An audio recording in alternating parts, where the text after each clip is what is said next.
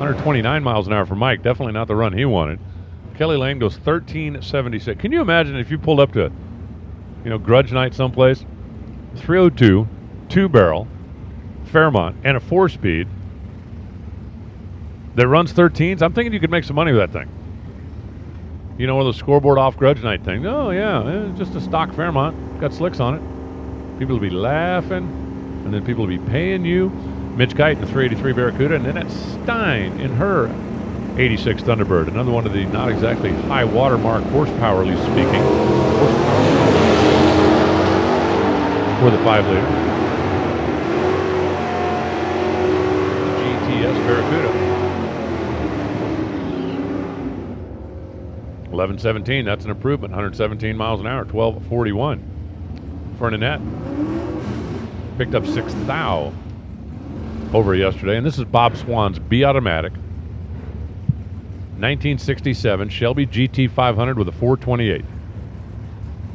The green machine. I kind of got a soft spot for that car because it's the same color green as mine, and it actually runs from performance. It's just about pretty close to mine. I mean, like his is stock and mine's not stock, but still. His looks better wheel space.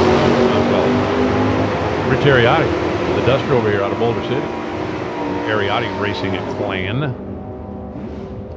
Down to the stripe, the Mustang goes 1061 at 123.7 miles an hour and 1129 for Ariotti at 115. Okay, here we go. You want to calibrate your coulometer pointed at the left lane. If it doesn't measure 10, it's broken. Bill Cremo. That is a 1967 big block 4-speed Camaro. Earl Blake in the right side. Dad's Barracuda, 68 model with 340. Kelly from Vegas, mark number 7. Cremo ripping his way through the gearbox. That car really should be about a second faster than the Barracuda, and it comes in about, a little over half a second faster than the Barracuda. Bill Cremo goes 1065 at 124 miles an hour, 11.22 for Earl Blake. Earl Blake in 3 runs now hasn't varied 2/100ths of a second from his bestest to his slowest. How about Rick Agawa's 70 Chevelle? That's an SS396 car. Kerry Kramer, factory stock AA. That's a showdown car. 8-second stockers are amazing. Of course, the factory stock showdown cars are running in the 7s at sea level, but 910, 152 miles an hour for Jerry slows down a bunch. 1069, 121 miles an hour for Rick Kagawa, and actually picks up about a hundo. John Bazinski, 1970 Barracuda. Sweet car. Kevin White, 1979 Aspen Wagon. The Aspen Wagon with a 318. The Barracuda with a 340. But what would be the difference in horsepower between the 70 79 Aspen Wagon? Got to be more than 100, right? Got to be. I mean, that's a 344 barrel. The Aspen's got to be a 318. I would think 2-barrel. Oh, automatic?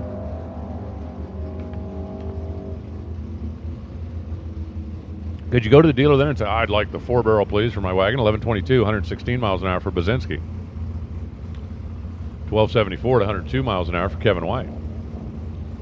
Here's Doug Holder in that wildly colored Camaro that is currently qualified the number 25 spot, and Buddy Jensen in the red colored Camaro. For Colette's Uniform Company, they're both 350 powered machines. They're running at a different horsepower configuration. One's an F car, one's a K car.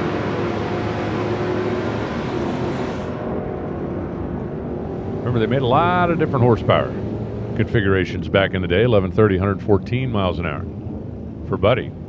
Doug Holder goes 1192 at 109.29. Lots of 1s, lots of 9s, and lots of 2s. And that'll bring up Paula Cotton in the Camaro. Well, I still haven't figured out what sounds funnier, Paula Cotton in a Camaro or Scott Burton in a Mustang. I mean, those two, just neither one of those make any sense. Bill O'Connor, the slow roller. A lot to love about the Horizon. And from Huntington Beach. He's got about 100 class wins, many a record. Hey, you know what? You don't have to have a Hemi to set records. You just have to have an oddball car and an oddball class. 1165, 112 miles an hour for Paula. staying very consistent with the runs yesterday. 17:05 for Bill O'Connor at 75 miles an hour. And now it's Adam Strang. That's a 400-inch 4-speed Firebird. A lot to like about that car. And Dick Gearing. Dick out of Broomfield, Colorado. He spends a lot of time here at the strip at LVMS. A lot of time. Much time. Large amounts. All the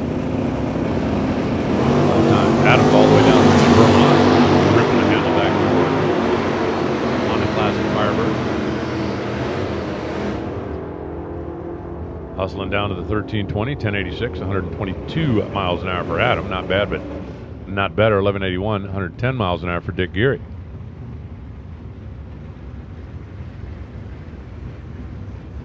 And here comes Chris Hall. That's an SS396 1970 Camaro. You don't see a whole lot of those things roaming the streets anymore. Justin Jerome out of Southwest Processors over here on the right side. Part of that multi-pronged Jerome attack. We must have gotten to the green portion of the program. We've got every shade of green down there except for mine. A Ford called Lime Gold. Big block down to the stripe. Just watch that Falls and Z car go 1054, 124 miles an hour. Justin Jerome goes 1123 at 115. And now it's Jerry Mooney's B stick, 428, 4-speed, 68 Mustang, but the notchback, not the fastback. I kind of like the notchbacks. I don't hate the fastbacks. I just like the notchbacks. And Mike Cotton's backup missile out of Cave Creek, Arizona. Mike Cotton left a little early and just turned the tire a little bit. Let's see what happens as he hustles on down towards the other end. 1060, 125. Just keeps picking up a little bit, and a little bit, and a little bit. Mike Cotton goes 1109 at 118 miles an hour. He actually picked up 500ths of a second. Now, Mike Cotton picked up 500ths and just picked up 9 spots to move himself up into the number 8 above the fold on the front page. You want to be in top 16 now just for fun. You got to outrun the rocket ship, who's 904 under. Got a slew of stockers. Whoever gets the trophy out here this weekend. Karen Comstock on the left side, the mail terminal services. Factory stock air. 904, 149 miles an hour for Code 3 Karen. Larry Gilly goes 1094 at 118 with his E-automatic Dart. And I don't believe he legged that one all the way down to the stripe. Pretty sure he didn't. Pretty sure. Qualified solidly way up on the front page and gonna hold a little something back in case he needs it for a heads up. Debbie Hughes, 71 Mustang, 428 Super Cobra Jet. I love that thing. John Gray, 72 Demon with a 340, and that thing's a pretty cool hot rod too. Reasons to love stock unlimited. I mean, just look at them. It is impossible to pick your favorite. It would be impossible to pick 10 favorites. Because as soon as you pick 10 favorites, another one would come by and you go, oh, add that one, add that one. Pretty soon you'd have 45 favorites. 11 flat, 119 for Debbie Hughes. With that wild Ford, John Gray goes 1108 at 117. He picks up.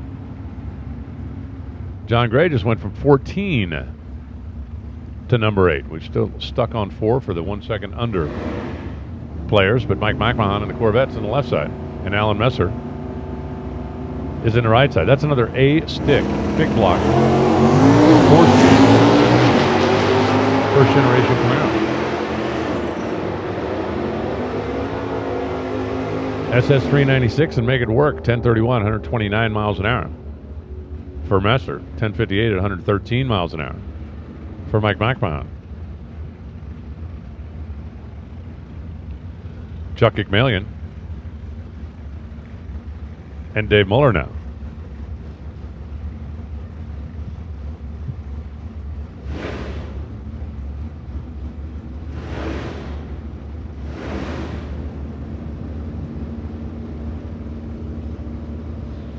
Dave Muller, in automatic, 283 powered, 66 Boo. 50 powered 69 Camaro. They are having at it. Here's it. Have at.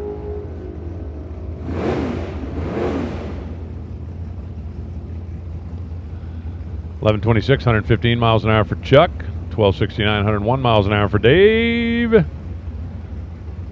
here's Rick Colbert and Janie Braswell.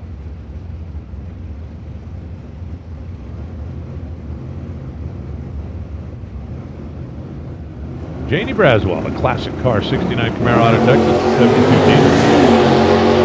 With Rick Colbert. And they're both away on the green.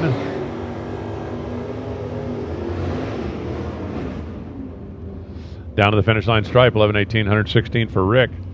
11.29, 116 for Janie. So Janie picks up. That's her best of the three. Rick puts his right in the same neighborhood where he was yesterday.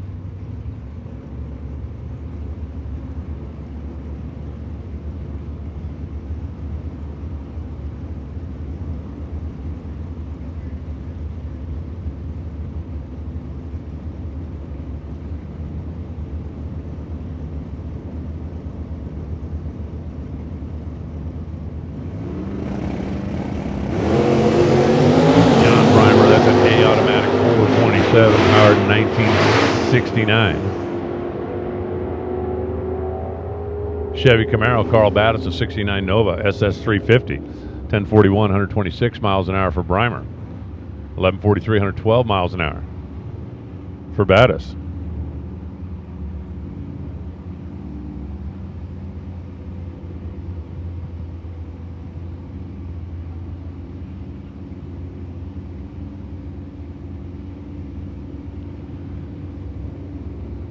James Skane, Gary Coe. If you're at first to finish line, I like Gary's chances. That's a showdown. 14-model Mustang, 4-speed, the 4-valve 5-liter, and 66 Chevelle with a 283. Just riding in the wake. 913, 149 miles an hour for Coe. Skeen goes 1271 at 103 miles per.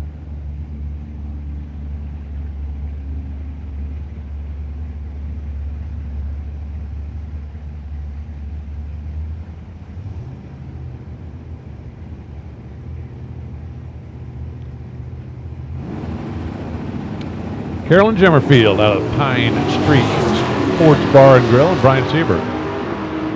The Comet. I still think it's funny that a car with 112 horsepower, whatever that thing has, was named after something that goes streaking across the sky at the speed of light. Maybe it's just me. 1231, 109 for Carolyn Jemmerfield. Brian Seberg goes 1399. 886 MPHs. And here comes Kim Kukuza. 69 bright red Camaro. And Randy Bursell in the 76. Meep meep. Roadrunner.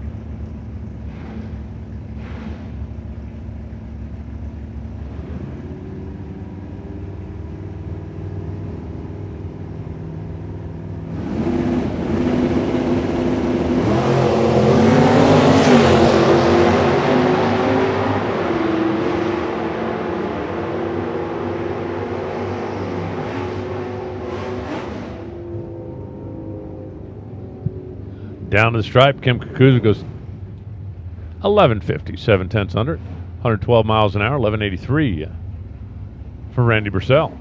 Shutting off early at only 91. The finish line speed. Listen up in the pits. Attention in the pits. Super Street, come on down. We need you, please. Super Street, come on down. And Super Street, remember, you've got a shootout today. W.W. Williams shootout. If you want to get in, bring the cash. The more that pay, the more that play, the more it pays. Right. The more you make, because you're going to win, right? Gary Gandy's U-Automatic Mustang and Andy Kimball, 66 390 Fairlane.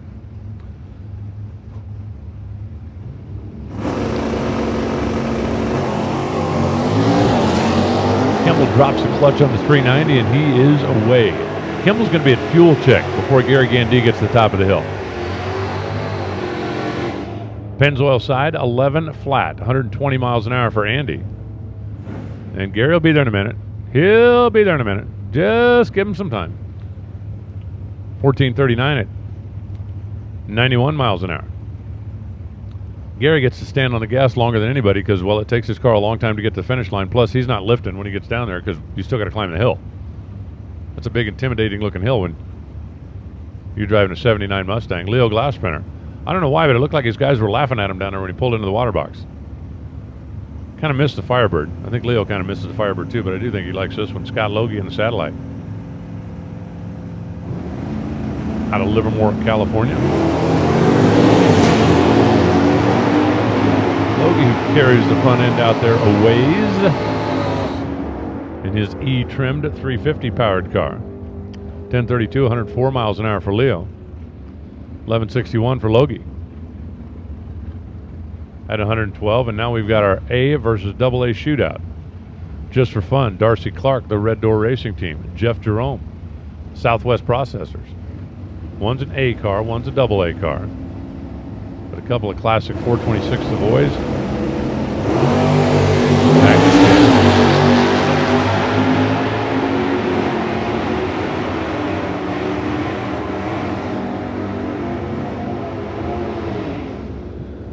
.1039, 126 miles an hour. The A car actually gets there in front of the AA car, which goes 1051.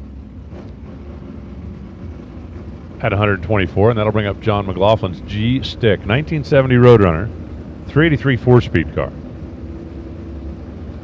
I had a 70 Roadrunner way back in the day, and mine was just like that, except for a couple of minor little things. His is nice, mine wasn't. His is really clean, mine wasn't. His is really fast. Okay, mine was really fast. But I wasn't expecting the turn to make it pretty. It was half black primer and half Sublime Lime and half dents and half scratches.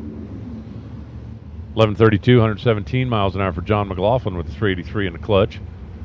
Snow goes 12:16 at 85 miles an hour, shutting the Chevelle off before he got to the stripe. Greg Marshall now in the K Automatic, and Barry Pollard in his meep meep Roadrunner.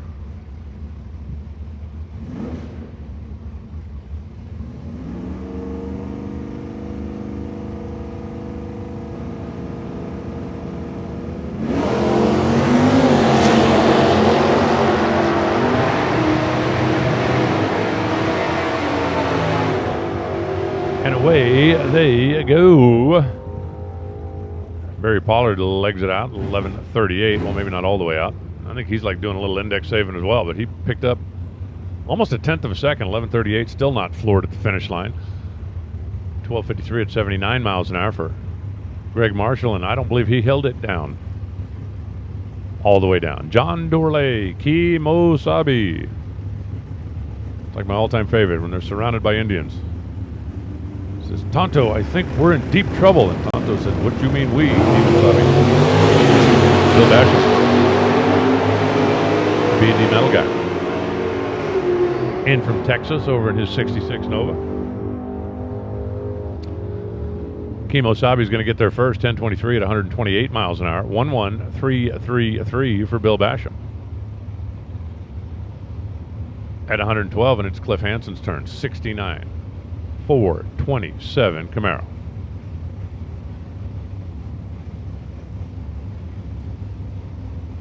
The metrology engineer? What's a metrology engineer? Somebody that studies the engineering of metrology?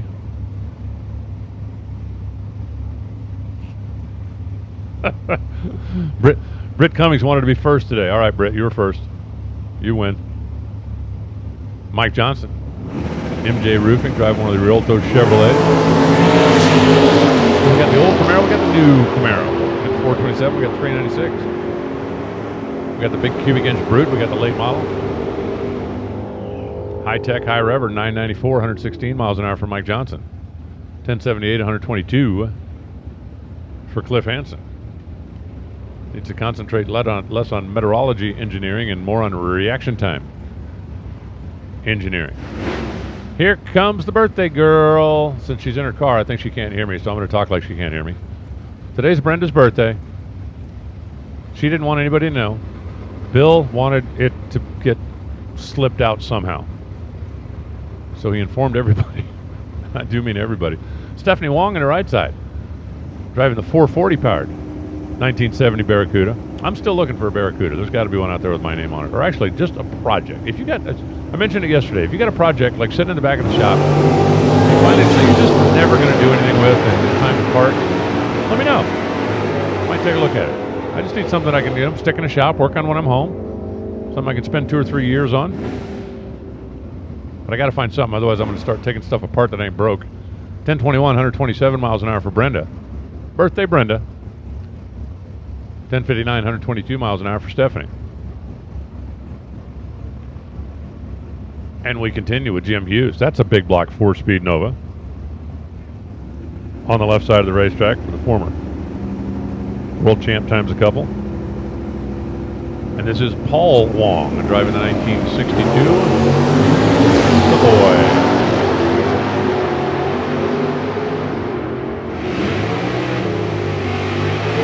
Fun little side-by-side run down there, huh? Even though it's just the car against the clock, not racing against each other. 1068, 124 miles an hour for Jim Hughes. 1091, 128 miles an hour for Paul Wong. One more time, Super Street. Attention in the pits. Super Street, need you into the staging lanes, please, for your first official time run of the day, and it's also going to count for the W. Williams. Super Shootout. That'll take place later on today. Danny Rucker in the Nova. Team Mosier. Chris Vang in the Camaro. Team Vang.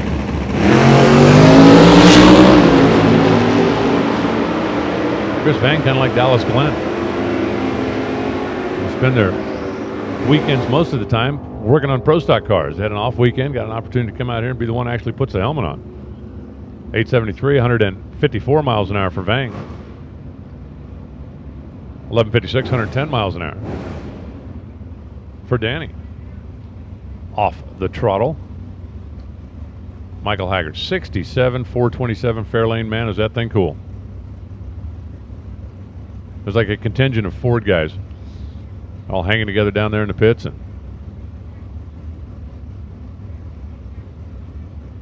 sharing stories and parts and donuts.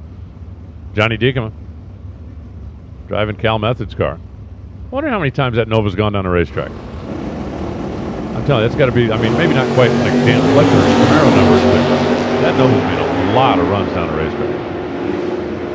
A lot, in a lot of different configurations. 1117. Look at that scoreboard. 11.171 at 118.18. Fill up the entire scoreboard with only 3 digits. 1151, 111 miles an hour for Johnny D. Picked up a couple of hundo. Jim Hale still leading the way. We still have 4 cars, 1 second under the index. According to my latest update, we have 120 that have gone through tech. Scott Libersher's 427 Camaro. Connor Salter's 427 Camaro. We're going to do old school versus new school a couple of times here.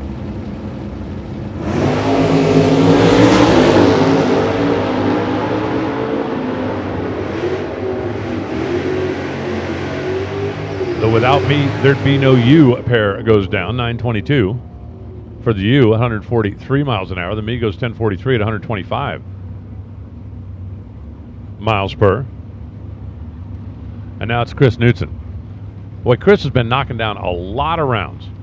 He's going to close the deal here one of the days before it's over with. 396 and a 4-speed. You want to say hi to Abby. It's on the back window. So, hi, Abby. Bobby Brannon with that Stanfield-powered 15 model Camaro. Not Knutson, man. That thing just hikes the front end and doesn't it look like fun? That would not be a boring car to drive, I promise you. Just drop the clutch and get to work. 1054, 124 miles an hour for Bobby Who. Abby and Company goes 1061 at 124 miles per hour. And here's Scott Burton and Captain Jack.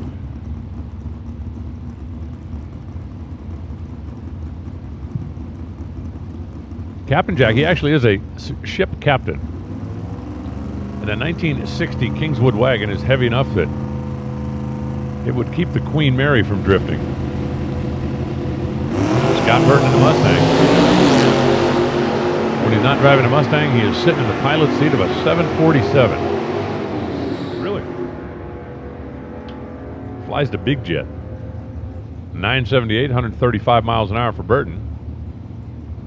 14-17 at 82 miles an hour for the captain.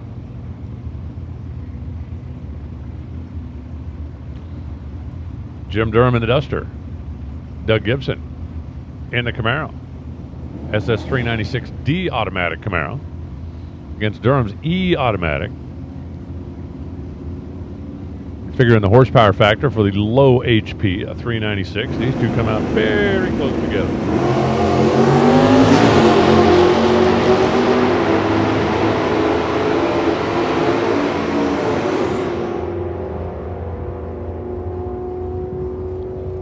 $10.97, 118 for Doug Gibson. $11.18, 117 for Jim Durham.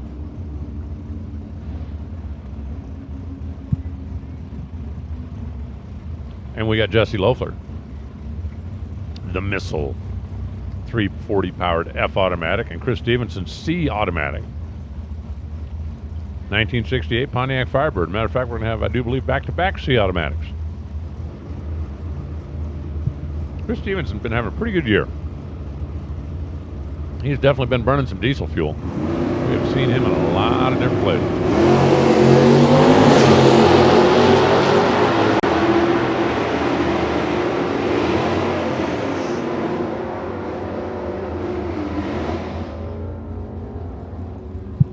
$11.18 for Chris Stevenson, 96 miles an hour.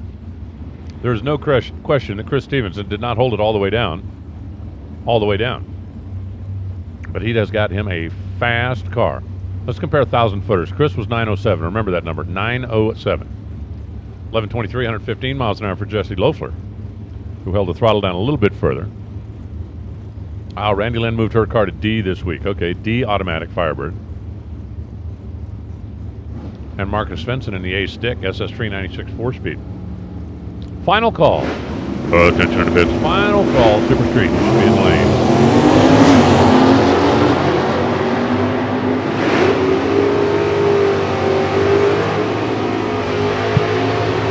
Marcus Svensson goes 1020 at 129. Randy Lynn goes 1085 at 121. 9 flat at 1,000 feet. Better than the 907 of the C car that went down a minute ago. But maybe Stevenson would take his foot off the gas by then. You just know he's sneaky, I tell you. But you run him heads up, and man, he is fast. Phil Mandela Jr., as in PMR race cars. Whoa, that will stand the day so far. Brent Calvert was skying him. You talk about IO Silver. Away! And even worse, his car silver. You know, nobody gets it when he's in the orange car. Wow, that thing was cool. That was way up and way out. I hope you got a picture of it. You certainly had time.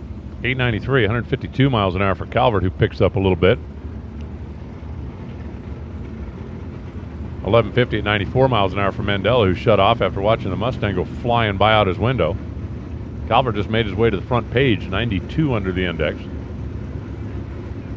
And here comes Larry DeForest out of Aero Awnings. And Steve Glenn out of Washington. 78 Pontiac Firebird. Not quite a Smokey and the Bandit car, but close-ish.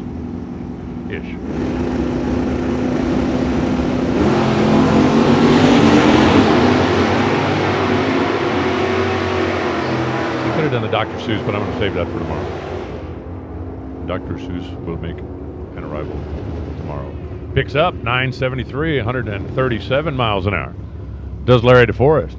Steve Glenn also picks up 1137. 98 under the index. Steve is the fastest guy that's not allowed in the treehouse because he's not 1 second under. 98 under. The Cool Kids Club has got 4 members in it. And Steve's the closest one. He's like, oh, come on, let me in. Richie, Pauly, and Steve won. Lots to like about all of these cars. Richie Pauly's Mustang. I love the story on that thing. That thing in 1968, it was at Pomona. It wasn't racing, but it was at Pomona. In the parking lot. when the Cobra Jets debuted and went out there and just crushed the life out of everybody. And that's an honest-to-goodness 428 car from the factory. 1079, 121 miles an hour. Steve Wan, Mr. 413, goes 1103 off the throttle at 80 MPHs. Brings up Larry McClanahan in his 19 model factory showdown car. And Chad Logie in that 1970 GTX. The 6-barrel breathing 440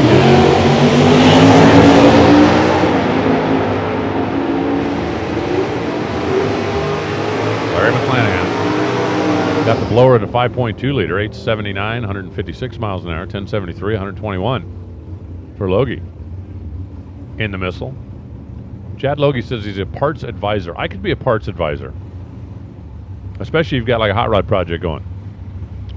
What part do you think I should buy? The big one. I literally used to go cam shopping, and I'd like go look through the catalog and find a cam that looked like it was a perfect match for my combination, then get one 2 steps bigger. Dwayne Scheidlin. That's a 446 barrel, and that car was resurrected. They tell me that car, when he first found it, let's just say it wasn't quite show car condition. He spent time, money, effort, made it into that sweetheart of the 6-pack Challenger that you see out there today. Jeff Atkinson, 960 in his 15 model Camaro. And I do believe that's a rescue car also. 139 miles an hour, 1027, 127 miles an hour for Dwayne. If anybody out there knows of a 15 model Mustang EcoBoost rescue car, like either a flood or a theft recovery or something like that, that is on the market, I know a guy that's looking for one. Mike Williams, 67 Camaro down there. Errol Farmer in the 70 Barracuda. How come everybody's got a 70 Barracuda but me?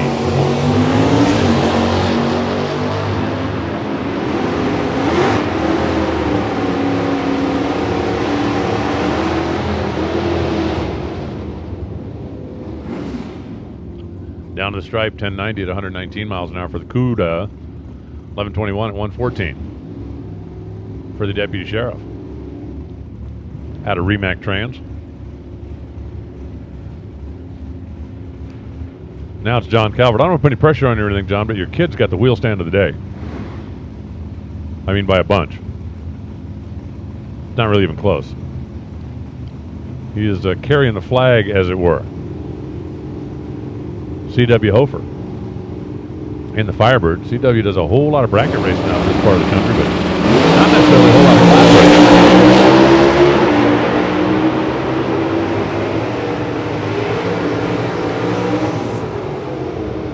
878, 162 miles an hour for Calvert.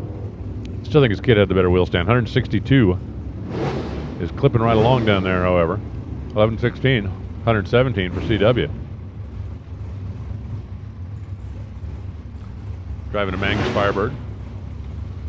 Jeremy Romero in the blue car. And Justin Lamb. Welcome, Lamb Chop. Justin had to work yesterday, but made it out here last night. Made one trek down the racetrack. Folks at Redback, 19 model Camaro.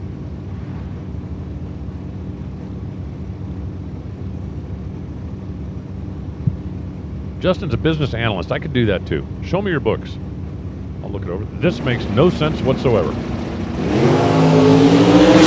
That's a pretty big wheel stand out there. I mean, I'm not sure it's a Brent Calvert wheel stand, but put the two together and let him take a swing at it. 982, 135 miles an hour for Justin, so he picks up. Puts himself on the front page, 95 under, 1151, 98 miles an hour, shutting off early for the Camaro. And the summit side of the racetrack. Now it's Gary Hampton. I'm not sure. I don't know if Gary was here yesterday or not. I don't recall seeing the car yesterday. Calls it the Shark Bait, the little front-wheel drive Cavalier, and Ted Romero, a probation supervisor.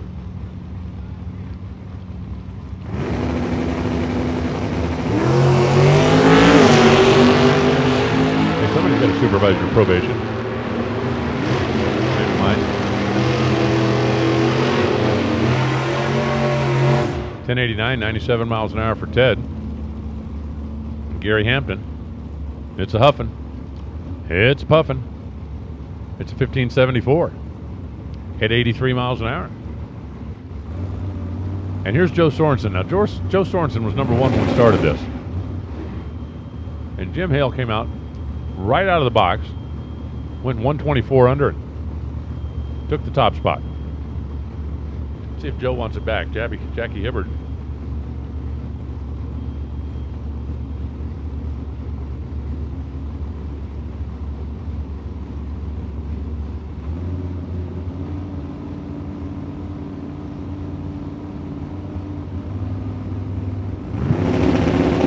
Slade Cummings on the right side. Rozier Corvette.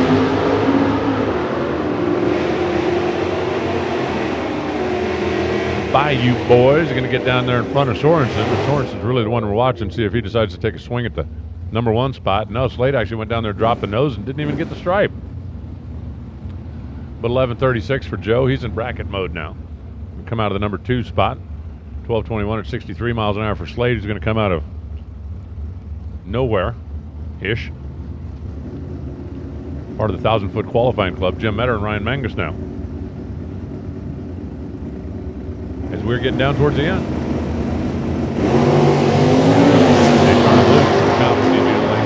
Super Comp. Come on down. First gen Camaro, second gen Camaro. 1088 to a 1089. As the two D automatics run their own little heads-up battle just for kicks. That'll bring up final car and category. Jammin' Jerry of Emmons Boys fame. The Lucas Oil 1969 SS396.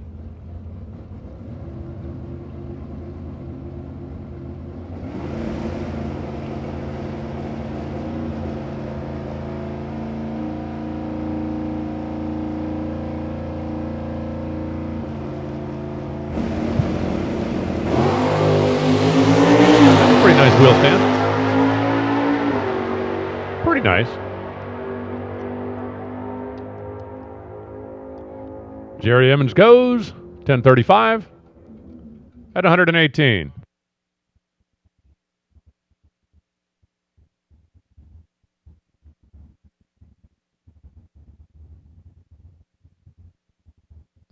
So that's going to take care of qualifying. We'll get them laddered up, lined up, and ready to rock.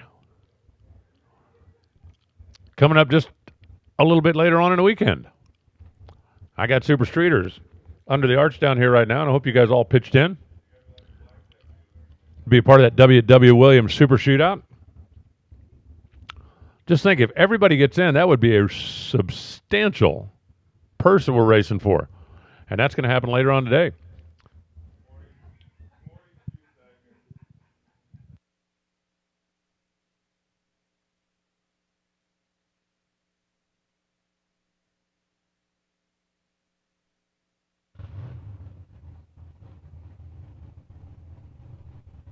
Super Comp, we need you to head this way, please. Attention in the pits, Super Comp. Come on down.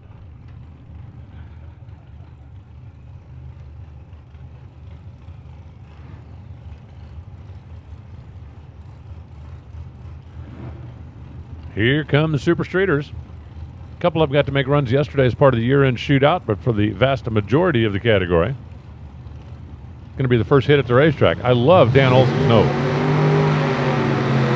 That thing's got full exhaust. It's got license plate. That is actually a street car.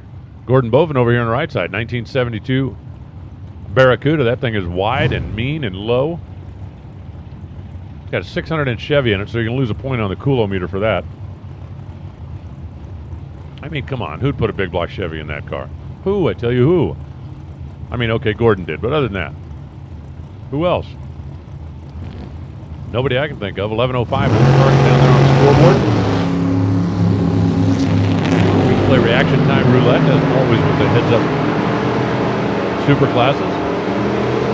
And Gordon Boven's got the best reaction time at 002, and closer to the number by a bunch is going to be Dan Olson at 11:04. At 143 miles an hour. Gordon goes 1089 at a 148, and at sea level, that'd be a great run. At Vegas, not so much. Jim Laronis. This is a cool car, too. This is also a street car. At 33 Ford, it's got a 522-inch rat motor in it. And Dominic Reese, out of Mesa, part of Team Green. So he's got a bright red car, and he married into the Green family, so that's like started a new Christmas tradition. I'll bring my car to your house. We'll sing tunes. 1095, 139 miles an hour for Dominic. 1103, 125 miles an hour for Jim Laronis. Just as a reminder, Punch Johnson and Matt Blodgett, you guys both have cupcakes coming today. Punch Johnson and Matt Blodgett for your perfect runs in competition yesterday. Al Quigley and Mike McBrayer. McBrayer to Corvette. Al Quigley for Rad Torque System. Part of the British Columbia-based group. Now see, I like Phenomenon, but somebody explained this to me. 1102, 130 miles an hour for McBrayer. Quigley goes sea-level perfect at 10.906 at 158. Look north off the end of the racetrack. Look up there. See the jet that's leaving the contrail? What was it doing before that? I mean, did it just like magically appear there? Because there's no evidence of it whatsoever, and then just poof. It's like somebody started on an Etch-a-Sketch. Scott Michelle in the dark, Michael Chitty in the Nova. See, things like that fascinate me. 1070.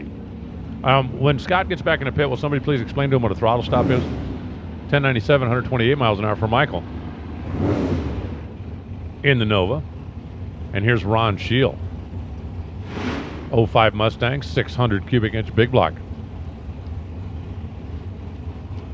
And Johnny Liebem.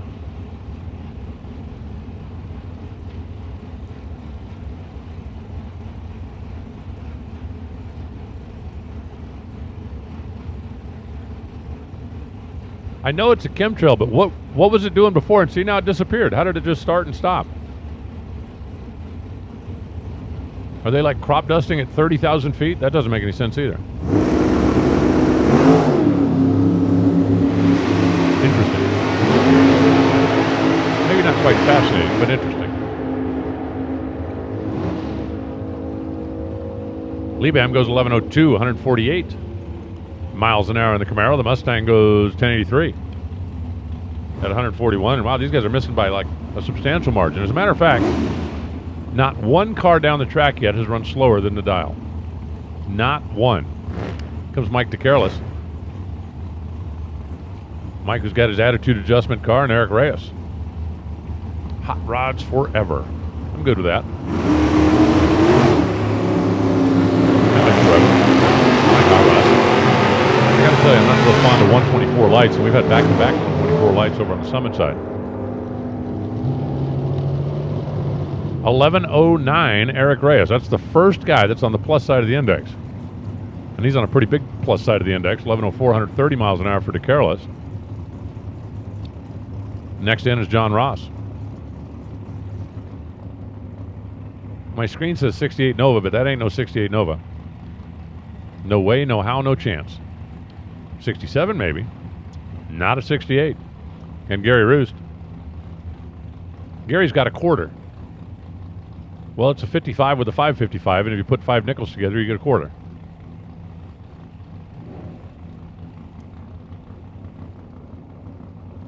Either that or it's a Cinco times Cinco. Cinco, Cinco, Cinco, Cinco, Cinco. Is that 5? Cinco, Cinco, Cinco, Cinco. Yeah.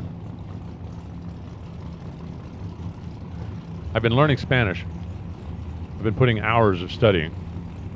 I've learned how to say cerveza, por favor.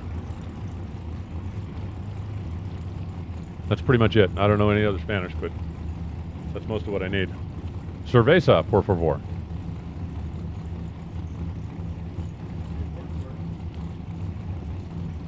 We're slowing down the program here to a little mop-up out there on the starting line.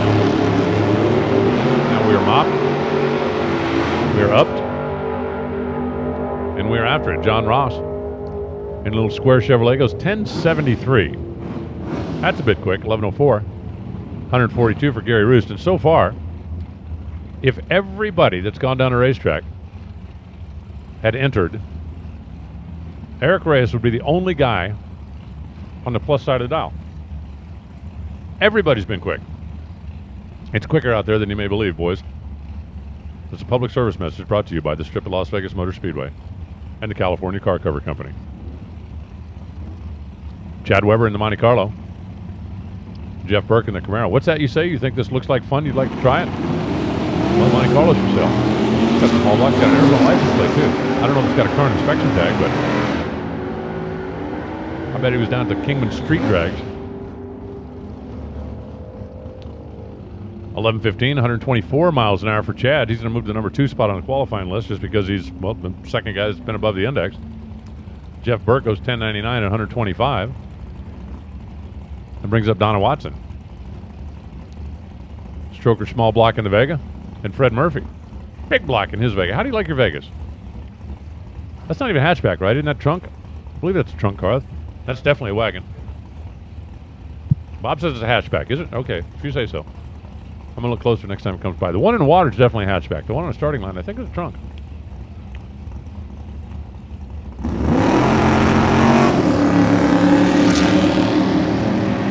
Pay attention the next time it comes by my window.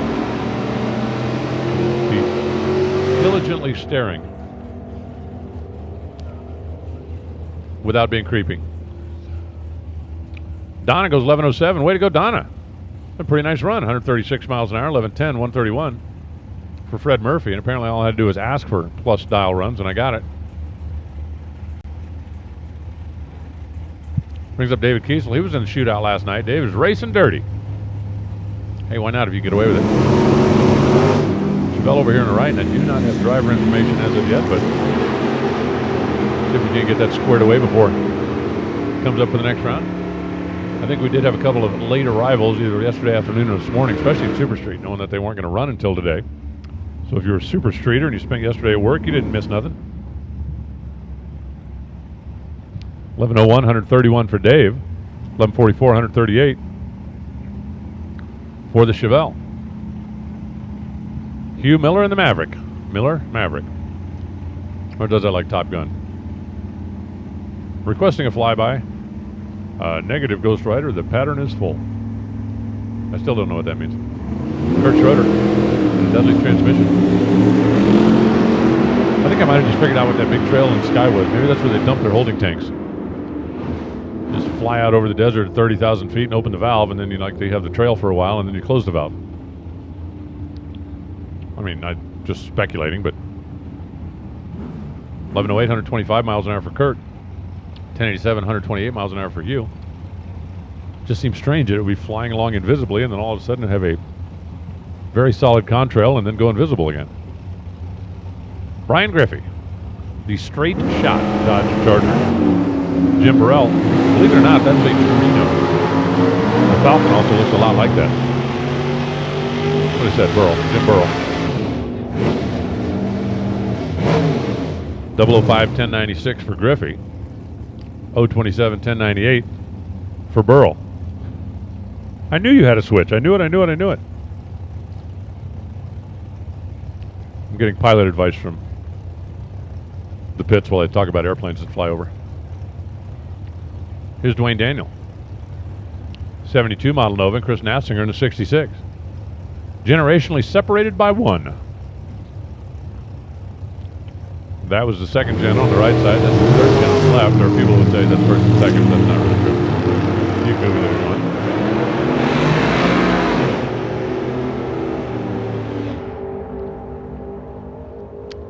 .1050 at 153 miles an hour. Well, Chris Nafzinger's got low ET of Super Street. Dwayne Daniel goes 11:07, 146. If he put his bucks in, at least for now, he's going to be sitting pretty.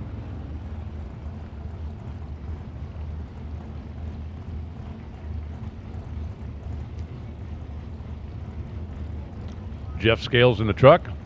Dennis Blim out of Triple B Farms. I wonder if that's Blim. Or is a lot of people here that live in B Farms. I wonder how many people like out in the pits, hear my voice, and I sound like an adult from a Peanuts cartoon.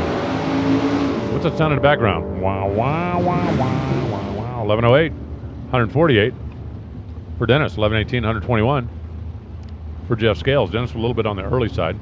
Jeff was definitely not on the early side. Jeff hit the snooze button before he left go of the trans brake button.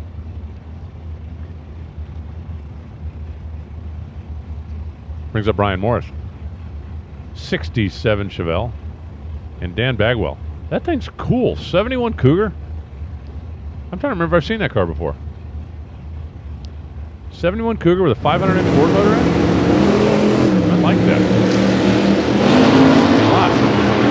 Considerable amount. More than just a smidge.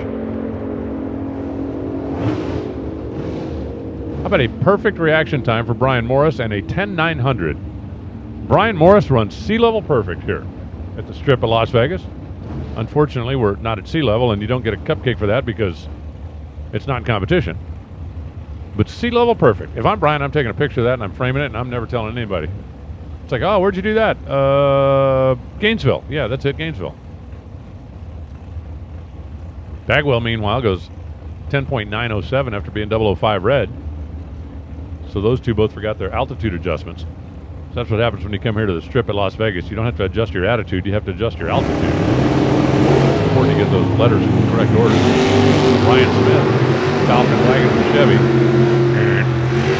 Mark Yeager, 69 Camaro with a Chevy.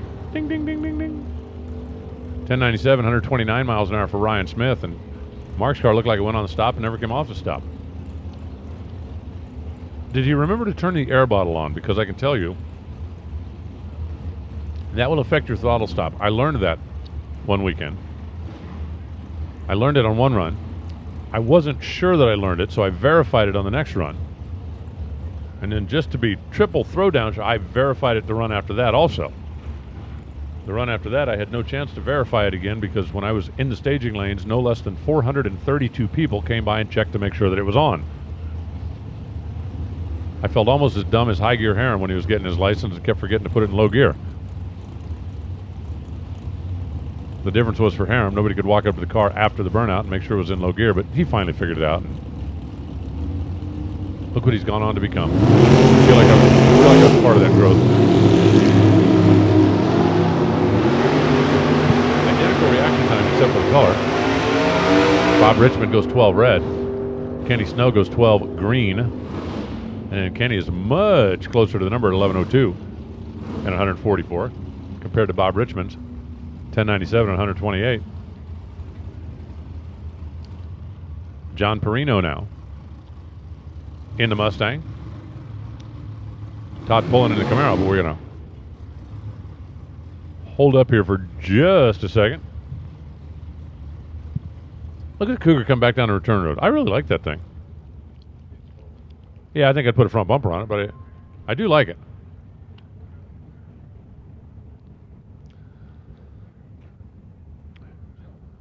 If I'm not mistaken, we got word from somebody that we needed to take a look at something at the top end, so that's what we're doing. Hey, did you know that it was founded in 1989 and started with custom fit car covers? The California Car Cover Company now carries thousands of accessories, detailing products, garage accessories, apparel, and gifts. They're also the home of the original California Car Duster. To learn more and get your very own catalog, you can give them a call toll-free, 800-423-5525, or check them out online, calcarcover.com. The California Car Cover. Premium car care for enthusiasts by enthusiasts. And racers. They're pretty good racers. But if you need a car cover for your car, they've got it, I promise you. Never ceases to amaze me every time I talk about, hey, you got one for this? And I go, okay, yes. What mirrors does it have? Does it have this antenna? Does it have, because they are custom fit. It is definitely not a one size fits all. What are you doing with the iPad thingy? Oh.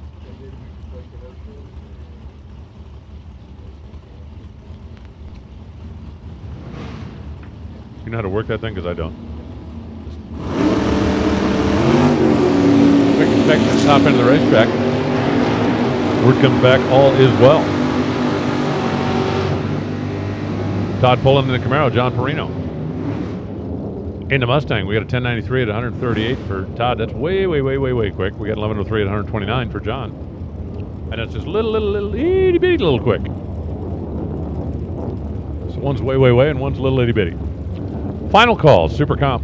Attention in the pits. Super Comp, need you. To the staging lanes, please.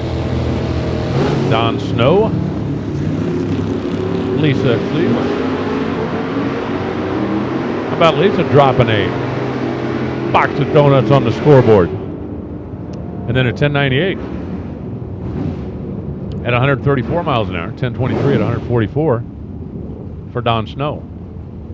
A senior revenue accountant. Now I don't know what that means. She only counts senior revenue? Or seniors revenue? Or she's been counting revenue longer than everybody else has been counting revenue?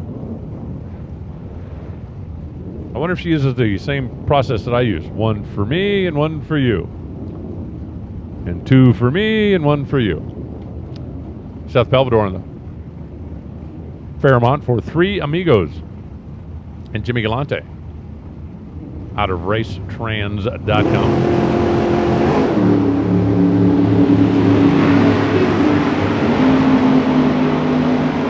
Like a doorbell.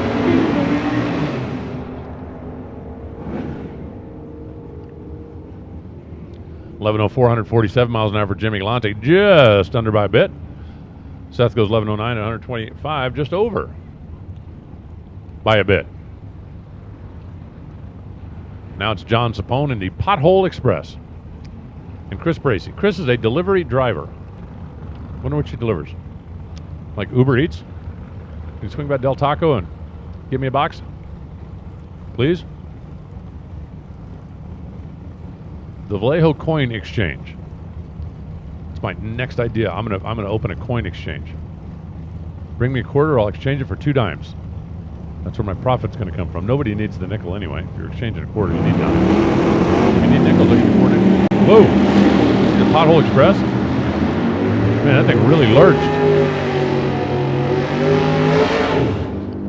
It's gonna be a great business. I think I can make it work. 1098, 124 miles an hour for the Express.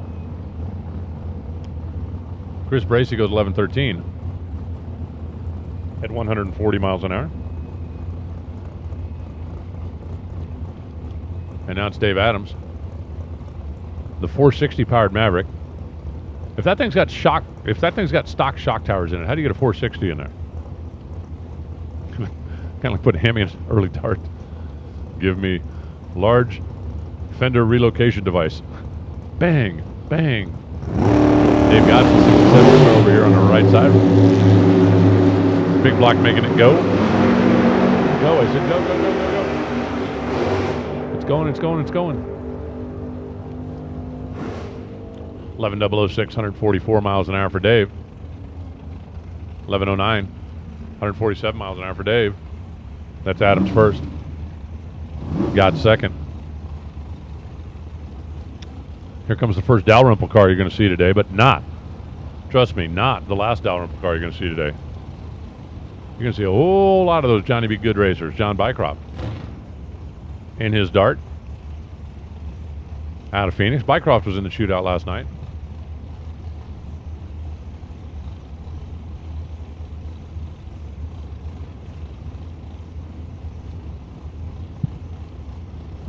Staged and ready. Josh gets the better of the reaction time more than 004 on the practice run. Do you realize, did you know, I like did you knows, did you know we have not had an 1105 yet? We did not get this far in Super Gas or Super Comp yesterday without somebody going 1105. And I'm just pointing it out. 11011 for John Bycroft, no matter which direction you read that. 1098, 154 for Josh Dalrymple. The closest we have had on the plus side is an 1107.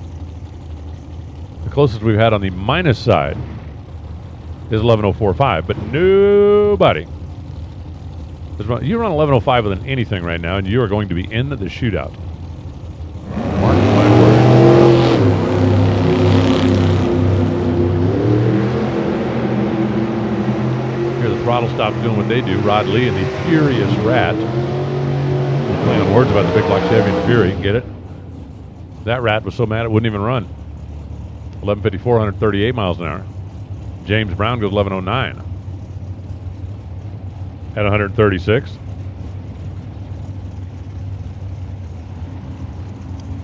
And we got Austin Claiborne, a farmer out of Troop, Texas. The car is called the Tomato Shed. I believe I can draw an inference from that. We got Dave Thompson in the Shameless 1955 Chevrolet.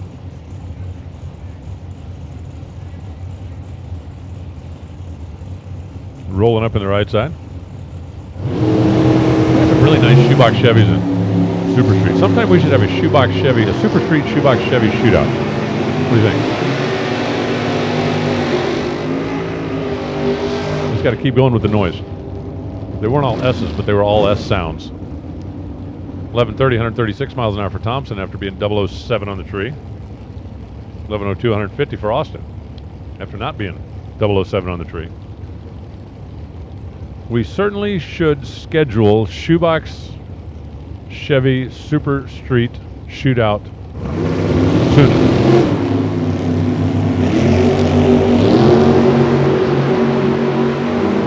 You should know I do Dr. Seuss pretty well, so don't dare me. Andrew Olson hits the tree at 010, hits the scoreboard at 1113 at 144 miles an hour. 1094, 140 miles an hour for Mark Simonian. And here comes the champ, Ryan Giacone. Truck driver out of Arizona. And John Bianco,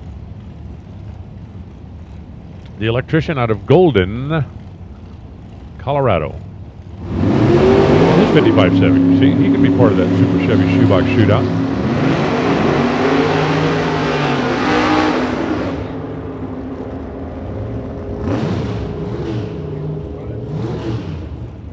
There you go. 1097, 152 miles an hour for John. 1101, 153 for the champ. Let's see, who would be the perfect sponsor for that?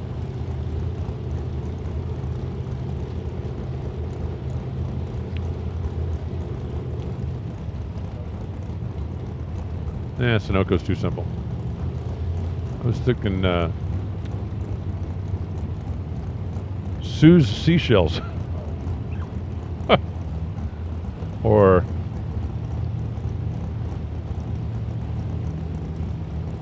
Super City. I don't know, this is going to turn into a thing. There you go.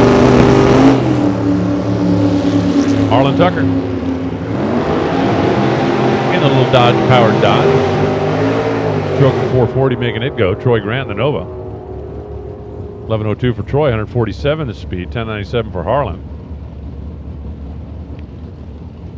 At 135. And these guys are pretty good. What do you think the side bet is here? Greg Ventura in the Nova. Roger Sauter in the Barracuda, the Division 5 champ, and he's done that a time or two. And a former Division 7 champ, and he's done that a time or two.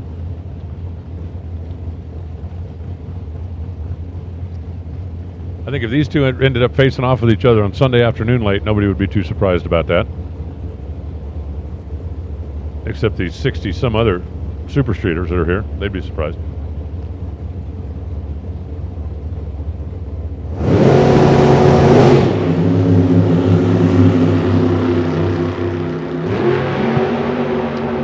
Sauter Donuts Ventura.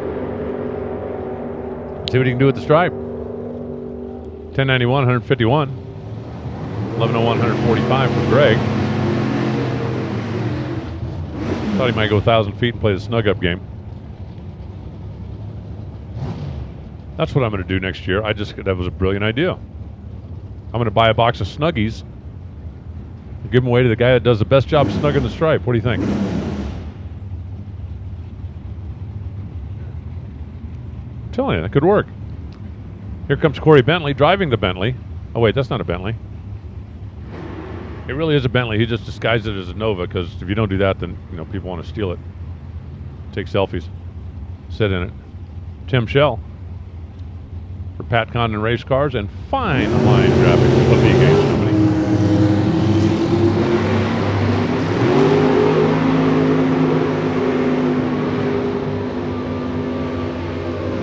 Bentley's in the middle of a championship chase. How about a 001 reaction time in 11:07? Tim Shell goes 1092 at 130 miles per hour.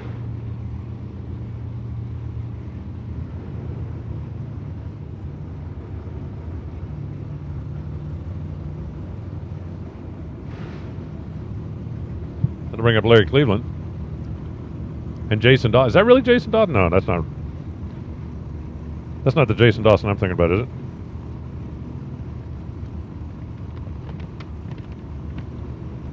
I don't think that's the Jason Dawson I'm thinking about. Maybe it is, but I don't think so.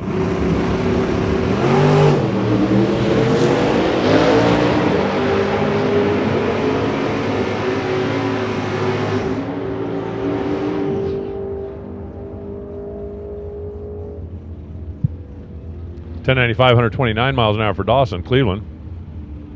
It was 11:21, obviously off the throttle at just 83 miles an hour, and I'm not sure if that's something we need to go look at, or just going to want to just give him a little extra time, make sure he gets clear of the top of the hill.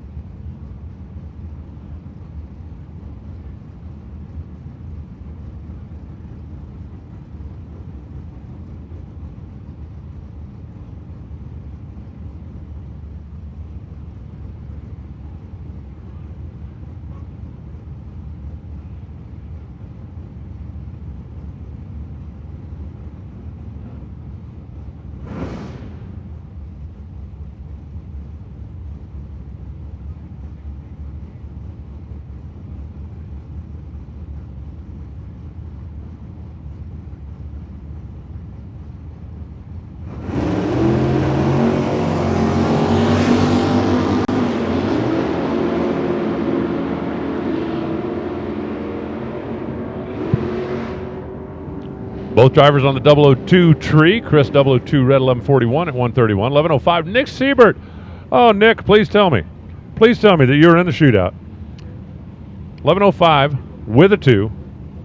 002 light. Now it's Raymond Bong. In that 1972 Comet. And it's Danny Walker in that 68 Camaro.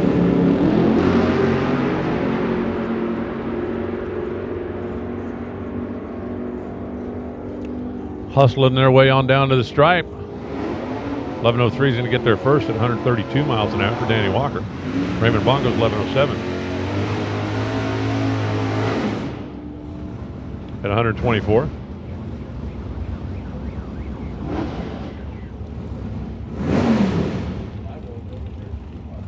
And here comes Gary Wombolt out of Maximum Automotive.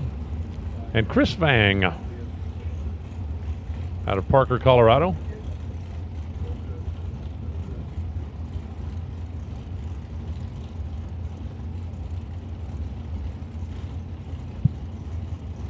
Chris Vang out of Colorado. That thing's cool. Something about cars that have parachute and a license plate. And because they need one, not just because they want to look cool at the drive-in. Perfect reaction time for Chris Vang. We got a lot of drivers that look like they're zoned in on the tree, but not a whole lot of them look like they're zoned in on the light or on the elapsed time down there. 1093, 144 for Chris Vang. 1092 at 129 for Gary Wombolt. And we're almost to the end. Almost. We're getting close. Kyle Rizzoli. Oh, yeah. Nick is definitely running today for 4-pack. And Barney Barnhart. Kyle Rizzoli. Whose car is that? I'm trying to remember the last time Kyle Rizzoli was in Super Street. He's always in stock and Super Stock.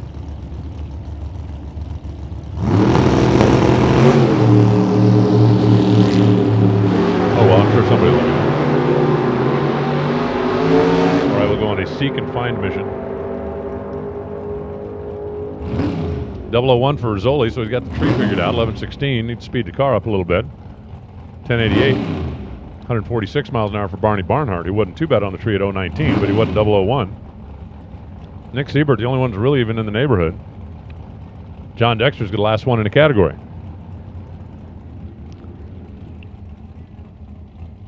John Dexter easing his way up in the Camaro.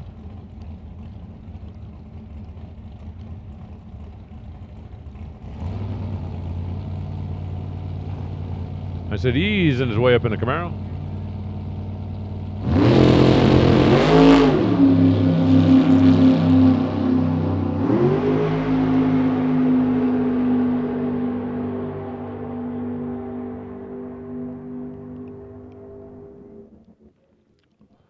$11.09, 150 miles an hour. And that's it.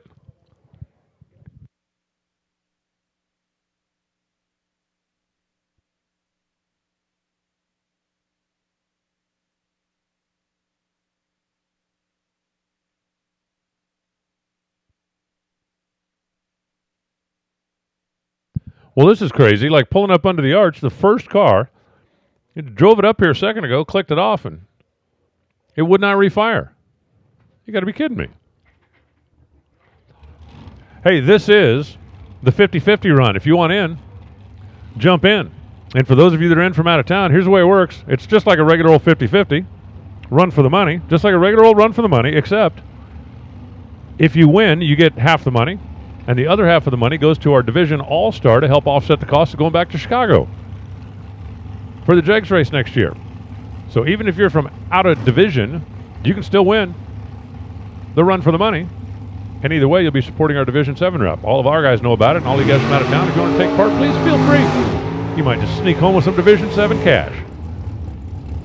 Well, we trade an 1105 for a 905. We trade me for Bob Bunkerford. And just a heads up to all the Super Gas guys, the 50-50 run in Super Gas will be the time run coming up here in just a little bit. We're not calling you, just letting you know.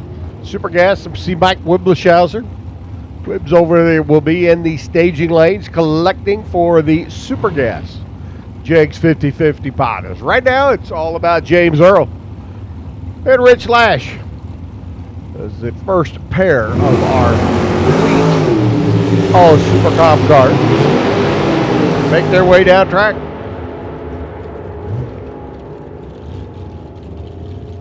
.903 and 138 for Earl, a 901 lap for Rich Lash.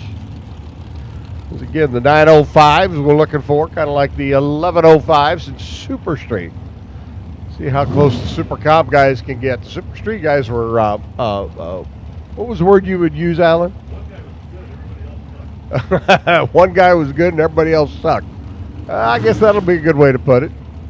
Fourth out package for Nick Siebert in Super Street, and everybody else was like, oh, there's a number out there somewhere. Mark Potts and John Phillips come rolling in next. Small block, Chevrolet right side for Phillips. I think Alan counted yesterday, there were 3 or 4 mouse-motored machines there in the land of big blocks, long skinny cars. Potts with a 903 lap at 168. Phillips goes 897, 149 miles an hour. Little mouse was screaming down at the other end going, slow down. But the 897 pops up on the board, and well, they'll have to adjust accordingly. CJ Spurnick up next on the right-hand side, the Pennzoil lane. This one's a Ford-powered machine. Blake Williams out of Chandler, the Torco Race Fuels entry over on the left-hand side. The answer, Bell Hot Rod. Former D7 Super Pro champ. Williams over here on the Summit side of the racetrack. And there's the first 905. 905 Ford, 174. Blake Williams jumps into the 50-50 money. 906 at 168 miles per.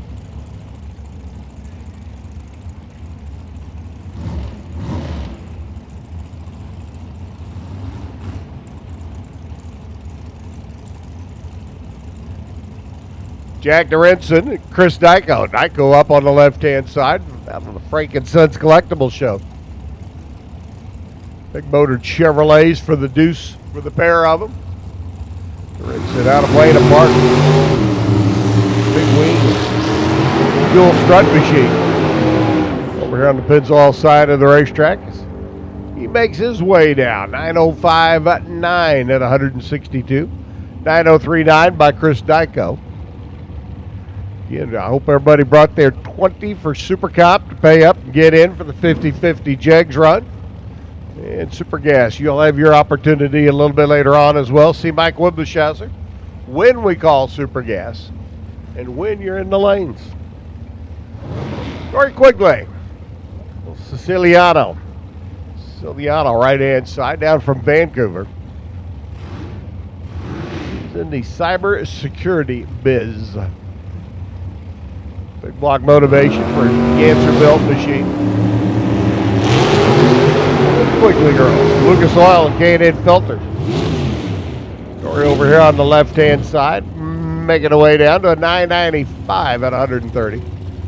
That's not good. 903 at 159 for Sicilian. But then 995 by the Quigleys at only 130 miles an hour. They're certainly going to have to be stepping that one up a little bit. We get into first round of elimination.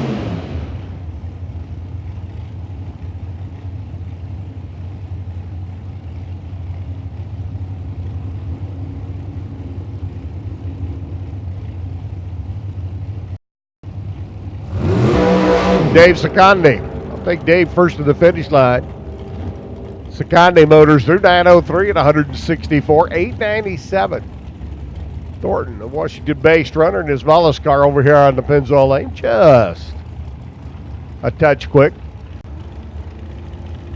But that's why we have practice runs. Of course, there is their final practice run for our Super Comp contingent. Bob Van Poppering's hot rod out of Castro Valley comes rolling up next. He'll be over here on the Summit side. This is Michael Woodard's the answer car. Interesting travel the country to see the demographics of the chassis builders. Who's popular in what parts of the country. The answer's been out here for years. Numerous of race cars. They just keep on clicking and winning and a whole bunch. 899's a pair. 899-2 for Van Poppering. 899-1 for Woodard. Bob Van Poppering, Motors through at 172. Woodard at 173. Keith Funk out of Chandler. Pulls in his 27 Ford Roadster there on the left-hand side. One of the few cars in competition this weekend. Doesn't have the motor behind the driver. A long skinny chassis. Jim Barry's machine up from Roswell, New Mexico.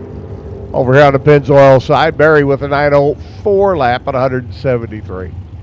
Boy, Funk's going to be in a funk. 874 at 145 miles an hour. That 874. Touch quick for the 905 that I'm sure he was looking for. Mark Darshow. Hippie-based runner. I think Alan decided yesterday this is the lowest Super Comp car in the country. And it is sitting low. Cameron Bustamante over here on the right-hand side. 16-year-old gent. Here in the Pennzoil lane. For the chassis hot rod.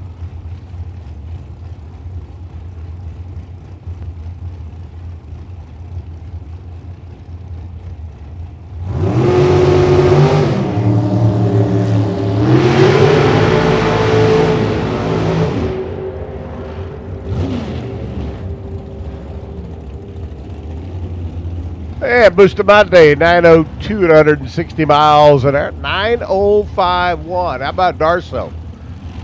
Hanging up a bag of donuts and dead on one. Will be signed up for the 50-50 pot. If he didn't, he might be crying in his beer or milk or, well, whatever. Butch Clee wine. Up on the left-hand side, run around of North Platte, Nebraska, where it is chilly this morning. Madison Payne, another one of the Tom Bear students, is the 18-year-old youngster out of Claremont over here on the Pennzoil side.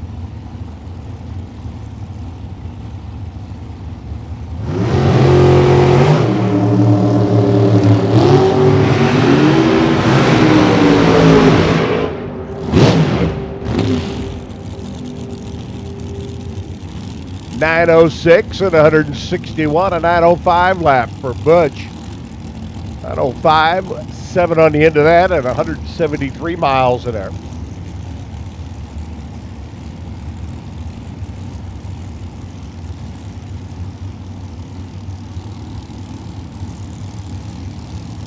Michael and Raleigh coming up. We're in GK. Racecraft chassis machine over on the left-hand side. Nick Saedes. Nick that came up yesterday that went pretty much dead on, and yeah, 4-pack.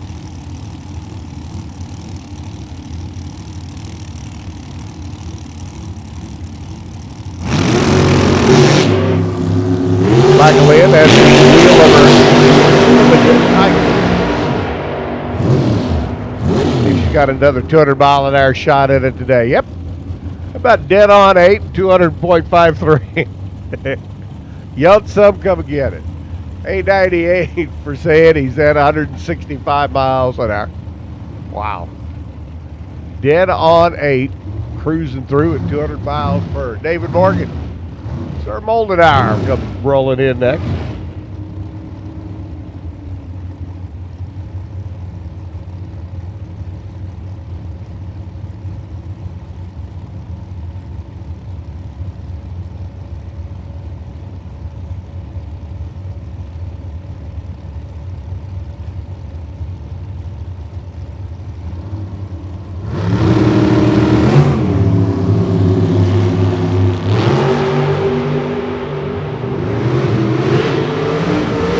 Moldenauer, right-hand side, the El Cajon-based runner, 905.7, 171, and 891 by Morgan. Kind of like the Super Street guys. There's a whole bunch of Super Comp cars running quick to the draw out here today.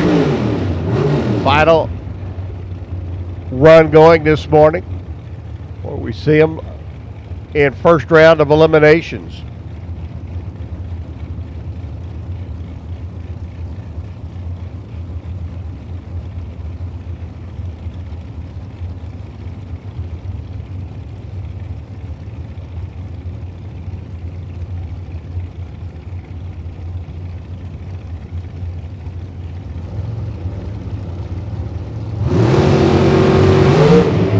Joseph, Tim Parker, Timmy right side, out of Colorado.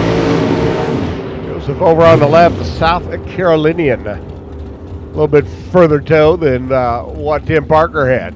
901 at 174 for Tom Joseph. 902, 176 miles an hour for Mr. Parker is Dave Alves. Blake Johnson come rolling in next. 50-year-old youngster out of Arvada. Steve Johnson and Fine Line Graphics and the Saratoga Casino Group. Over here on the right-hand side, Alves out of Princeton. The Fusion Trailers entry. Little Sarmento chassis car.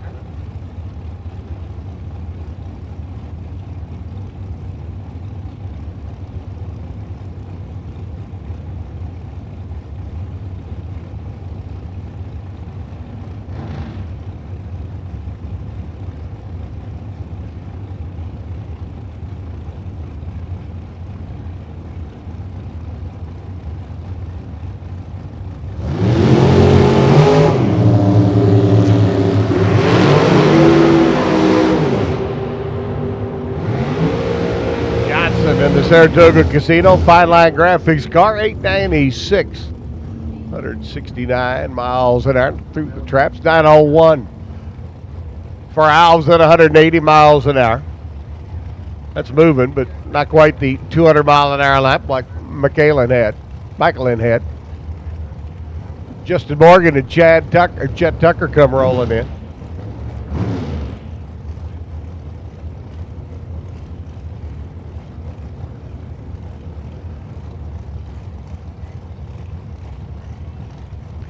Chet out of Sulphur, Oklahoma, over on the right-hand side, part of that Buddy Wood Racing operation. For K&N Filters, Red Line Oil. Sonoma Home is Morgan over here on the left.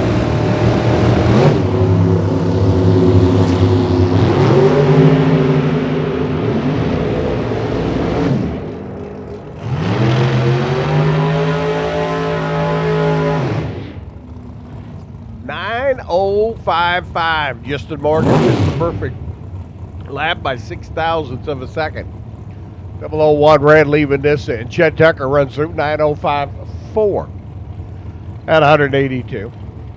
Still haven't seen anybody throw down a run quite like Darso did a little while ago, but hey, we keep throwing cars at the track and see what happens. This is Buddy Wood, patriarch of the Wood Racing Stables out of Oklahoma. Bill Dennis, another Division IV competitor out of Roswell, New Mexico.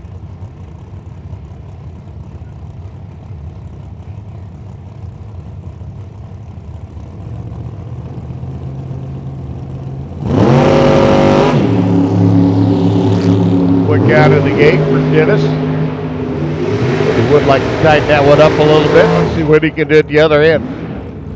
9:07 at 175. 9:01 for Dennis. Dennis too quick on this end, too quick on that end. 9:07, $1.75 lap for Buddy Wood. He'll get her tuned up and dialed in, ready for round one of eliminations. Bree Johnson. And the Fine Line Graphics, Saratoga Casino team, comes pulling in. Mio, the Bosque Farms runner.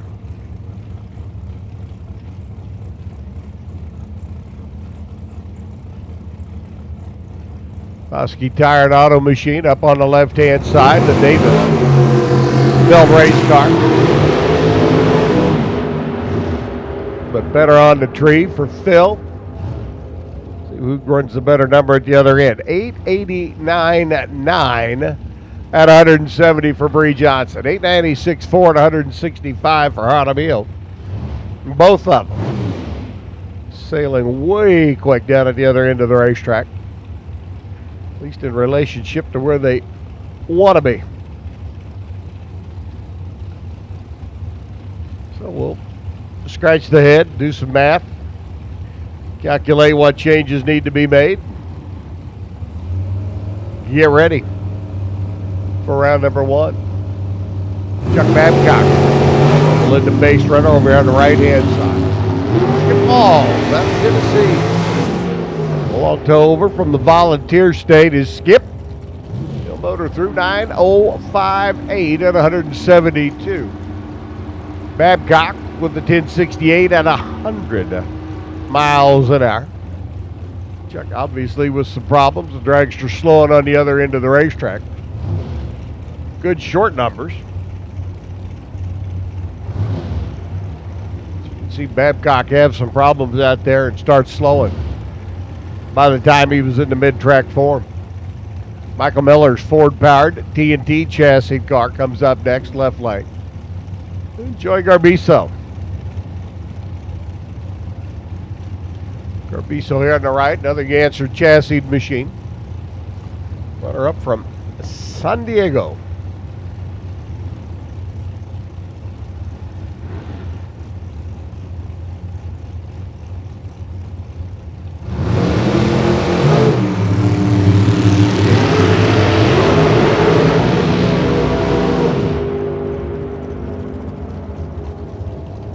Seven light Joey, dead on 8 for a little 15 thousandths package.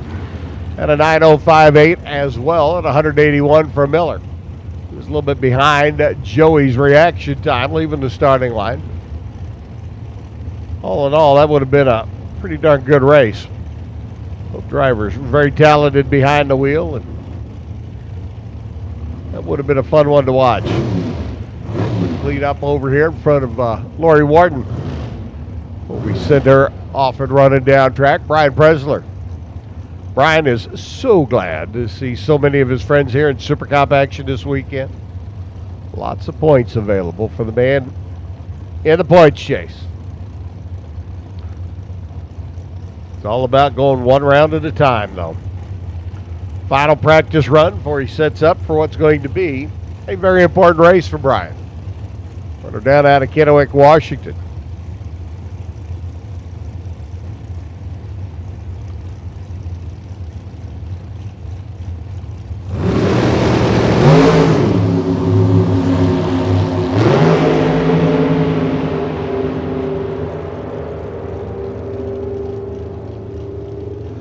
.905 and a 009 by Presler.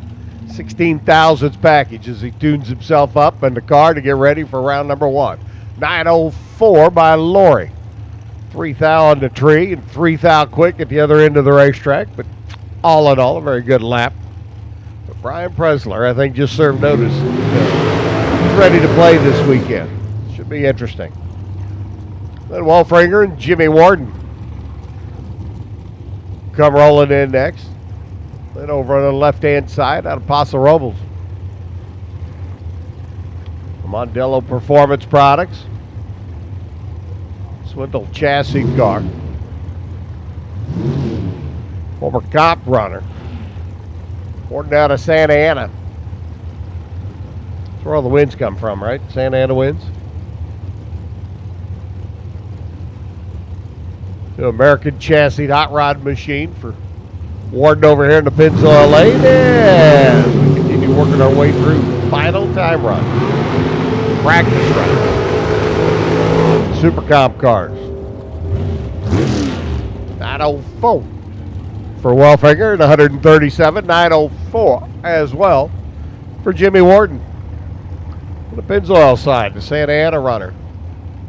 Could have used a little bit more breeze in his face, slow him down so he can run that 9050.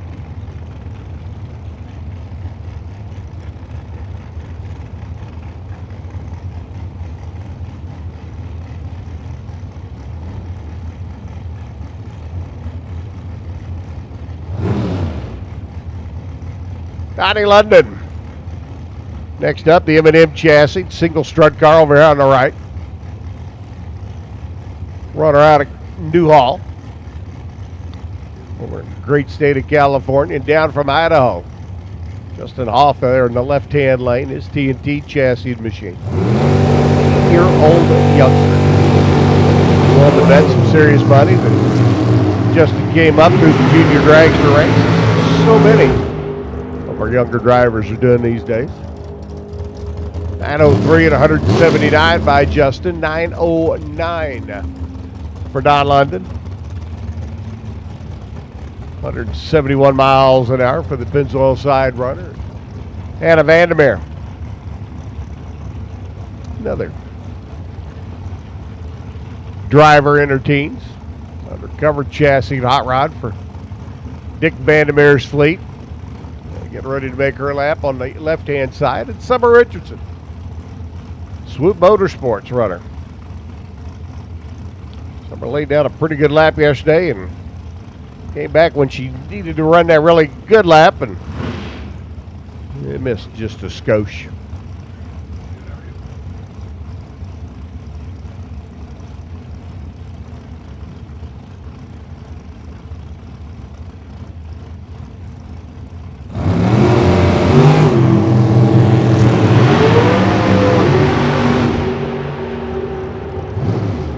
Summer 004 on the tree. And a little quick, 9026. $166 for speed for Summer Richardson there on the Pennzoil lane. 904, 173 for Hannah Vandermeer.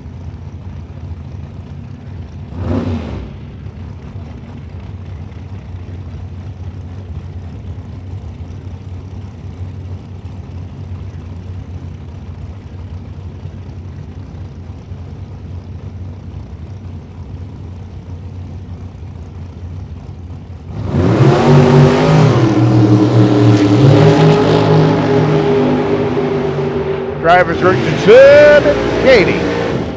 working their way down track. Katie Ray's now about a 9:05.1 at 171. 9:020 at 168 for Travis. He works through the Pennzoil side of the racetrack. But Katie dead on one.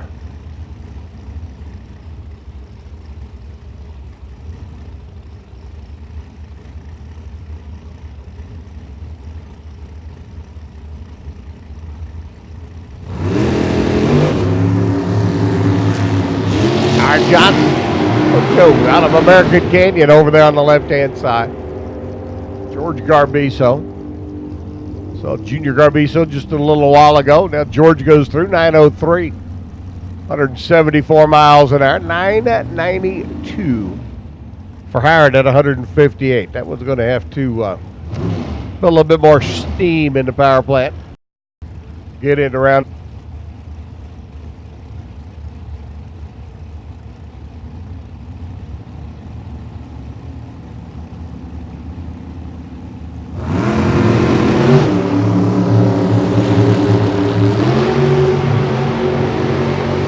Larry Marshall on the right-hand side making his way down. The New River, Arizona runner. Dead on 3, 23 on the tree. Nice little package. 170 miles an hour. 9:04 for Hannah. 12 on the tree. Got down there, took the stripe first. Had a little womp-womp room, and they've been practicing on the womp-womp. Rich Peterson and Bolton. Bolton comes to us. Another runner out of Roswell, New Mexico. Peterson out of Bakersfield.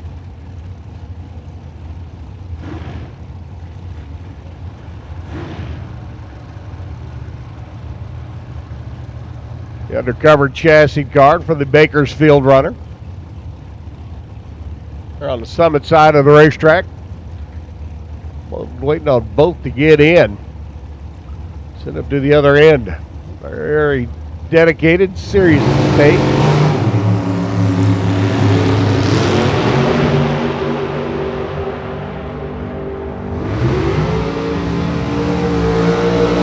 Nine flat at 173 by Peterson. Well, 9:05 would have been better, but 9 flat. 9.000, 9:02 at 169 for Vern. There's a New Mexico runner, cruises through right at 170 miles an hour, 169.94. Ross Stevenson. Journeyman lineman out of South Jordan, up in the Utah State. Ray Miller, number 3.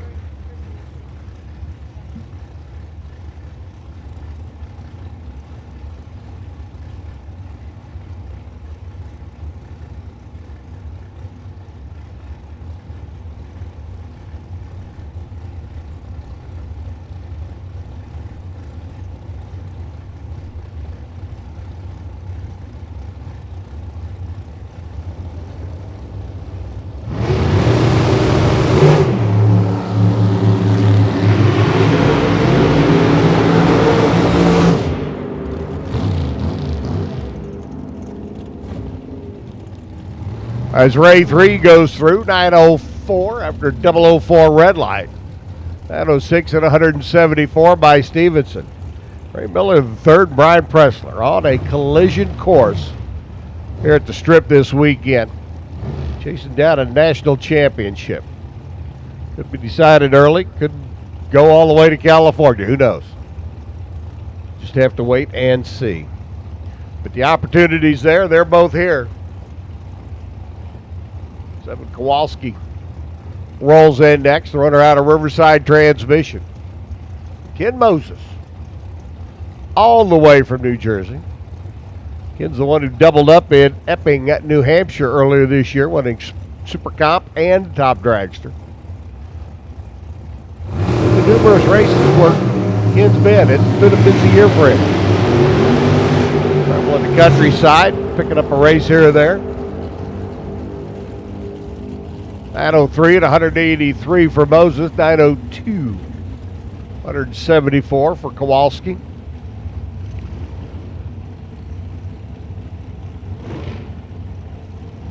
Dean Hall and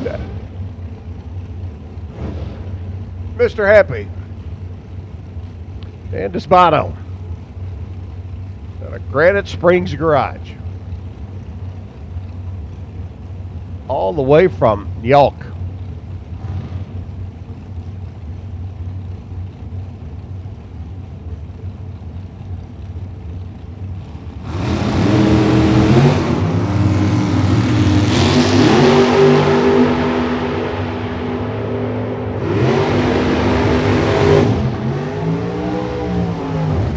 And Mr. Happy, 10 on the tree, 903 with a 7. Down at the other end, 168 miles an hour, 904 for Dino. Shop foreman up at Corbell, he goes 904 to 181 miles per. Michael Bodnar and Chad Weber. Chad out of Kingman, the Sherway Auto and Machine entry.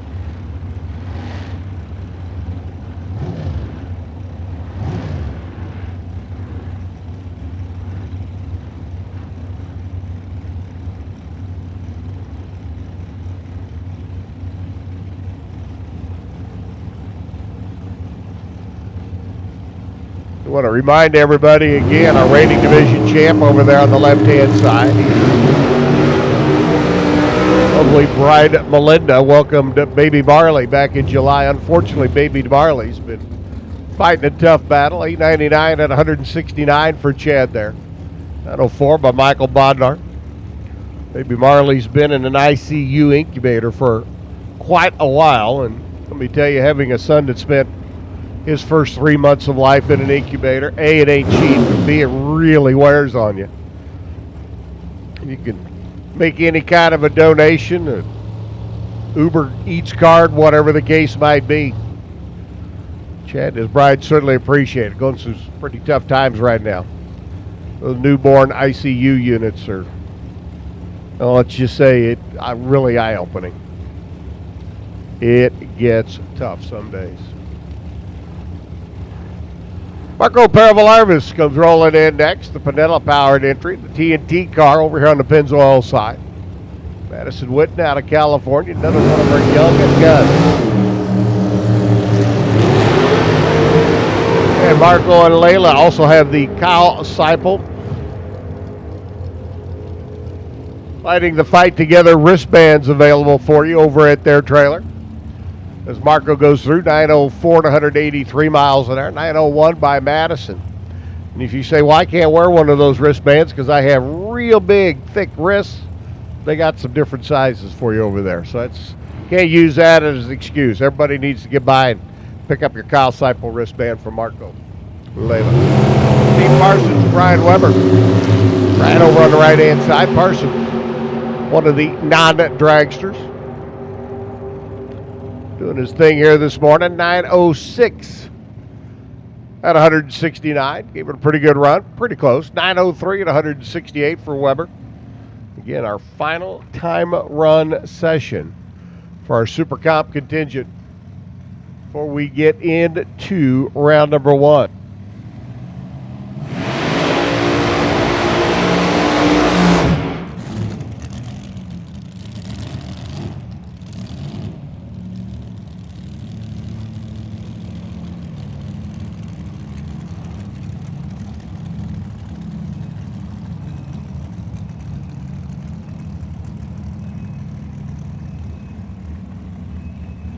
Mike Cooper out of Coupe DeVille. I mean, why not? Coop's Hot Rod Shop. Last name's Cooper.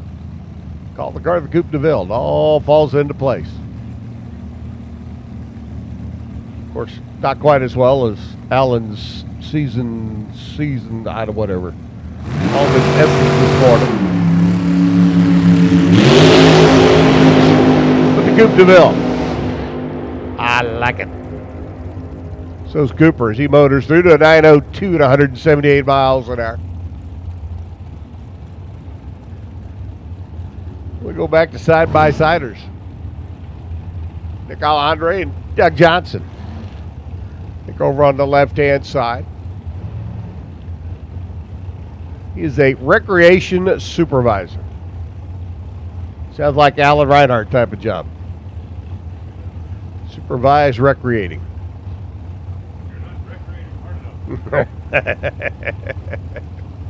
Doug Johnson down from Pleasant Grove. He's in cement sales. Another one of Alan's favorite jobs.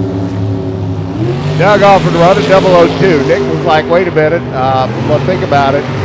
Okay, I'll go now. And Nick's going to throw that run away. 904 to 174, though, for Doug Johnson. 978, $145 for Alejandro. Well, there wasn't really a whole lot about that run that went right.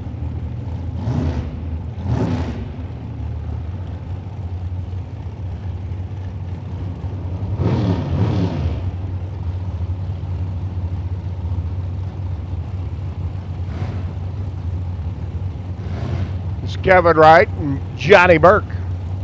Hey, attention in the pits. Attention in the pits. Superstock. Your turn to come on down. Superstock needs you to the lanes, please. Superstock needs you to staging lanes, please. One, come on. Stock, come on down. Kevin, another one of our Colorado runners, right over there on the left-hand side, the summit lane. 5 quick out of the gate, 903 and 180 at the other end. 896, but only 158 for Johnny Burke, the Arizona runner.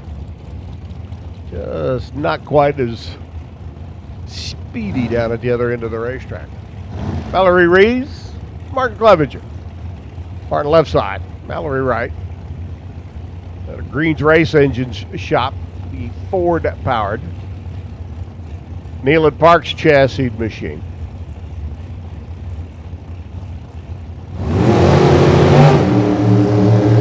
Money built 598 cubic inch big motored machine for Mallory. And Miss Mallory's going to motor through 901 at 172. We'll see the Green Gang back a little bit later on. We'll get into top sportsman qualifying number 2. Martin Clevenger, 907, 164 miles an hour for the Corona-based runner. Gabe Torres, Kenny Snow.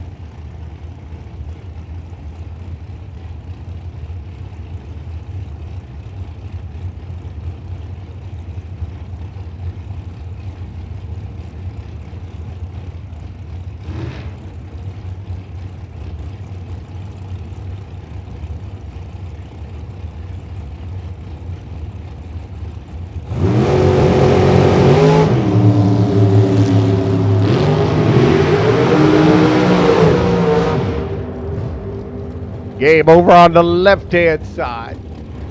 009 and second off the line. He goes through 904 to 171. Kenny Snow was 008 at the hit.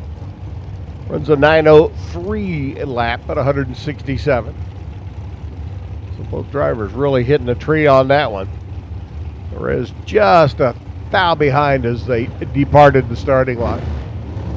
Connie Barton's machine, the Norwalk, California based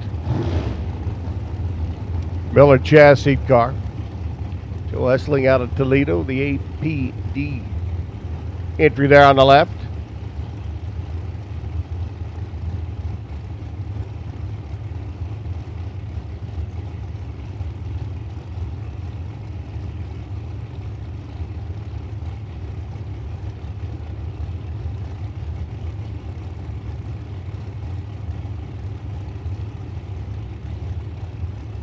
Everybody careful to set them right on the starting line perfectly. So they hope. So left side, down on the right. Pretty good hitter. Making their way down track. Joey's 007 at the hit. Cruises on through 906. 188 miles an hour. 901 at $174. Don Barton, 17 on the tree. Leaving a hun behind Joey. Dog and Higgins, crew chief pro, software man out there, and Mike Cordelius, Covina, California runner.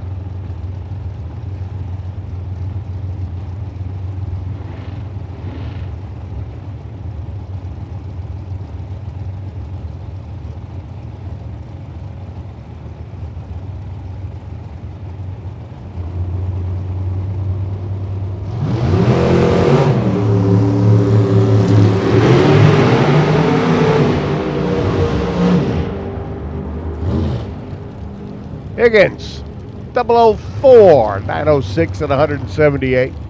903 and 172 by Cornelius.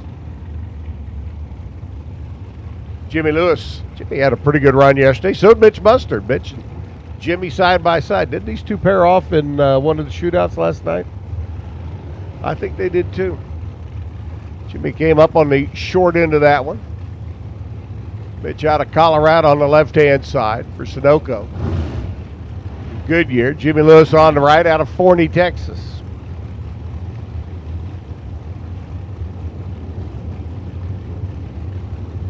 Forney, Texas, pretty much the home base for a whole flock of Super Comp and Super Gas racers.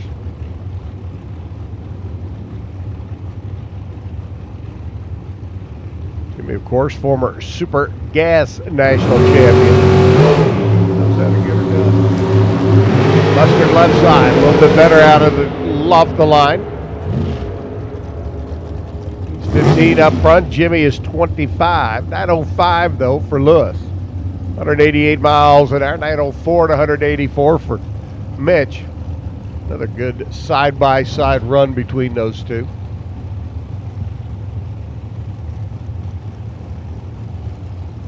Val Torres and Todd McCann. Again, Super Stock. Need your lanes, please. Super Stock. Need you to the staging lanes, please. Super Stock to the lane. Val up on the left-hand side.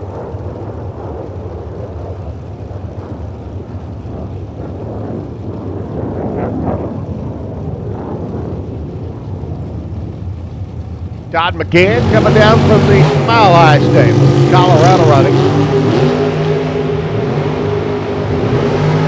Colorado, a great state where it can snow 2 feet one day and be 68 the next. With pretty good frequency. 903 to 164 by McCann. 904 by Val. He cruises through at 179 miles an hour. Randy Beck, your Division 6 champ.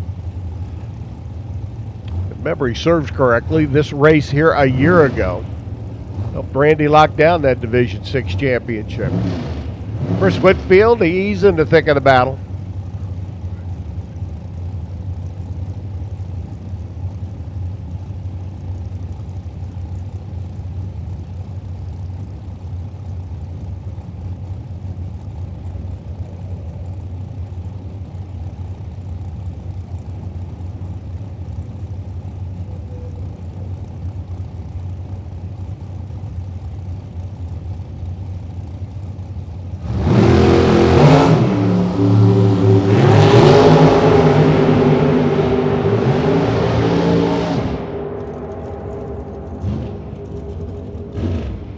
.904 for Randy as he cruises through at 172 miles an hour. 901 for Chris Whitfield at 174 miles an hour. The Colorado runner started the season off hot and heavy. Hopes to do so to finish the season here in Las Vegas.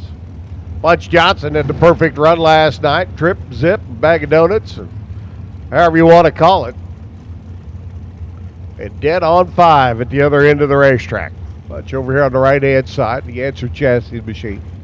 Ryan DeSodato over there on the Summit side. Out of Chula Vista.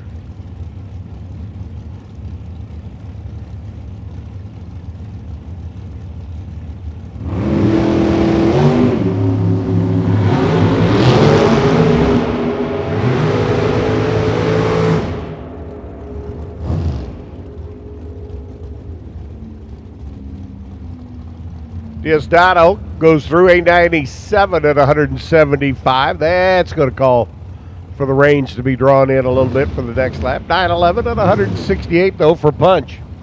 Not quite the perfect run he had yesterday, but hey, it all goes in the database so you can adjust accordingly for round 1 or 2 or 3.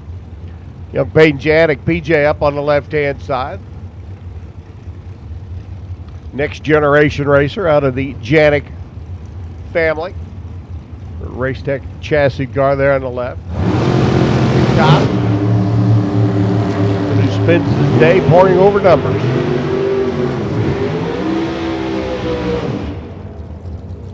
And and hopefully not dealing with clients who have 2 sets of books. 905 at 171 for Cobb. 903 at 176 for Peyton. I say that and laugh. My dad was an accountant for years. Got to court one with a client and found out in court that the client had 2 sets of books. Ones he let Dad work with and ones he operated with. That was interesting. Dylan Howe to Junction City. The Oregonian up on the left-hand side. Brand new Miller chassis machine. For the 16-year-old driver.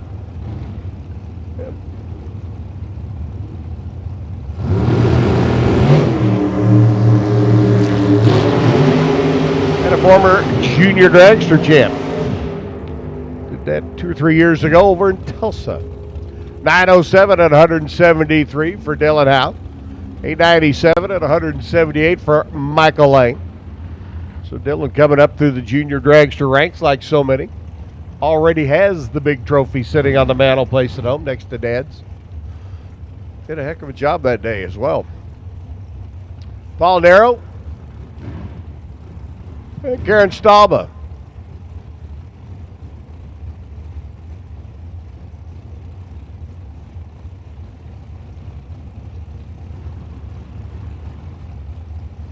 Harold going to work his way down. The second Oregonian being a Hal car back-to-back. Stop out of New Jersey.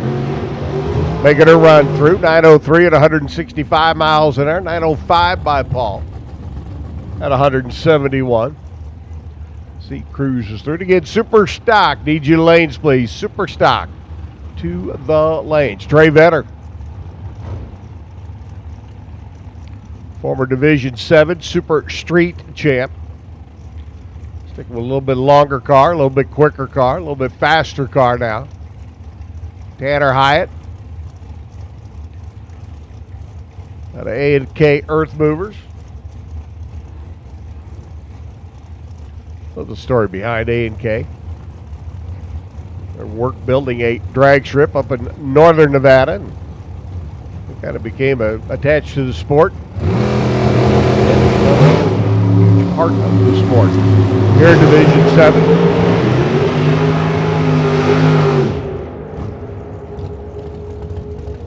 Tanner with a 904 lap at 182. Another 904, this time a $177 for young Trey Vetter.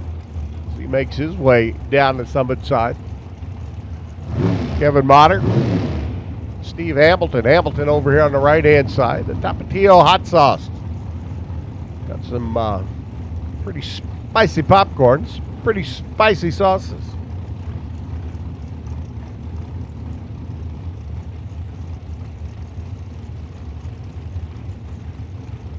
Hamilton over in his undercover car in the Pennzoil Lane.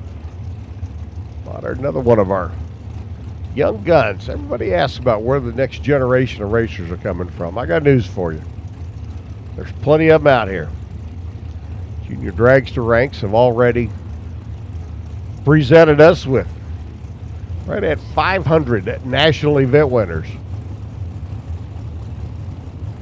Made their way up through the junior car.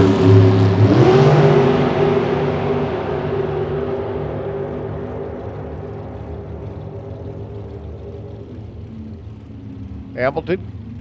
Tapatio car, 902 lap at 172, 905. Kevin Motter, 11 on the tree. Dead on 4, little 15 thousandths package for the 21-year-old runner.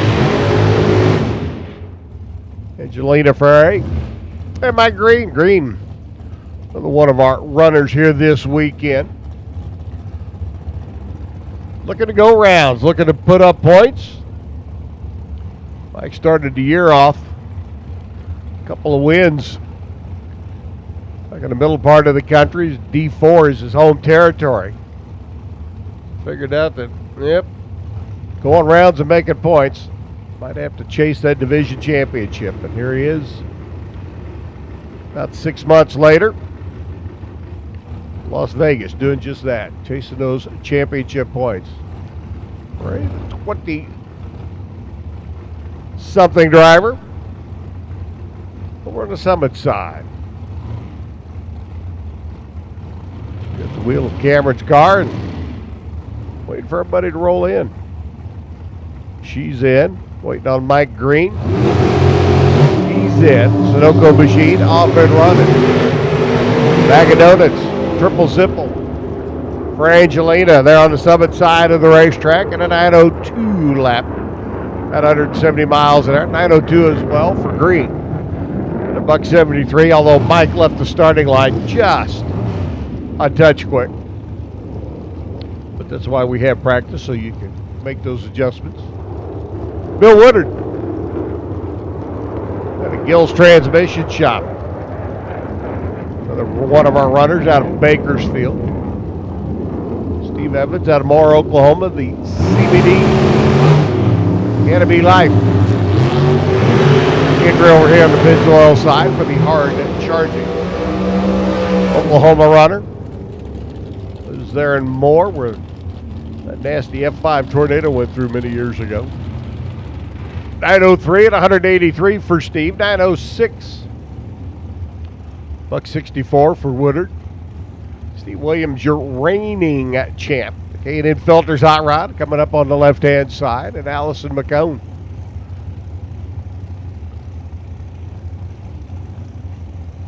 Young Allison's put this car in the winner's circle before. Did it down in Phoenix. A couple of years back, the Clausen Motorsports. Entry on the Pennzoil side. Steve Williams, boss man. Got the corner office and the keychain full of keys to every door in the house or in the plant. Got a K&N Filters.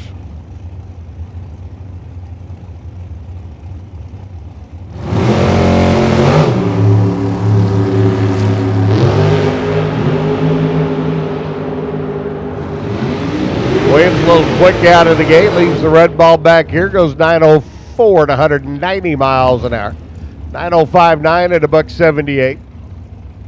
For Allison, she cruises through on the Pennzoil side of the racetrack. Again, Super Stock. Need you lanes, please. Super Stock. Need you to the lanes. Tom Stahlbaum. Over on the right-hand side. Another one of our New Jersey runners. And looking to go rounds this weekend. Needs points. Wants points. Noel Walls, Chandler, Arizona-based entry. Raced for home Realty car. Left-hand side, both drivers leave it red back on this end.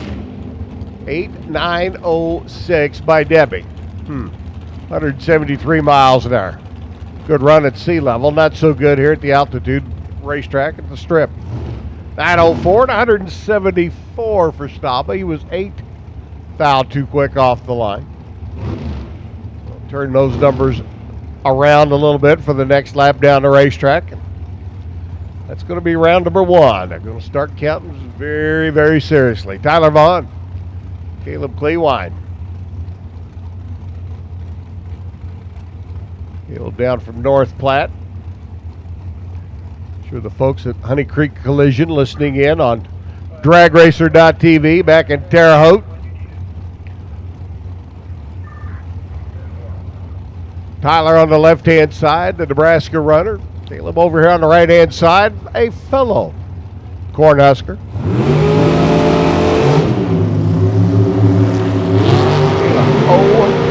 0-3 out of the gate. 905 at the other end. 929 at 170. That was going to take a little bit of tuning. Tyler Vaughn, 909 at 167 miles an hour. So the Clewines will look to step up Caleb's car a little bit for that next round of eliminations. It's Connor Pullen, young man out of Amarillo, Texas. Connor, who took home a win out in Great Bend not that long ago. Great Bend, Kansas, on the site of the first ever NHRA national event. Now a national historical site and a still functioning racetrack. Tip of the cap to everybody in the Sunflower Rod and Custom Association for all the work they do, keeping the history alive and keeping the track preserved. We get to go there on the Lucas Oil Drag Racing Series Tour in Division 5 every year. We'll be there next September, October, somewhere in there. Ed Jurassic out of Ohio. Of course, that speculation gets close. We haven't seen the Lucas Oil Drag Racing Series event schedule for 2020 just yet. We get to see it this week. 9:05 at 180 miles an hour for Jurassic. The Elyria, Ohio-based engineer. Connor Pullen out of Amarillo. Out of Chester'sWeb.com, the 9:07 lap. 79 miles an hour. Chester'sWeb.com. Need some bracket racing help and accessories and the items that you need? Check it out on Chester'sWeb.com. Taylor Venner now out of Henderson. The Metco Tools machine on the left-hand side. Keith Winters out of Las Vegas here on the right.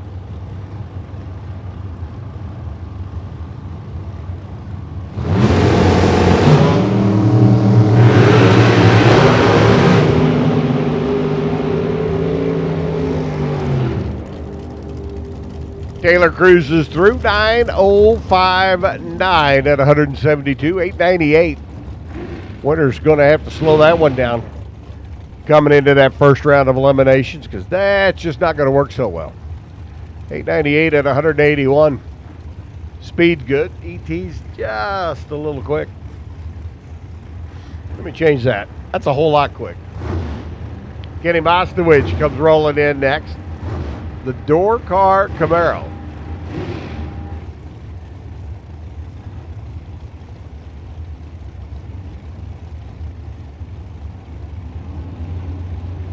Talked about it with some of our other cars that we've seen earlier in the session.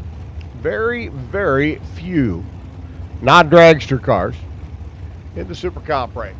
Mike Jurassic, Firehouse Race Cars entry, another Elyria, Ohio-based runner out of Division 3. Kenny Mostowich down from Calgary. Mostowich Fabrication. That is a very quick, very fast hot rod. Former Jegs champ as well. 9:05.3, 186 miles an hour for Mostowich. Think he can't be a thorn in the side of a whole lot of dragsters, let me tell you.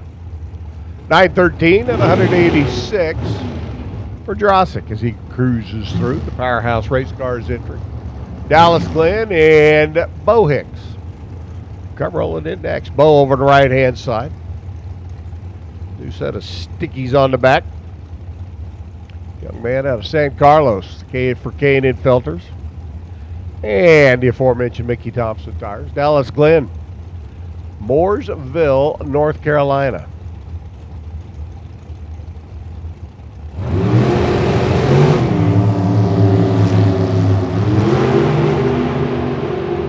Dallas 006 out of the gate on this end.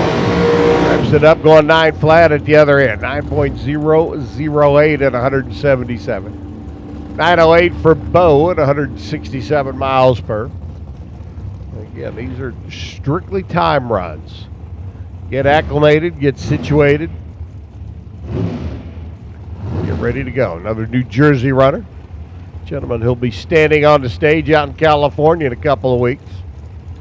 Your Comp Eliminator champ for 2020, wrapping it up again. Lloyd Parfait will be alongside of him this time. Aragona's machine.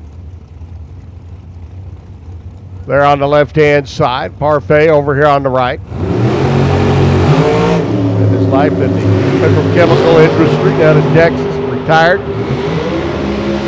Goes fishing, plays golf, drives race cars. Life's tough.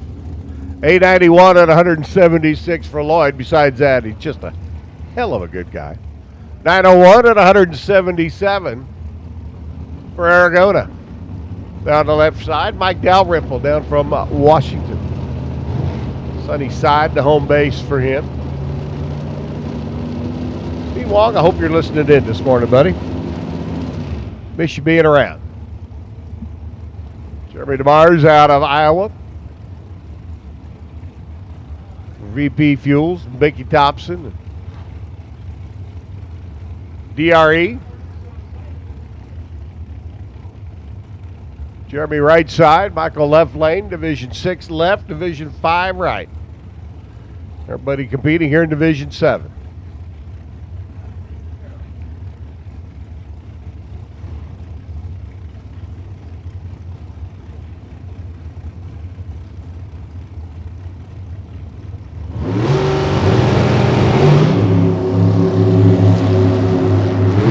Quick out of the gate for Jeremy.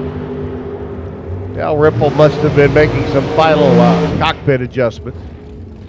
Way tardy off the line, but runs dead on 7 at the other end at 182. Good lap for Jeremy, other than that 002 red. 904.8 at 180 miles an hour down at the other end.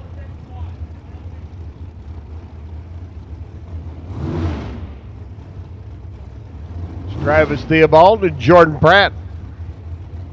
Here's a couple of young drivers that have picked up a few wallies along their way. Jordan, a former division champ, and he's only 21. Parked the hot rod in the winner's circle on numerous of occasions.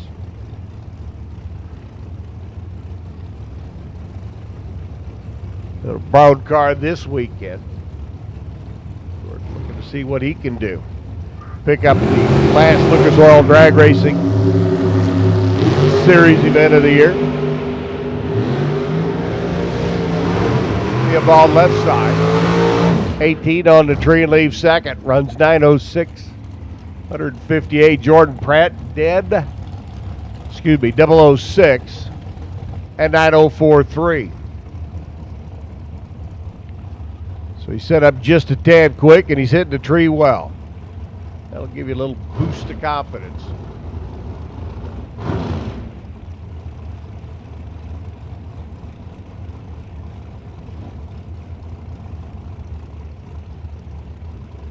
Greg Hicks out of North Las Vegas. The Wicked Whiskey, Wicked 87 Whiskey entry. Atkins chassis card, Parker Theobald.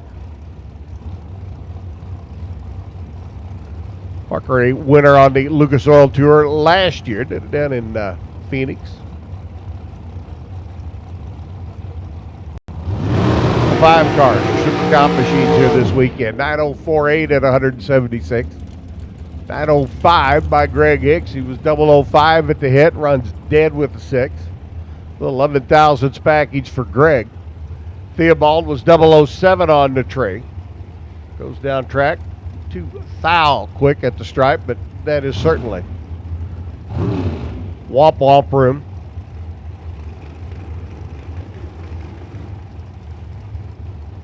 Try and get the stripe or get the win, as the case might be.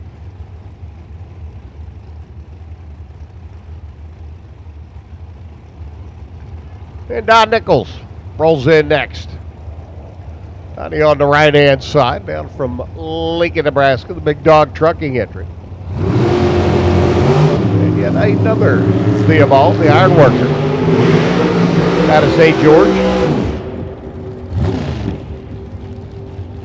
Theobald 905.2 at the other end of the racetrack for Don Nichols, number 2 in the world last year. He goes 903, 169 miles an hour. Cody Weber's back up again.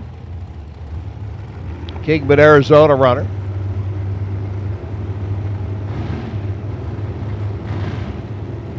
And High Gear Harem. We're talking about earlier about how High Gear got his name. Well, he was trying to get his license, runs completed.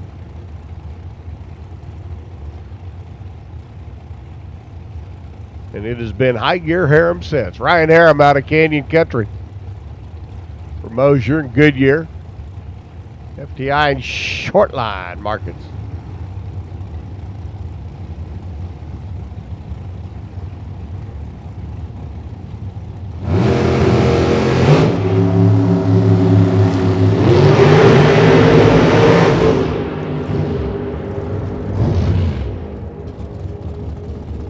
Driver's a little quick out of the gate. High gear's got the better number down track. 907 at 184.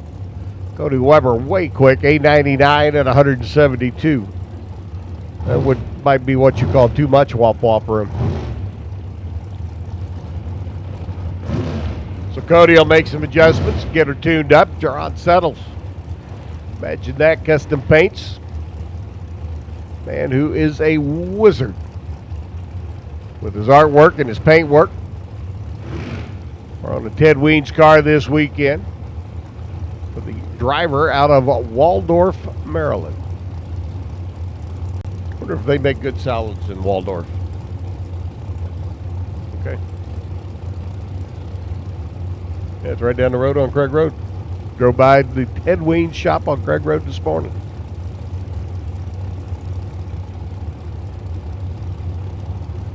Tom Bear, Tomsy, and instructor, Mossback.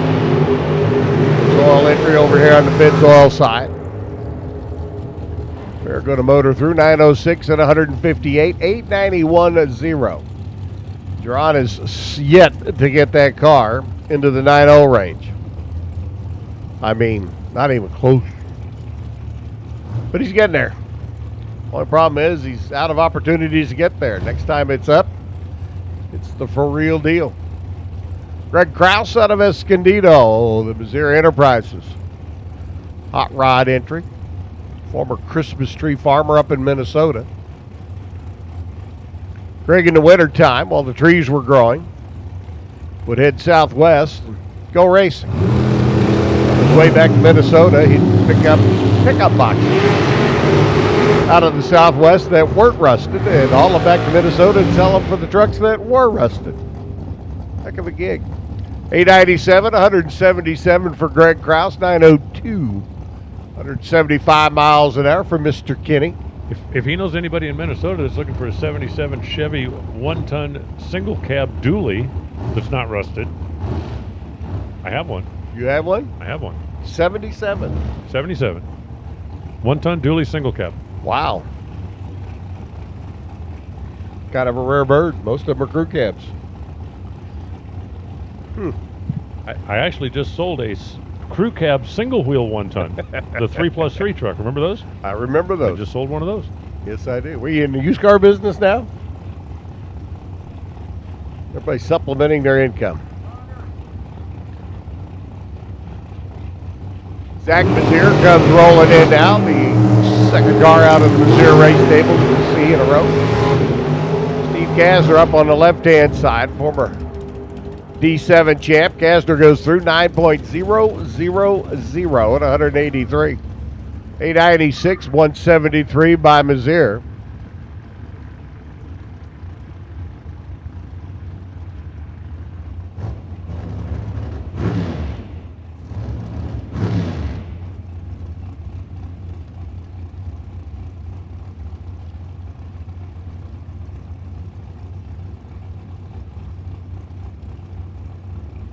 Zach with his 896 and 173 cruises through, and I think we're about done.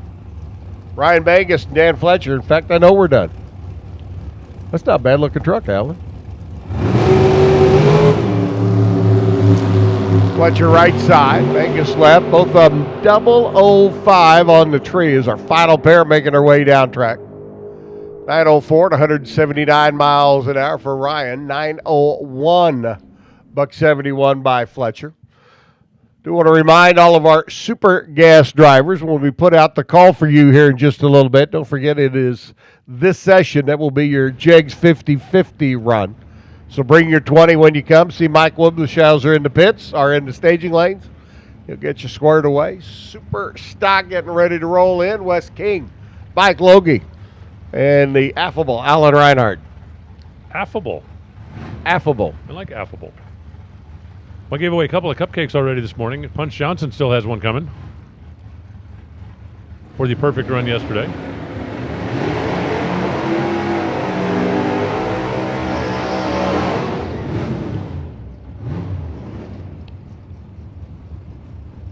And then we'll figure out what else you got to do to win one over the course of the next couple of days.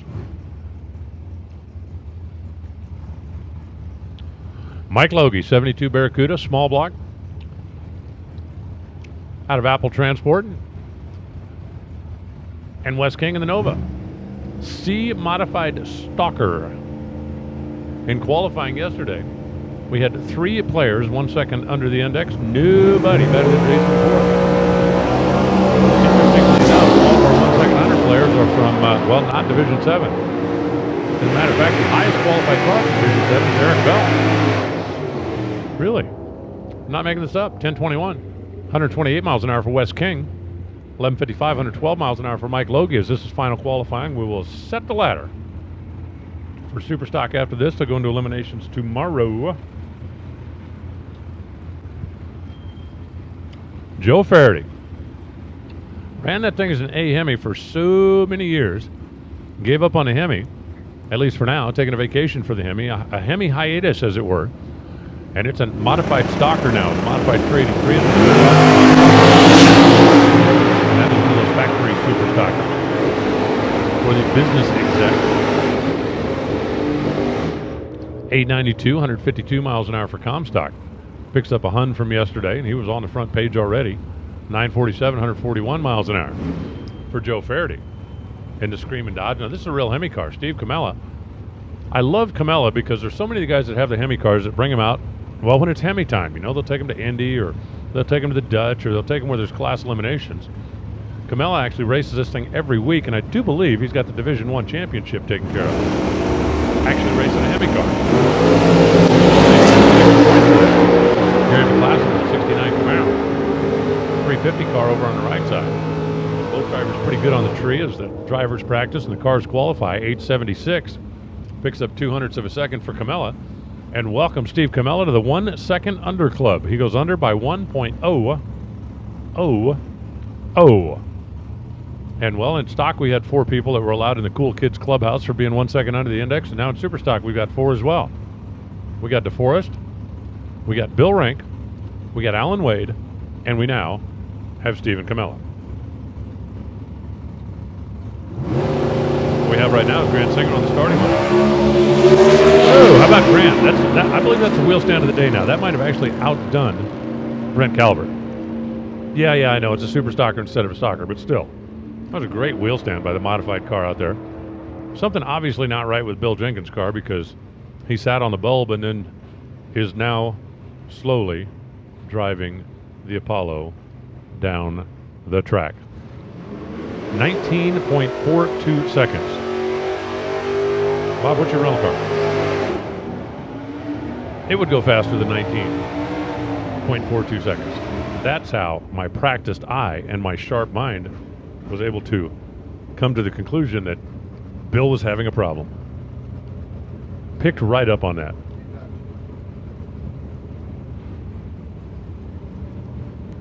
Charlene Gullett up next, and the aforementioned Eric Bell, former big league pitcher, current baseball instructor. Listen up in the pits. Oh, attention in the pits. Super Gas, I need you lanes, please. Super Gas, come on down. And don't forget to bring your money. Run for the money time.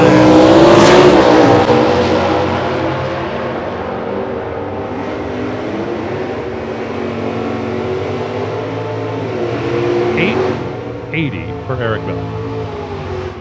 Not going to improve on his earlier 879, but he is locked right in there, 1059. For Charlene, she did improve. Picked up 600ths of a second, 123 miles an hour, and now move her spot on the ladder a little bit. Lynn Schneider now in the Thunderbird, and Rich Ahrens in the Firebird. Well, let's see. What's the old story, right? Thunder's just the noise and lightning does the work.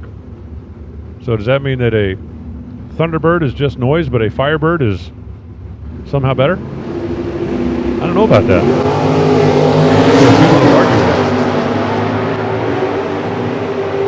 What's scarier, lightning or thunder? I mean, I guess if you get hit by lightning, it's scarier, but most of the time, like dogs don't run from lightning, they run from thunder. 1006, 130 miles an hour for Rich Ahrens. Picks up 3 Hun. Lynn Schneider picks up 5 Hun, so there's definitely some room for movement out there. 73 beautiful degrees. 2,976 feet of density altitude. Water drains have actually dropped. And that scary dew point, don't worry, we're a solid 60 degrees away from the dew point, so you shouldn't have to wipe any damages off the windshield anytime.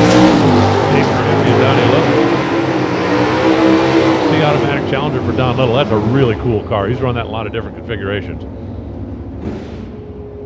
And David Rampey has not run that Patterson Elite powered Camaro in a lot of different configurations, but he has run it in a lot of different winter circles. 1037, 122 miles an hour. Rambo picks up 6 thousandths of a second. Don Little goes 992 against the 1022 index. And let's see. David picked up 6 thousandths of a second, and he still couldn't get on the front page. He needed a couple more thou.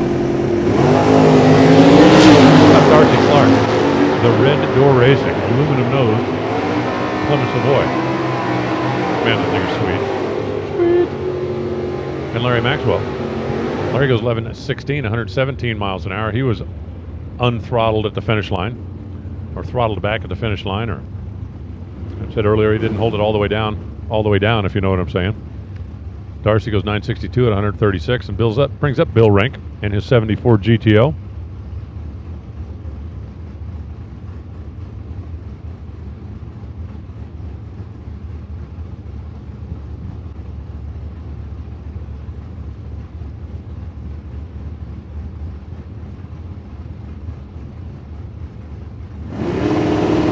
Mazeras, I think the license plate on the back of the car, there's the license plate. It says say goodbye. I like it. I'm trying to discern that through binoculars. Well, say goodbye. 1027, 128 miles an hour for Miss Kayla. Bill Rink goes 1080 at 121 miles an hour, and Bill Rink goes to the top. 104 under the index. Take that, Jason DeForest. I'm sorry, 114 under. He picked up a 10th. He was 104. He's now 114. Mike O'Keefe now in the Mustang. And Dave Kelly in the Firebird. As we're playing a little my horsepower is bigger than your horsepower gamesmanship up at the top of the ladder. It's always fun showing off your horsepower without having to get more horsepower. You got to know just when to hit the spurs and just when to pull the reins. You also got to know when to hold them and know when to fold them and know when to walk away and know when to run. That's really good life advice. I heard it someplace. 1028, 127 miles an hour for Dave Kelly. Mike O'Keefe goes 1034. And Kelly made a move, 9/10 under the index. He's on the front page, but he's still not in the Cool Kids Club. A couple of neat cars here. Mark Nowicki in the Avenger, factory GTH with the late model crate motor. And John Winslow with a 426 Street Wedge powered Cornet.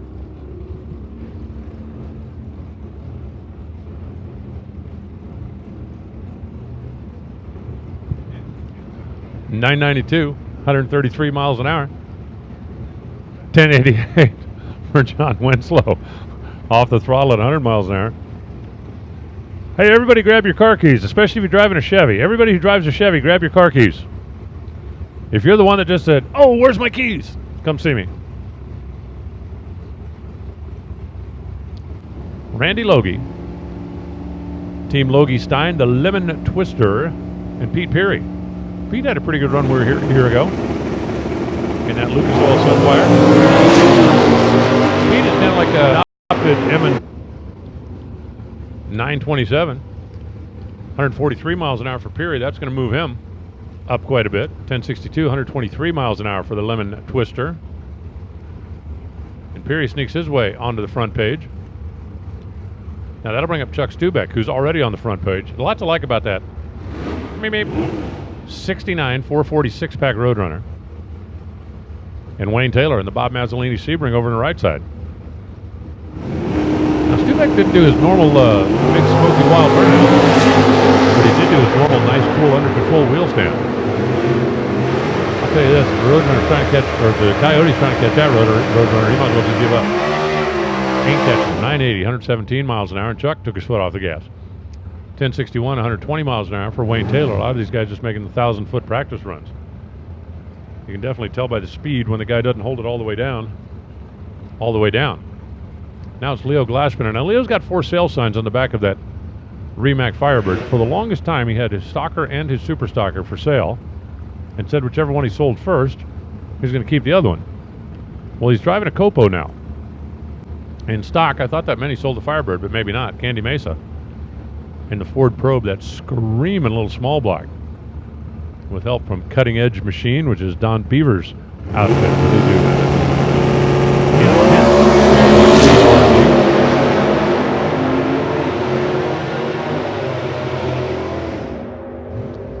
Watch that probe down to the stripe, 852, 157 miles an hour. Candy picks up a 985 for Leo Glassspinner. He picks up a couple of Hun at 135 miles per hour. And one more time, let's put the call out for Super Gas. Oh, attention in the pits. Super Gas. Need you to the staging lanes. Here comes Obi-Wan, the guru of all things Dodge, and Paul Wong, driving Harry Doolittle's Firebird. The V6 Pontiac. The 426 Savoy. $991 for the D automatic of Juan. $1244 for the P automatic of Wong.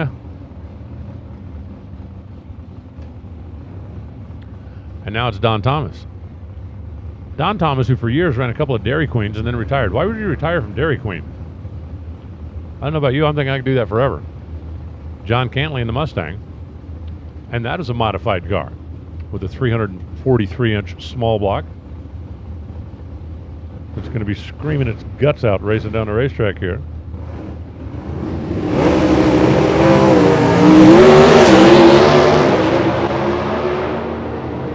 That Mustang didn't look happy at all, did it?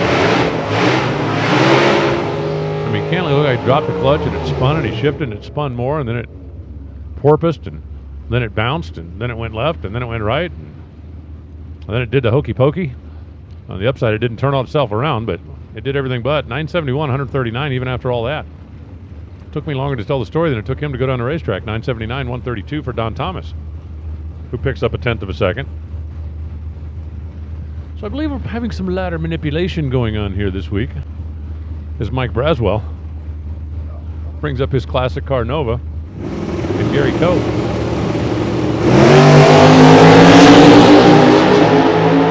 .2-liter Mustang.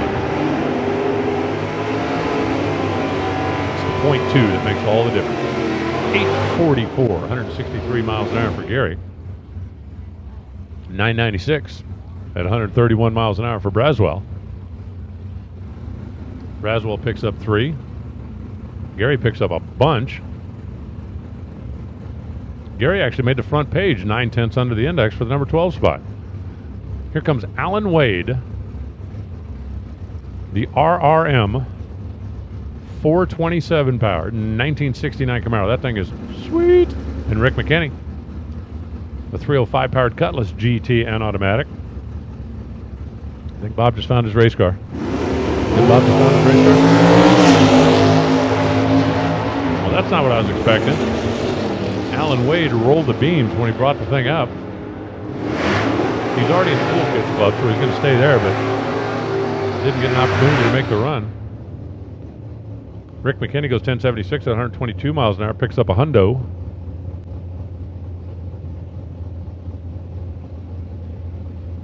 And now it's Chuck Rayburn.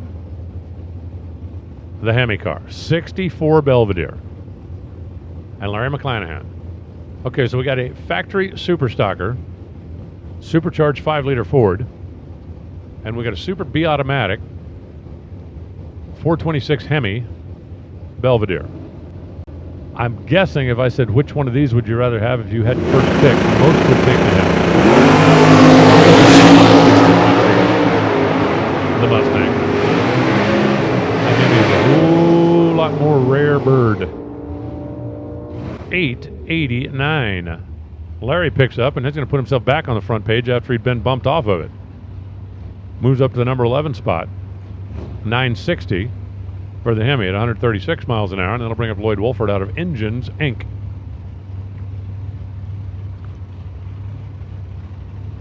Roy Craycraft, Indicom Electric, Falcon, Executive Services. It's in the jet service. I want my own jet. I decided this a while back. I haven't quite pulled it off yet, but no, I don't want, everybody talks about like, the Citation 10 and Falcon this. I just want to get there in a hurry. Gas that baby up. And so, supposed to be racing in Atlanta. When somebody calls me and says, "Where you at?" I say, "Home." I say, "Home, we're racing in 2 hours." And I'll be there. No problem. Piece of cake. 898, 145 miles an hour for Roy. 980 for Lloyd. Man, like everybody's picking up. Everybody's picking up. Now you got to be 89 under if you want to be on the front page here in just a moment. You're going to have to be 9/10 under. And when I say just a moment, I mean like really, really soon. Tim Seymour. Factory Superstar. Return. 427 powered, 1967 Camaro. 1967 Corvette. Be easy to pick first pick out of that one, wouldn't it? 9.402 for Tim. 9.401 yesterday, 9.402 today. Well, alrighty then. Turner goes 995 at 131. Let's go ahead and make this final call. Attention in the pits. Final call. Super Gas. Super Gas, need you to the lanes, please.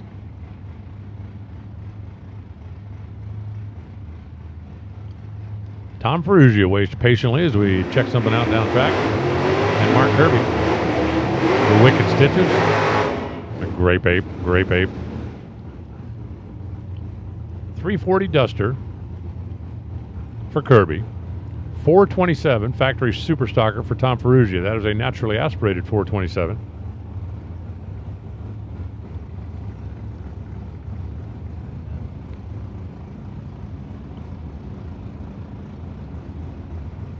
Ferrugia's car is actually a stalker in disguise.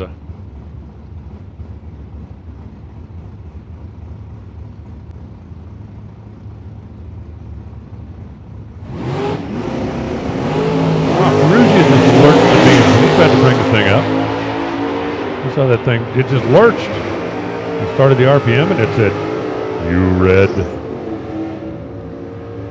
Mark Kirby goes 1061, 124 miles an hour.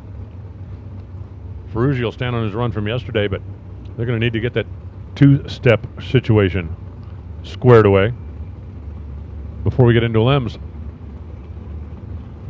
George Hanowinitz in the 18 model 427 Camaro. And Ed Niket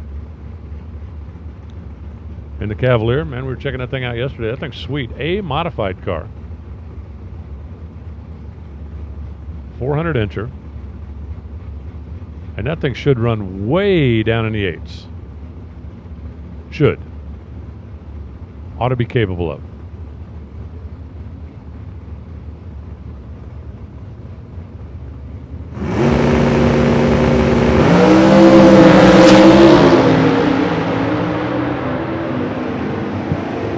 Camaro's drifting over toward the wall a little bit.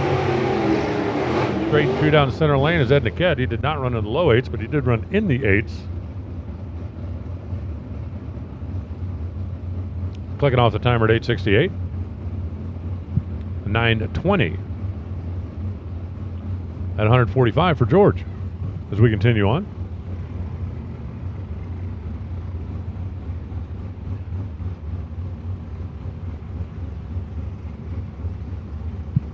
Now it's Sheldon Erfel in the old Zachiva and Al Falcone in the Cavalier. Al down from Olympia, Washington. Sheldon down from even further. Saskatoon. Hey, Saskatoon, Saskatchewan is where we have the Super Street Chevy Shoebox Shootout. What do you think? Seriously? 9:59, 114 miles an hour for Al. He had his foot off the gas. 114 at the 8, 114 at the quarter.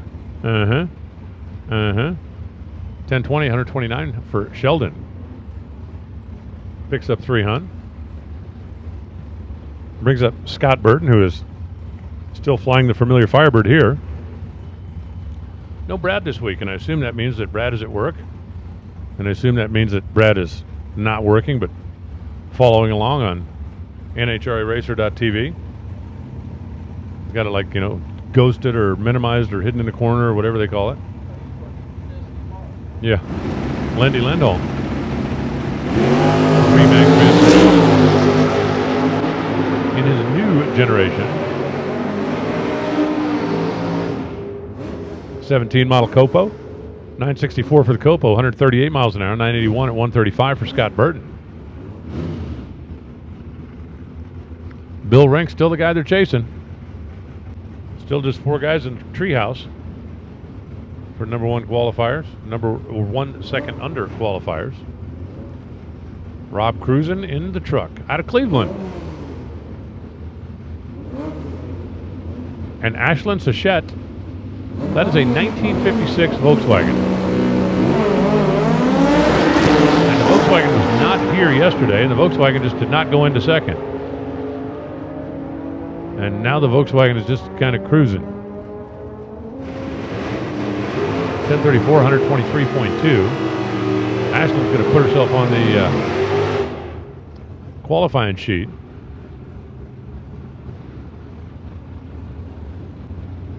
I'm going to have to go into eliminations, making just that one run at 13:15 and 102 miles an hour against an 1180 index.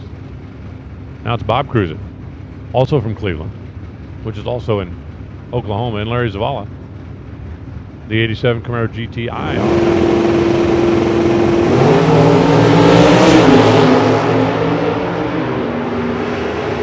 Hustle, hustle, hustle. Bob Cruzen's on the front page. He's 97 under. Can he get into Club New? Actually slowed down 200. It's 143 the speed at 9.21 seconds. Larry Zavala goes 992 at 133 miles an hour, and I think that'll move him up a bit. And I think a fairly substantial bit, as a matter of fact.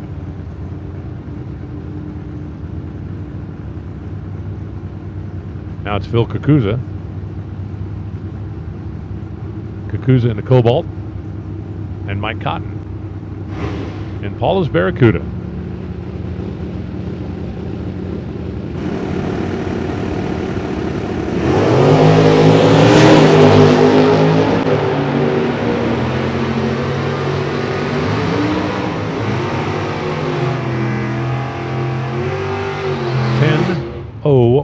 Looks like binary code 10011. 130 miles an hour for Cotton. Picked up a Hun. Phil Kakuza still hadn't run it all the way to the stripe. 11:16 at 95 miles an hour, and he'll be sneaking up from somewhere, but definitely not the top.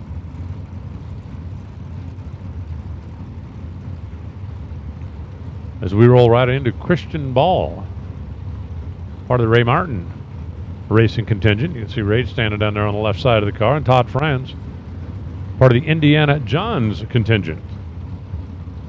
Todd out of Louisville, Kentucky. Kentucky Johns just doesn't have the same ring. Make that work. Call the graphics guy. 867 for Christian. Picked up 200s. Good solid run for the Anchorage Accountant. Todd goes 934 at 141. And he picks up a bunch. Todd Franz actually goes 92 under, and that will front page him. Now you have to be 9/10 under or better if you want to be on the first page. And we bring up the next two, Jim Rao and Irvin Johns himself. Rao's got an M automatic, small horsepower, 302/95 Mustang. Irvin on the Pennzoil side is going to go 958. That's an improvement. 137 miles an hour. 1075, 124 for Jim Rao, and that is not an improvement.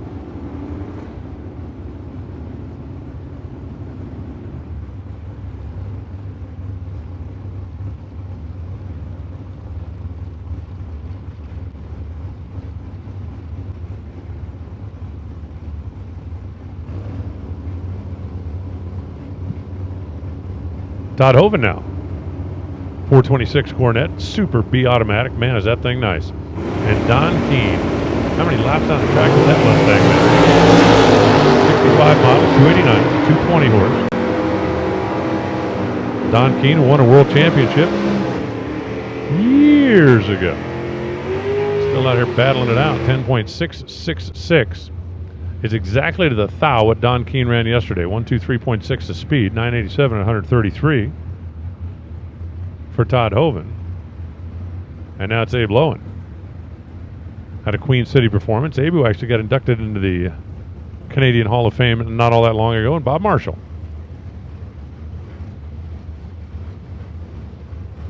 In the Cavalier, recently acquired,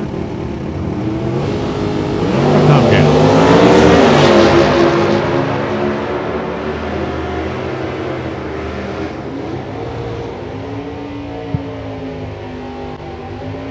.940, 141 miles an hour for Abe at 10:01 for Marshall. Crossing the finish line at 132. And we keep rolling them out here. Troy Huntsbury. 87 Camaro, Dave Edgecombe. The Belvedere with 383. A lot of different power combinations in that middle of the decade as well.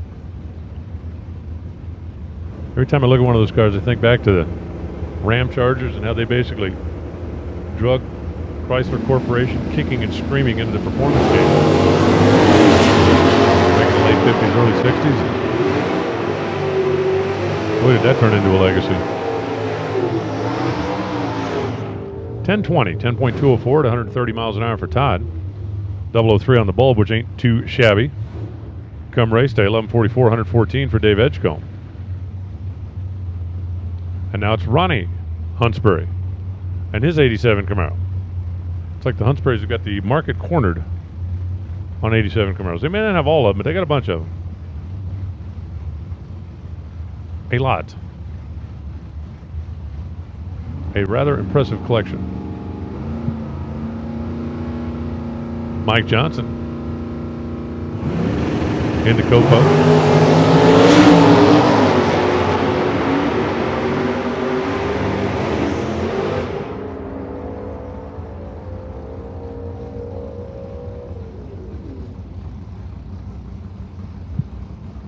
.968 after yesterday's 969 for MJ. And Ronnie Huntsbury goes 1033 at 127. That'll bring up Mike Graham. Mike Graham's got a GTL automatic with a 460 in it. It's out of like a 1978 or 1980 or something like that Ford pickup. It is a really unique combination because it's a no horsepower 460. You got a lot of cubic inches and no ability to breathe. Larry Edgecombe in the 1970 GTX 440F automatic car. It's a perfect light for Graham. It's a 1054 for Graham at 125.45. 1123, 117 for Larry Edgecombe.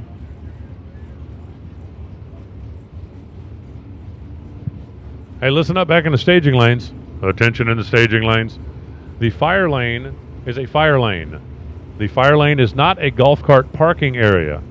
Please do not leave your golf carts in the fire lane. If the fire marshal comes out and sees a fire lane that is not open, he will be annoyed with us, and we will be annoyed with you.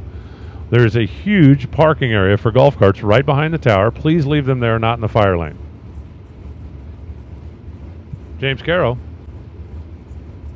and Alex Lustikov. Super A Hemi Barracuda. And the Volare with a late model crate motor, the factory GT. 942, 126 miles an hour for Alex, 1008, 116 for James Caro.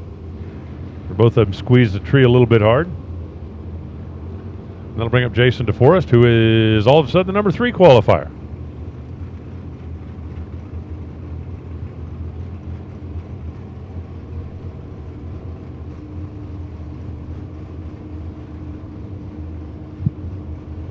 I do believe Jason is the number 2 qualifier.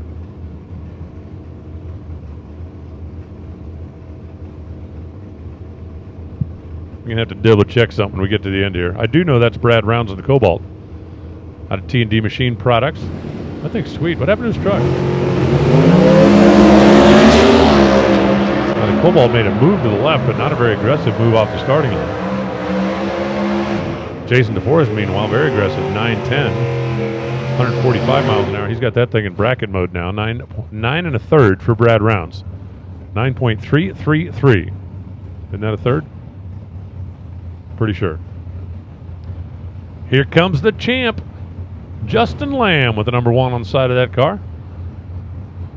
Won it right here last year. Was also in the running for the stock eliminator champ, but came out on the wrong side of that to Brian McClanahan and Tommy Gaynor. Tommy, who's in the used car business now, buys and sells and trades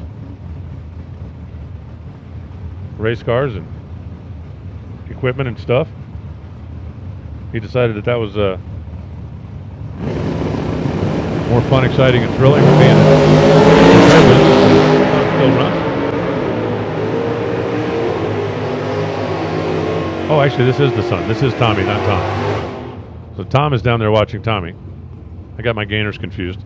891 for the champ, 138 miles an hour. 1008, 129 for Tommy Gaynor.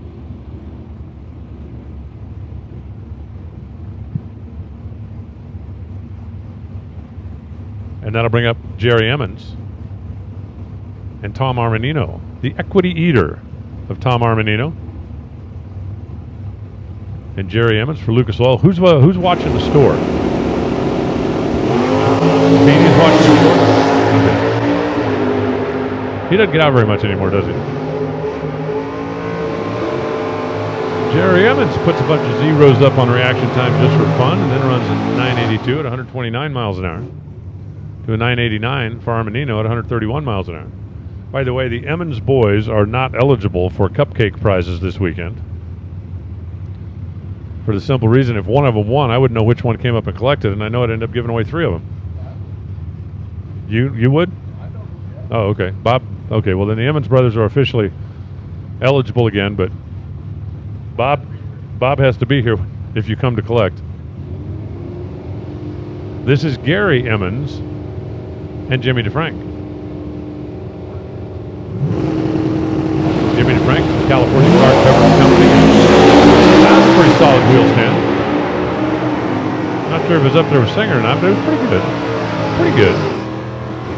904, 131 for Jimmy D, the multiple-time world champ. Gary E goes 916 at 123.13. And now it's Byron Setters out of Alberta and Craig Goltaire out of Amarillo, Texas.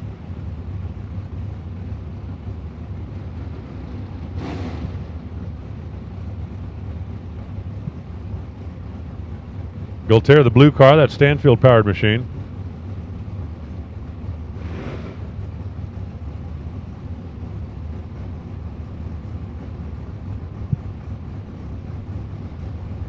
I saw this car that Goltaire was driving and testing a while back down in South Georgia, and it is stupid fast. They kind of got it running in bracket mode right now as we're getting down towards the end of our Super Stockers. 953, 136 miles an hour for Setters. Picks up 7 thousandths of a second. 991, or 994, excuse me, for Craig Goltaire, who slowed 2 thousandths of a second.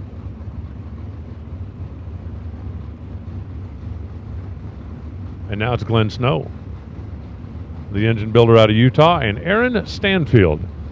Aaron, who got shuffled down out of the front page after he was sitting like 9 or 10 at 9/10 under the index. Aaron driving a car that his dad drove the multiple world championships back in the day.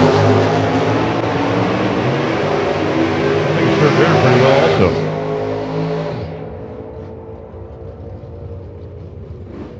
$991 for Stanfield, 128 the speed. 1027 at 128 for Glenn Snow.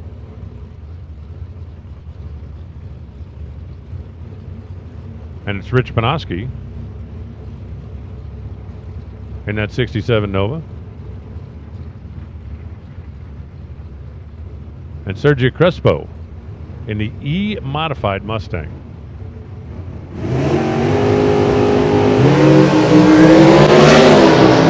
Made a weird move to the right, not an aggressive starting line kind of moved, just a weird move to the right. Very odd. It was 972, 138 once he got it pointed in the right direction. 1037, 121 for Penoski. After his car jumped a little early. That brings up Jeff Atkinson on the left side and Troy Olszanowski. Now Troy, 0.988 under the index. I think that big old wagon may have enough to get into the 1 Second Cool Kids Club and get invited to the treehouse. I think. Not 100% sure, but I think. That's a cool car, though. 283 powered, 66 Malibu wagon. And Jeff Atkinson, the Sunfire, all the way in from Damascus, Georgia.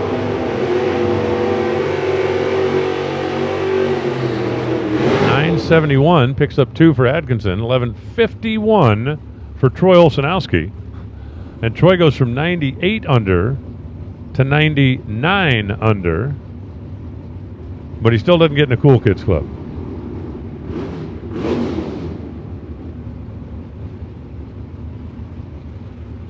Now it's Kyle Rizzoli driving Jim Whiteley's Super Stocker, the 427 powered 69 Camaro, and Matt Alvey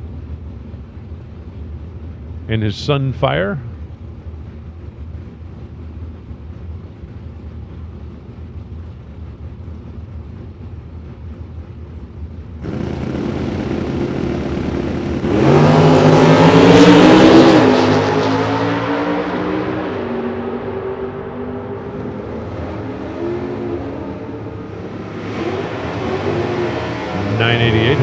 Miles an hour for Zoli, lifting at the top. 985 at 115 for Alvey, lifting at the top.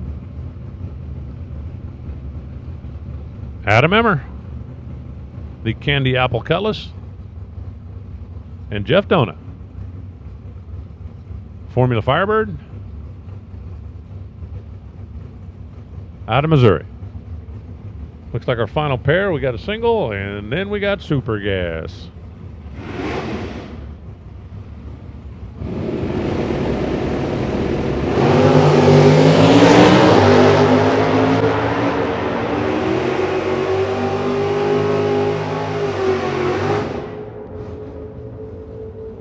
$987, 134 miles an hour for Jeff.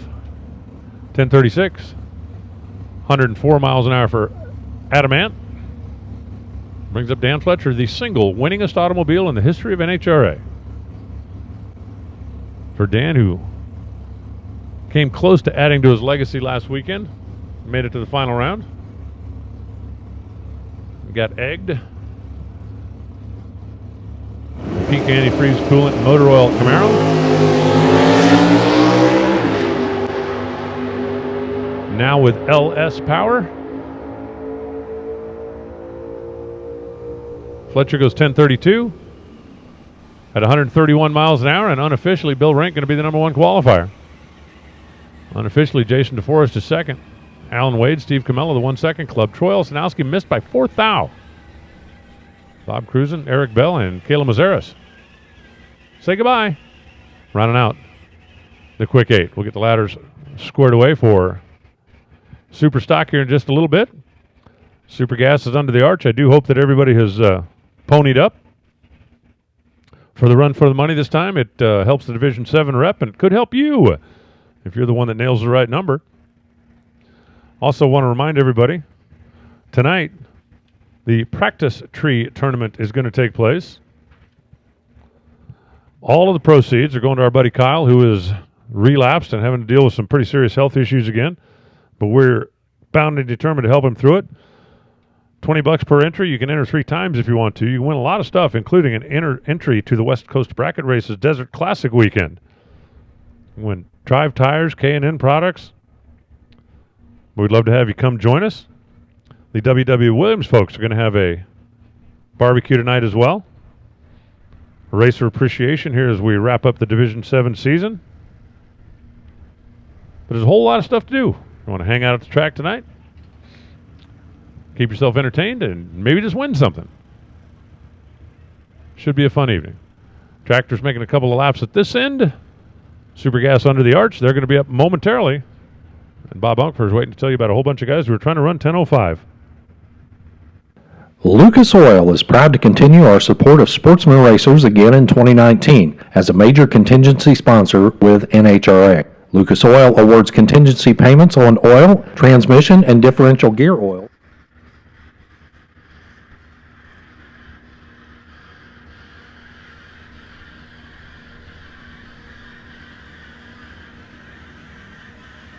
I think I broke it and all I did was touch it. Lucas Oil is proud to continue our support of sportsman racers again in 2019 as a major contingency sponsor with NHRA. Lucas Oil awards contingency payments on oil, transmission, and differential gear oils at all NHRA National and Lucas Oil Drag Racing Series events. New for 2019, Lucas Oil has expanded its oil contingency program to include not only racing oils, but also select truck and API passenger oils as well. Lucas Oil has made signing up for the program simple. To sign up, visit a Lucas Oil representative at the track and purchase $100 worth of oil, $75 worth of transmission or differential gear oil, or both, per race car. National event winners will receive $300, $100 for a runner-up. Lucas Oil Drag Racing Series winners will receive $100 and $50 for a runner-up. You will be eligible for the contingency program for 1 year from the date of your sign-up. Stop by the Lucas Oil trailer on the Midway at NHRA National events to sign up with Joe or Pam Phillips, or look for the following companies at most of the Lucas Oil Drag Racing Series events. In Divisions 1 and 2, see Jeff Kondratik of JKR Racing Product. In Division 3, sign up with Dwayne LaFleur of Lucas Oil. Division 4, stop by and see Rick or Chase Huffman of Accelerated Graphics. And in Division 7, see Les Figueroa of Fig Speed. Thanks for your support of Lucas Oil, and best of luck this season. Crew Chief Pro is drag racing's most respected ET prediction and electronic logbook software. Since 1989, Don Higgins and his team have constantly refined Crew Chief Pro software to help racers with these important features: ET predictions, throttle stop predictions, race analysis, weather analysis, and opponent analysis. They integrate with RacePack data acquisition systems, Timeslip Simulator, and 1320 Go software, and with all performance weather stations. In addition, Crew Chief Pro carries the finest racing weather stations on the market today, alerting you via text or pager and delivering you with up-to-the-minute data, critical to making the best decisions on the track. NHRA World Champions use Crew Chief Pro software and systems. Why shouldn't you? Find out more today by checking them out online at www.crewchiefpro.com. Well, now apropos K2B, as we roll into Super Gas, it's a pair of Corvette Roadsters getting ready to make their way down track.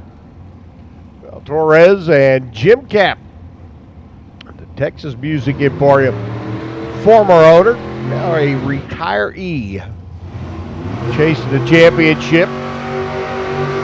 His C5 bodied entry over on the right-hand side out of Willis, Texas. Torres coming out of Valinda. Hey, for those of you that have been waiting and watching and wondering when, today's the day. The 2020 Lucas Oil Drag Racing Series schedule has been officially announced and is posted on NHRARacer.com. For those of you listening in at home, you can head on over to the website, figure out the Lucas Oil tour events you want to attend next year. Jim Cap, always slow to stage, very deliberate, very careful in how he does it. That 003 light pops up on the board. He could run it through on a 10.05. How about a 10.05.8? A little 11 thousandths package for Cap going into first round. 10.13, 165 miles an hour. Torres over on the left-hand side. Tom Lindemann.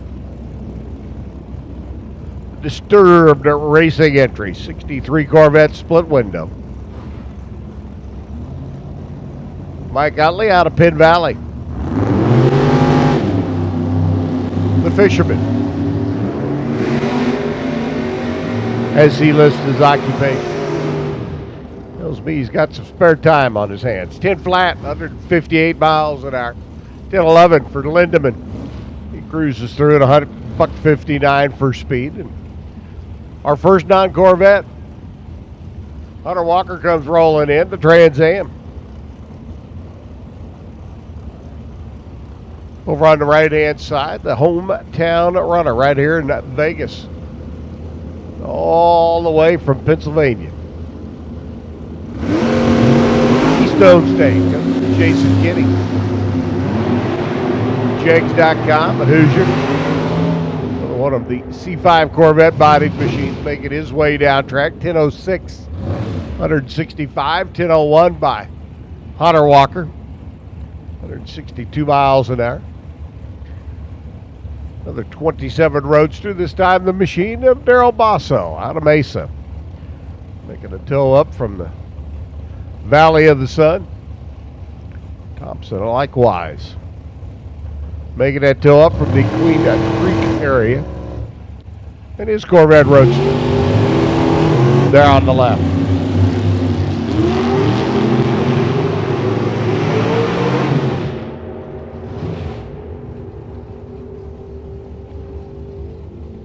Thompson 10 flat, $156 out of his Corvette. Rousseau's Ford machine, the old school style, if you will. Super Gas Roadster, 10 flat as well at 152 miles an hour. Blondie comes rolling in next, Karen Comstock.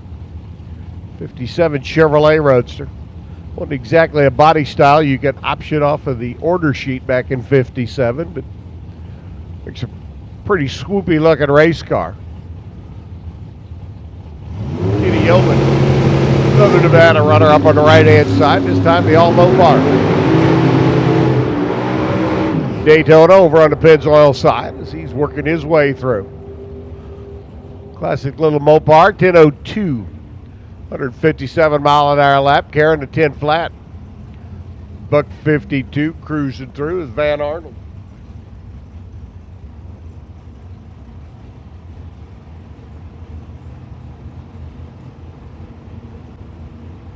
Van on the left, Joe Calixtro.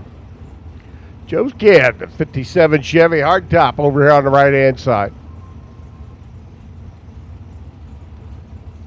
Another Arizona runner, an 57. Waiting for Joe to bump in. Still waiting on Joe to bump in. Yeah, he finally gets one foot in the door. He's in. Man sat and waited patiently.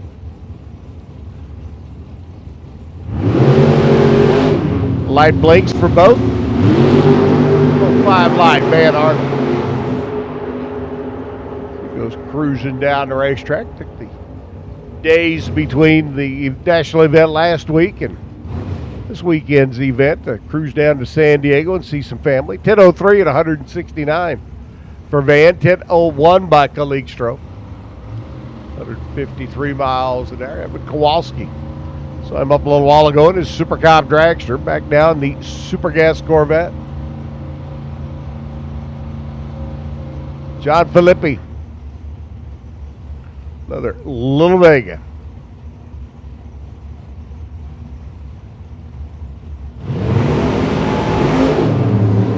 Big block combination for Filippi underneath the hood of his Vega there in the 7 lane as he's making his way down track now. 10:01 at 152, 10:02 by Kowalski.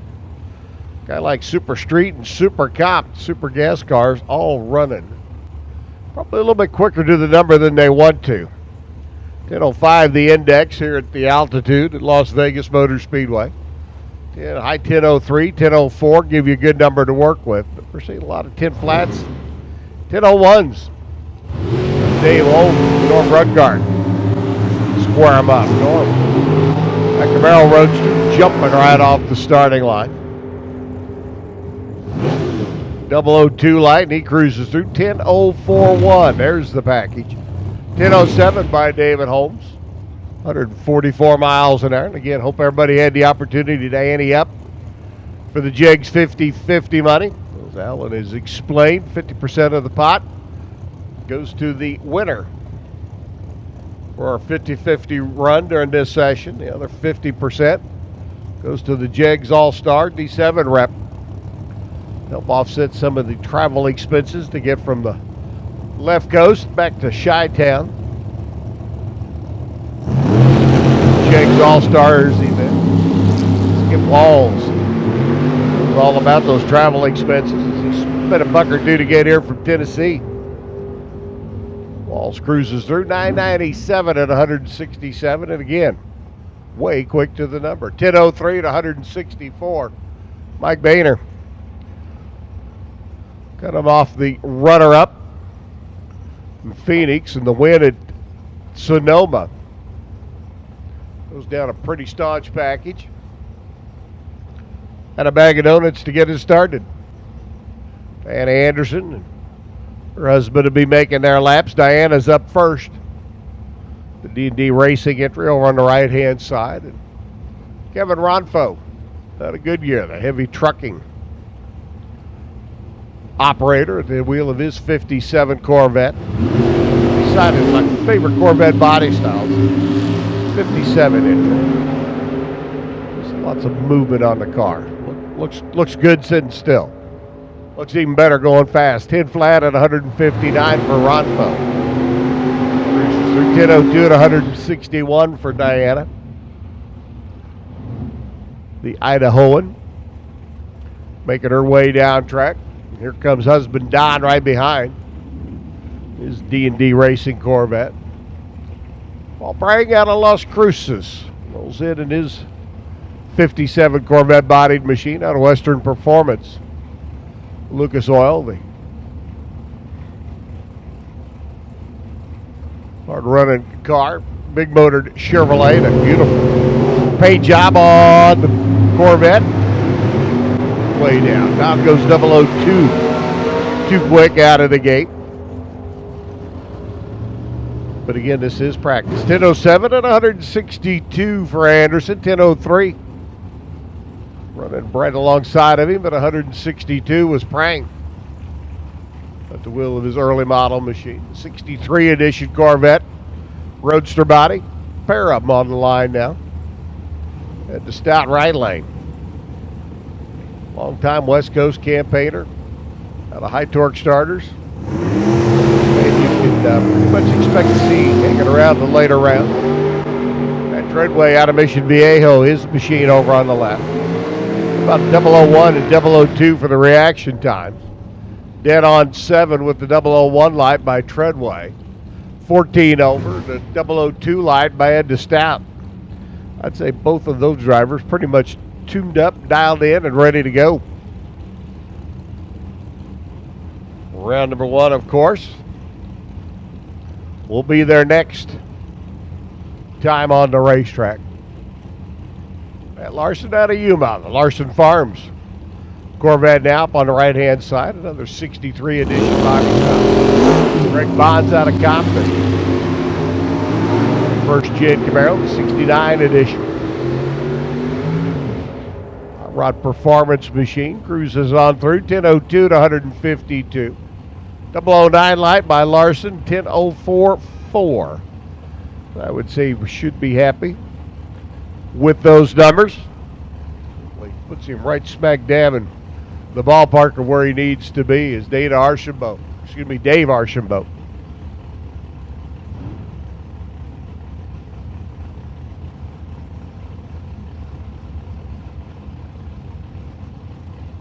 And Ray Cordiero up the K&N filters. Corvette Roadster left lane. So another 57 Chevrolet Roadster. A little bit different body configuration, tweaking if you will. Archambault's right over here on the Pennzoil lane. In the wedge body style. Pointy nose working its way down track to a 998. 157 mile an hour run. 10:03 by Cordiero. $164 the speed. George Scott's Cavalier Roadster. And again, wasn't exactly an option you could check off back in the early 2000s if you went into a GM dealership to order a Cavalier.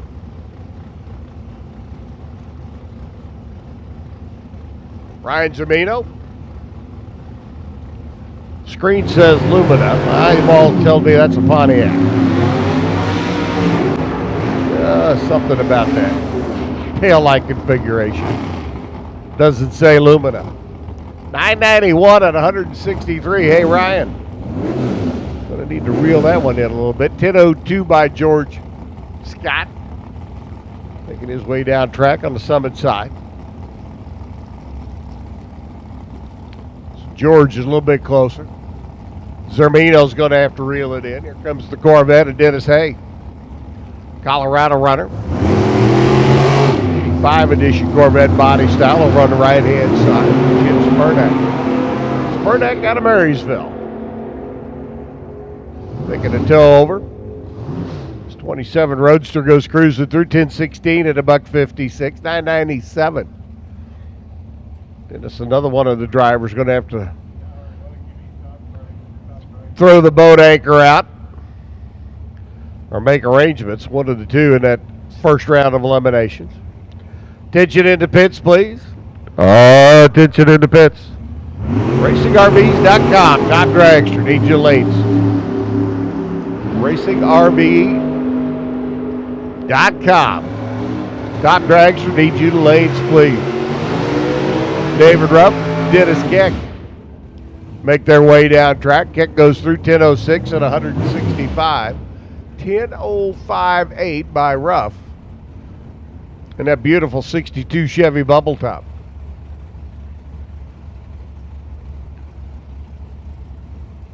George Turzen and Cliff Nafziger.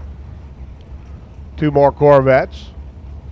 Two more C5 body styles. One's had a chunk taken out of the center section. And one had more of a flying wedge for Nafziger. There's a runner out of Henderson. Makes his way down the Pennzoil side.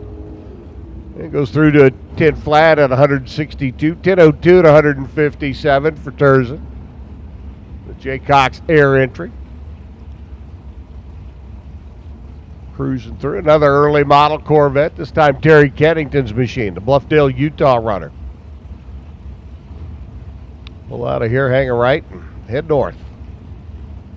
Steve Parsons' Corvette.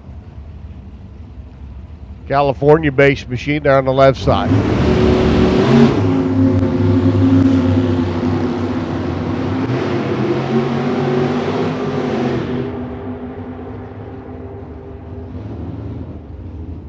.08, 153 miles an hour for Parsons.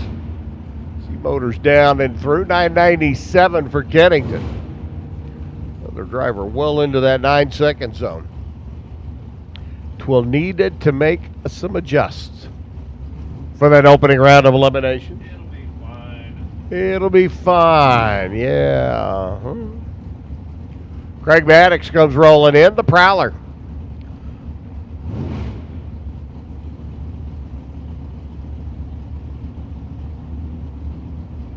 Maddox, longtime campaigner and Mopar dealer out of Sidney, Nebraska, up there in the Cornhusker State. Billy Packard out of Phoenix. Vega left-hand side. Maddox lives, sleeps, eats, breathes Mopar.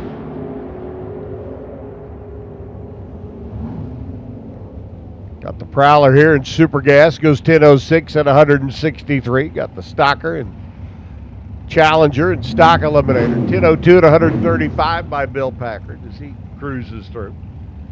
Mark Philbrick comes rolling in next, the runner out of Strasburg, Colorado. Mark got on a roll earlier this year over at Heartland Park, Topeka. Picked up his first Lucas Oil Drag Racing Series event in a few years. It had been a bit elusive for a while for the former Jegs All-Star final round contestant. Ryan Presler's gorgeous early model Corvette, the S&P Racing. Based runner. 10:06, $165 for Presler. 10:04 to $161. That's Philbrick Motors through. Again, Top Dragster. Need your lanes, please. Top Dragster. Looking for you to the staging lanes, please. Top dragster, come on down. Need you, want you, and gots to have you. Jerry Staten, Gary McNaca. McNaca's 27 Roadster for the Lawndale, California-based runner.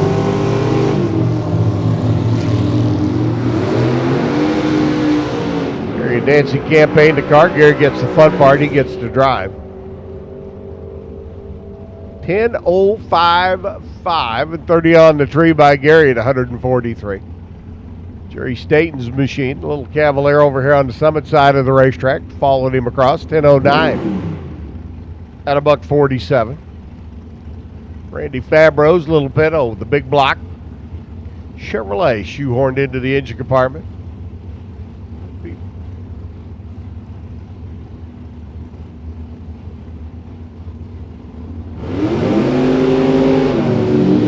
Bob at the wheel of the Porsche. Love you, Kyle, emblazoned on the back window. Yes, we do. 10:03 at 136 for Fabro's Pinto. 10:07 for Bob.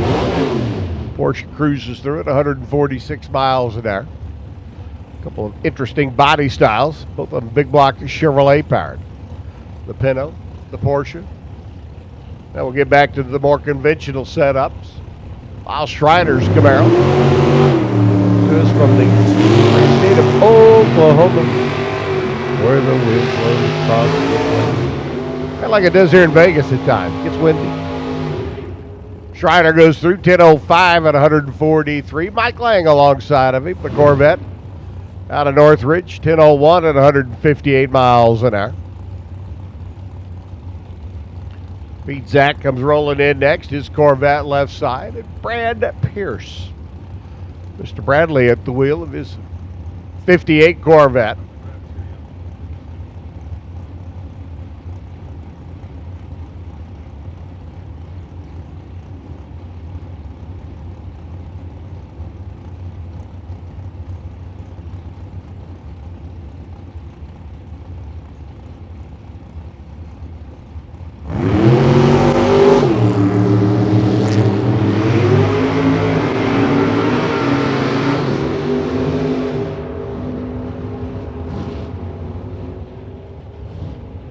.04 at 140 miles an hour as Brad Pierce motors through in that really real 58 Corvette. Not a fiberglass imitation thereof. 10:05.9, 159 for Pete Zach's machine. The Hot Rod Performance entry was a fiberglass imitation machine. Again, top dragster needs your lanes, please. Top dragster to the lanes. Marv Weeb, Rodney Lee, Rodney, Marv, Rodney. The Roadsters continued to work their way through. Super Gas, Weeb's Corvette. They're on the left-hand side, 15 on the tree, and then way quick, 999 at 155. But you think Marv was quick. Rodney's quicker, 993 at 168. And all I got to say to that is throttle stop adjustment's going to be a hot topic in the pit area. Then Sato and Jerry Calton rolling in. Sato's Camaro on the right-hand side. Another one of those early model 57 Corvettes.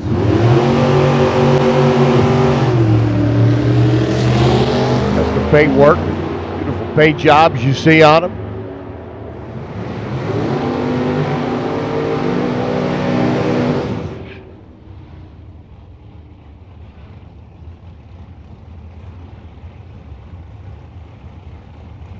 And it appears Calton and Sato both left before the tree was activated.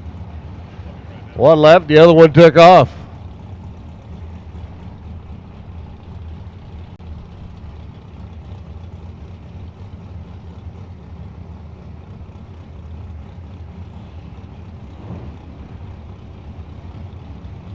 And John Sapone and Del Hall come rolling in next. Hall out of Texas. Pontiac Grand Prix bodied entry. Well, 415 cubic inch Chevrolet, and when you look at all the big motored cars here in competition this weekend, Almost seems like a disadvantage. Yeah, I got news for you. Don't take that Grand Prix lightly. John Spode out of Tahunga. There on the left-hand side. Although Dale doesn't get it to leave a little bit better, it's not going to be much to worry about. Car's normally a very tough competitor. 995, 152 by Sapone, 1353 for Dell is something. Not exactly happy when he left the starting line. Tim Parker's Colorado-based Camaro Roadster comes rolling in next. He's over here on the right-hand side. And David Cook, I love the early T-Bird. 55 edition body style. And it's all Ford with 427 cubic inches underneath the hood of that beautiful race car. For K&N and Mickey Thompson Tires. Of course, Lucas Oil.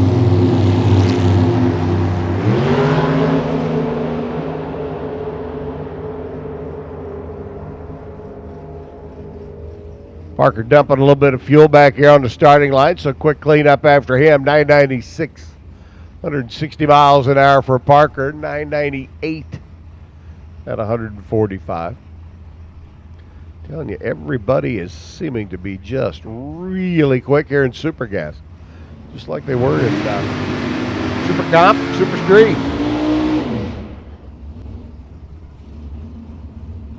Enough to make a person go,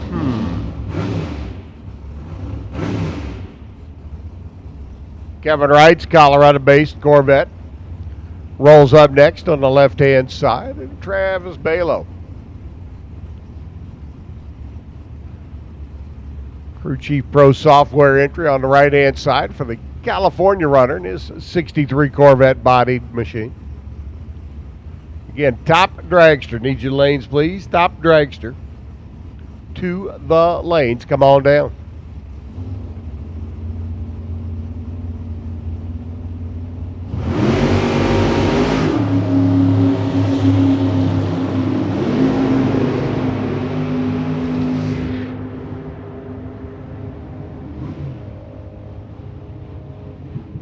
.1002 to 161 for Balo's Corvette over here on the Pennzoil side. The 1009 lap. 163 for Kevin Wright. He wheels his machine down. Summit side of the racetrack, Lonnie Wilburn.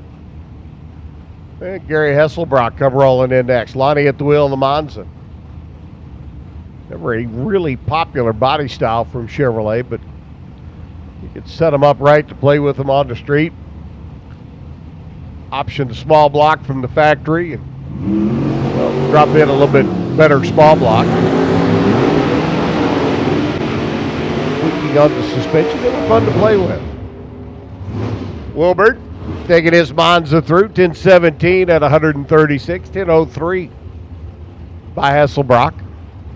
He cruises through at 159 miles an hour. Kim Will at the wheel, the Steve Will Trucking Dodge Challenger. Another member of the Will family making their way down the 1,320-foot mark. Dale Dryden out of Alberta. Tells all the boys in the oil field up there how to do things safely.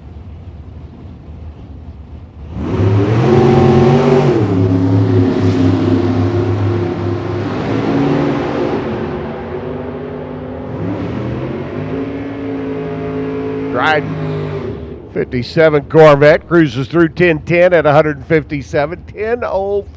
How about Kim? Dead on the dial with a 0. 10.050 for the Steve Will Trucking entry. Rich Givens and Lindsey Meserve. Lindsey wheeling the Barracuda for the former D7 Rookie of the Year. Got lady out of St. George. Gibbons, the all Ford Falcon Roadster.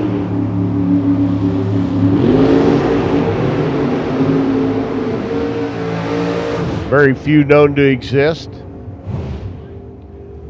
on On the endangered species list, as a matter of fact. 10.05.5 at 151 for Givens Falcon.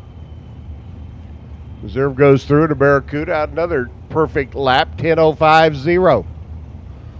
After struggling with so many cars going way quick through the early part of the session, looks like some of the folks making some last minute adjustments and getting them dialed in. Ray Miller the third. His Camaro Roadster bumping in on the right-hand side for Billy Dennis out of Roswell, New Mexico. Got the Cadillac Roadster.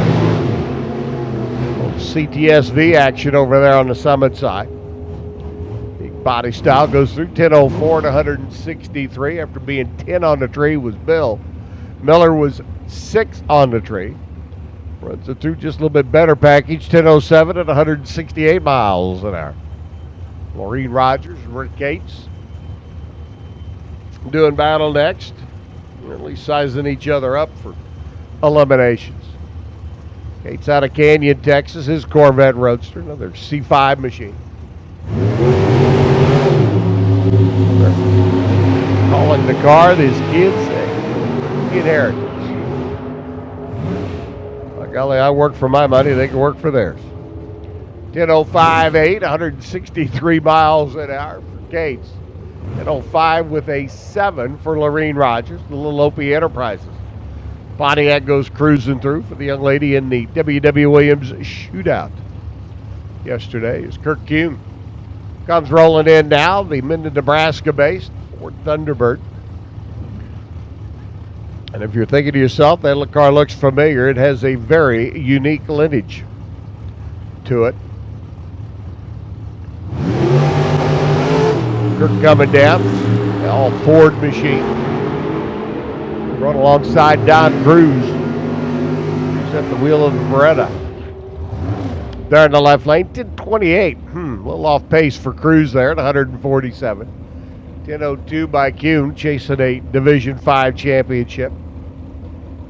Love to be able to stand on the stage in Kansas City in January.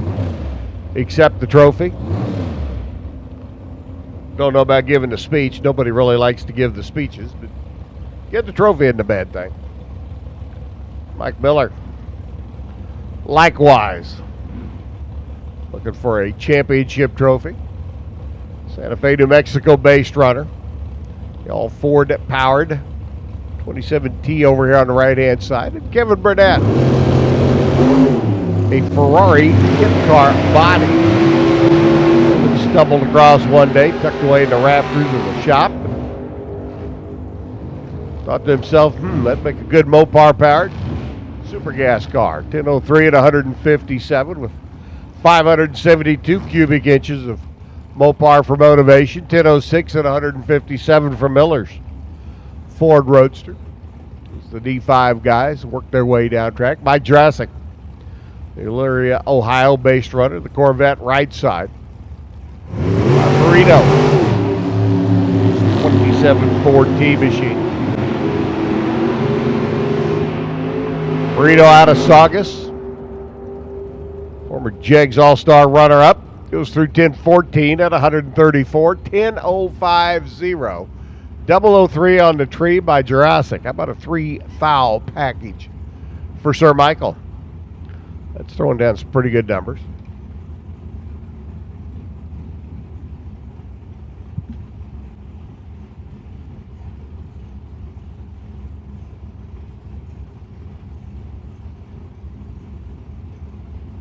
Bob Effley out of Napa. They grow some grapes over there. Makes a pretty good wine. Todd Staba. And down track in the Corvette. Lucas Oil, K&N. Staba's going to motor through 10 flat at 164. 10.05.1 by Heffley. So Staba had the light. Ran quick to the number. Heffley ran right on the number, but a little quick out of the gate. Continue working our way through our final time runs for our 10.05 super gas cars. Keith Montague comes rolling in. Jesse Cerna, Keith, picking up some W.W. Williams shootout money last night. Don't know if it drove the price of the car up because that car is for sale. Jesse Cerna's Pontiac out of El Paso goes through 10:01 at 159. Montague this time a 10:03 lap at 148 miles an hour, and he continues to be a killer on the tree. Trip zero, or triple zipple, however you want to do it. Again.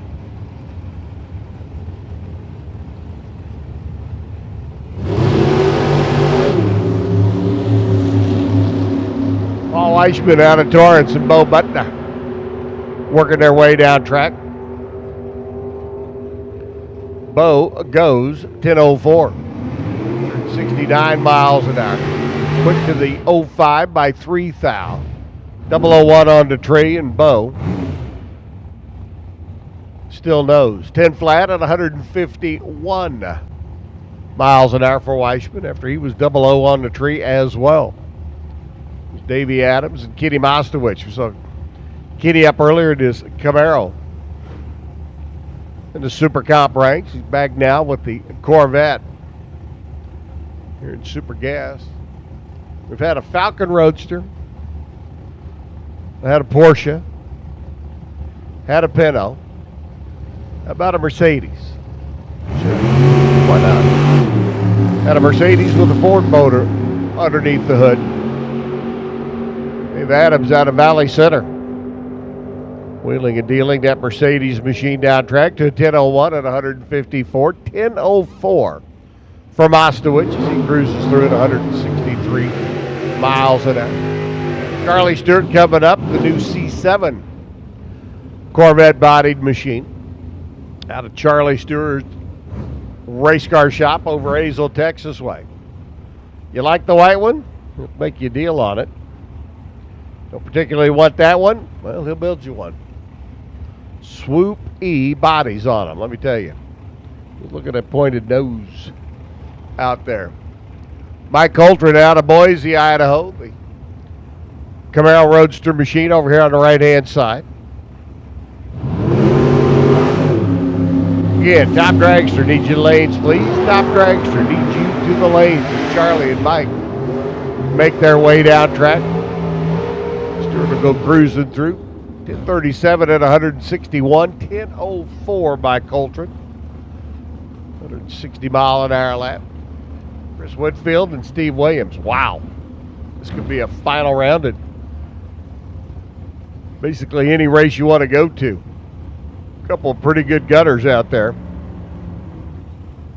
Getting their final time run in. Whitfield out of Colorado, the Roadster. On the right-hand side, started off the year hot. We'll love to finish it up the same way. Steve Williams, in Felter's boss man. His Corvette Roadster over on the left-hand side, summit side of the racetrack. Well, let's just say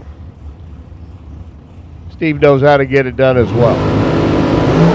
Multi-time division champ. Multi-time national event, divisional winner. Williams a little behind on the tree here, but runs dead on with a 6 at 175. Woodfield a little bit better on the tree, runs 10:04 down at the other end of the racetrack. Cruises through at 161 miles an hour. Eddie Olpen Jr., runner out of Utah. Larry Bradshaw out of Yorba Linda, Iron Eagle 2 machine. Another one of those gorgeous early model 57 Corvette bodied entries in our 10:05 ranks. Just about to put the wraps on time runs for our Super Gas field. Next time we see them, I believe, will be tomorrow, and it will be round number uno.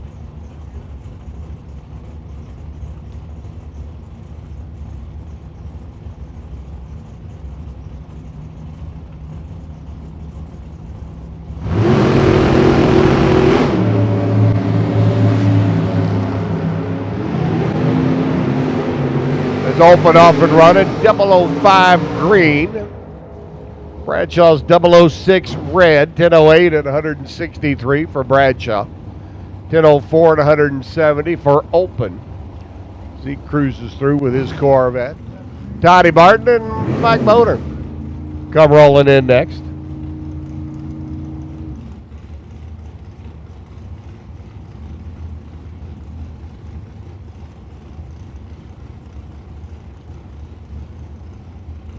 Todd Martin's shoebox Chevrolet comes rolling in. This is another one of your shoebox Chevrolets that you want to run in your Super Chevy Super Shootout in Saskatoon, Saskatchewan. Oh, that's a Super Street thing. I'm getting ready to say. He can throw a little weight in it. Run Super Street. 10:08 at 159 for Martin. 10:01 for Boner over here on the right-hand side as he goes through in his Thunderbird at 169 miles an hour. Marco on the right lane. Camaro Roadster. Bob Willis left side. Full-bodied Firebird.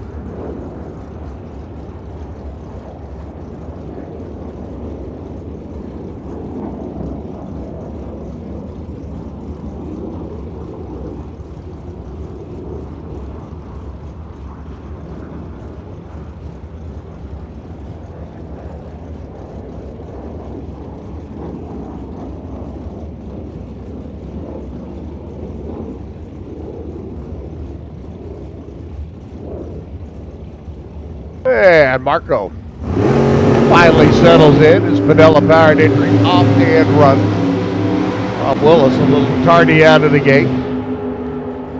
Just couldn't get settled in the car. Took a long time to get her staged up. Runs through then 10:05 with a 1 at 167.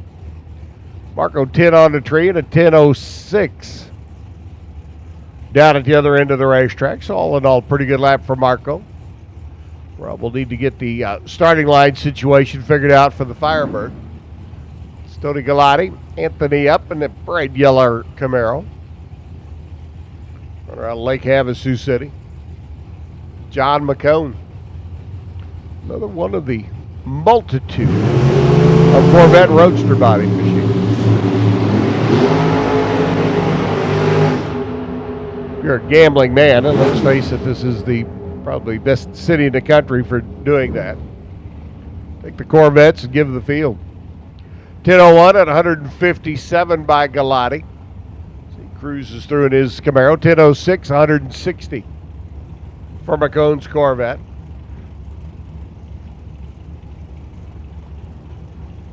A little Chevy Deuce.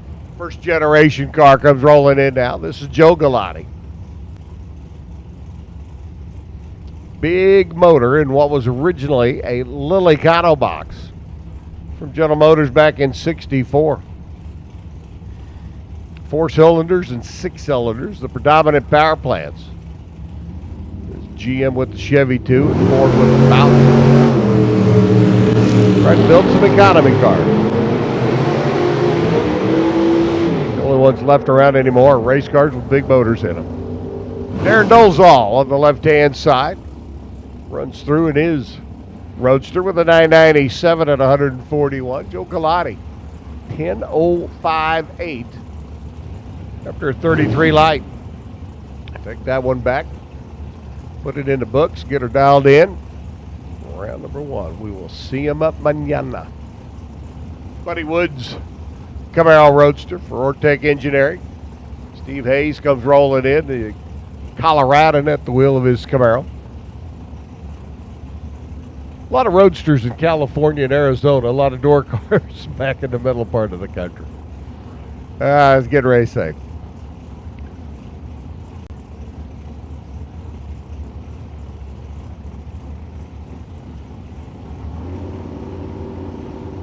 Might have something to do with the climate that the vehicles are raced in.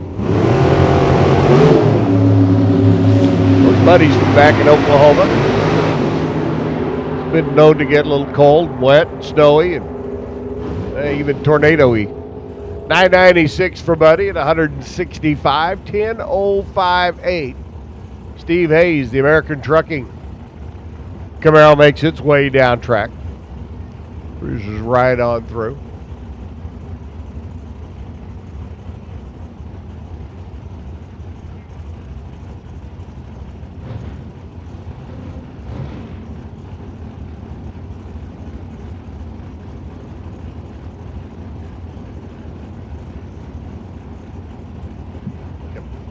Chet Tucker comes rolling in. And a third-generation racer out of the Bayou Boys, the family clan down in Louisiana. Covey making his way down track. On High Gear Harem's car this weekend, chasing a potential division championship. 10:01 at 151. 997 for Chet Tucker's. Hot rod over here on the Pennzoil side. So Cole doing the Rent-A-Racer thing this weekend. A lot of that going on as drivers trying to get their final points tabulations. Stand as tall as they can on the banquet stage. Of course, the banquet's coming up the next couple of months across the country. Joe Hessling rolls in, the Corvette Roadster left-hand side for APD, and Mike Blodgett.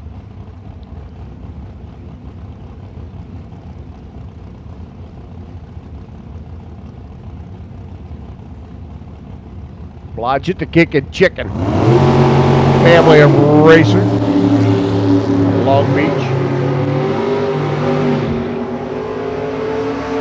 Miss the old days of the cookie deliveries. Don't need them, but still miss the old days. 10:03 at 151 by Blodgett. 10:01. 164 miles an hour for Hessling. As we continue on in High Gear Harem at the wheel of the Corvette. For Mosier, Goodyear, FTI. Matt Blodgett picking up a pretty nice check last night. And a cupcake. WW at Williams, shootout champ. Driving the Kickin' Chicken Family Vega. And who also was one of our perfect laps yesterday. Alan calls it, hanging a bag of donuts on this end and dead on with an egg on the other. 10:06 this time around at 138 for Blodgett. 10 flat. As High Gear Harem motivates through at 175 miles per. Don Nichols, reigning Division 5 Super Gas champ, and always a tough draw once you get into eliminations. Up alongside Dan Bain. Bain picking up a win out here on the D7 Lucas Oil Tour. Earlier this year, the transplanted Kansan enjoying the climatic advantage of the Las Vegas area. Pontiac Firebird, former Topeka, Kansas resident over on the Pennzoil side. Working his way through. Top end goes 10:03 at $1.62 after being 12 down here. Nichols 001 red, 10:06.1 at 160 miles an hour. Mike Dalrymple's Camaro. Up alongside Tanner Hyatt's big motored Chevy Camaro.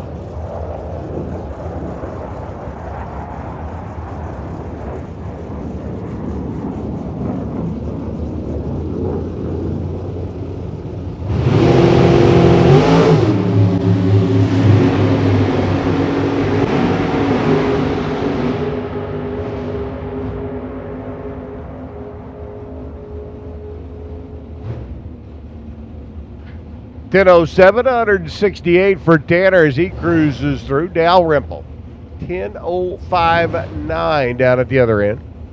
163 mile an hour run, and just about to finish up our Super Gas fleet of Corvettes is Mike Wiblishausen and Kevin Kleinweber. Roll in, Kleinweber, the wheel of a Dalrymple Super Gas machine. Corvette's a pair. C5 Body Styles a pair. Michael Wiblishausen, now a Arizona resident and a former D5 competitor. This Corvette there on the Summit side of the racetrack.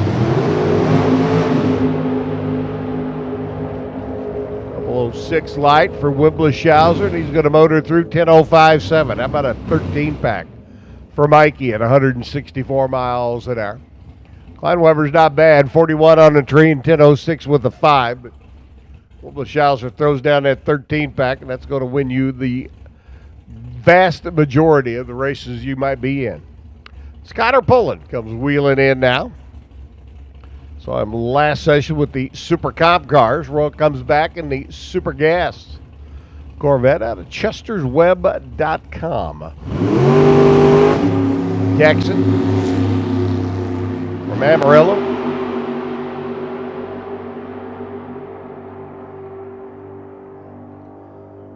.10:02, 160 miles an hour for Connor, and time runs are done for Super Gas. Next time we see our 10:05 cars, it'll be side-by-side competition. 2 go down, 1 come back. RacingRVs.com. Top Dragster's getting ready to roll in next. And Senor Allen going to yak at you and tell you all about him. Yak. Yak. Yak. I like yaks. Want to have a pet? Put the yak in the back. You can't put a yak in the front. 75 degrees out there right now. 3,138 feet the density altitude. Hey, Top Dragster, remember what last night? Let's not do that again. I mean, some of you can, but some of you can't. John Bond and Aaron Stanfield tied for the number 1 spot. There's a 1 thou opportunity for somebody to sneak in there on ET, or you can do it on speed like, well, John did to Aaron. We had a number of cars yesterday that ran too quick, including Steve Will. Now, Steve, I don't want to put any pressure on or anything, but didn't his kid just run dead on with an egg? So, 6.100, otherwise you're going to have to hear from Kim all day. He's going to be going, Dad, I showed you what to do. Just do it. Ed Olpen in the left side. Here's your reigning champ here in this part of the world. The 71 on the side of the scoop. He's qualified in number 39 spot. It is a 64-car field, and these cars are fast, fast, fast. Steve Will's problem yesterday was too fast, fast, fast. He went 6:03. You're not allowed to run quicker than 6:10. If you do, we'll yell at you. Well, Bob will yell at you.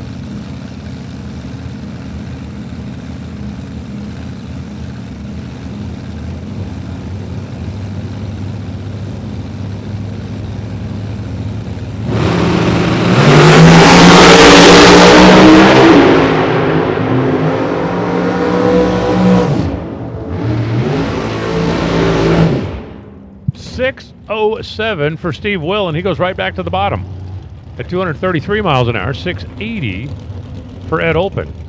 By the way, I mentioned earlier the W.W. Williams barbecue later on tonight. They're actually fired up now. If it's it's about lunchtime, you don't feel like firing up the grill, stop by W.W. Williams. They're located right over at the main intersection. And he says, man, we're fired up, we're going, we're cooking, and the racers want to stop by, stop on by. The racer appreciation party apparently is going to go all afternoon. That's cool. So Steve Will goes too quick, twice. And now it's Ryan Pretty, the Mountain View car, and Damon Bustamante. Damon's 17 years old, driving one of the family racers. Over here on the right side, Damon's currently sitting in the number 58 spot. Not exactly a safe spot because we got a lot of really fast cars that have not yet locked themselves in the field.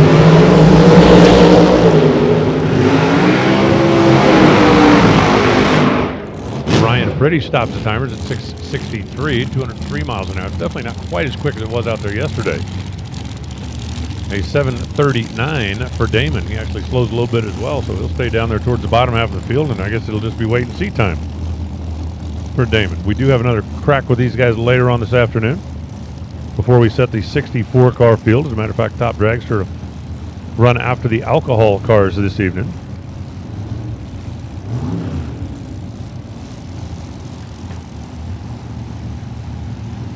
And here comes Michaelin Raleigh. Isn't it amazing that, you look at her Super Comp car and go, yeah, the other one's the fast one. And her Super Comp car went 200 miles an hour this morning. Fred Aramillo out of New Mexico. Bosque Tire and Auto Service. The Aramillo family's been racing for a long time out in this part of the world. Multiple classes, and they've definitely stepped up and jumped into the Top Dragster mix.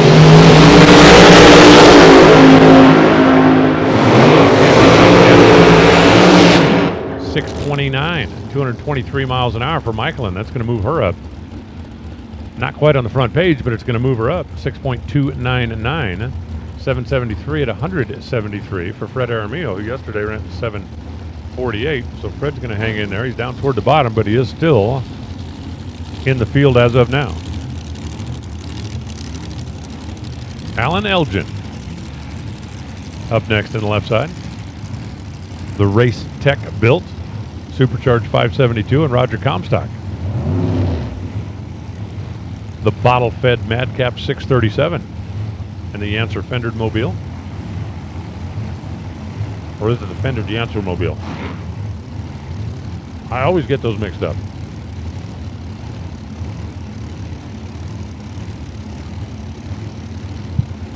Comstock sprayed his way yesterday to a 42nd best run.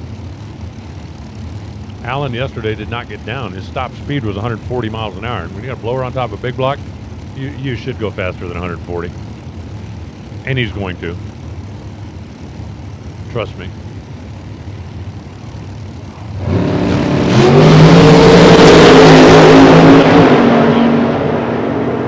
Now it's getting way over out of the groove. An hour from 140 to 190. 689. Does Allen. That's going to move him up a little bit, only to 53rd though. Roger Comstock goes 676, picks up a little bit. And he is now 40th best. If you want to be on the front page, you got to outrun Mike Mendenhall. I'm sorry, you got to outrun Michael and Raleigh at 629. Want to be on the second page, outrun Art Hoover at 665. Want to be on the third page, outrun Steve Cook at 687. You're going to be in the field at this point. All you can do is, well, go down the racetrack. Slower than 610.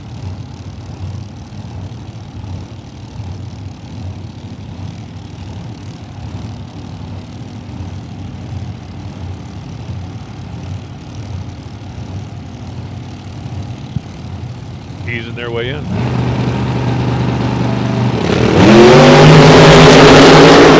Mike McBrayer on the right.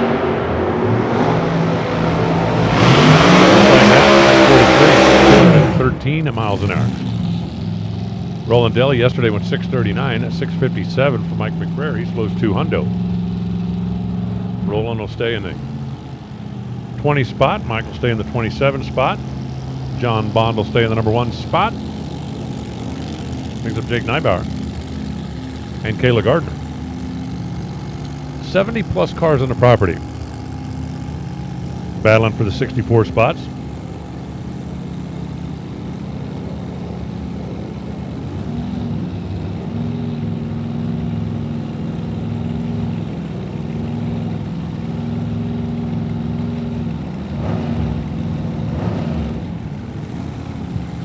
Jake Neibauer trying to do a little different. A little shorter wheelbase. I believe he's the only top dragster this weekend that is sitting behind the motor.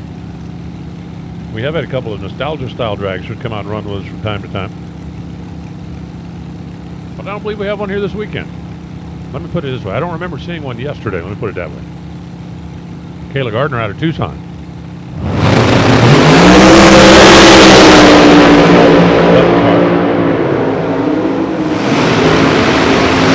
.613 for Kayla. She was part of the 2 Quick Club yesterday. She just went to the number 7 spot. I'm trying to expand our 10 zone. We've got 3 kids that run 610. And when I say kids, I mean like in cool kids. Jake Neibauer goes 683, 196. Yesterday 681 will keep him where he was.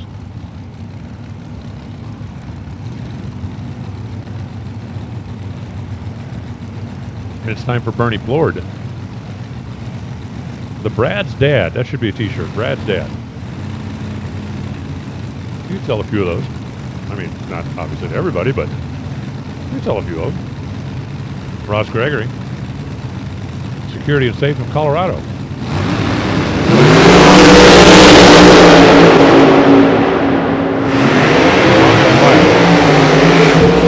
Safe place. I'd put it inside the safe and just leave it there. Ross Gregory, 617 after yesterday's 617. Picked up 4th thou, but not a spot. Stays 10. Bernie goes 722 at 184 miles an hour, and that is 57 best unofficially. 57 at 722. we have had 55 cars make a legal 6-second run. A couple of them that have been too quick. We got Kurt Smith on the left side. We got Anita Strasberg on the right side. We got Anita left a little puddle out there of fuel at the end of the burnout. A little splish splash. I was spitting fuel out. Quick little touch with the mop and it evaporates on a nice warm Vegas afternoon. For those of you that are watching in on NHRAracer.tv, why aren't you here? Tires broke off the starting line. It is a perfect day for a drag race. We got another 617, this time from Anita, who yesterday was 6.1. Yesterday was 6.500. So he's got back-to-back runs within a thou on 2 different days. And there's not much wrong with that. Denny Hills now, the Mike Chiropractic, and that car's for sale if you want to get involved. Check out Baruch Lamas. Doesn't that car look like it's missing something? Like the downpipe from the scoop? A lot of those Pro Charger cars will take the air in the top of the scoop, force it into the back of the Pro Charger, and then force it into the bottom of the scoop, and yes, there's a divider in the scoop. But that one's like missing the stovepipe. It did still run 670 yesterday at 202 miles an hour, so apparently they're sucking some air through the back of that blower, even if they're not force feeding it through the scoop.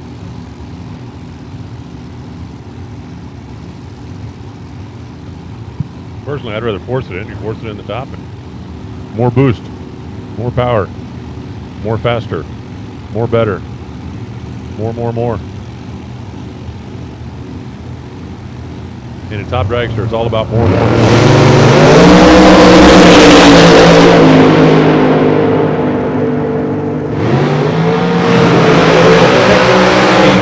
For Denny after yesterday's 621. So not bad, not better. Baruch goes 667, and that is not bad and better. Picking up 3 hunt. Sitting 34th unofficially now. John Bond still sitting 1. Dan Lafferty. And the aforementioned John Bond, driving one of the Button Transportation cars. Over here on the right side. Careful. Cars coming through. Got guys trying to get run over down here in front of the tower. I don't want anybody to get run over down here in front of the tower, please. If you want to get run over, do it, well, off property. That'd be a good place, off property. So Dan Lafferty, who did not get down the track yesterday, and John Bond, who got down the track better than anybody yesterday, stole the top spot away from Aaron Stanfield by speed.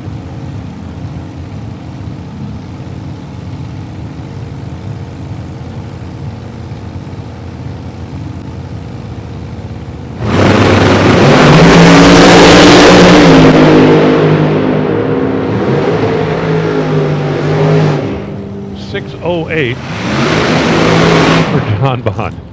Tried to thread the needle and pick up that extra thou. He goes a little quick. Dan Lafferty goes 658. So that'll move him from all the way at the bottom of the sheet to up to the number 30 spot.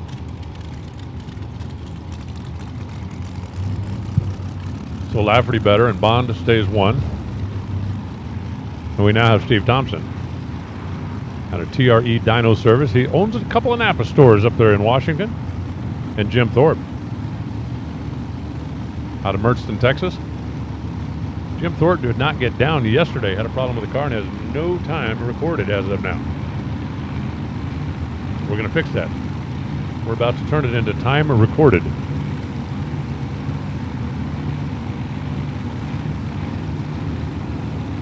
Time recorded is a good thing. That bump spot at 966 is not very intimidating. Yep, it's definitely about to get done. 612, and I'm not sure the chute wasn't out early. 227 miles an hour. That's jumping up big. 6.120. I unofficially got that number 3 spot. Steve Thompson goes 6.44, 217, and gets bumped down to 1.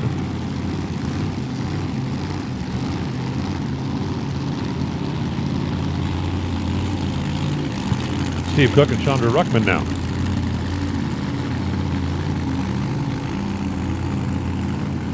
Cook in the left side. Chandra then would almost have to be on the right side. Can't put them both on the same side. That would just be silly. Don't be silly. That would be silly.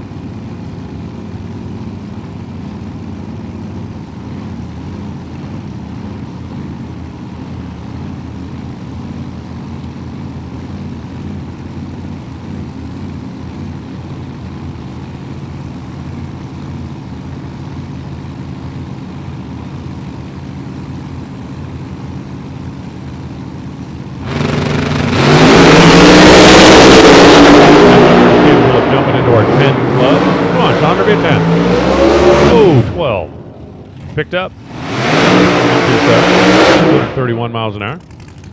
Steve Cook goes 678 at 201 miles an hour, so that'll shuffle things around a little bit. It'll both pick up performance from yesterday. And here comes Chuck Phelps. A little help from the Verbanchik brothers. And he's got one of those back-fed Pro Chargers. And Chuck Phelps didn't get down the racetrack yesterday either. And Danny Nelson in the right side, he is about to be crowned champion. How'd you do this year? Won the championship. Was it easy? Yep. Okay, it really wasn't easy, but he did win the championship. And you know it's a good day when you win the championship and get a cupcake all on the same day, and he did. Listen up in the pits. Attention in the pits. Competition eliminator. Comp, come on down. Need your lanes, please. Competition eliminator. 2 of the staging lanes.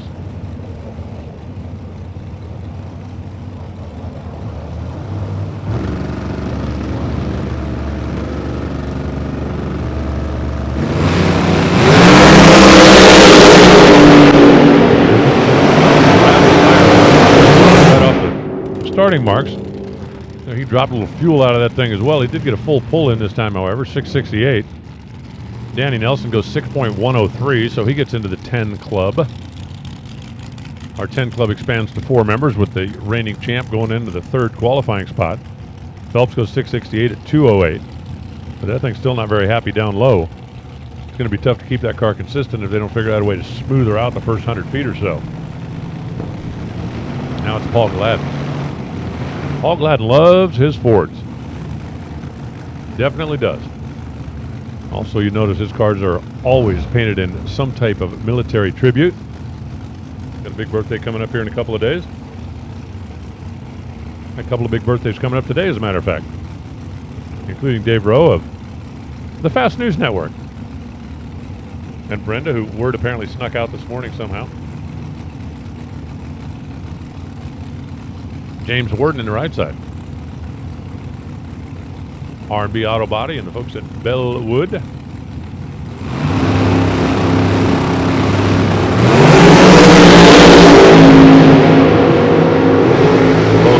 fed in a little different manner.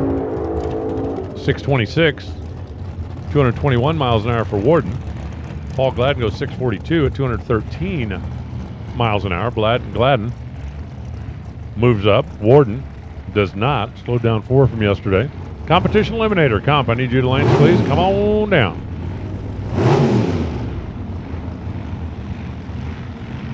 Bring up Dean Hall, a.k.a. Dino Dean. From out there in Gurnerville, and Randy Dahlberg, the reigning Division 5 champ. The nitrous-injected madcap big old monster.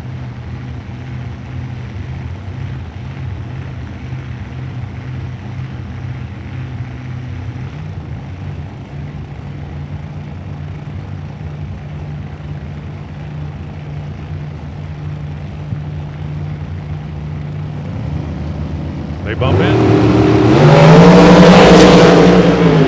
Randy waits for green. We can't force him to wait. That won't be till tomorrow. 672, 200 miles an hour for the Division 5 champ. 681 for Dean Hall. Dean makes his best by a little bit. Randy Dahlberg slows down from yesterday. Dwayne Daniel pulls up in the left side. And Reed Taylor in the right. So apparently we had 2 guys sitting behind the motor. I don't know how I didn't remember that from last night. Oh, I remember now.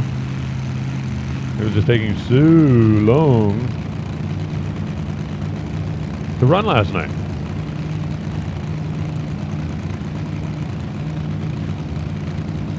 Dwayne waits patiently in the pre-stage, and Reed Taylor rolls in. Need to get that crew guy off the starting line. There we go.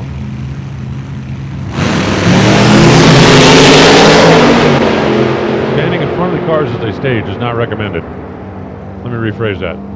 Not allowed. 676. 205 miles an hour for Dwayne. That's not going to help. 681 for Reed Taylor. Good clean run down the racetrack for the Altereds. So we got a couple Altereds in the field now. Here's Terry White out of Nevada. And Art Hoover.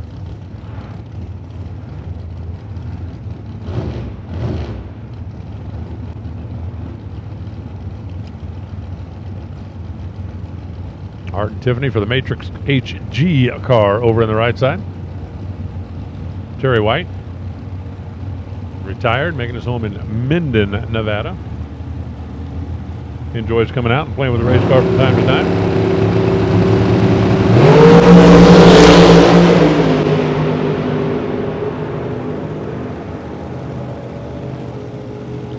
Art Hoover, 658, 204 miles an hour. That's an improvement. Terry White goes 714, 187. Looked like he was spraying it yesterday. Maybe he wasn't spraying it today. He figures he's qualified solid.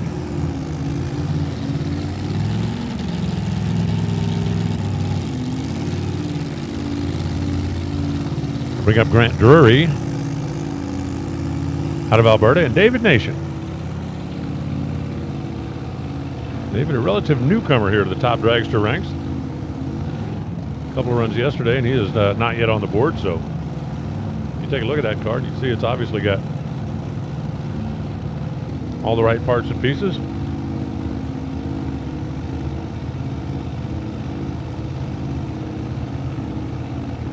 Well, let's just see what he can do with it.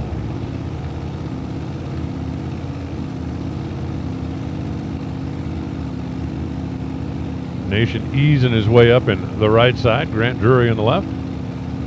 Grant is in right now, 665 yesterday in the lone qualifying session. Dave does not have an official run on the board.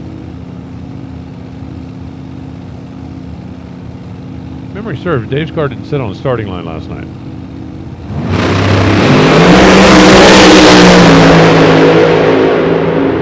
A little timing manipulation with the power down track. 615 for Dave. 665 for Grant. Grant goes 6.658. That's his best. Dave Nation goes 615. That's going to put him on the front page, albeit, I do believe, below the fold. Time for Mo Trujillo and Aaron Stanfield.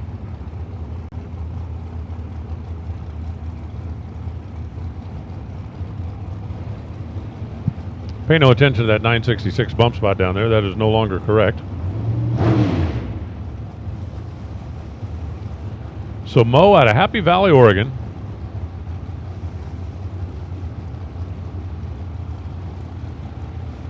In the left side, and Aaron Stanfield. Second generation driver.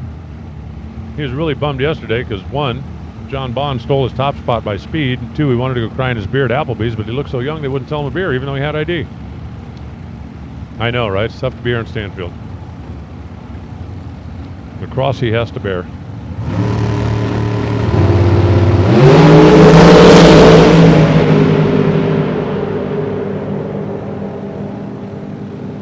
$613 for Aaron. Wow, that thing's loud. Mo Trujillo picks up a hunt, but Aaron Stanfield will stay number 2. Mo picks up about that much, and it is time for work to cease in the Zizzo Race Shop back in Illinois. Because here comes Tony, the family patriarch, driving one of the Bob Button cars. It's been a while since Tony's been behind the wheel. He did come out and play with the test and tune day and got kind of acclimated. And yesterday went 620, 191, looked pretty good, shutting off a little early. Jeff Coron did not run yesterday. Jeff Coron actually, in test and tune, chewed up a cylinder head, pushed the gasket, wounded a head, sent it across the street, had it fixed. We found him a gasket yesterday. He's got it all bolted back together. We were talking tuning, and he said, well, I was talking to Matt Driscoll. I said, that's the right guy. Listen to Matt and do whatever he says you should do. He's going to give you better advice than I am, I promise.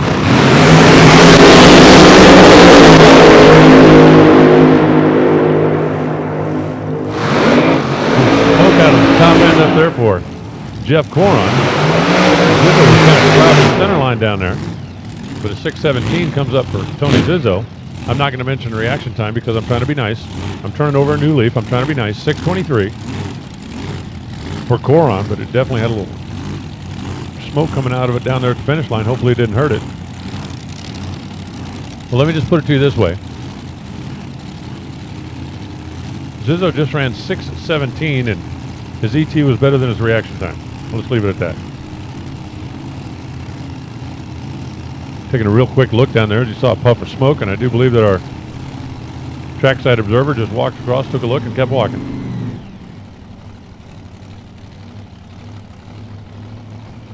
And now they're telling them to shut down. Geneva Nash.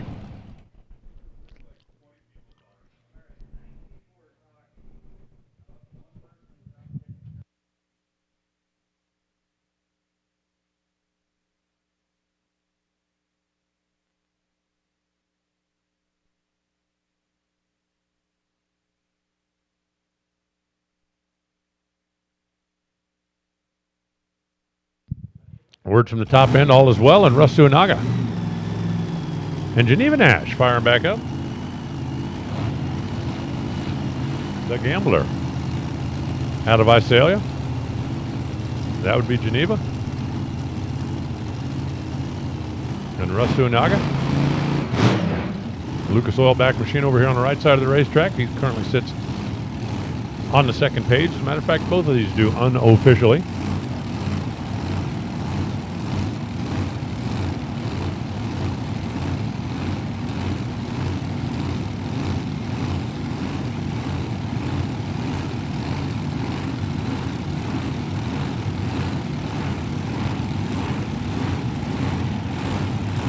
They bump their way in.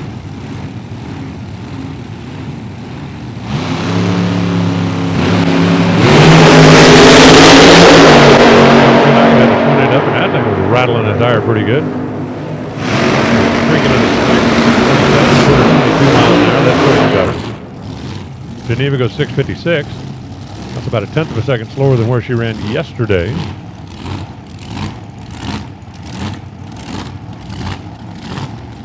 And now we've got Steve Schneider.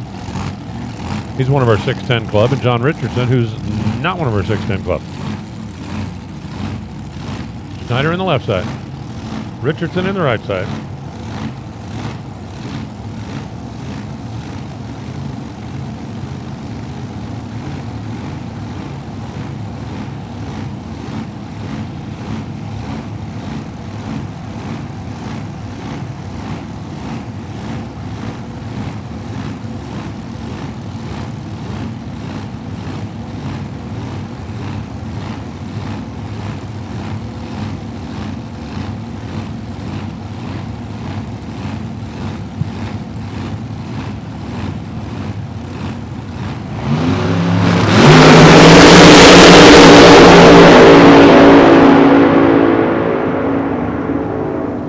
Nice looking run for John Richardson. He wanted in the club. He goes 6:12. That is stepping up big.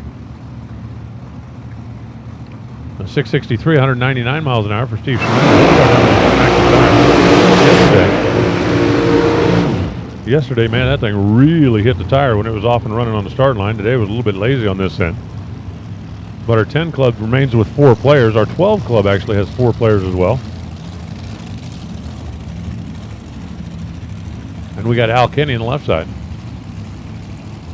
with that Stennet powered select transmission Jegs backed car. And Steve Hamilton, that's Mr. Tapatio, the hot sauce dude.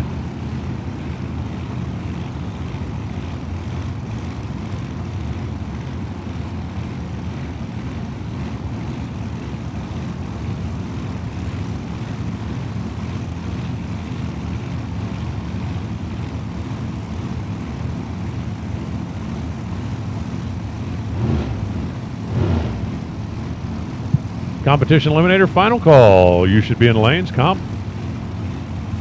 Hopefully you're all stacked in there, ready to go.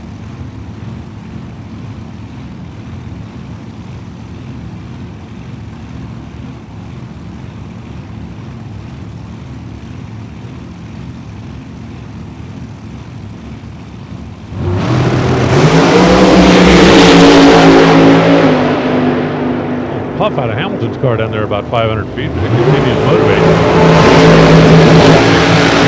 20 miles an hour. Al Kenny picks up a Hun. 683 at 192 miles an hour. Hamilton picks up just a smidge as well. And now we've got Gary Vang out of Parker, Colorado, and Mike Mendenhall out of Santee, California.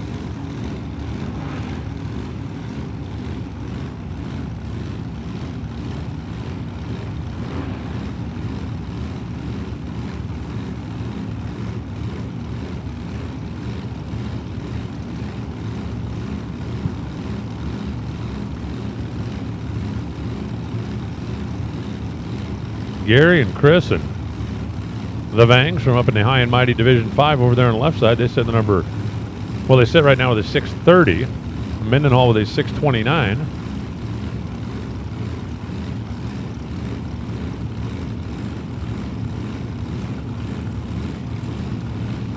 All of my qualifying numbers are a little bit. A couple of cars that didn't automatically advance in the auto qualifier here. So we'll wait until it's all said and done before we know exactly where everybody is. But Mendenhall goes 628, 221 miles an hour, 631 for Gary Vang. Mendenhall picks up. Gary Vang slows down. I mean, we're talking a smidge here and a smidge there, but they're moving two different directions. And here comes the birthday boy. We mentioned Brenda's birthday earlier. Today is Paul Snell's birthday, and it's a big one. Rotating decades. Paul Snell is 70 years old. 70. I guess what I should say, Paul Snell is 70 years old. Now that he's so old, you got to yell at him so he can hear you. Vicky Johnson in the right side for Madcap, Fine Line, up in Arvada, Colorado. Neither of these two are on the qualifying sheet as of yet. Somebody tell Paul Snell it's his birthday. You can come get a cupcake. I got birthday cupcakes today. I've given a couple away. We'll also have Punch Johnson at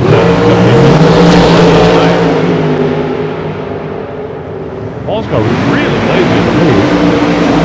And then 693. I mean, that's okay, but trust me, that car will run a whole lot quicker than that. Vicky Johnson goes 672 at 198 miles an hour. Paul goes 693. At 204 miles an hour, but that thing was still very, very lazy on the initial move.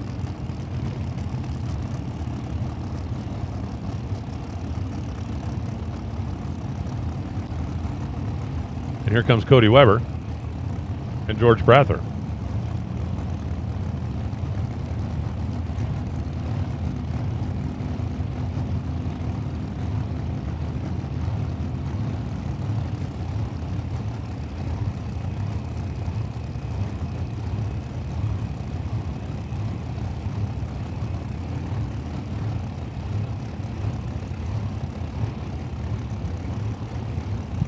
Continue working our way through just an absolutely beautiful day here at the strip at LVMS.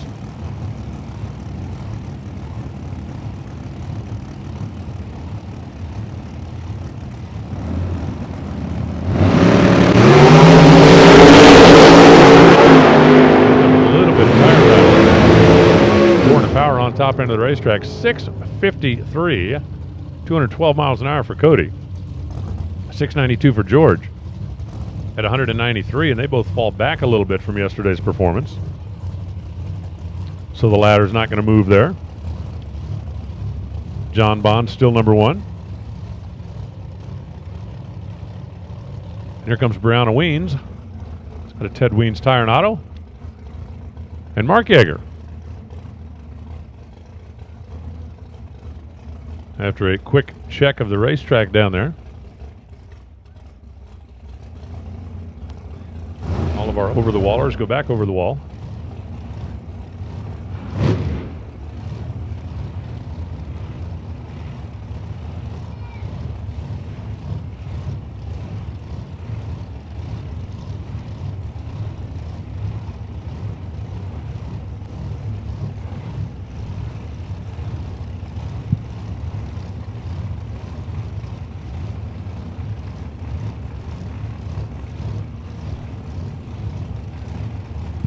Easing their way into the beams. Down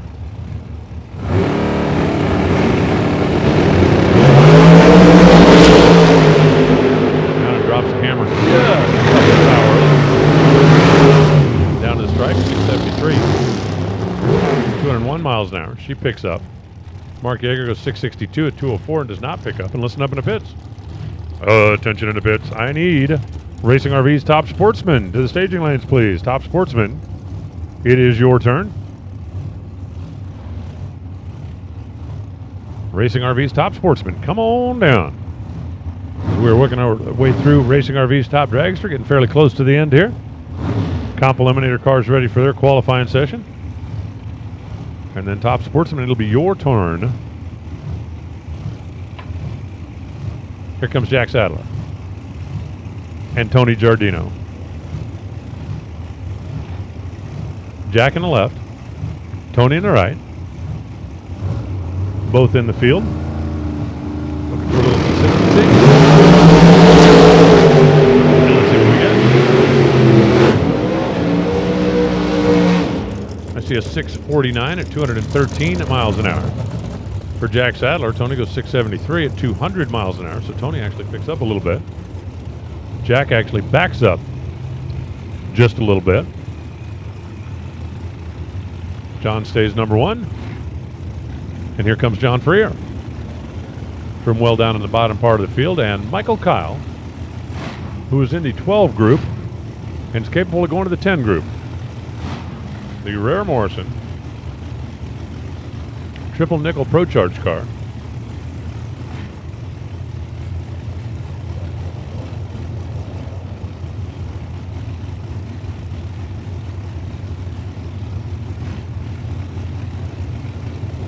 That would be Michael. And that would be John Freer on the left side.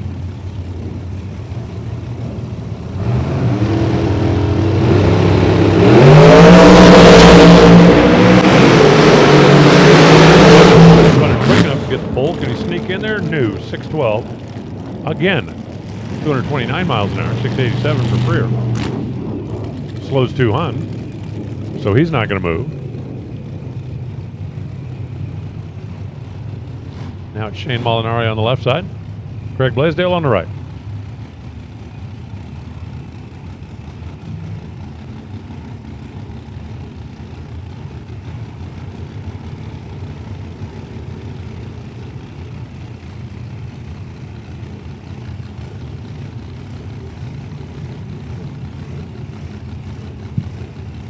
Molinari out of S&T Truck Repair up in Battleground. We'll see his daughter coming up here momentarily, and Craig Blaisdell. One of the guys that keeps all the cars running over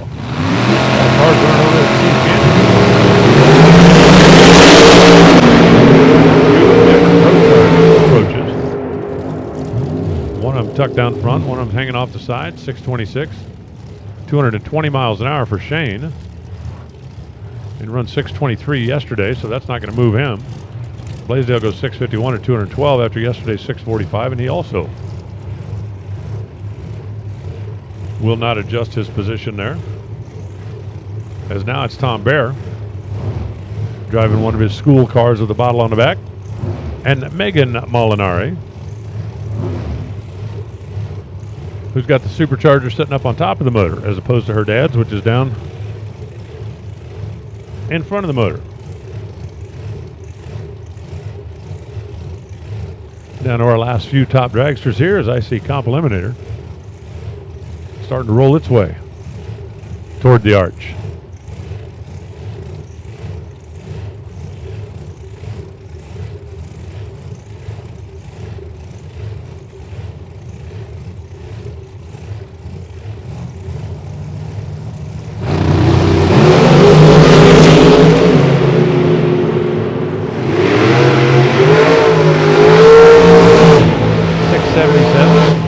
797, Megan. Not bad, not better. 689 for Tom Bear, 190 miles an hour. Very consistent, only 4 thou slower than yesterday.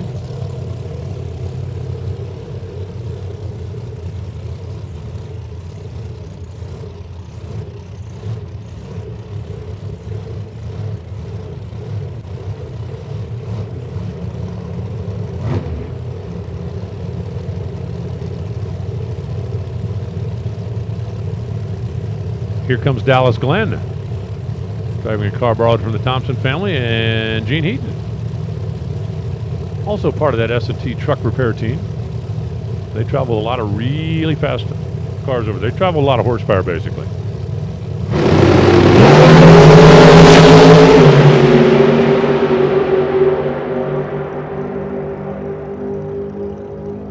Seven flat. 192 for Gene. That's not going to move him anywhere. Dallas Glenn goes 683 at 196. He was already locked in at 681, so he'll stay right there. Looks like we got a couple of solos. And then we got Comp Eliminator. Top Sportsman. Racing RV's Top Sportsman. Need you to lanes, please. Racing RV's Top Sportsman. Come on down. So here comes Lindsay Meserve, driving one of the Theobald family race cars. Lindsay's like an undercover Theobald. You know, when she got married, it's like nobody will ever recognize me now because my name is Meserve. But I'm pretty bright, I caught on. Especially since her super gas car still says Theobald on the door. You're not exactly going full disguise here on this lens, just so you know.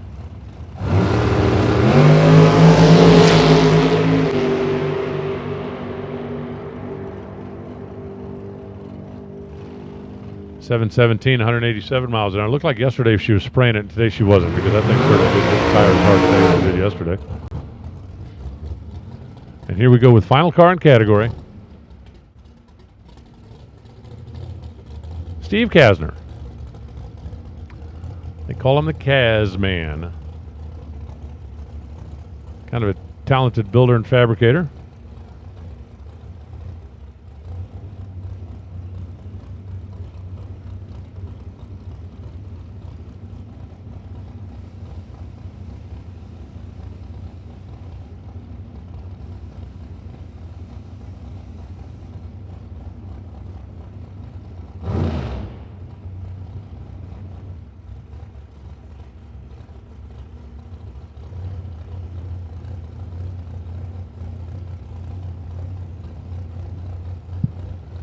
Kasner will be the last one down, and then we'll go Comp Eliminator racing.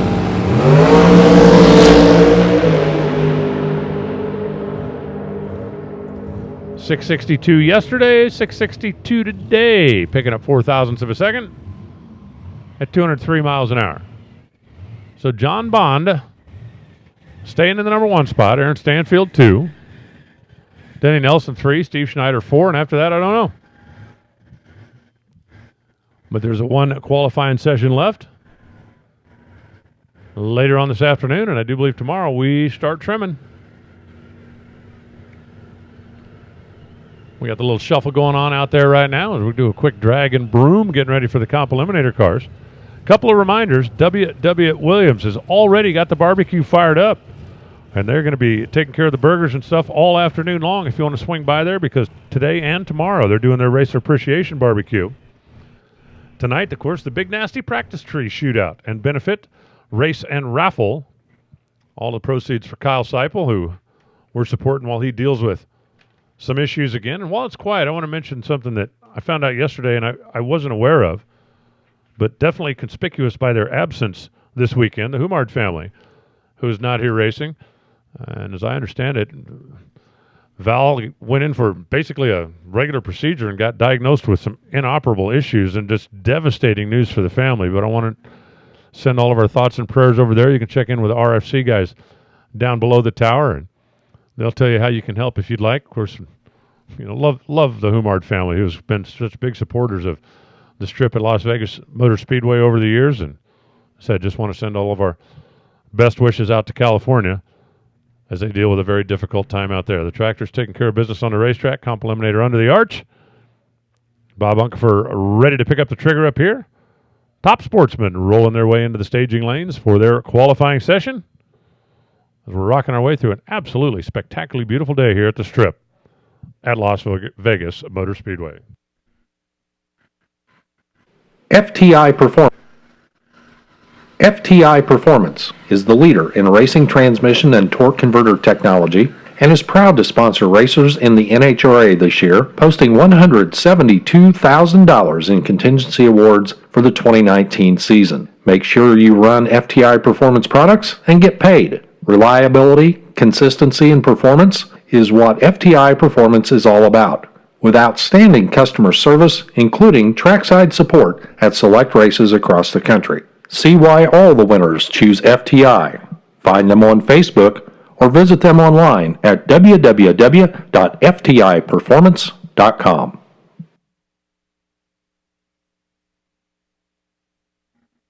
Is your goal an NHRA championship? Then Altronics has what you need. Altronics DataQuest system is the latest in state-of-the-art data recording. The DataQuest full-color touchscreen dash is the only system available that puts your data at the touch of a fingertip. DataQuest's new integrated switch panel allows complete control of all of your car's accessories directly through the touchscreen. And Altronics DataQuest is an NHRA contingency product, which means you get paid to win. With tech support experts available 7 days a week, Altronics is always there when you need them. For products that will get you to that final round, remember Altronics and DataQuest data acquisition systems. Order one now at www.altronicsinc.com. Altronics is always there when you need them. Comp Eliminator getting ready to roll in now for their first official qualifying run of the weekend. Randy Jones and Bruce Schmeidel taking advantage of a little test and tune opportunity yesterday. See how they're testing it yesterday. It fares out as far as today's qualifying is concerned. A fair field of Comp Eliminator machines out there. Walking back through the staging lanes a little while ago, chatting with a few, and a couple full rows back there. Comp Eliminator cars getting ready to roll up. Of course, Comp, basically the surviving class, if you will, from what NHRA really was about. Get some buddies together, and one of them's got a chassis, one of them's got a body, and one of them's got an engine. Put it all together, and let's go racing. Comp Eliminator, big V8s, little V8s, V6s, inline 6s, 4 cylinders, supercharged, turbocharged.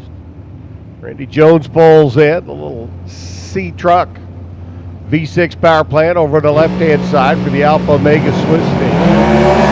Final small block, 32 Bantam. A Econo altered for the runner down from Regina, Saskatchewan. 748, 175 miles an hour for Schmeidel, 825 at 160 for Randy Jones. Those of you that are occasional fans to the sport.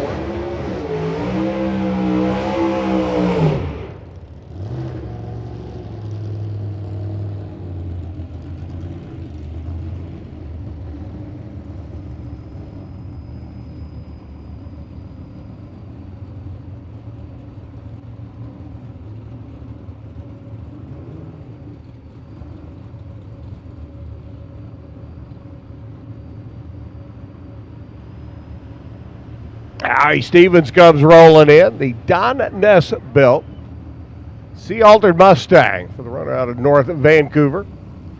Out of Stevens Pools.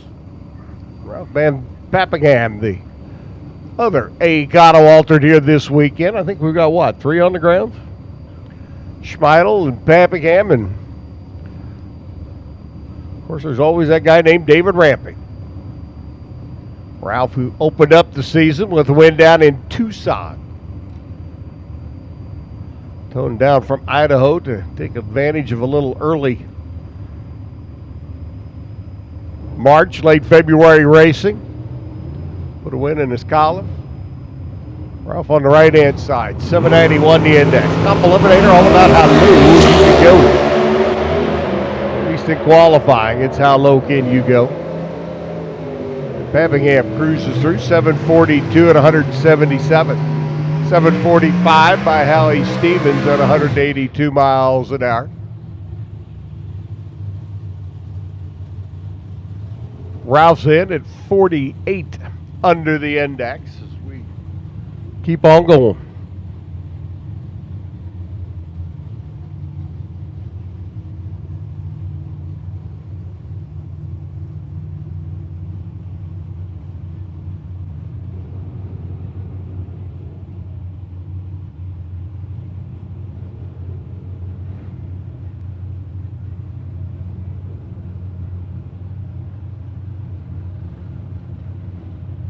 See Alexandra.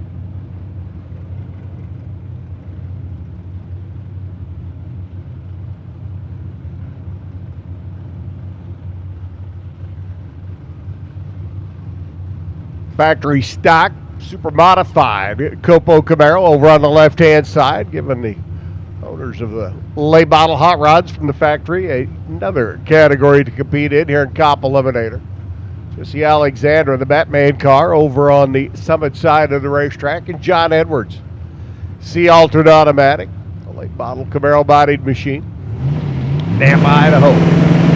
Campaigner, 804 index, looking to put her down into the mid sevens. See how well he can do. The 54, right at 50 under the index. 181 miles an hour, an 806 lap by Jesse. The 852 throws him into the mix.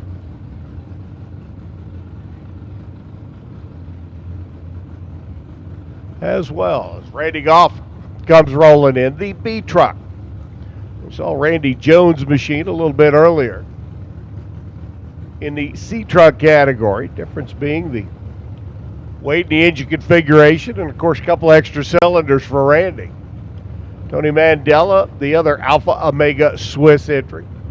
A Supermod automatic Camaro.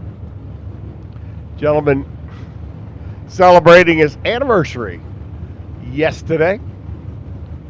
Did it here at the track.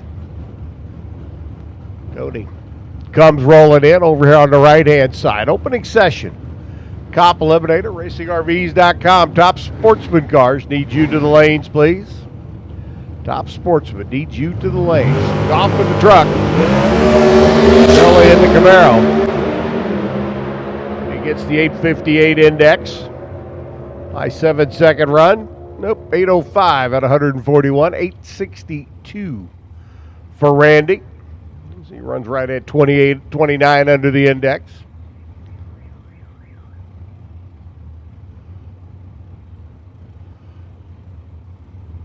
Randy Motors down with a 30 under lap as the cars all clear the top end of the racetrack. Making their way up the hill and around the corner, Joe Mazaris. Don Beavers come rolling in. Beavers longtime campaigner out of Tucson. A tinkerer. And another Ace Supermod automatic entry in the little Ford Probe.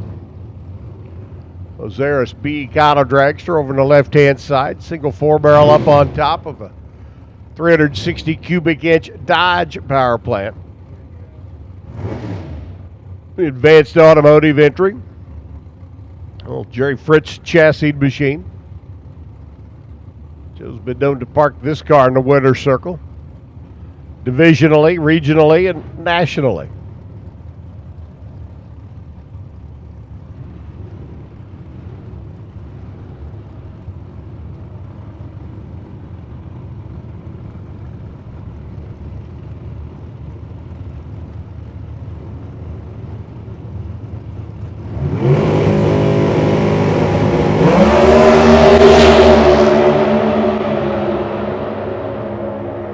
Nice light for Don. Boy, he'd love to be able to do that in elimination. 001 out of the gate goes 808 against the 865 at 164. 693 by Moserus.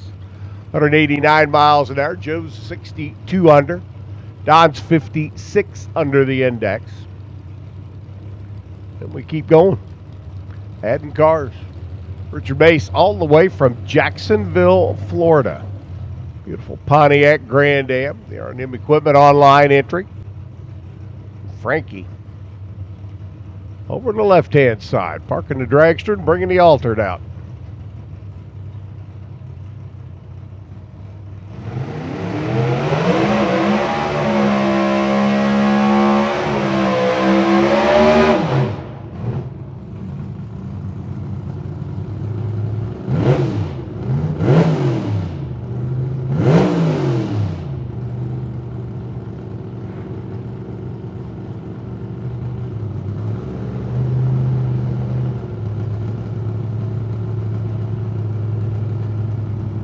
So Mace going to roll in his F Supermod automatic entry, and Frankie, old 32 Bantam J altered automatic, already clinched the Cop Eliminator World Championship one more time.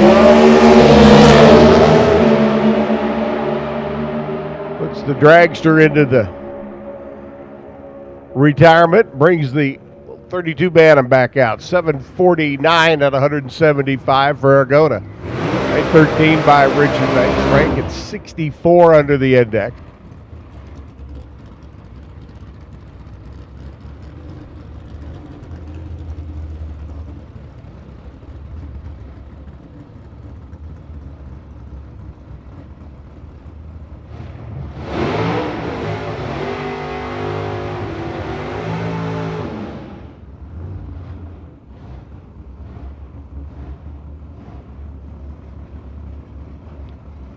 So Joe's sitting with 62 under. Frankie's at 64 under. Beaver's at 56 under. Ryan Pretty's going to give it a shot and see what he can do. His factory showdown Supermod machine over here on the left-hand side. Summit Lane, the Copo Camaro, and of course one of the legends of drag racing. Mr. David Rampy comes reeling in. His A Econo altered.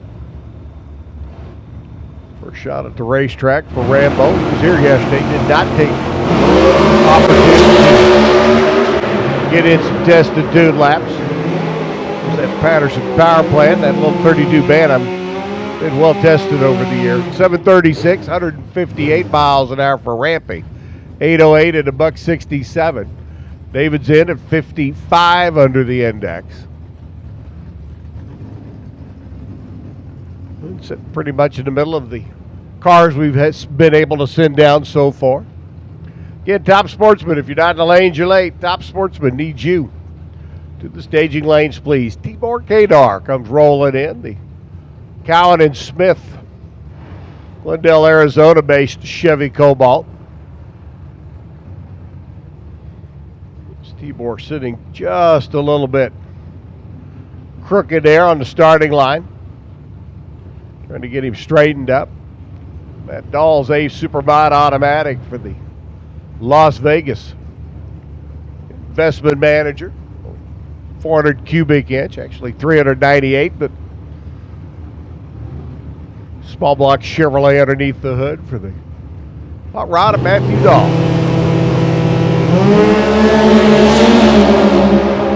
Driver's a little quick, wanting to get on with the program. Red lights back here on this end of the racetrack. 847, 142 by Tibor. 850 at 165.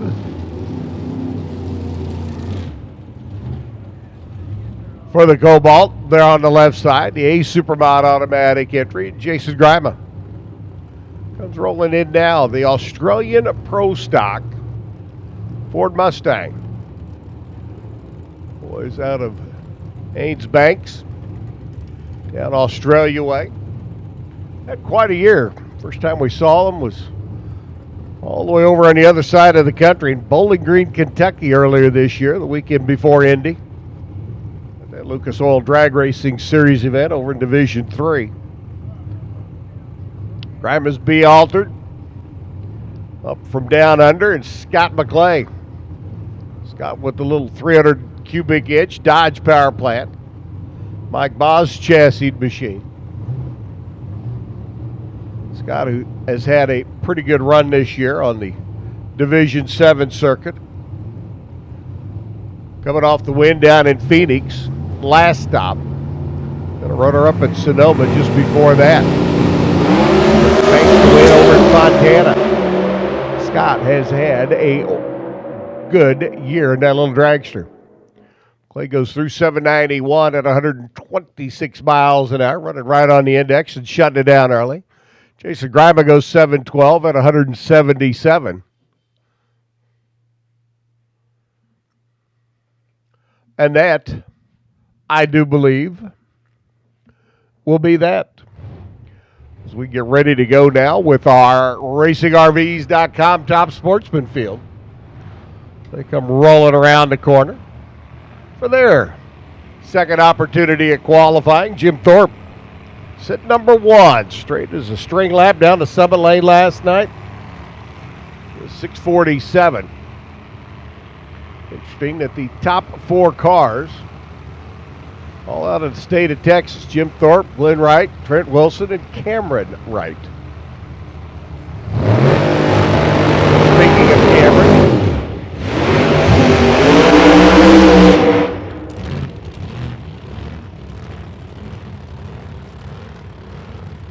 Cameron coming off the recent win on the Mellow Yellow Tour.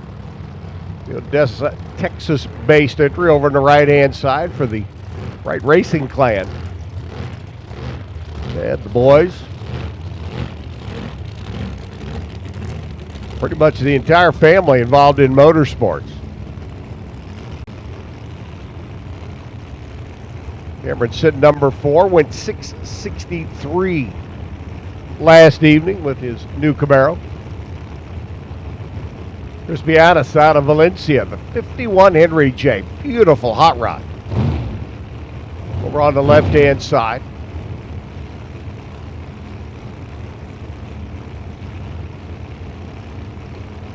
Chris and Dave and Maddie and Will and Matt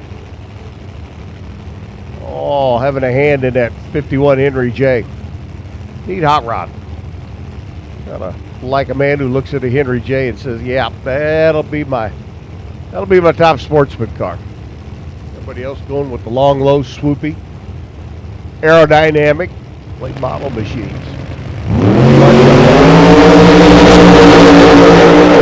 Last night, 719, 187. Cameron's not going to improve. Giannis does, goes 710 at 190 miles an hour. You're scoring at home. Cameron Wright slows up to a 10:16 at 96 miles an hour. You're getting a little crazy down on this end of the racetrack. Cameron realizing out of the groove and headed towards that center stripe, and everything else that was going on just wasn't going to be a good opportunity. So save the shiny stuff, save the wear and tear. There'll be another session a little bit later on where we set our field. Zach Clark comes rolling in now, the runner out of Mission, British Columbia, Canada. The little Chevy 2 over on the right-hand side. Got a Rad Torque system. Judy Radford. Young lady out of Idaho. The Dodge Dakota. 760 plus cubic inches. Sonny Leonard built power underneath the hood of that Dodge. Judy's truck just rolling right on the starting line. She'll get no time recording. Not on the line when the tree came down. Zach Clark goes from 754.2, 176 miles an hour. He picks up 6 thousandths from his run yesterday. 754.2 at 176. Judy have to come back for the next round to see what kind of number she can ease out of her Dodge Dakota. Justin LODRS comes rolling in now. His chop top, low riding, first generation Camaro out of Silver Island Racing, and another big motored Sunny car over here on the left-hand side. They're coming down from Grantsville, Utah. Again, 762. Whole lot of cubic inches. Dave Armstrong, Base Arizona heating and air conditioning contractor. Lucas Oil Corvette, 63 split window over here on the right-hand side. A couple of early model Corvettes at our top sportsman field here this weekend. Lots of Camaros, new and old. We'll see them all. Right now, though, it's David trying to improve on a 689. LODRS Camaro over the Summit side last night went 667. 200 miles, 1,320 feet away. 669, 208. No improvement by LODRS. Will stay number 8. Armstrong Motors through 691 and 203. No improvement over yesterday, 689. So for now, he'll stay number 14 on our qualifying sheet. Glenn Wright comes rolling in now, the Shenandoah Incorporated boss man, patriarch of the Wright Racing clan out of Odessa, Texas. Wheeling and dealing his late model Camaro-bodied machine. And Dan Provost from Abbotsford, British Columbia. Up there a year ago for the doubleheader Lucas Oil Drag Racing Series event at Mission Raceway. Neat part of the country, beautiful part of the country. I'm here to tell you, I was impressed. Took a drive up into the Rockies there along the coast.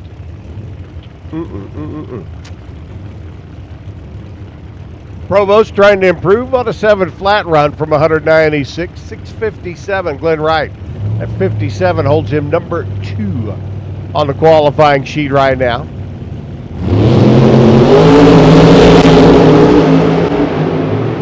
Rattled just a little bit out there, about 20 feet.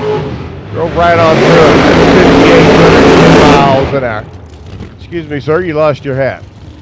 210 miles an hour for Glenn. He'll stay number 2. Provost goes 702 at 196. No improvement for him.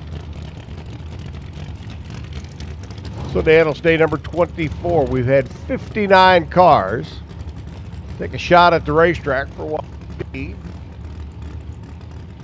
or what has the potential to be, a full 64 car field. Next up on the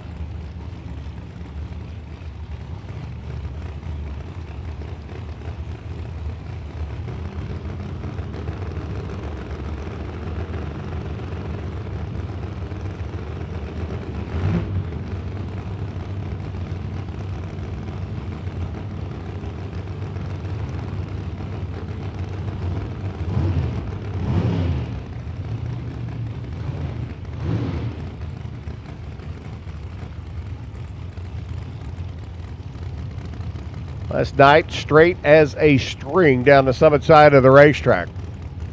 Cranked off a 647 lap at 222 miles per.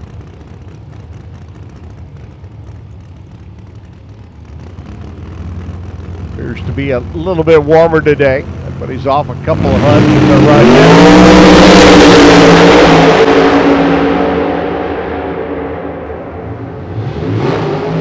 44, 224 miles an hour. Picking up 3 miles an hour. 2 miles an hour. Thorpe solidifies that number 1 spot, at least for now. 6.448, 224 miles an hour. Chitty goes through 703, 196 miles an hour. He had a 701 last night. So as we were saying, a lot of folks falling off just a couple of hundredths from yesterday's run. Chitty fell into that category. Jim Thorpe says, pshaw. Ain't nothing to it. Throws out a 300 quicker run. I truly wonder what the absolute potential of that.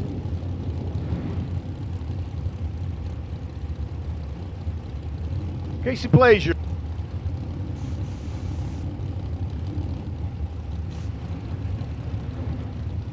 stop.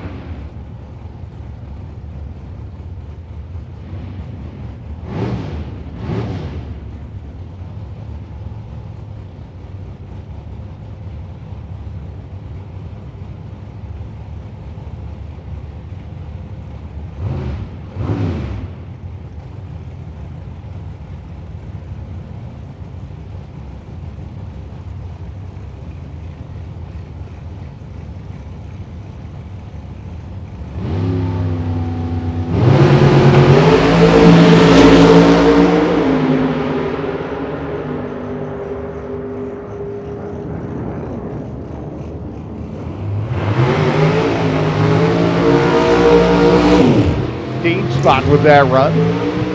6.888, 200.11. It'll be a full house. 8s over aces. Al Aguirre goes 738. Yesterday, runs 749 today. Doesn't improve. He'll stay down towards the other end. Raul Perez out of Buena Park comes rolling in.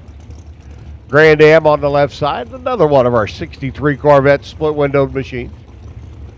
Gary Becerra out of Sherwood Park, Alberta. Making the toe down. Got the big wing on the back of the Corvette. Keep the rear stuck. Keep the horsepower flowing.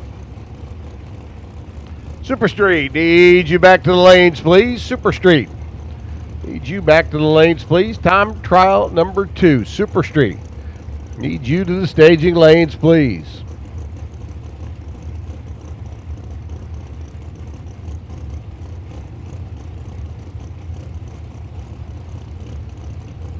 Perez at the wheel of his Grand Am left side.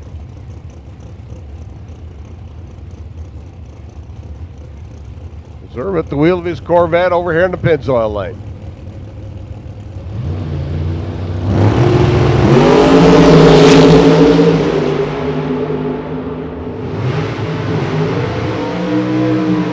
Perez hiking the front end up. He picks up 0.03 of a second. Goes 684 on that run. Now sitting at the number 11 spot. Good 200-mile-an-hour lap for him. Gary Becerra goes through with a 7:01 run. 193.99. He improves as well. His best run of the 2 we've had so far is Kenny Ratzloff's 53 Studebaker. Comes rolling in next. Another contestant from the state of Idaho. Big Vandermeer as well.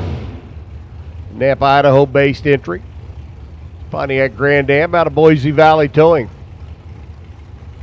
Over here on the Pennzoil side of the racetrack. Dick, a 791 last night. He's towards the bottom of the qualifying sheet. Kenny Ratzloff, 694, holding him just off that front page. He's at number 18. See if he can improve on that 94 as the Studebaker goes through. 96. 198-mile-an-hour run. Vandermeer goes 774 and 172. His best run of the week so far. Moves him up about 4 notches on the qualifying sheet. It's Phil Miller's Chevy S10 up from Riverside, California now. Comes sliding in over on the left-hand side. 700 plus cubic inches, a big motored Chevrolet. And pulls in alongside Dave Slatton out of Colorado, picking up the win. Down in Phoenix, the last stop on the Division 7 Lucas Oil Drag Racing Series Tour.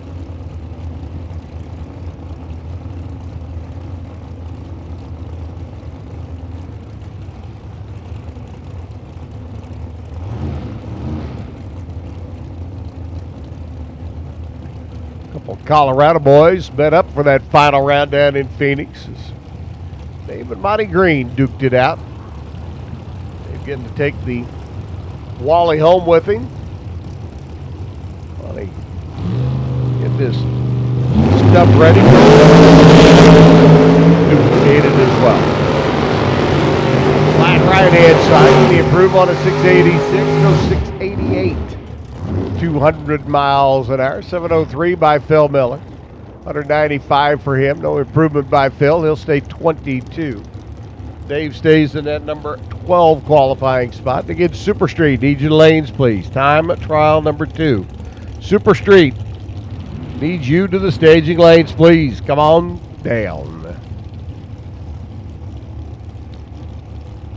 Richard Okerman's Chevy Beretta. Car's been around for a number of years and several different configurations. Now running in our RacingRVs.com top sportsman category. 7:16 to run by Mr. Okerman yesterday at 191 miles an hour. The Mustang up on the summit side of the track. Paul Gladden And it's all Ford. 700 plus cubic inches of blue oval underneath the hood of the 70 Mustang. Bodied entry there on the Summit side. Oh, a 697 lap yesterday put him number 21 to 716 by Oakland. 37. Driver going to be able to step it up. Shall see. 96. Glenn picks up a Hun. Runs through at 196 miles an hour. Picks up a spot on the sheet. Goes from 21 to 20. Okerman goes 717. No improvement on yesterday's 716. But remember what I said about being consistent. Being able to get the car to run the number, know what the car is going to run, and drive the stripe at the other end. You can win from any qualifying spot. All you got to do is be in the show. Gary Ross, Trabuco Canyon-based runner, the Mountain View Tire entry. 700 plus cubic inch sunny combination underneath the hood of the Camaro. Alan Firestone out of Oklahoma. Elite performance. 700 plus cubic inch combination.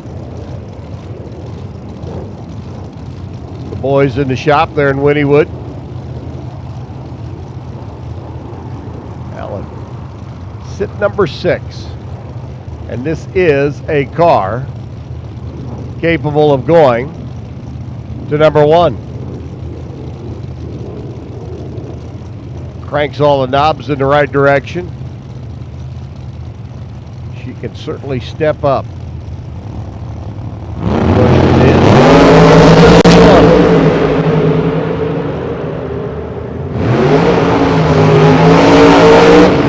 662 picks up a couple HUD from yesterday's run, moves from number 6 up to number 4, 662-2 by Firestone.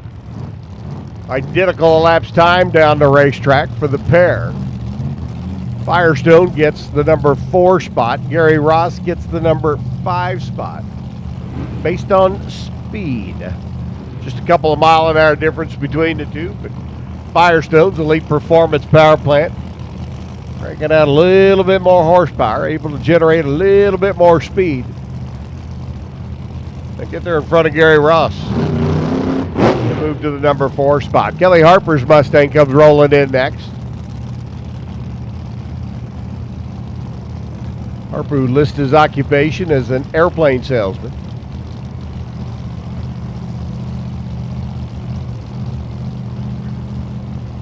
You want a fixer-upper SR-71? There you go. You going to put it in the backyard with the yak? Oh, okay.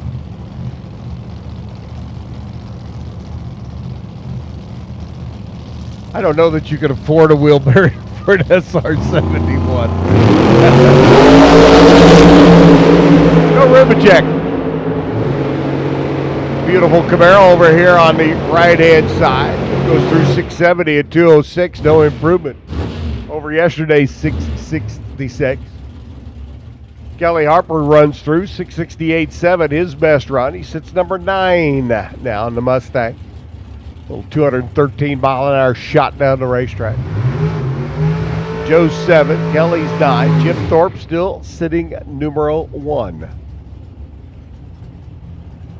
As we work our way through round number 2 of our RacingRVs.com Top Sportsman Qualifying. Sam Blaylock, runner out of San Francisco. Camaro comes up this time on the Summit side. He was over in the Pennzoil lane last night and had some problems. That car just never did really want to, what's the word I want to use? Cooperate with Sam and Joe and the rest of the gang. Ted Kellner's Firebird over on the right-hand side out of San Jose, 716 lap at 191. Blaylock was, well, let's just say he wasn't blistering the clocks last night. He went 10:49, so obviously looking to make a huge improvement today.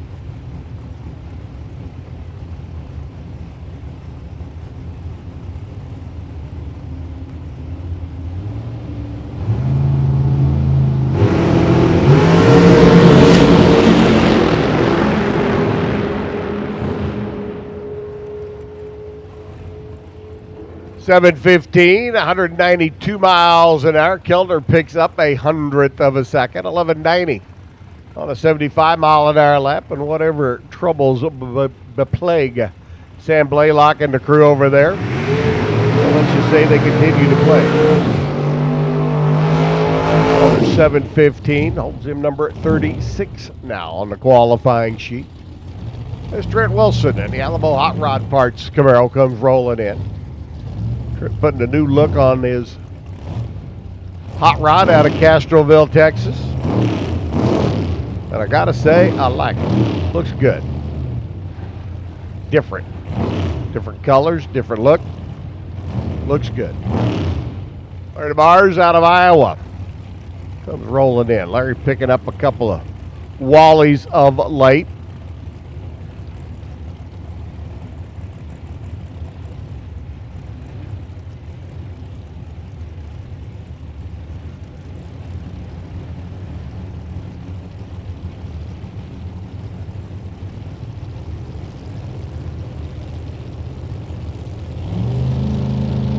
Mars trying to step it up from the 7-12.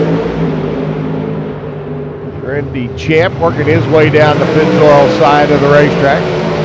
7:15 this time around at 193. No help for him. Trent Wilson steps up. Or stays consistent, I should say. 662 at 206. He was already down track at a 661, so back-to-back laps within 9 thousandths of a second of each other. And 1 mile an hour difference between the two. Alamo Hot Rod Parts Camaro serving notice that it may be a player here this weekend that you don't want to mess with. Dan Liebem comes rolling in now, the 500 cubic inch Hemi-fied Chevrolet Camaro for the runner out of Tomball, Texas. Charlie Wittenberg's low-riding 55 Chevrolet there on the left.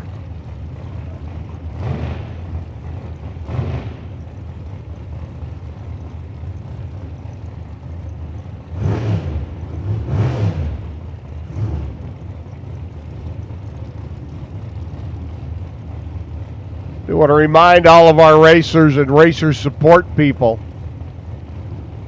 golf carts not to be left in the staging lanes. They need to be in the golf cart corral right up here behind the tower.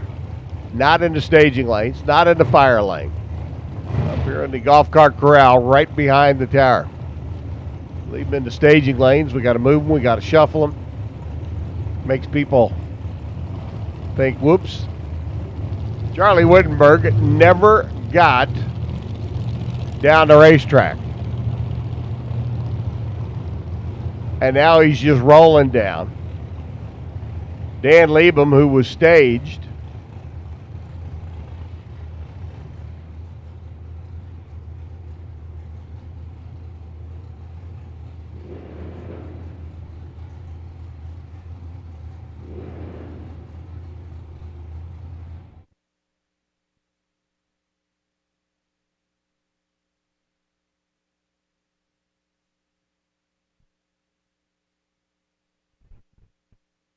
Charlie never taking the tree as the car just kept idling.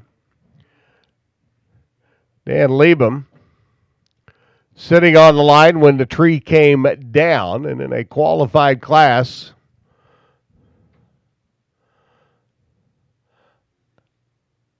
that does qualify as your run down the racetrack.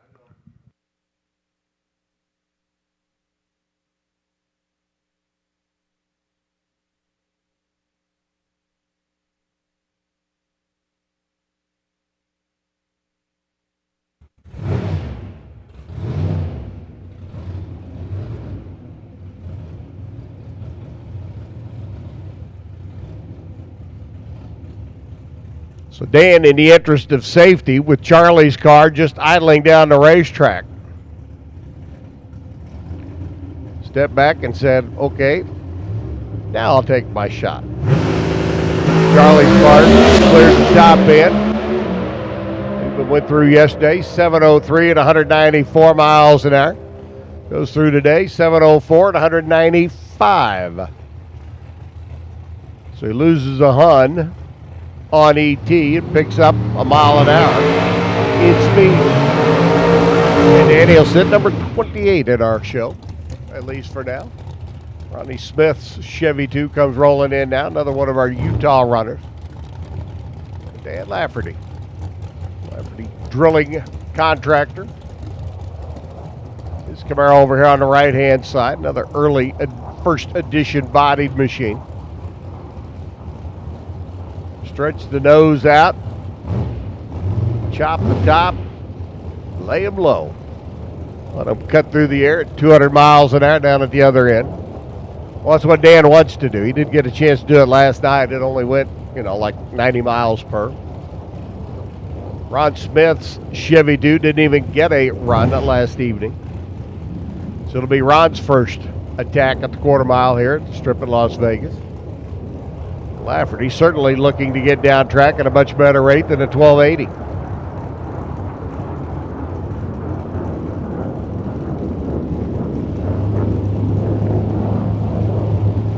They're in, locked, loaded, and off.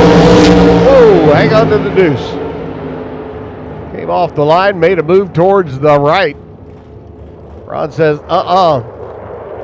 Shut it down, 7 flat at 194. Lafferty's machine much better going down the racetrack that time on a good pull. 1669, 52 miles an hour by Smith. Put him on a qualifying sheet, albeit way down at the bottom. Lafferty jumps into the middle of the fray. In the number 25 qualifying position. Doug Bracey comes rolling in. Doug's machine, who went a little wonky last night as it left the starting line for he and Chris. Quarter-Tech Electronics machine, and Doug Crumlich. Doug giving chase for a national championship. Finished number 3 last year. And my gosh, and McGorry's in it again this year.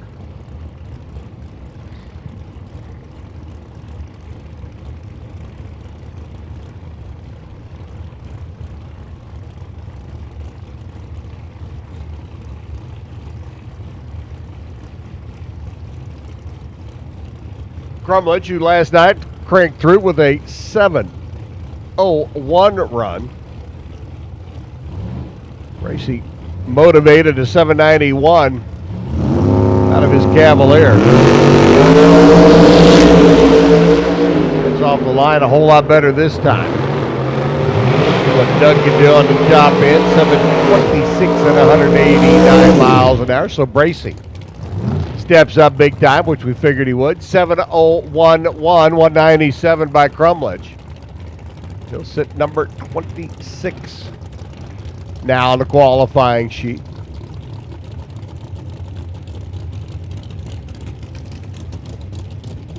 Sandy Wilkins, Alan Firestone, Doug Crumlich. Sitting 1, 2, and 3 in the national points chase right now. Sandy's maxed out. Allen's maxed out. Doug's final division race is this one. Well, obviously, everybody's final division race, but I mean, he can count this one for his count. It looks like he's throwing away a second rounder. So if he can go rounds, he's got to win. That's right. Yep. As far back as he is, he's got to win to overtake Sandy Wilkins. And I'm sure Sandy, Michelle, the rest of the clan back east, listening and watching. Jake Neibauer and Gary Forkner come rolling in next. Forkner's Camaro over here on the right, the Lucas Oil and K&N entry. Gary looking to get it down the racetrack. This will be his first recorded time run. Forkner goes through 7:05, 195 to put him in the number 31 qualifying spot. Neibauer 690 this time around at 199. He went 688 yesterday. So has been the norm. A couple of Huns slow out there. So the car is able to make a full pull compared to their full pull from yesterday. Jake will stay number 13. Forkner rolls in number 31. Sammy Gonzalez comes up on the left-hand side.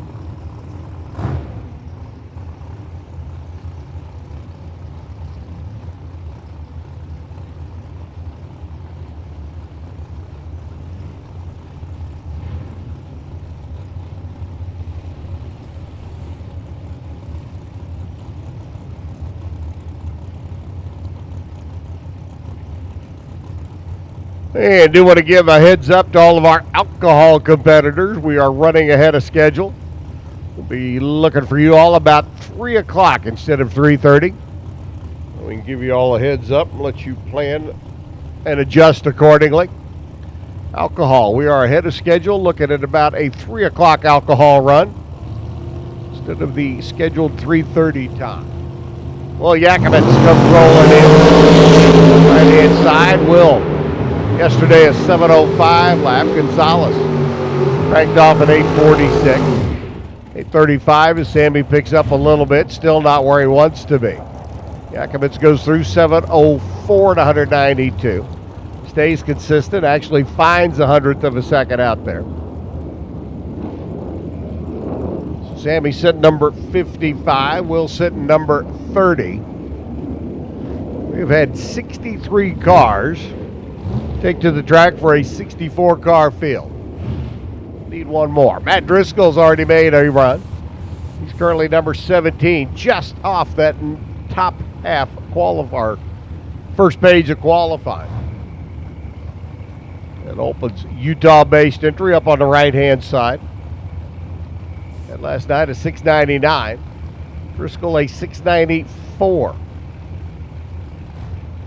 Both of them in the upper 190 mile per hour range. Driscoll out of Wellsville, Kansas, former world champ in the Super Comp category.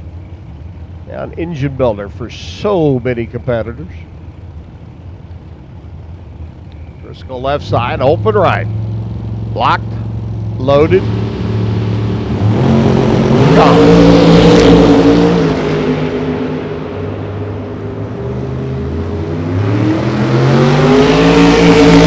7:03 at 196, no improvement there. Driscoll goes 694.4, 198 miles an hour. He's gone 198.79 and 198.96. He's gone 694.1 and 694.4.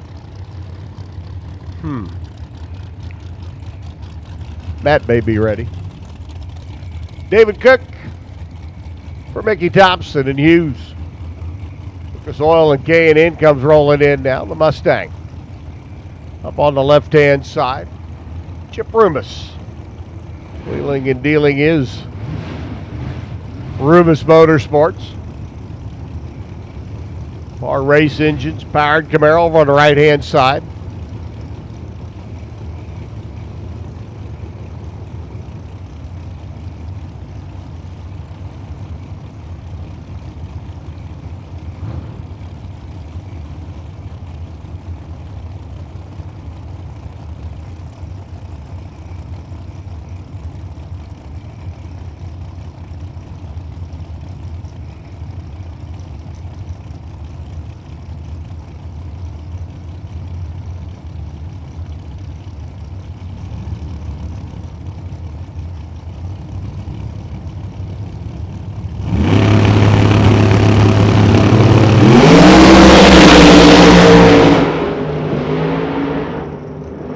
Chip Rumus machine really set down.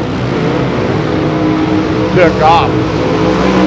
Good short numbers. Then the car started drifting out of the groove towards the center stripe. Chip said no thanks. 734 at 183 miles an hour. Put him number 45. David Cook runs through 683.2 at 196. His best run, and he now sits 11. Bill Knudsen out of Ramona, California. His early model Corvette, the 92 edition there on the left. Well, at least it's earlier than the 94 edition for Warren Winchester over here on the right-hand side. He's got the 94 body style out of North Las Vegas.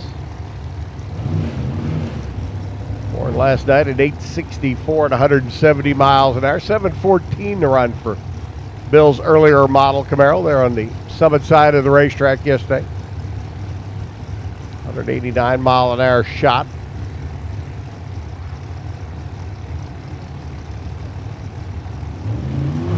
Super Street, if you're not in the lanes, you're late. Super Street, need to the lanes, please. Whoa! Driving by Warren Winchester, man. That car hooked left, grabbed a hold of the steering wheel and whooped her right back into the groove. I was afraid the rear was going to come around on him, but it stayed stuck.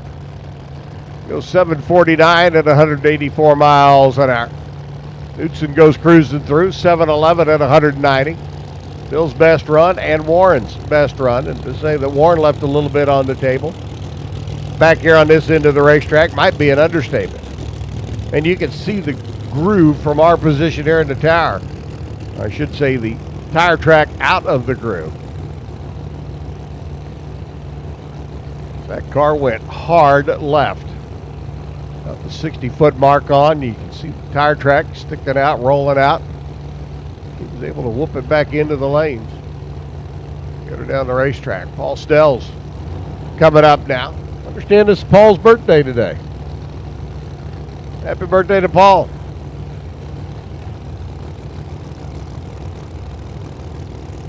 Why no? But you're saying I got to say it louder just because he's 70? That may not have anything to do with it. The fact he's been around race cars all of his life may have. Happy birthday to Paul.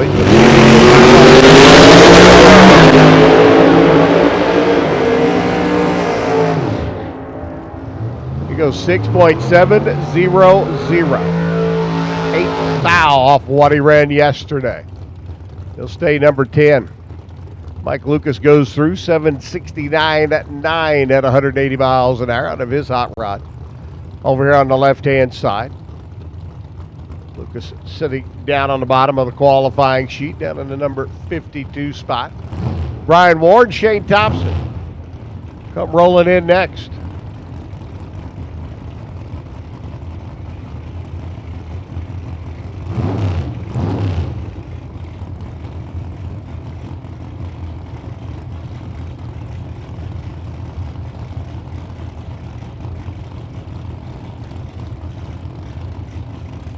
Brian Moore out of Utah comes rolling in, the Beach Diesel repair in the War Wagon. Chevy Camaro over on the left-hand side. He's sitting number 20 after going 694 last night. Shane Thompson, a 789 lap at 173. His Chevy 2 over here on the right-hand side, the Pennzoil lane.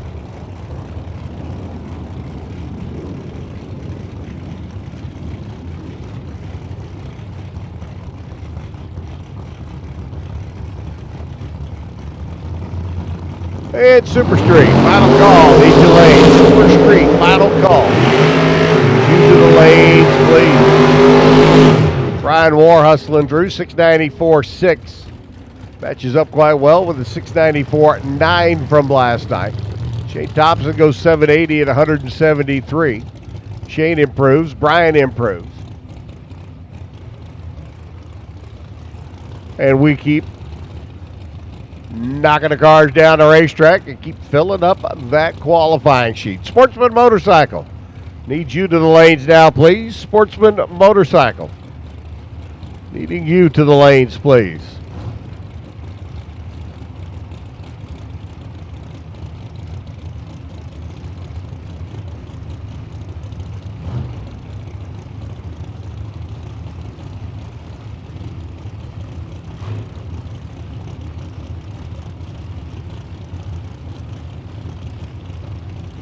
Bart Smith rolling in.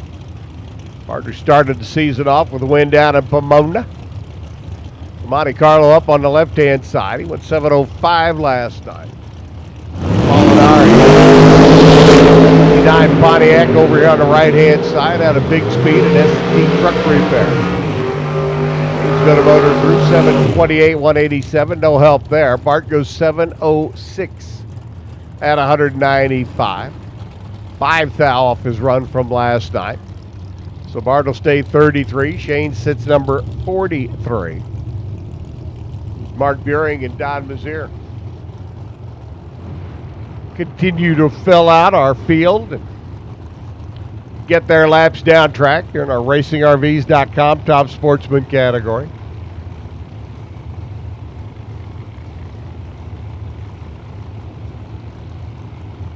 Right now, officially 63 cars on the qualifying sheet.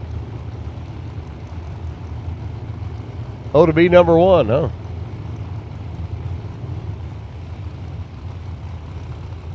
Mazier up on the right-hand side is Cobalt. Out of Mazier Enterprises, Buehring's Firebird all the way from Texas, the Lone Star State runner. Spends his days sitting high atop construction cranes. And that, my friends, is a challenging job.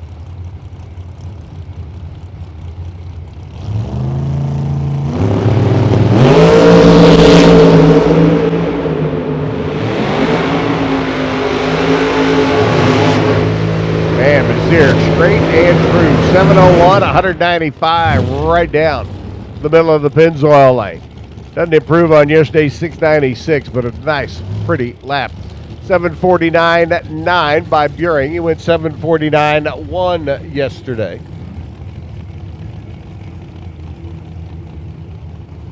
So he'll stay number 49. Mazier stays number 22. Paul Mitzos, John Baker. Mitzos looking to make up. He's run yesterday well off pace, an 840 lap and only 137 miles an hour.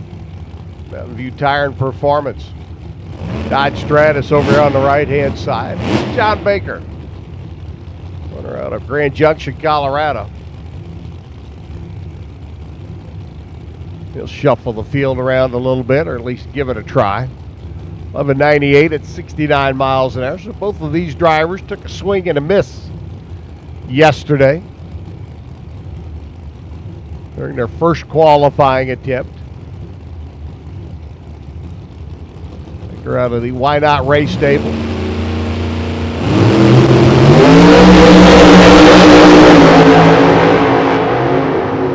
All out of the groove again. Cuts it off. 699, 143 by Baker, as that was not a full pull. It was on a good run, but just didn't quite go all 1,320 feet. Baker moves to number 24. Mitzos goes through with an 882 at 104 miles an hour, and I will guarantee you they'll get that car back to the pit area. Give it a thorough once or twice over and get her set up for final qualifying. Certainly know that that car's capable of a whole lot more better than what it's doing right now. Greg Lair. Greg came up last night, the Camaro out of Canyon, Texas, for the Buick and GMC dealer. Got all sorts of crazy. Leaving the starting line and drifted towards the center stripe. Greg, who manually shifts. Malenko behind, 900 plus cubic inches of sunny power over the left-hand side.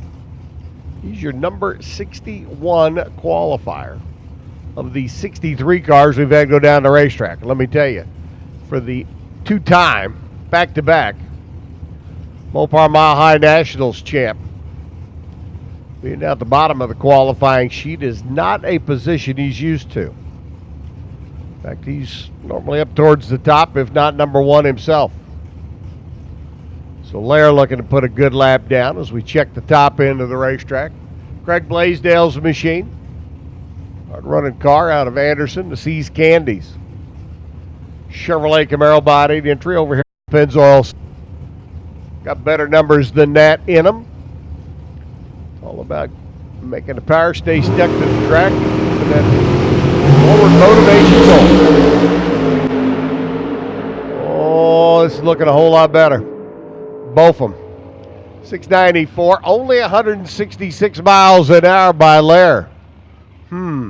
Jumps up to the number 19 spot, but it was not a full pull, I'll guarantee you that. Blaisdell goes 7:04 at 196.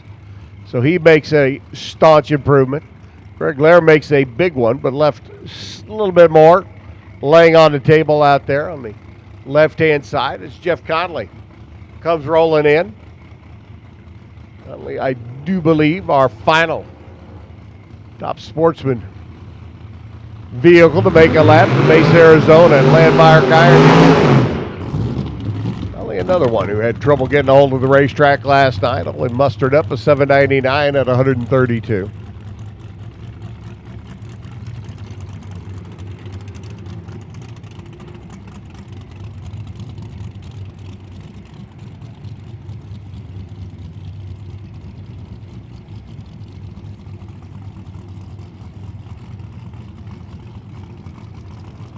It's Super Street. If you're not in the lanes, you're late. We issued final call a while ago. I'll digress and give you one final opportunity. Super Street, if you're not in the lanes, you're late. First pair's already next to the tower. Sportsman Motorcycle needs you to the lanes, please. Sportsman Motorcycle, your turn. Come on down. It's Conley, the Landmark Iron S10 out of Mesa. Well, you know they want a whole lot more than that $7.99 they got last night. Truck can do it.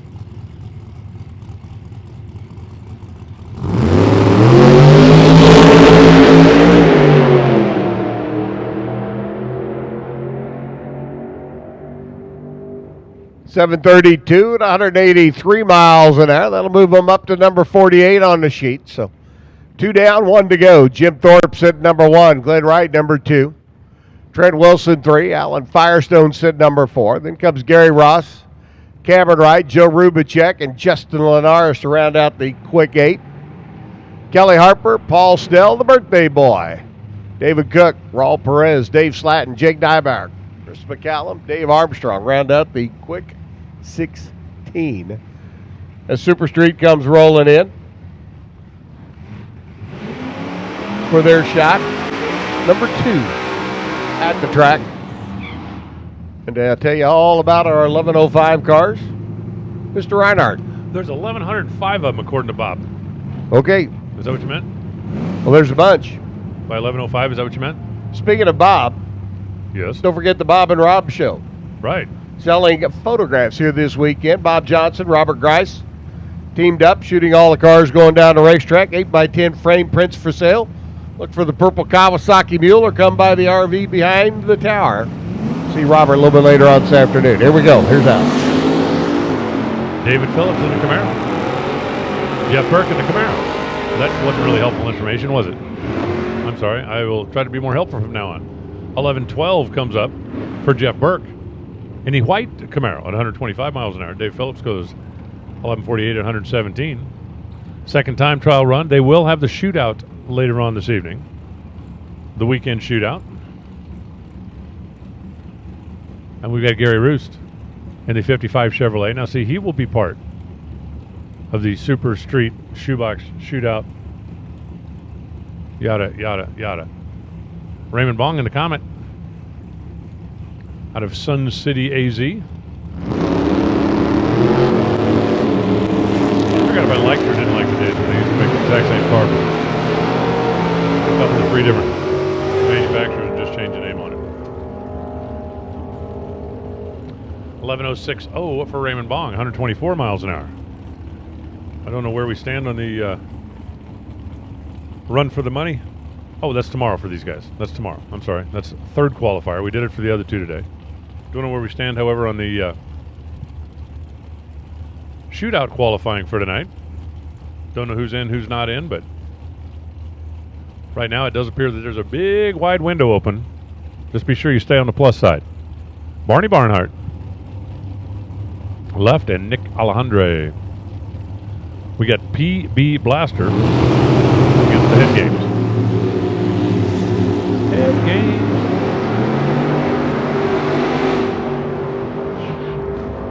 Barnhart goes on the wrong side of the tree by 0.03 of a second. Nick Alejandre goes 11:11. Barnhart, however, goes 11:05.9. Dead 9. I think that'll get him in the shootout if he's in the shootout.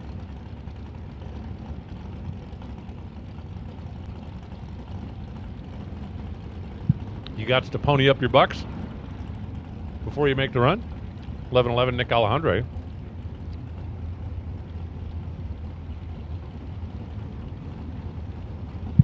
Fred Murphy left, Ron Shield right. What's the biggest super street field you've seen this year? I think we've got more than 64 cars here. That's not the biggest. It's got to be in the neighborhood, doesn't it?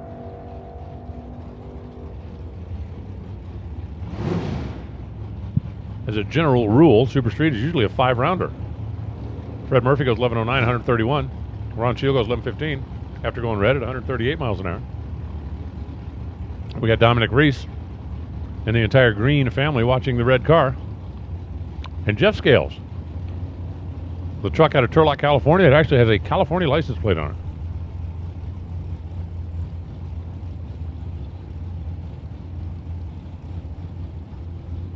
Jeff Scales double bulbs. Tisk tisk. You can't do that, Jeff.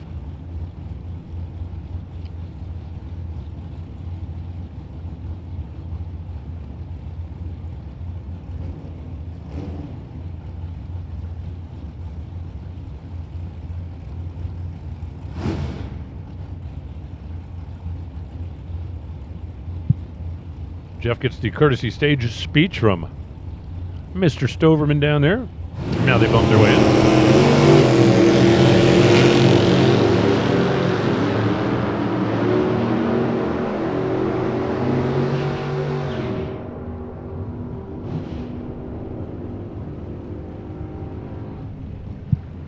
$11:06 for Dom. 138 miles an hour. It'll be wait and see time if he's in the shootout, but that might just get him there. Might. 11:06 11:09 for Jeff Scales at 121. Shootout yesterday, like a 9:05.7, didn't make it in Super Comp. It was brutal in Super Gas as well, but we haven't quite got him that tightly packaged in there yet. Here on our Super Streeters, Dave Thompson. I believe Dave was the beginning of the Super Street Chevy Shoebox Shootout. Note for the Super Street Chevy Shoebox Shootout.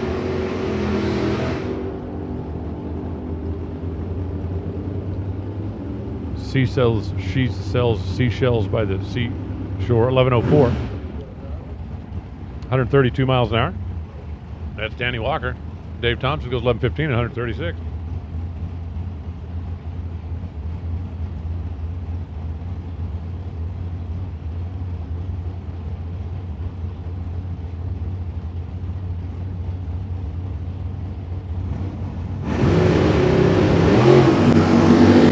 Greg been turning left side, Cap Michelle on the right side. Got Greg with a 001 light. Now Greg's got to stay on the plus side because I guarantee you he tried to get in the shootout. He wants to qualify here. Ooh, 11:07. I don't know about that. 144 the speed. 11:24, 123.7 for Scott. Now 11:07, that's better than 11:04. Just got to see. We shall see.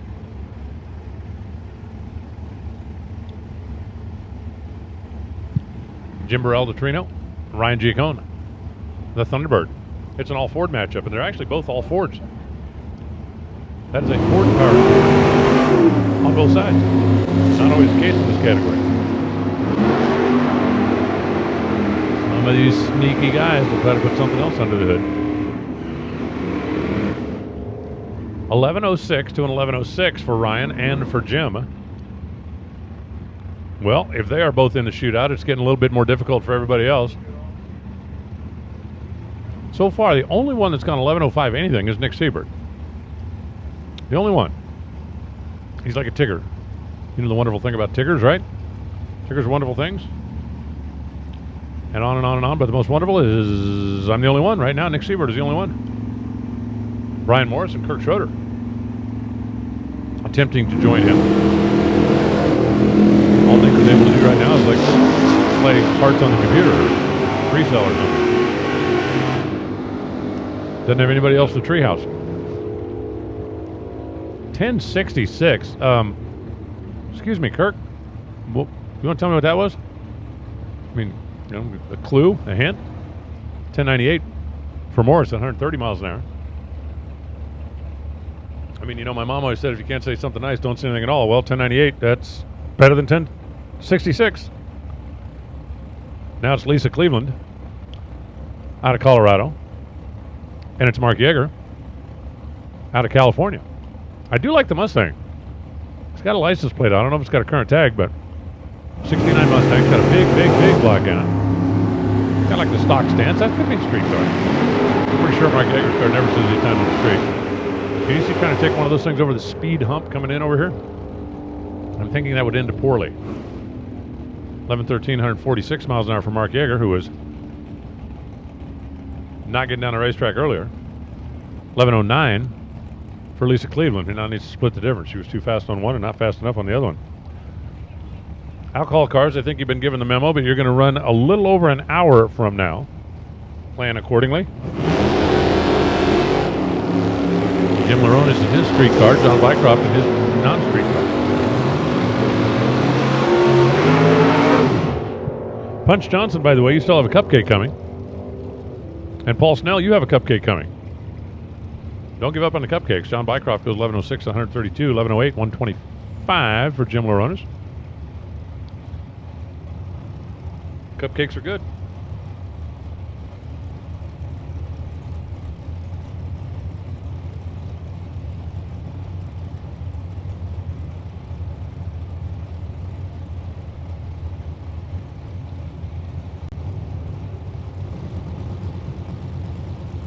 Al Quigley in the left side.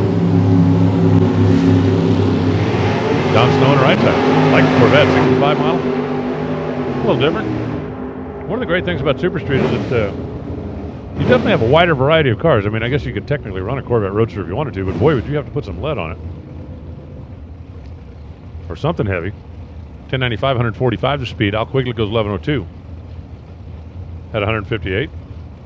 Brings up Andrew Olson and Dwayne Daniel. That'd be Andrew on the left side. Andrew is a 19-year-old EFI expert.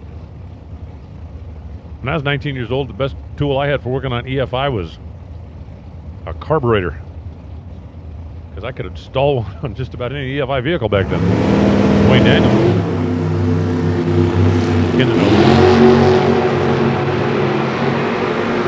Actually, I'm still looking for the EFI expert that can get the cold stumble out of my car. 11:08, 141 the speed for Olson. Dwayne Daniel goes 11:13 at 146 miles per hour. My car runs great when it's warm. Runs really good when it's wide open. It just doesn't like being cold.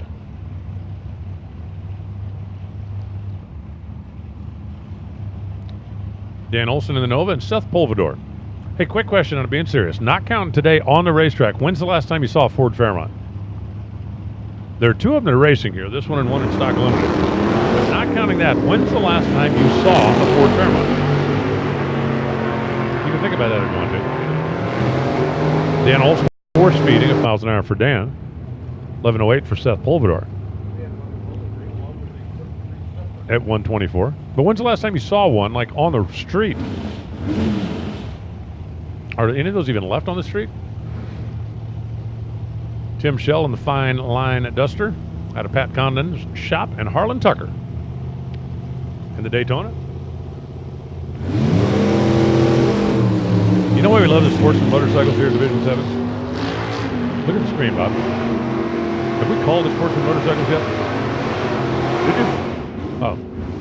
Usually they just understand, know, and go, oh, we just got some company in the Cool Kids Club. 10.050 for Tim Shell. I'll make that 11.050. 11.050. 11.056 for Harlan Tucker. If they were shootout paid, they are shootout in. Oh, shoot. You're going to be in. Now it's Nick Siebert, who moments ago was the only one in the club. And that 1964 Buick Skylark. That's kind of a cool car. And Mike DeCarolis's attitude adjustment. You got a problem? I ain't got a problem. Sounds like you got a problem. You need an attitude adjustment. Okay, I can turn it up a little bit. Usually that's not what they mean. Matter of fact, that's almost always not what they mean.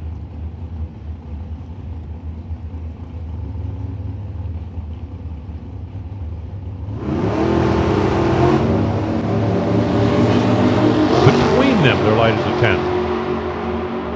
004 on one side, 006 on the other. Add them up and it's a 10. 1104, 119 miles an hour. Nick Siebert's going to be a tough out when we get into eliminations. Remember where you heard it. 1102, 130 miles an hour for DeCarlos. After he was 00 on the tree.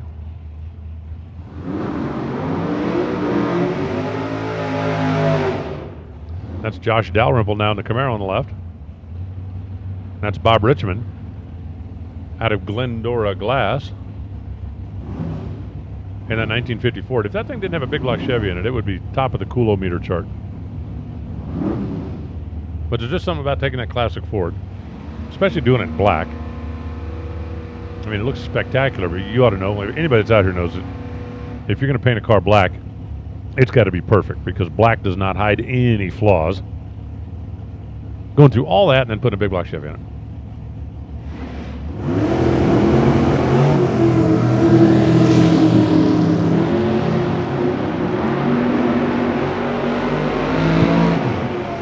Throttle stops doing their thing. They stopped and they unstopped. Then they go 1107, 127 for Bob, and 1109, 155 for Josh.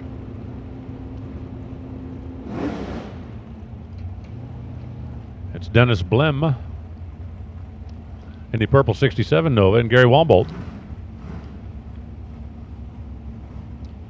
Gary's got a shop up in Colorado called Maximum Automotive.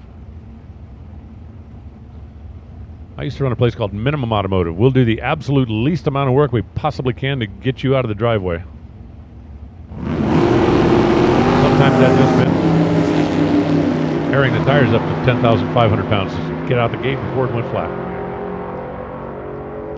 How about a perfect light for Gary Walbolt? And then 1104. He'd rather have a 008 and a dead 0 because that would put him in shootout. 1104 won't. But he got this into the racetrack right. 1101, 149 miles an hour for Blem. And it's Hugh Muller and David Kiesel. 72 Maverick, small block. 76 Vega, small block. And then the drag cat coming up next.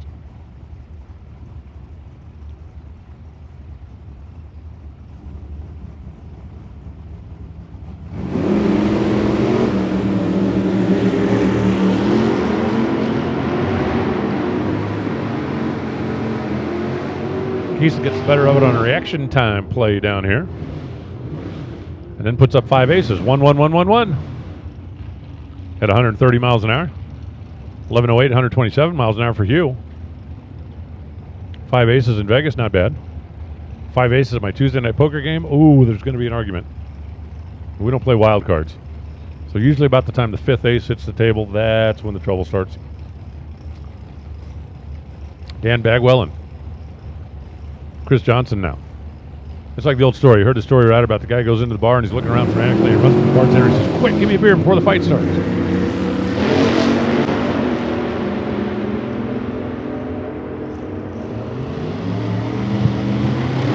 Bartender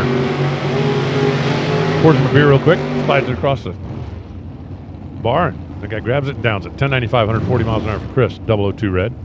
1115, 127 for Dan. Green side of the tree, Mark Simone and now Chris Nafsinger. The guy frantically looks around and he says, "I think I can get one more down before the fight starts." Bartender gets him another beer real quick and the guy pounds it. He's one more. The bartender gives him a third one and the guy pounds it. The bartender says, "What's this fight you're talking about?" He says, "Man, I ain't got a dime."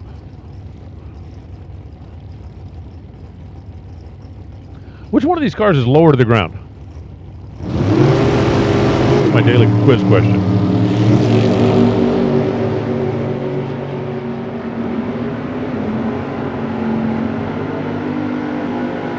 They averaged a 005 reaction time because one of them was 002 red, the other one was 007. Chris Nafsinger, 1093. You'd think Chris, who this is his home racetrack, could be more dialed in than that after 2 runs. Mark Simonian goes 1101, 139. Here's John Sapone in the Pothole Express and Donna Watson, who I have to admit, Bob was right. The Vega is a hatchback.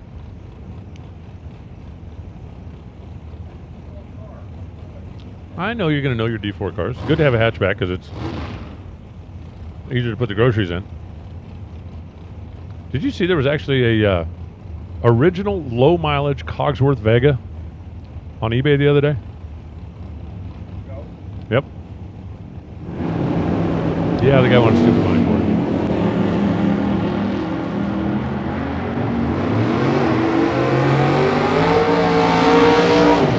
it. Stupid money for it. Would be an interesting car, though. 1108, 135 miles an hour for Donna Watson. 1114, 123 miles an hour for the Pothole Express. That'll bring up James Brown out of Kid Performance. Kid Performance is up in Idaho. And James Brown is out of Bakersfield. It's a long way to haul your motor to put it on the dyno. The Furious Rat is Rod Lee.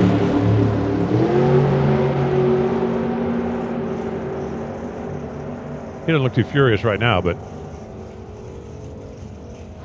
1106, 138 miles an hour. James Brown runs 1002 at 136 miles an hour. Is that the turn off the throttle, stop, and let's just see what it does run, or is that the somebody messed up something or forgot to turn something on and didn't do something right run? Could be either. Todd Pullen out of Amarillo, Texas. Golden Spread Motor. What's the Golden Spread Motorplex? I could Google it, but I don't want to know that bad. And Austin Claiborne out of the Tomato Shed. There has to be a story behind that. Of course, there's a story behind pretty much everything.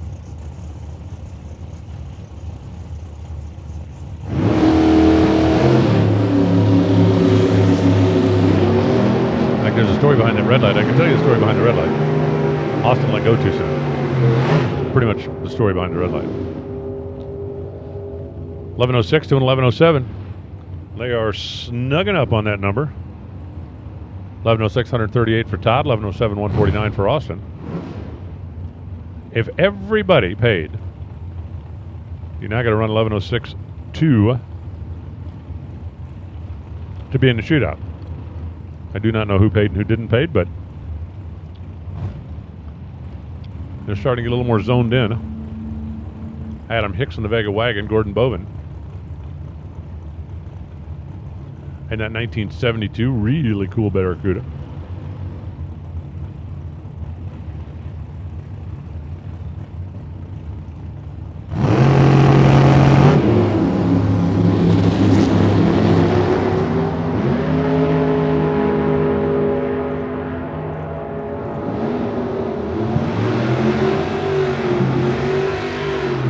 .1104 for Gordon. 148 to speed after being 004 on the tree. So 004, 1104. Not bad for practice. Adam Hicks was 1176 at 117. Brings up Dave Adams. And Kenny Snow. Remac Trans and Able Wire EDM. For the California manufacturer.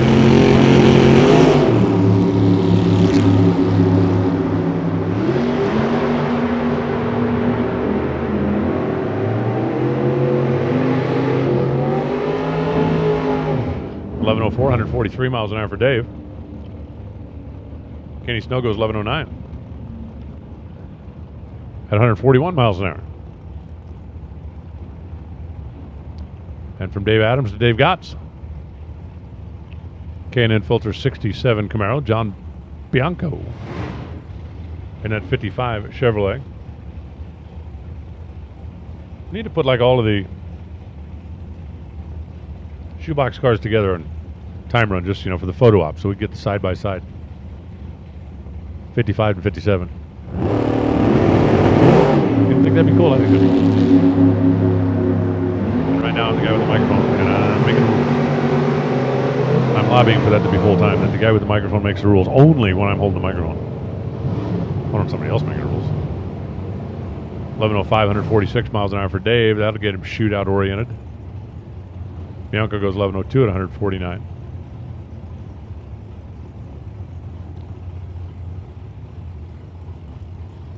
Brings up John Ross and Corey Bentley. John Ross's Nova is not a 68 model. They keep telling me it is, but it's not. 66 or 67. Matter of fact, we have 3 of them of that vintage on the starting line. And the one breaking up the 4-pack is a 57 Chevy, because I got another one sitting right back here under the arch. See, we almost lined up the Novas like I'm trying to do with the shoeboxes, only it was a shoebox that messed it up. Maybe the Novas have been messing up the shoebox lineup too, and now they're getting even. Okay, I'm getting it. I'm not too smart to fall for that. 1103. 146 miles an hour for Corey. John Ross goes 1108 at 142.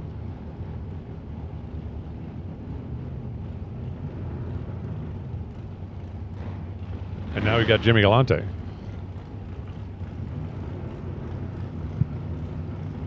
And Larry Cleveland.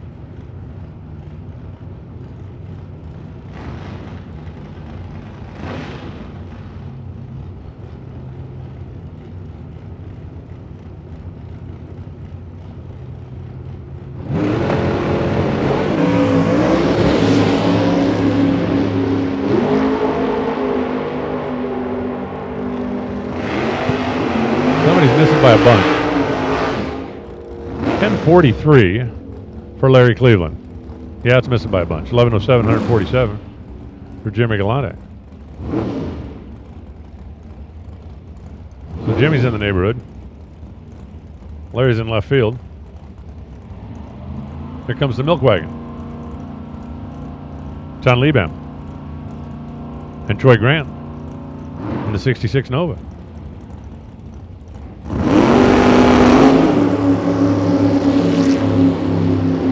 Everybody's chasing something. Don, one of the power brokers down there in Division 4. 11:04.5, 148 miles an hour.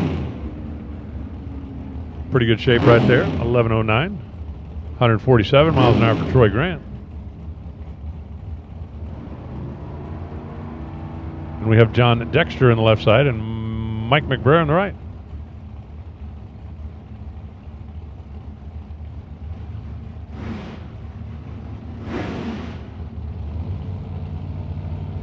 Mike McBrayer, the Pennzoil Corvette. Contractor out of Napa, California.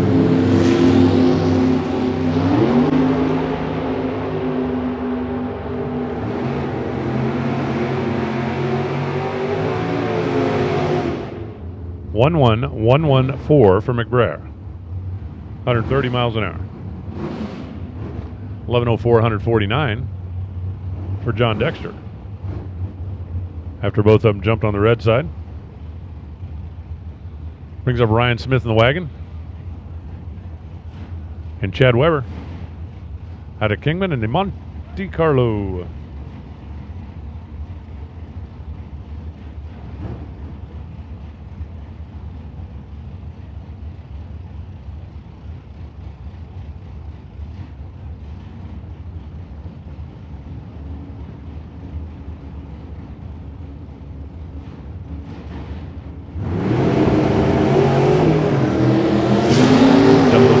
Time for Chad Weber. That's locking down on the tree. This will be coupled out with a magic 11:05. No, 10:99. At 125 miles per hour. Ryan Smith goes 11:01. At 128. And it's Chris Bracey's turn. She is in the 67 Camaro. John Perino in the 1970 Mustang. Small blocks a pair.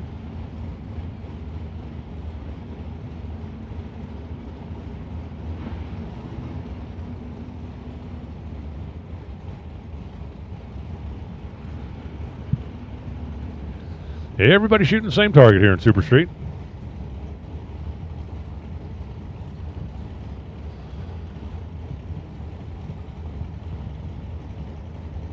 Paul Snell at your convenience.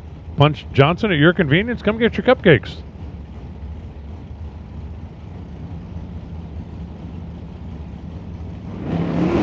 A day with a cupcake is better than a day without a cupcake, as I always say.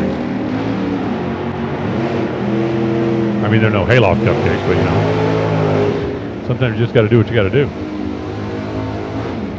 11-12 to 11-13. John Perino goes 11-12 at 128. Chris Bracey goes 11-13 at 140 in both of those cars. Going to need to add some oomph. More oomph needed. We got a Division 5 showdown coming now between Chris Vang and Roger Sauter.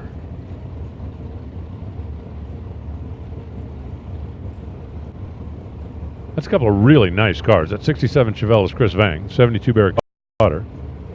Should point on the kilometer for that.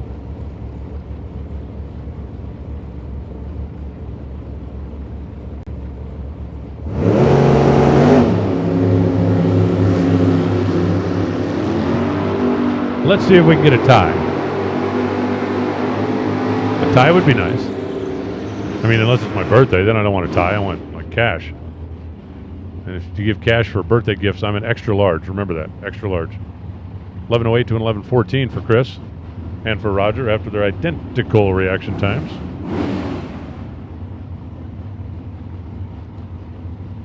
Eric Reyes and Kyle Rizzoli coming up now.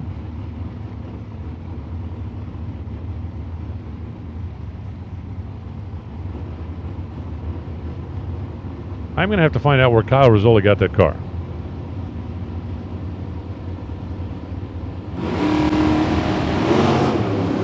I'm also going to have to find out what happened to Kyle Rizzoli's stock.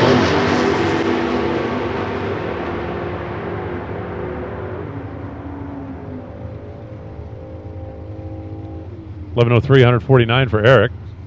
Kyle's car quit a long time before it got there. That's why you see it 12:74 at 85 miles an hour.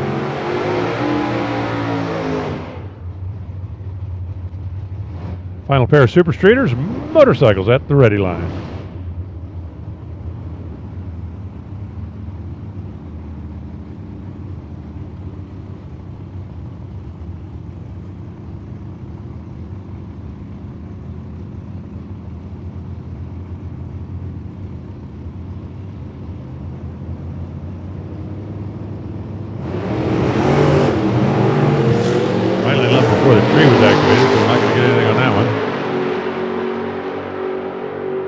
Michael Chitty, however, did wait for the tree, and Mike runs 11:07 at 127 miles per hour. That's going to take care of that for Super Street. We'll do the math, get our 8, see who's going to be in the shootout. Sportsman Motorcycles coming up in just a second.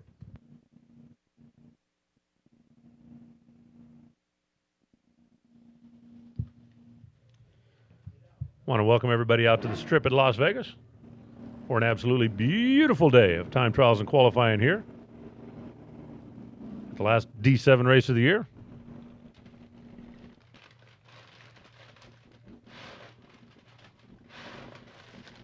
And as we go into the motorcycles, let's remember Joe.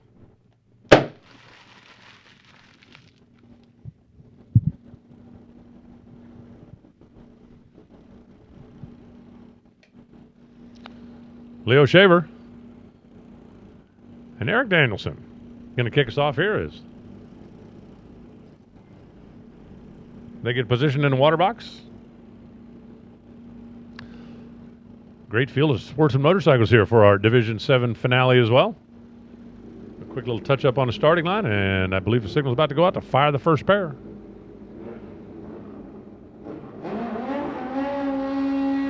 Leo Shaver, who lives right here in Las Vegas,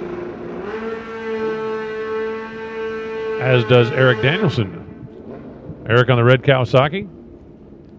Leo on the Ninja over there on the left side. The unique thing about motorcycles, and I kind of assume that everybody that's here knows, qualify based on reaction time. We're going to be looking for those double O or better lights.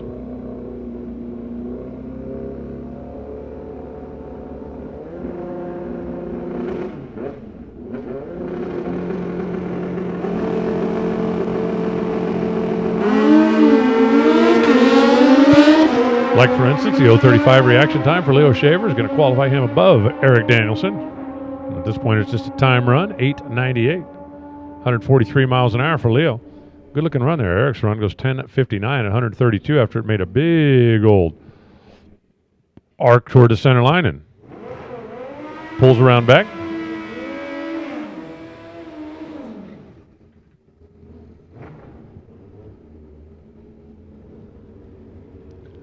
Now it's Ron Alves, the farmer in the left side, and Marlene Patterson. Marlene, who is in the medical field when she's not riding her Kawasaki, making the trek up from Tucson.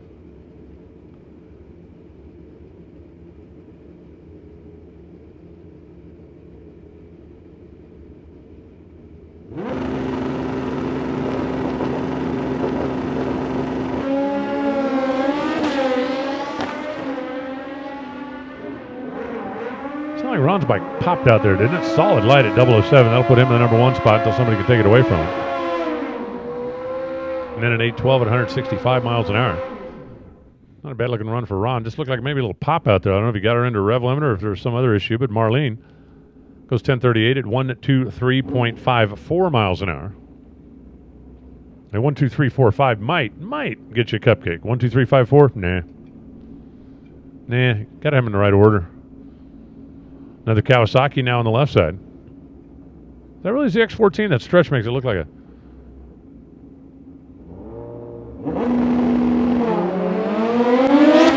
Makes it look like a stretch booster. But Clinton Howey says it's a Kawasaki. I'm taking his word for it. DJ McClett on the Katana at Garberville, California, over in the right side. 896, 151 miles an hour for Clayton after an 024. DJ McClett was going for the number 1 spot. Came up on the red side at 002. Ron Alves, 007, still leads the qualifying way here as we continue on with Dave Wheeler on the left side. And Jeff Durfee. Jeff, who is an HVACer out of West Jordan, Utah.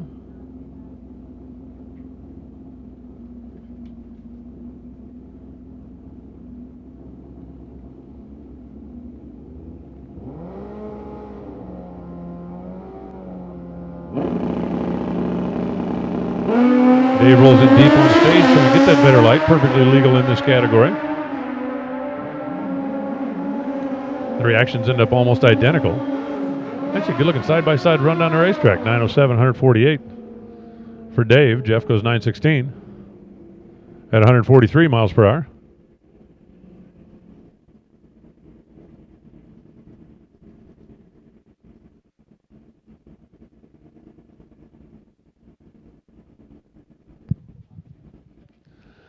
Greg Underdahl and Denny Alves. I love the fact that the Stouffer and Underdahl group has become the de facto go-to folks. If you want to rent a Suzuki, get involved in Pro Stock Motorcycle, and since we're here on the weekend, we're running Sportsman ranks, both Greg Underdahl and Gary Stouffer putting on the leathers, trying to get out there and show they still know how to do it. Denny Alves, meanwhile, goes 031 and 806. On his machine on the Pennzoil side at 939, 138 miles an hour for Underdahl after an 089 reaction time. And we still got Ron Alves showing the way at 007. Clayton Howey, the number 2 spot at 024. So a lot of room up there to sneak in the top half of the deal.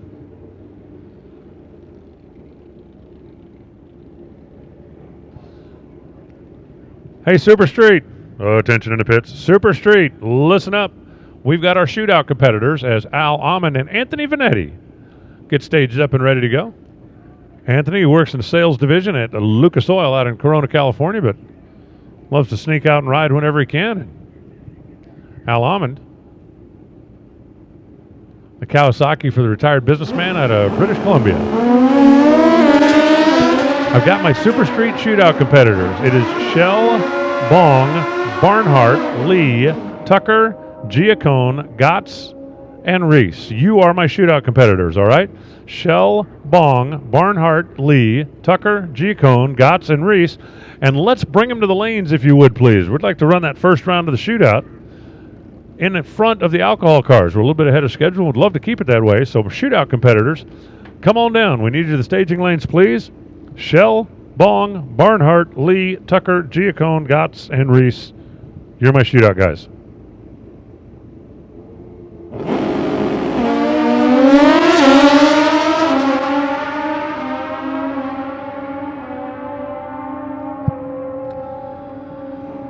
Danny Patridge goes red, trying to get the pole, goes 8:16, 161 miles an hour. The Division 6 champ, Miles Howard, there on the left side, goes 9,000 after an 0:43 reaction.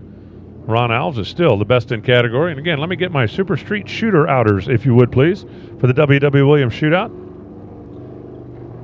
Love to have you come join us. Shell, Bong, Barnhart, Lee, Tucker, Giacone, Gotts, and Reese. Reggie McKay now on the left side. Reggie just like revved her up and took off. Gary Oakes on the right side waited for the tree to come down and then waited till he was sure the tree came down and then waited till he knew the green light was on and then he went. 879, 148 miles an hour for Gary. No time recorded for Reg. If you leave on the red, that's one thing. If you leave before the tree comes down, that's a whole different one thing. I mean, one thing is one thing and one thing is another one thing, but it's a different one thing. And one of those one things will get you in elapsed time and one of those one things will not. That made sense.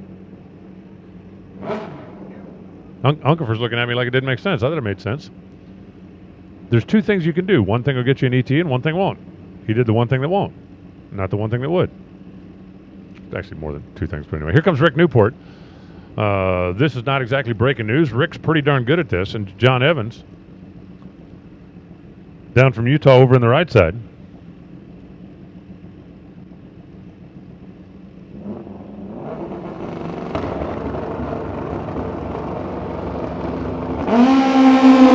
John Evans, when his bike's on a rev limiter, he's got more flames coming out of the pipe than Aaron Stanfield's top dragster at night.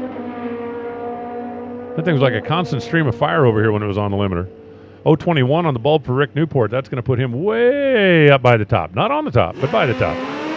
John Evans goes 943 at 132 miles an hour, and Rick Newport slides into the number 2 spot up behind only Ron Alves.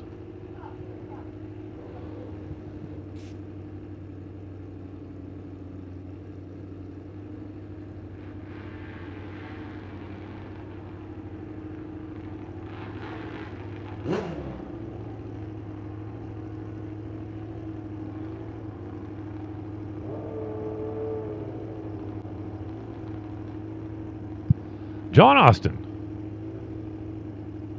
firefighter from right here in Las Vegas.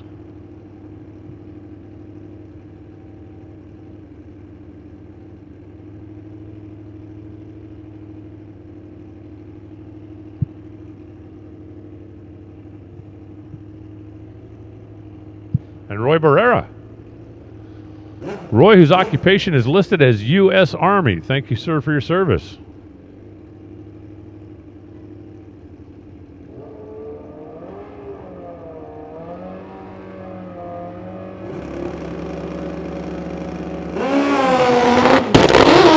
Whoa! How did he stay on that thing? I mean, he had both hands off the bars, and that thing went into a wobble. I have no idea why Roy is still sitting on top of that bike. I believe he's sitting a little higher than he was before, if you get my drift.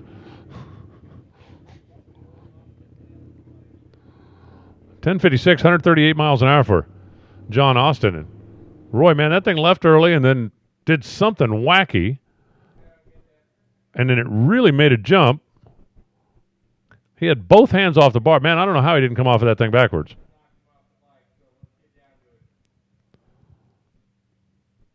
You can see that he has come to a stop down there at the bottom of the hill. And that was a wild ride. Let's just put it that way.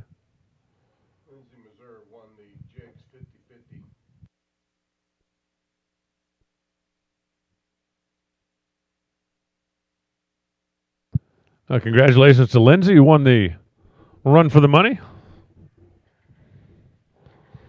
Putting it on the boys out there. Hey, one more time. Super Street shootout cars. We would love to run your round one in front of alcohol qualifying. So please come on down to the lanes. Shell, Bong, Barnhart, Lee, Tucker, Giacone's that bike on fire? Well, no wonder he got off of it.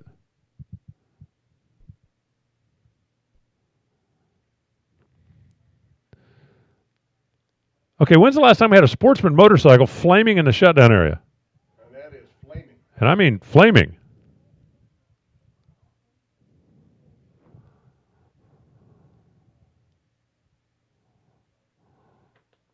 Our Las Vegas Motor Speedway safety team on scene and hosing her down.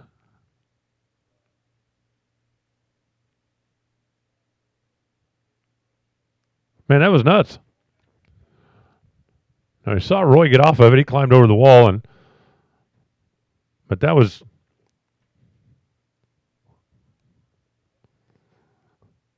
I mean, in the first place, it was wild. I don't know how it didn't throw him off of it. And then, like, kind of idles and gets down there and comes to a stop. And while it's sitting there, all of a sudden it bursts into flames. And I'm not sure if that's like tried to refire it, tried to do something and clear off the top end of the racetrack. And that's where the problem started. But that was an inferno.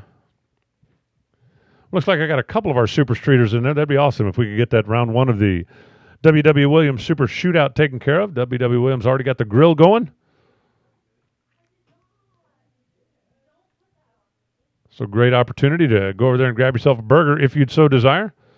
We are going to have a little spot to clean up down there. If nothing else, we're going to have to clean up the water and the fire stopper. So it'll be a couple of minutes before we continue on with our motorcycles. And we'd like to run that Super Street first round. Then we'll have our alcohol cars pulling in. But you got a couple of minutes. Good time to yawn. Good time to stretch. We'll be back at it with Sportsman Motorcycle Qualifying.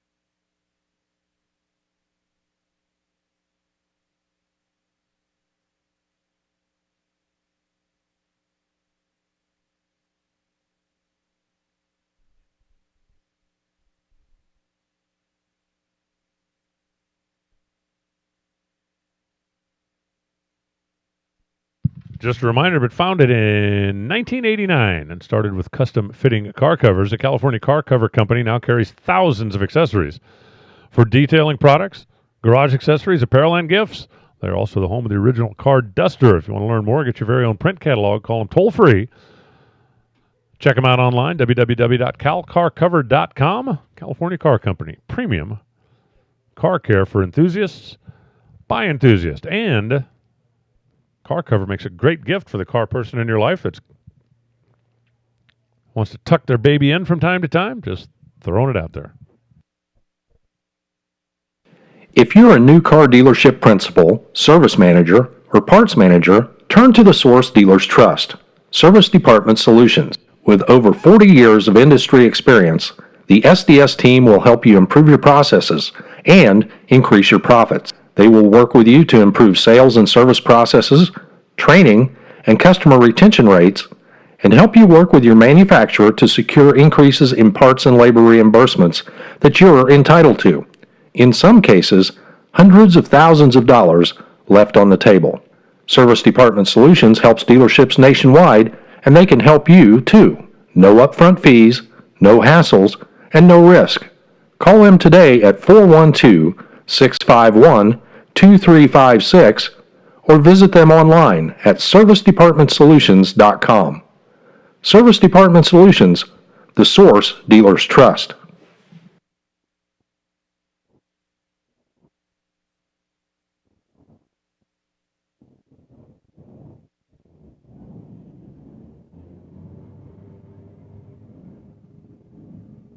FTI Performance is the leader in racing transmission and torque converter technology and is proud to sponsor racers in the NHRA this year, posting $172,000 in contingency awards for the 2019 season. Make sure you run FTI Performance products and get paid. Reliability, consistency, and performance is what FTI Performance is all about.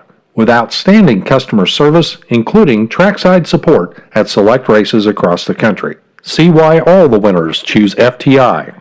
Find them on Facebook or visit them online at www.ftiperformance.com.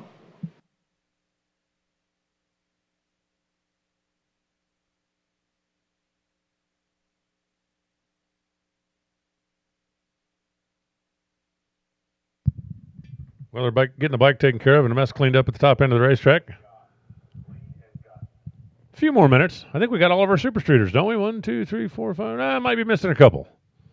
But come on down. We're going to get that first round of the shootout in.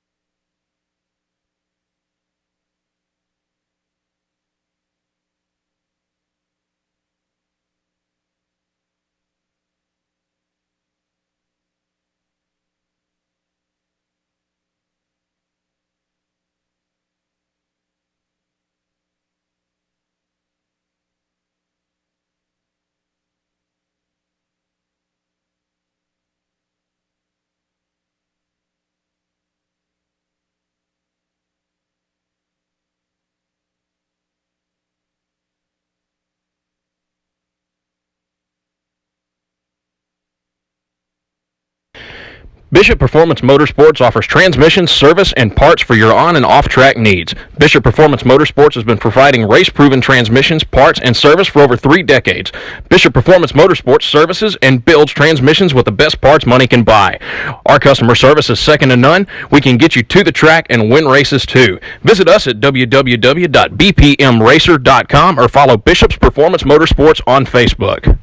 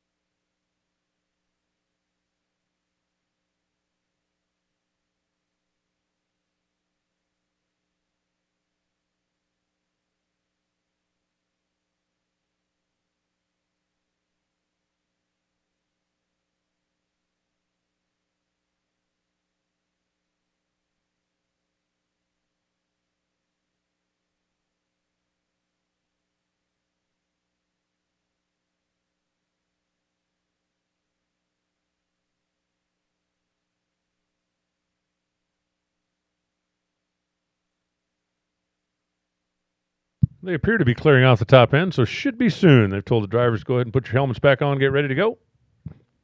Continuing on momentarily with the scooters.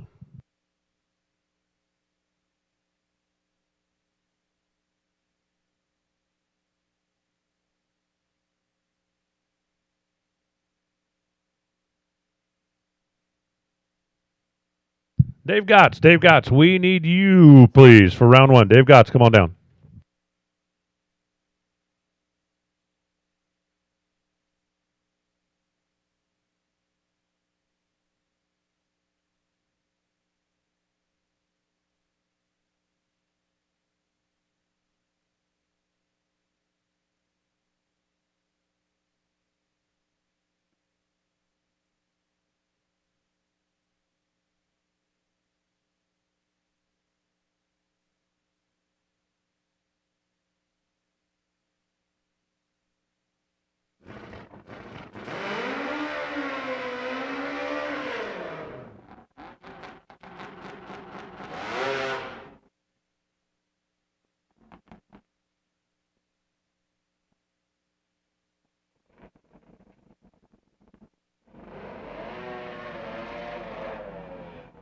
Okay, let's try to get through the rest of these with no more flames.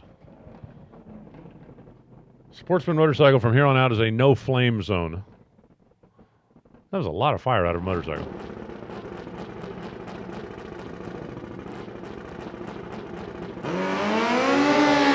How about the sled?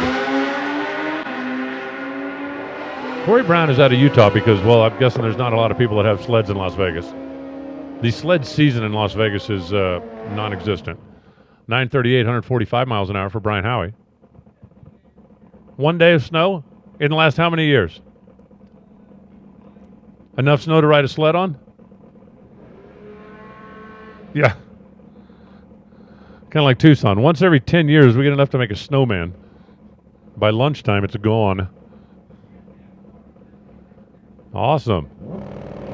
Awesome. Wayne Taylor on his sled. The Polaris over there on the left side. And Cody Compton down from Washington on the Hayabusa. Cody comes out on the red side, and then a 970, 138 for Cody. 1007 Wayne Taylor, 125 the speed. Now it's Tom Misfelt on his stretched out Hayabusa. And Cameron Belial on his Kawasaki ZX11. Kind of looks like a classic pro stock bike, doesn't it? I remember a day when they looked an awful lot like that.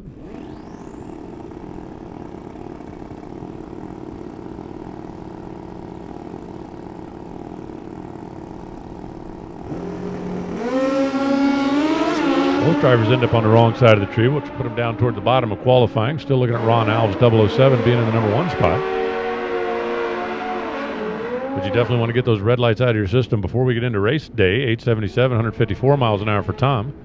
926 for Cameron. At 142, and brings up Gary Stouffer of the Underdoll Stouffer Group.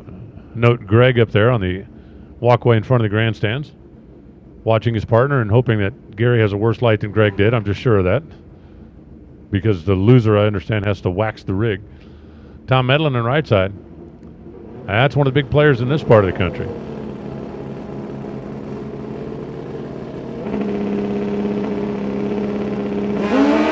As we change the tree with a full countdown, you're allowed to do that in the motorcycles. Gary Stouffer missed perfect by a thou. Missed it on the red side, but still. 001 reaction time shows that that's something you can work with. 906, 145 miles an hour for Gary. 827 at 156 for Tom Medlin. The only category in NHRA that allows you to split the tree. If you want a full countdown tree, you can have it. If you want a professional tree, you can have it. In qualifying, they just make one trip, swapping the tree. But when we get into race day, if we got one against the other, they will split it right down the middle. It's like, what's behind that magic curtain? Donnie Dernberger. Kawasaki right, and Jason Clampett in the left. And how about an 010 reaction time for Donnie? He just jumped up to the number 2 qualifying spot. Now we look at a lapse time. 966, 136 miles an hour for Jason. 1043, 121 miles an hour for Donnie. We always talk about in the other classes how the drivers practice and the cars qualify. Well, in motorcycle, the driver actually qualifies and the machine just practices.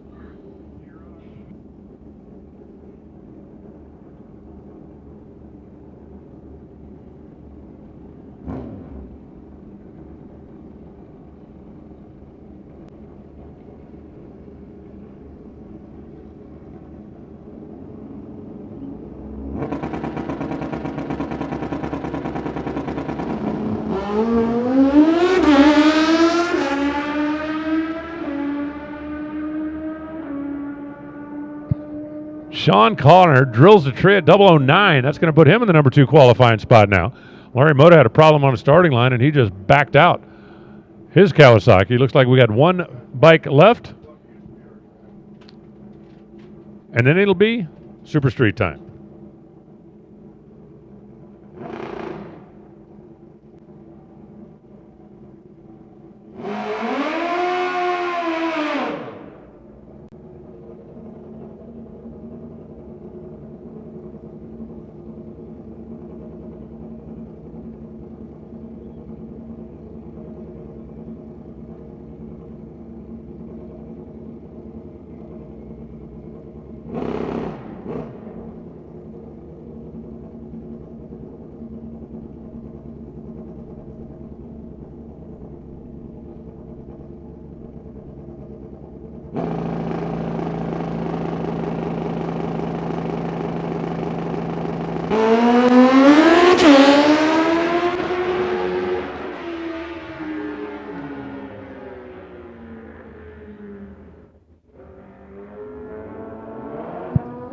Cahaya Woods goes 003 on the red side of the tree, and then you heard that thing going to the rev limiter out there as it refused to shift at one point.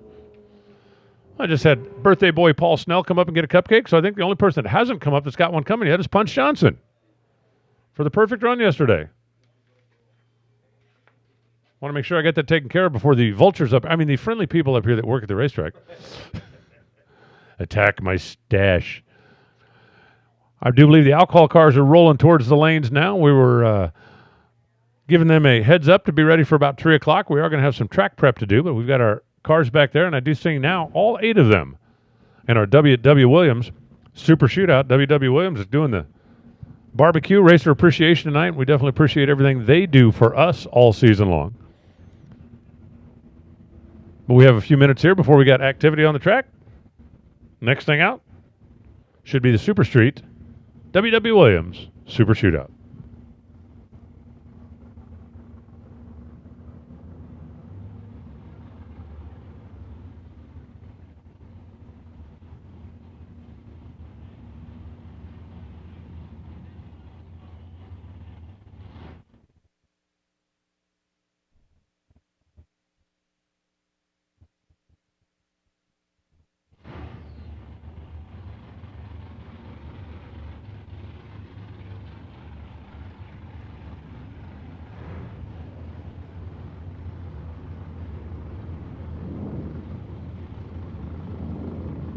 The W.W. Williams Super Shootout. It is a pay-to-play, but a lot of folks jump in, and that determines the size of the purse. It looks like you had to be better than 11.06.2 in order to get in and have ponied up the cash back in the stage lanes before the run. You can't just decide to buy in after you make the run. How fun would that be? We got Dominic Reese and Dave Gotts, our first pair out. Dominic out of Arizona, the red Chevelle, and that's a sweetheart of a car. And Dave Gotts, and I love Dave. If you look at the hood of the car, it's got a wrap on the hood that is a photo of what you would see if it had no hood. So basically, you can check what's going on without opening the hood, which is really handy. I mean, my mom used to say all the time, I'm going to take a picture of what's in the refrigerator, put it on the door of the refrigerator, so you won't stand there with the door of the refrigerator open for an hour. It didn't work. I still wanted to see it in person.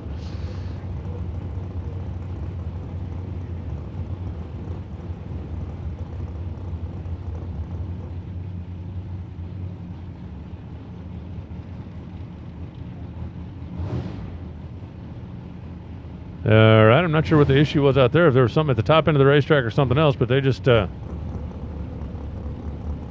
hold on.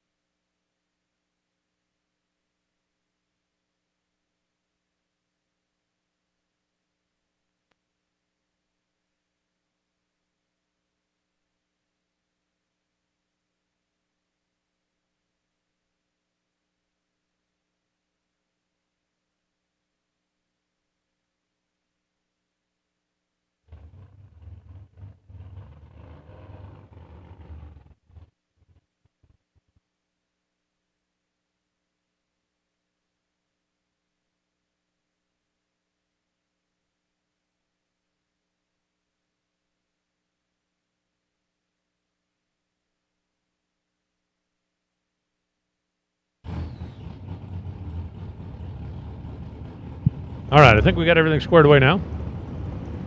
I guess we can play a little Dr. Seuss. 1 car, 2 car, red car, blue car. We got red, blue, and green on the starting line. Red, blue, green, and Gotts.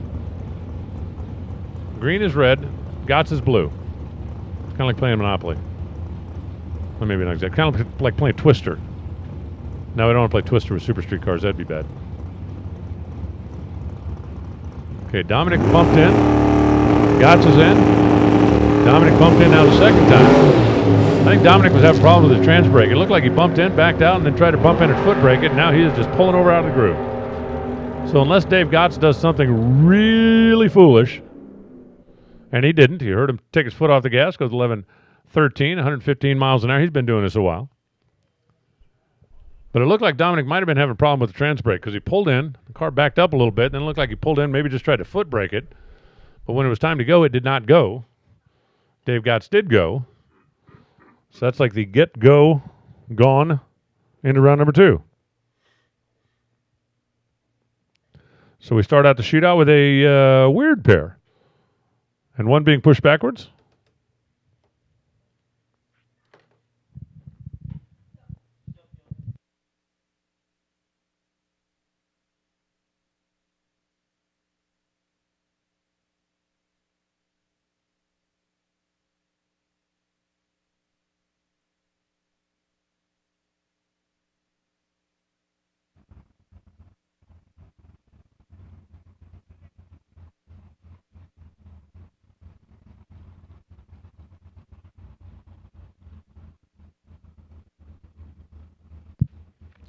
All right, let's see if we can run the next 3 pairs in a little bit more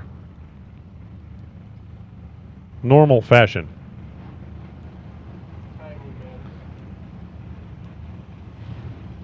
I'm not sure if we can, but I'm hoping.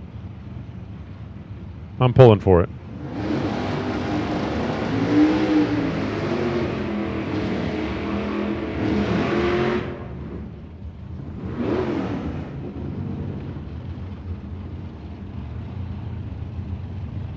So Dave has advanced. Tim Shell and Ray Bong the next pair. With cash on the line. Colorado versus Arizona. Dodge versus Mercury. You know, they used to sing, if I had money, I'd tell you what I'd do. I'd go downtown, buy a Mercury or 2. None of those guys ever came home with a Comet. Not once.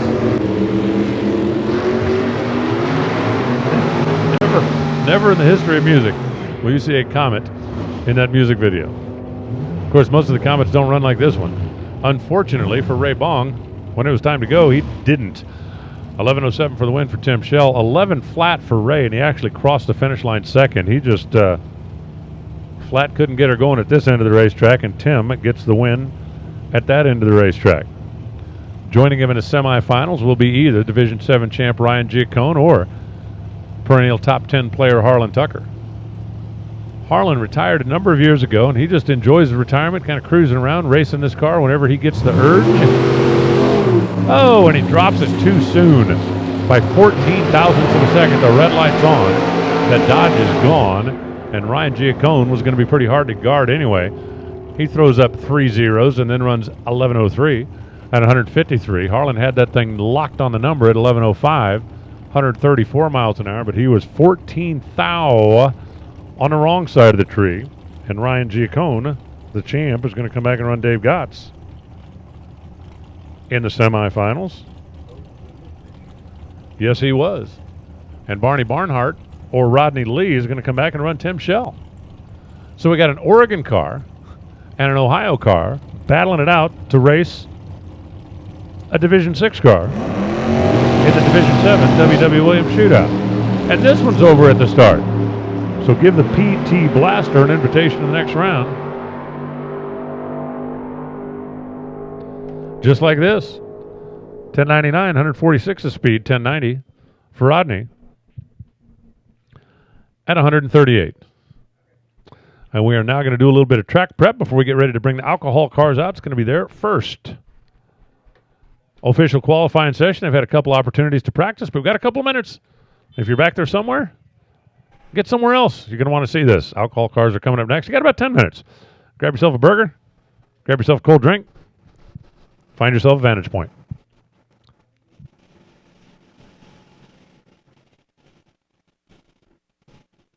Tired of the same old grind? The revolutionary True Start starter by Mazir Enterprises is the right way to upgrade the starting system on your race car.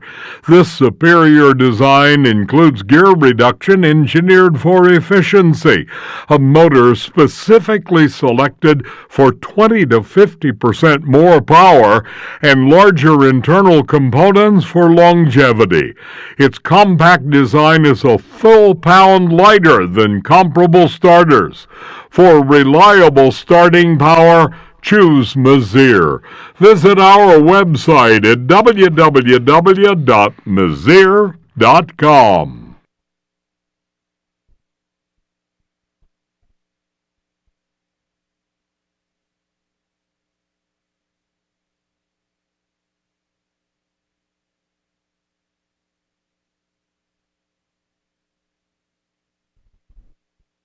A K&N high-flow air filter will keep your vehicle running at high efficiency day after day. As it protects your engine, K&N's technology allows your engine to breathe all the air that it needs. The original lifetime air filter's easy to clean when it gets dirty, and it never needs replacing. K&N, it's like having a new air filter in your car every day. These filters are handmade in the USA, and you can find out more online at knfilters.com.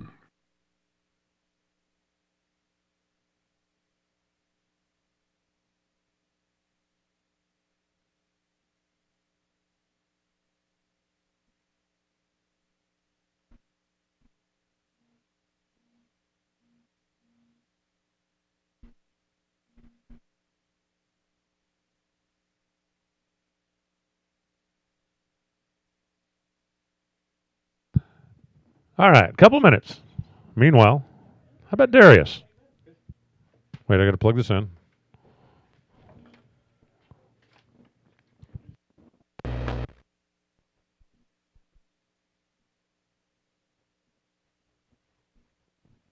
This is going to be wild.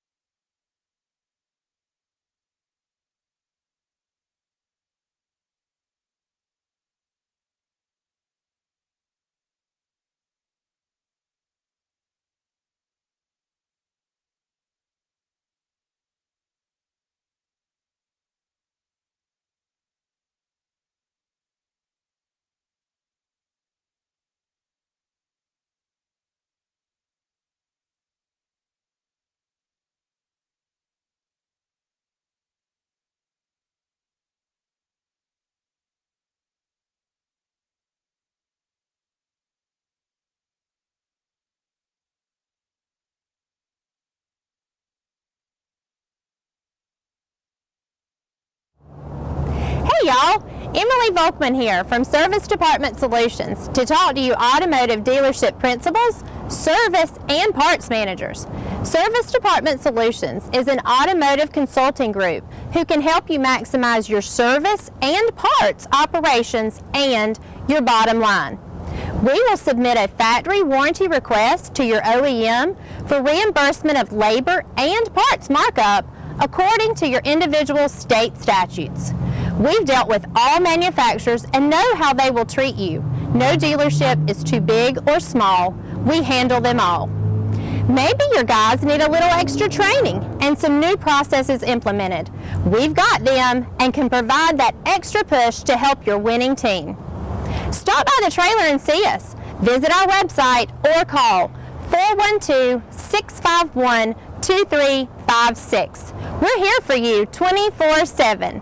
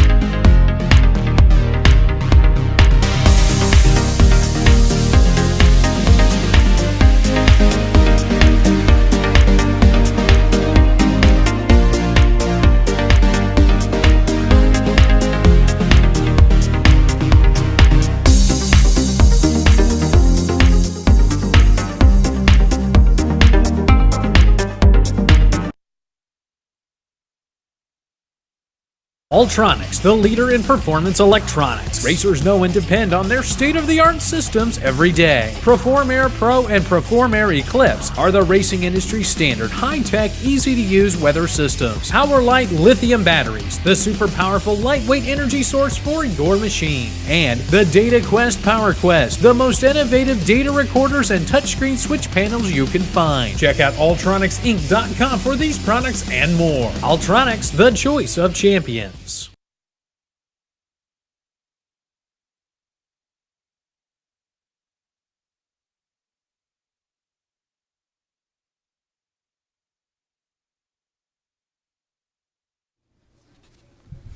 Racing is a risky sport. Don't take risks with your racing operation. On or off the track, protection from LODRS Motorsports Insurance is not a risk. Get your quote today at LODRS Motorsports Insurance.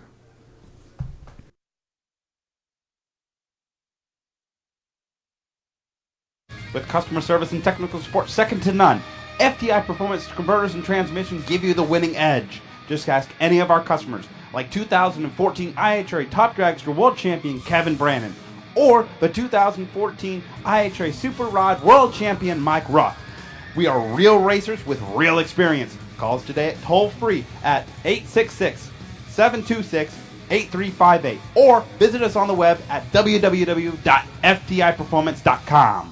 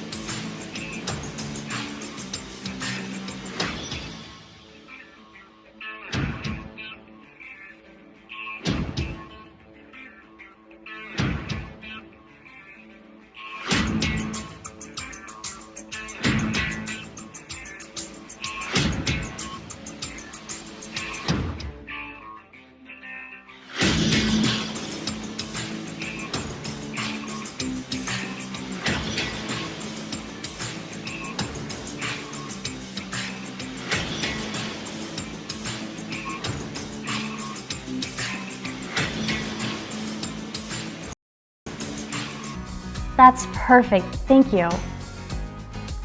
That's why I trust Silver State for all my AC repairs. No matter what time of day you call, you always get to talk to a live person, and they offer same-day quality service. Silver State is always ready to set up your service call or repair on your air conditioning or heating unit. Don't wait, call your neighbor, call Silver State. Silver State Refrigeration and HVAC, 433-5008.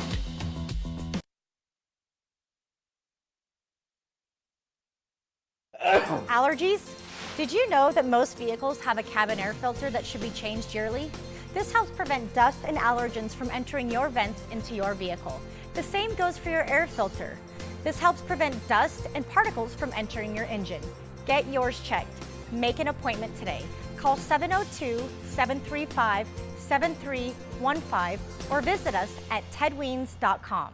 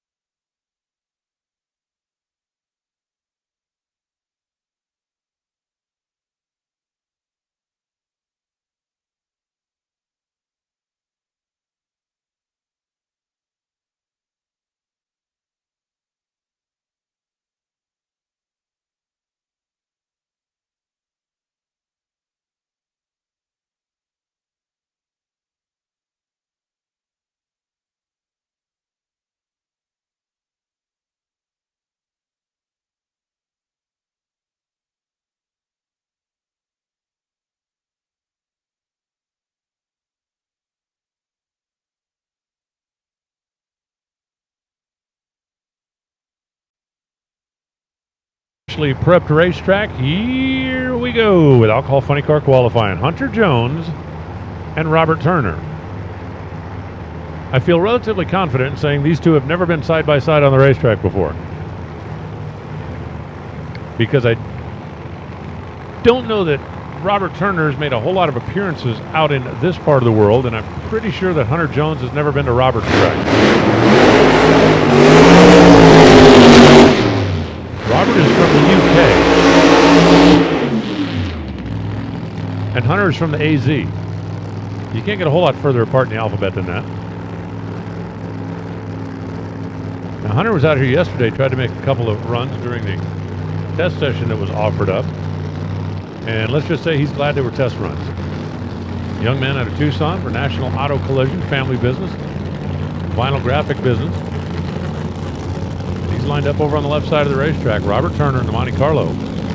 On the right side, as I said, from Northamptonshire in the UK.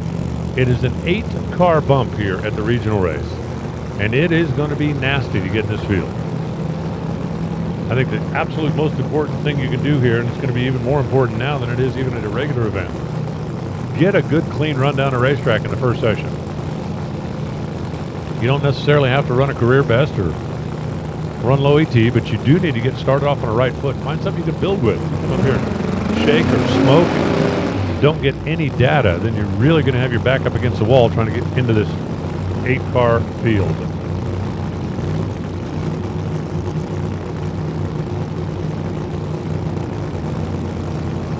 So first pair, first qualifying session, a couple of Monte Carlos.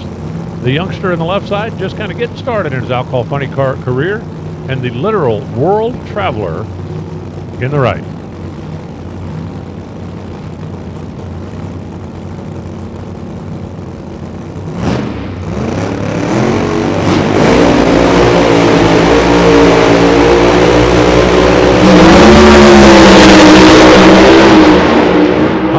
Didn't go 5 feet, but Robert Turner, looked like he ate one up at the finish line. A little kaboom bang, goes 596 at 213 miles an hour. That thing was on a really nice run, down low and even through the middle. Turner was definitely looking like he was going to nail that baseline we're talking about, and saw a little smoke and heard a pop down there at the finish line. Hunter, about the time he swapped feet, that thing just lost a back tire instantly up in smoke. And he basically idled down the track at 16.15 seconds and 65 miles an hour. The fire and safety and the Division 7 safety crew converging up in the top to make sure that there's no fire, no issue under the body on Robert's car. While the next two wait patiently for the signal and fire up. Just an absolutely beautiful day here at the Strip at Las Vegas. Now this is the one session for the alcohol cars here today. They'll have a couple more cracks at it tomorrow before we get the field set for Sunday's limbs.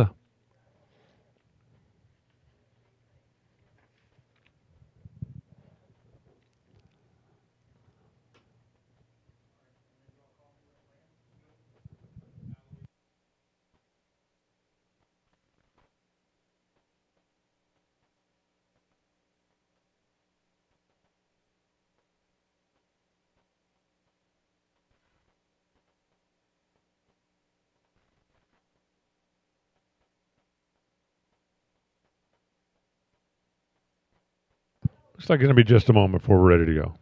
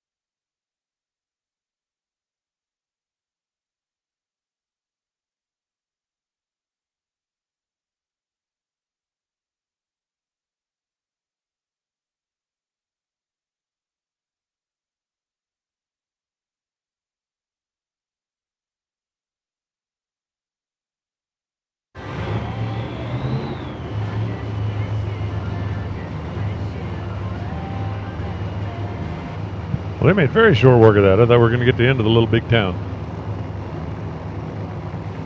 But I'd rather race funny cars. So Robert Turner gives everybody something to shoot at with a 596, even though that thing moved itself. And now it is Tyson Parker, next generation driver from up in Salem, Oregon. Parker's Auto Electric car. That is a brand new look Chevy Camaro, the newest generation, which has become the most popular body and alcohol funny car here as of late. It's lean, it's mean, it's swoopy, it's worth some speed. We got Ray Martin over on the right side, the contractor down from Alaska, driving a car that was campaigned by a guy by the name of Steve Harker a few years ago, all the way to the championship. Before Steve retired from being in the cockpit, Ray picked up parts and pieces. The Denali concrete car. See Kurt Coons down there on the left side of the car. He's been working a little bit with Ray and the team. Last week, basically, if you wanted to be considered a competitor, you had to be able to run in the 40s. And conditions not that much different here. I love when the shadows start stretching across the concrete out there and cools down the racing surface, which as a general rule is good for cars like this.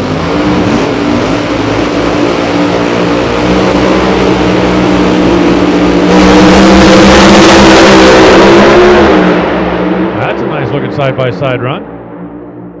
558, 260 miles an hour for Ray Martin. Tyson Parker goes 576, a little bit soft through the middle out there, but not a whole lot wrong with it. 576, 252 miles an hour. Good clean run. As I said earlier, get yourself a run you can build off of. Good tune-up run out there, and that's exactly what both of them did. With Ray Martin getting the better of it on the ET side at 5.58 seconds, and he, for the moment, will hold on to the number one spot.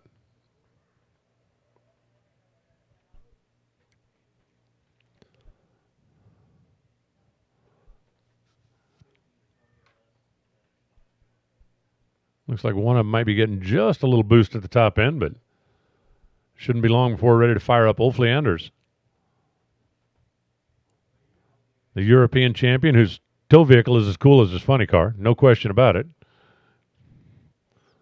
And Terry Ruckman and the gang out of Grand Junction, Colorado.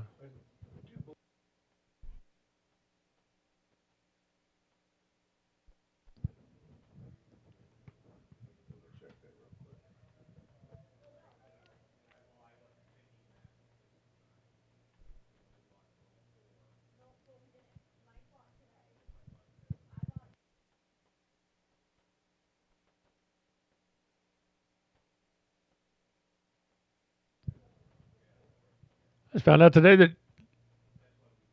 it's Jorgen Lander's birthday. This is a big birthday day. Happy birthday, Jorgen.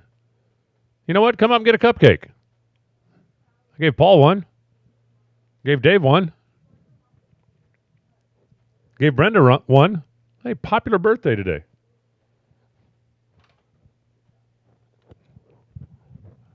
I wonder, what are you doing? You doing celebrity birthdays? Is that what you were doing? I'm being bribed by division director. Yes.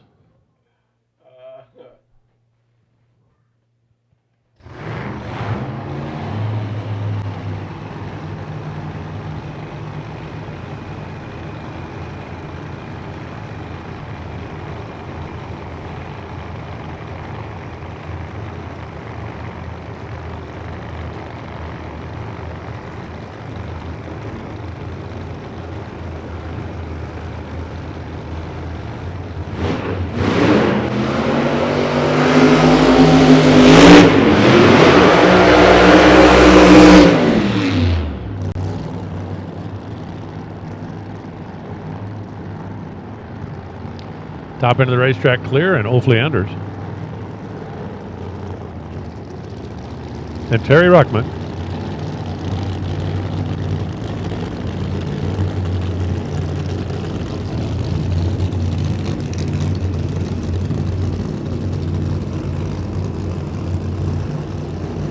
Hey, listen up in the pits. If there's anybody that has any Sunoco Maximal fuel, I have a racer in need. If you've got 5 gallons extra, I have a racer that is in desperate need of some Sunoco Maximal fuel, please. So the LODRS brothers, they manufacture parts, pieces, and sell to a lot of their competitors.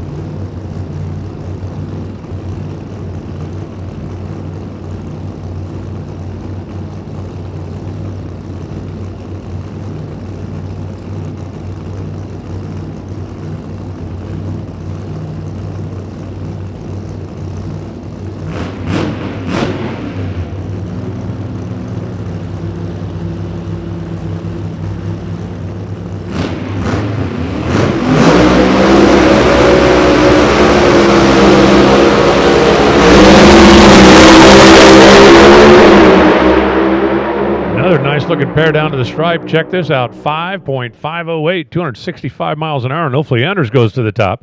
Terry Ruckman goes 559 at 264 miles an hour. That'll slide him into the number 3 spot.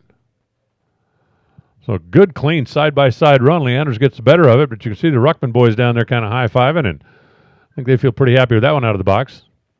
Mike Rice, answer your radio.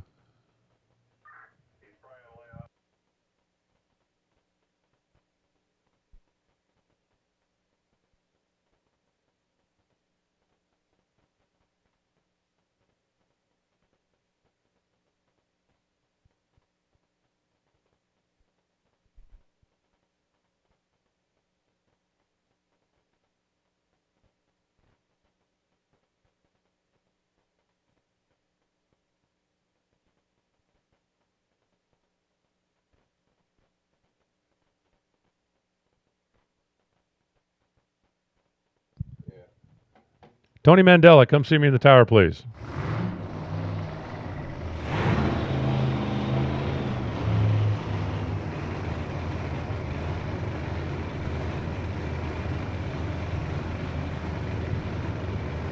Tony Mandela, come see me in the tower, please. Steve Gasparelli and Jay Payne, a couple of businessmen from over in the L.A. area. Not a whole lot of guys been doing this longer than Jay Payne.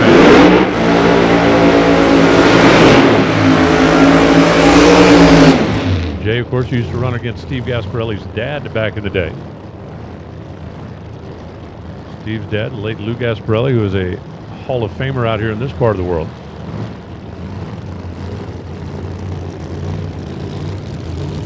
Gasparelli had a wild weekend last weekend when he could seemingly do nothing wrong until he got in the final and ran up against a guy who doesn't lose final rounds. Let's just put it that way. Sean Bellamir's final round winning streak is like at about 14 or something like that. It's ridiculous.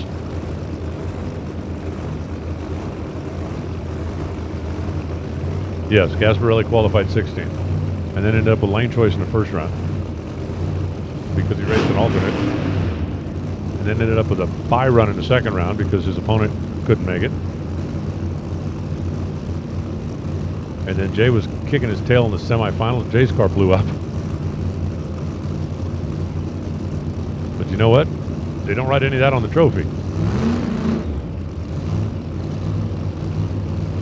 Taking a little extra time there on the wheelie bar over on Gasparelli's car, and now we've got high five from both sides. A little de-icer spray in the injector up there. And now you're going to need to be in the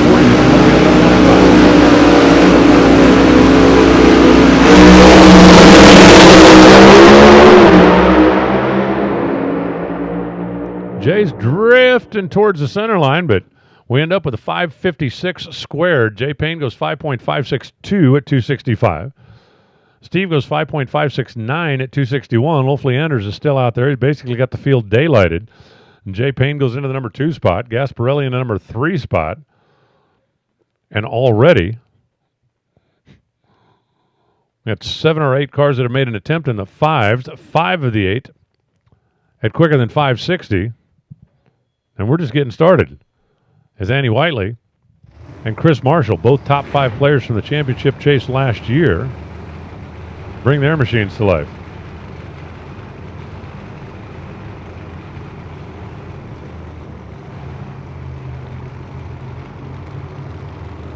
Annie Whiteley, whose twin sister racing in Top Dragster this weekend. Of course, her husband and son both running the Pro Mod. She also has a son that races Pro Stock motorcycles from time to time. And that is one bad, fast race car when it does what it's supposed to do. Chris Marshall over here on the right side. Speaking of bad, fast race cars, boy, he's really made a splash in the last couple of years. Chris Marshall and his wife Brianna out in front of the car. Kind of does it all himself. Runs a Minor Brothers combination, Rad Torque Systems. Jumped on board with him earlier this year. Helped keeping that show on the road, and it has been quite a show. Appreciate Dan Provost and his company up there in Division 6 for making it happen for a fellow Division 6ian. Is that a word? Division 6? Yeah, it is. I just decided it's a word.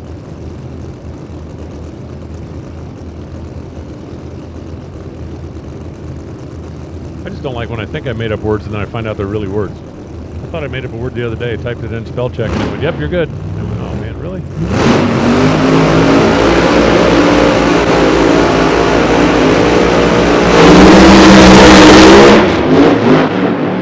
Both of them off the throttle after being very aggressive early.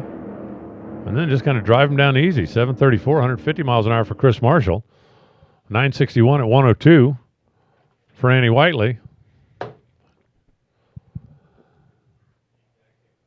And we end up with an 0 for there. Wolf Leander still leading the way.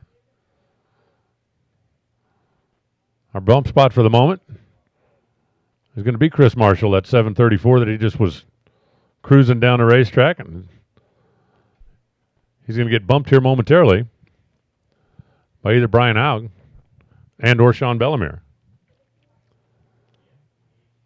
Chris was 948 to 60, and Annie was 968 to 60 if you were looking for numbers.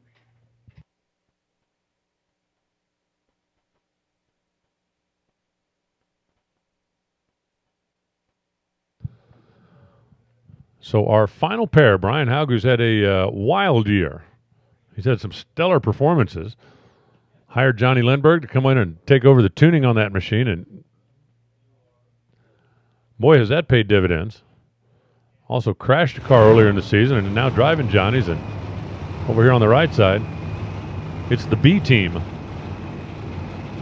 Bartone, Boggs, and Bellemere. And over the course of the last 2 seasons, 3 Bs have added up to #1 twice. The reigning champ, who's once again locked up the championship.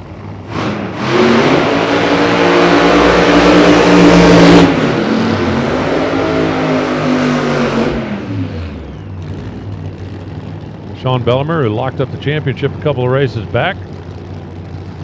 Basically, Tony Bartone, the team owner, said, hey, we got to go to Pomona for the awards banquet anyway, so why don't we just race our way out there? They've been having a pretty good run at it here so far.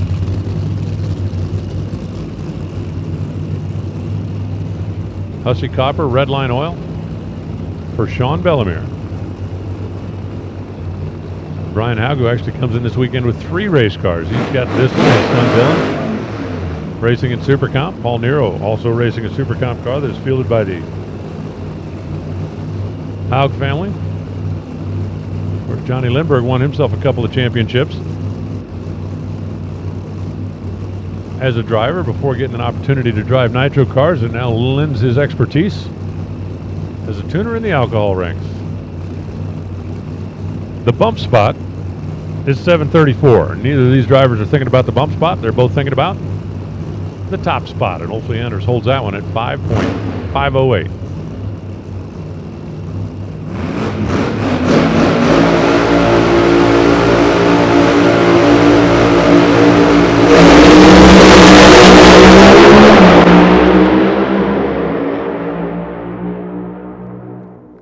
.547, Sean Bellemere. 267 miles an hour. That's low ET. That's top speed. And Sean Bellemere goes right to the top. Brian Haug goes 5.508. And that's going to be the #2 spot now. Well, there's a reason those two run last, because That's where they're seated in the points right now. Sean Bellemere goes to number 1. Not exactly a shock there. Congratulations to Bartone, Boggs, and Bellemere.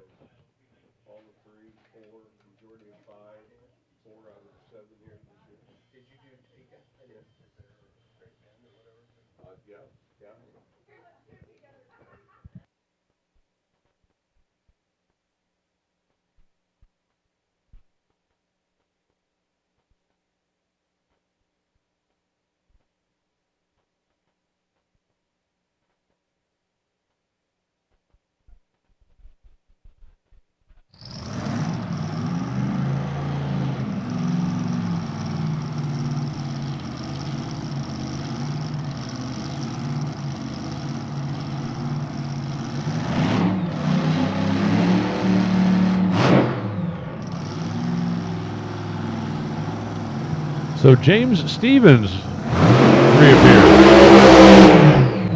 Nice to see him back after a scary ride earlier in the year. The Central Region power player out of Nebraska going to kick things off here with his performance truck car.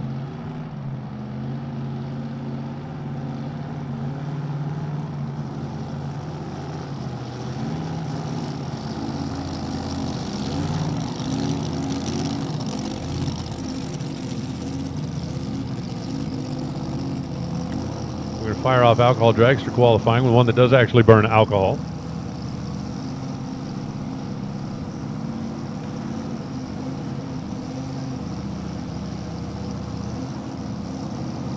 Listen up in the pits. Attention to pits. Super Street. Semifinals of shootout. Need you, please. Super Street shootout. Need you to the staging lanes, please.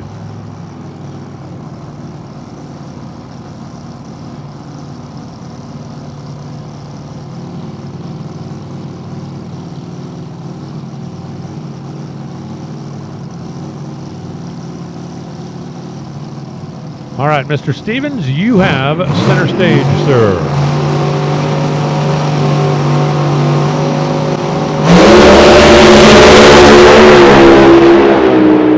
Man, that thing was solid down low. 527, 271 miles an hour for James Stevens. That's a good solid hit at the racetrack. Obviously, he's going to be the number 1 qualifier since he's the only car down the racetrack, but 527 right out of the box. And I believe Mr. Stevens is one of the cars that tested yesterday. If they're not happy with that, I don't know what it's going to take to make them happy. But it sure looked good.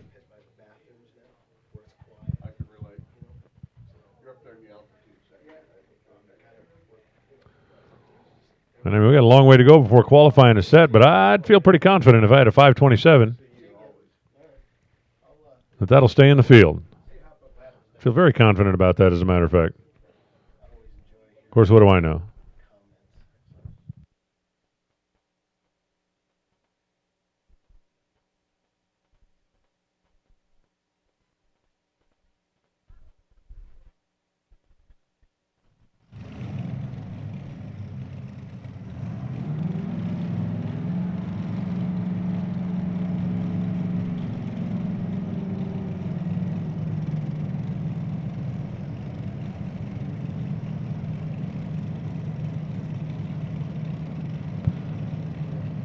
Now it is Mike Burns and Mike Quayle. We're going to fire off a couple of injected nitro cars here. Mike Burns out of Bisbee, Arizona. Interesting, quirky little kind of retired mining town down in that part of the world.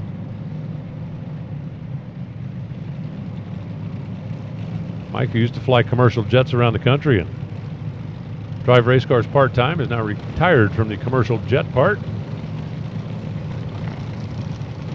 He's got Mike Quayle over here on the right side. That guy out in front of Mike Quayle, Brooks Brown.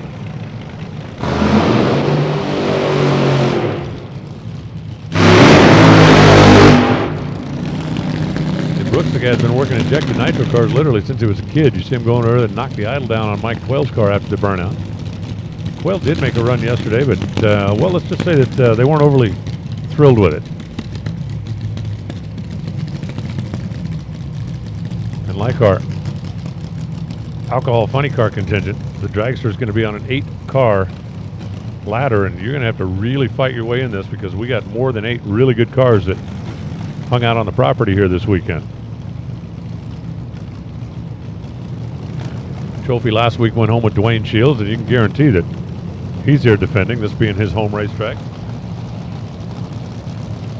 Albeit a place that's never been very kind to him until last week.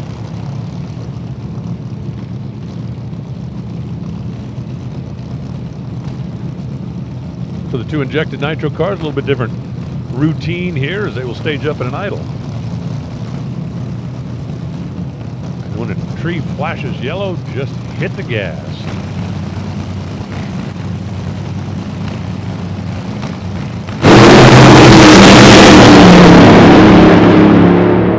Quail's off the throttle at about 100 feet, 538, 269 miles an hour for Mike Burns.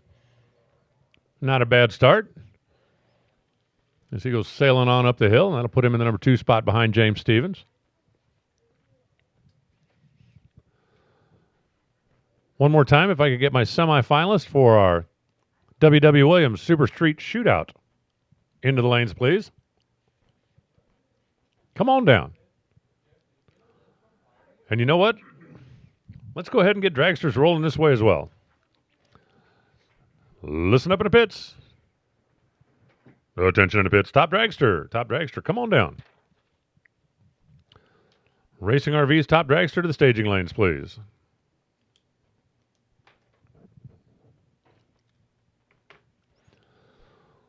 Top end of the racetrack clearing off. Fire 2 more. This time it'll be an injected nitro car against a blower car.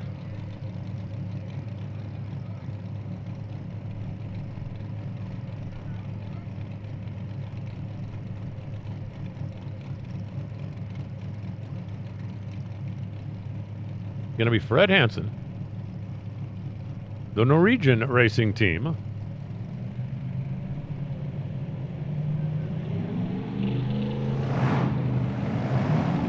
And they've got Randy Anderson down there lending a little of his expertise. And if you're tuning a blown alcohol motor, that's certainly not a bad guy to have come share a little expertise. Ron Anderson. Those guys want to get your lips buzzing. Check out their lip balm.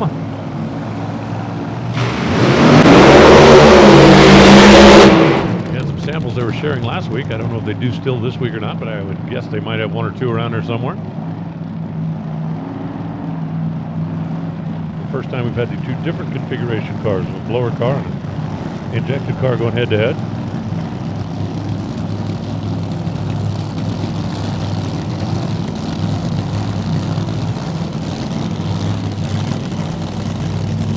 Sitting number 1 right now, the guy who led the whole thing off, James Stevens, who opened with just a brilliant 527.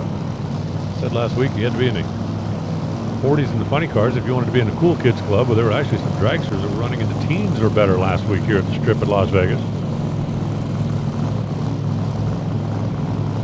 But come Sunday, when it was time to carry the day, it was low 20s that were making it happen.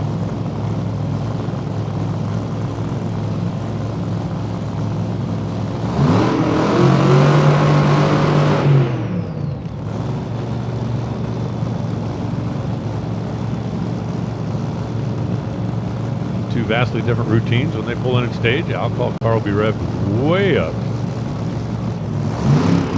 Then it's time to go. The driver just drops the clutch and smashes the gas for Ron Anderson. Injected cars that use a centrifugal clutch and the transmission. Idle up there.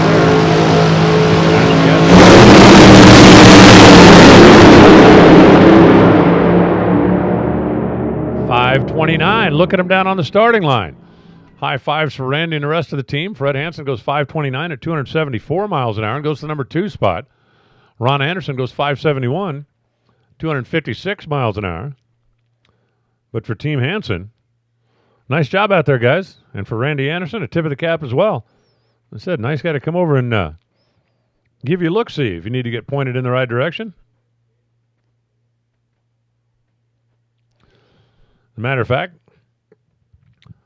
that 529 for Fred Hansen, that's the quickest run he's ever made on this side of the world.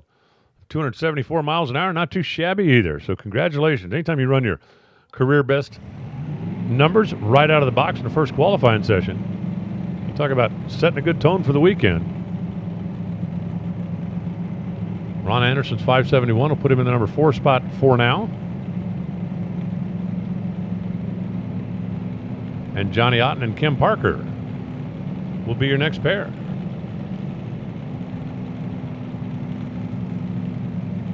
Clean boost, 111 ink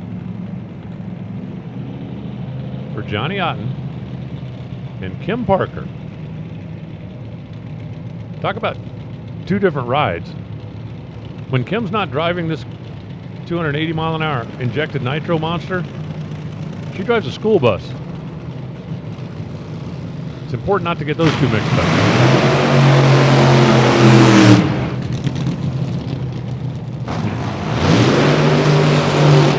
Real important not to get those two mixed up. So far the standard has been set by the blown cars, with James Stevens and Fred Hansen sitting 1 and 2. Of the 5 cars that have fired up, 4 of them made good solid full pulls.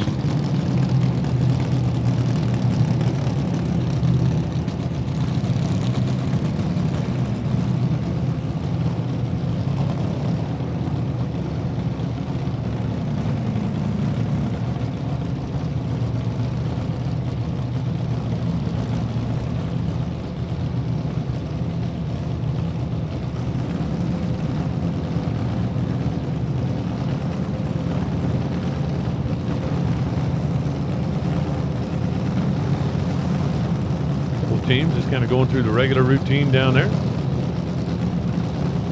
When you got conditions like this and a racetrack like this, expect to see some pretty big numbers come up on the scoreboard. One of the real keys is to make sure you're aggressive enough. On a racetrack like this, you can probably get in more trouble being too conservative than too aggressive.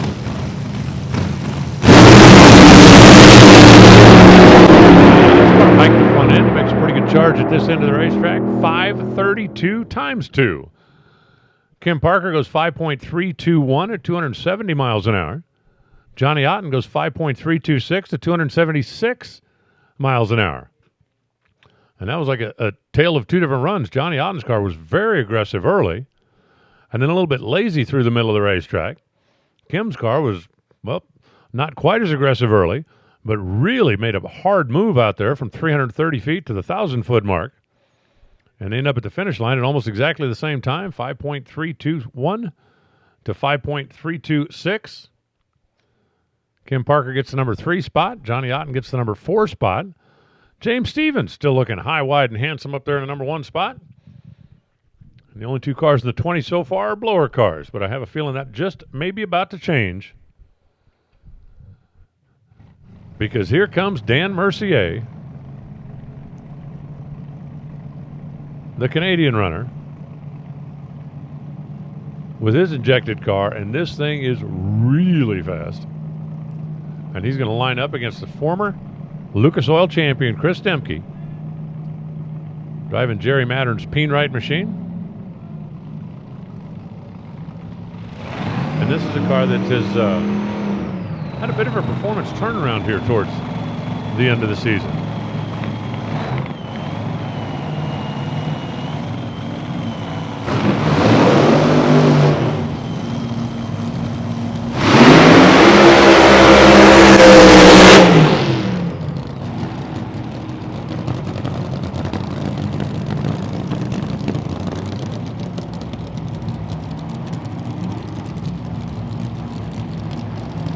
That James Stevens run going to get a pretty good test right here.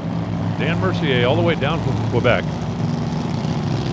think we checked yesterday, 4,000 and some odd miles.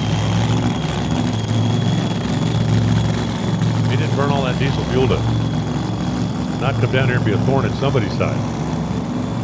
Former Eastern Region Division champion up there. I think it's getting too cold to be racing in Quebec this time of year, so a lot of teams make the trek this way. You might as well take a look at for Chris Demke, that car is California based. That's one of regular West Coast power players and has been for a number of years.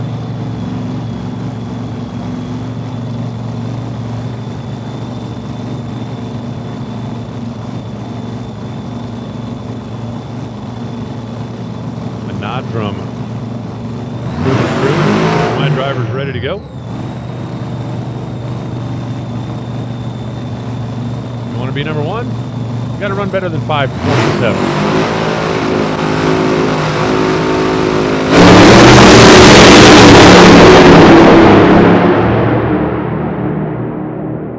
5:26.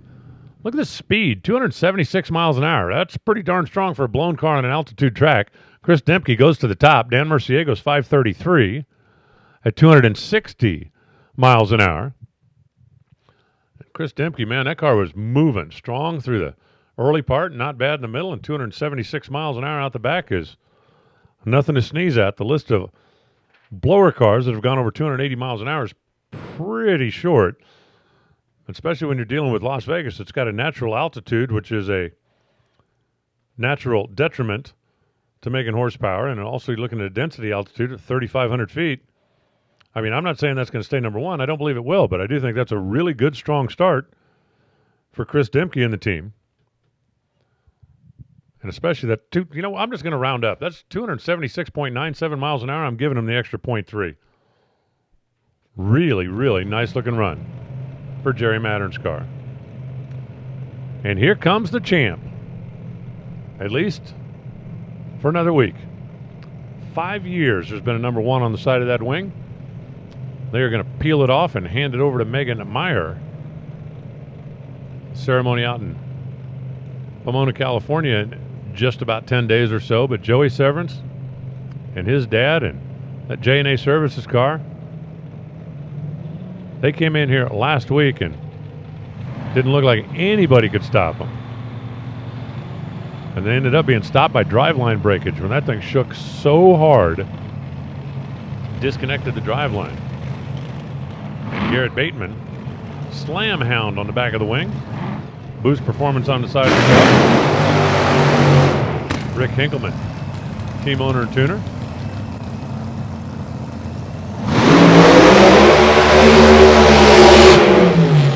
Joey Severance last week was running unheard of numbers. And I really think, and I haven't had a chance to talk to Joe Severance, but it's going to happen before we get to California, hopefully before we get out of here this weekend. But I really think when they came up in the second round, they were just conservative. But they got to be spinning the tire a little bit. If you don't have enough wheel speed, that can cause that severe tire shake. Now, Joey's team did not test either Monday or yesterday that I know of. I believe they just went back to the trailer and said, okay, we've learned our lesson. Let's not do that again.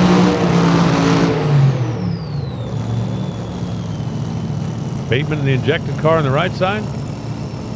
The reigning champ, at least for another week. Joey Severance, the blower car on the left side. Keep your eyes on that Summit scoreboard, too. I'm feeling this is going to be pretty special.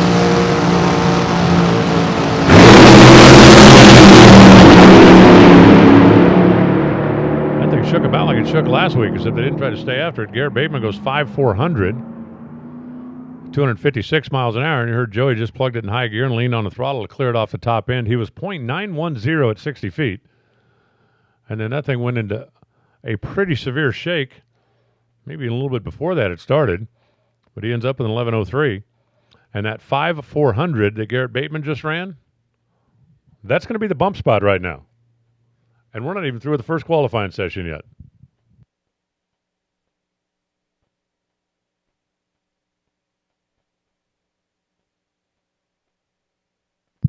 Hey, listen up in the pits. If somebody back there in the pits or in the staging lanes finds a GoPro, I have a GoPro misser.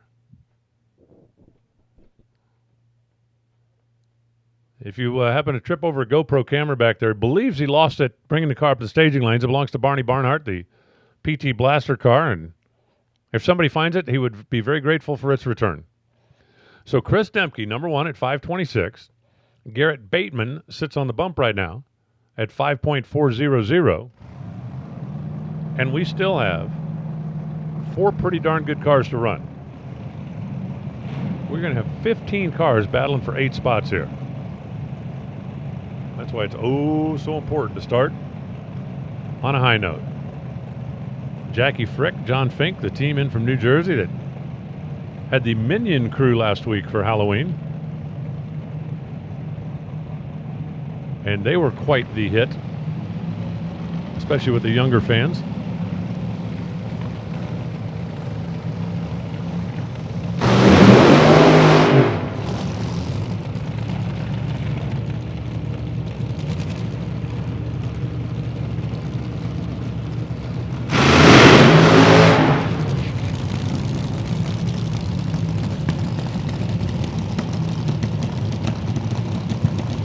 Josh Hart, the Florida runner over here on the right side. We Googled his path as well, and he is a long ways from home.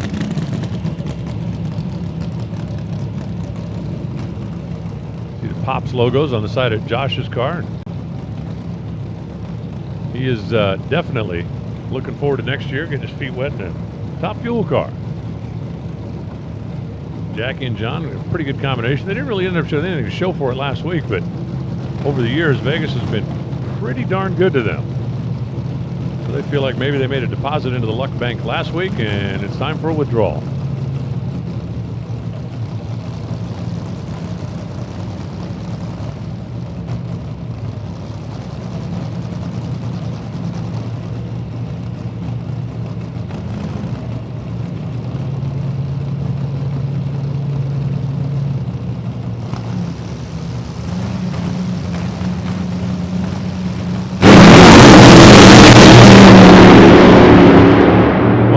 Has to shed it off about 100 feet out. 5:33. Josh Hart, 269 miles an hour. And that'll put him in the qualified field for now as Jackie idles down to an 11:33. For Josh Hart, you want to talk about your classic good news, bad news? Josh Hart runs 5:33, and that is 7th best in an 8-car qualified field.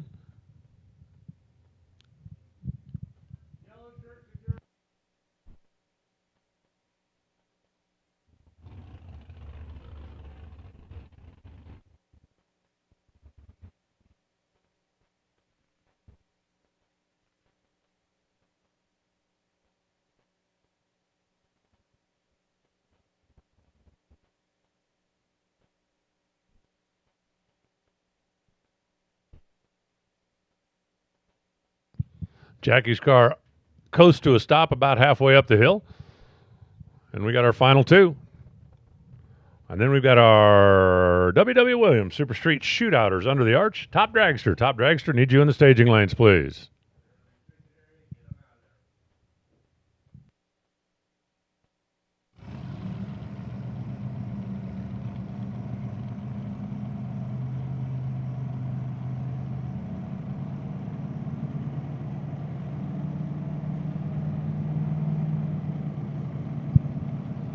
Our final 2, and it's going to be Dwayne Shields, who won it all last week, and Sean Cowie, who has been testing the wheels off of this thing this week.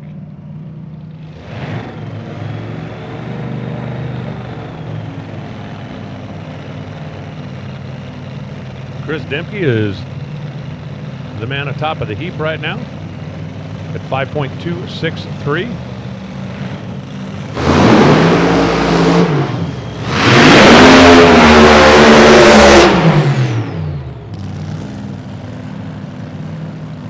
Sean Cowie is not afraid to buzz that thing up in the burnout. And he is not afraid to buzz that thing down the racetrack either. Norm Grimes has been working with the Mundy's towing team out of Canada for the last few seasons.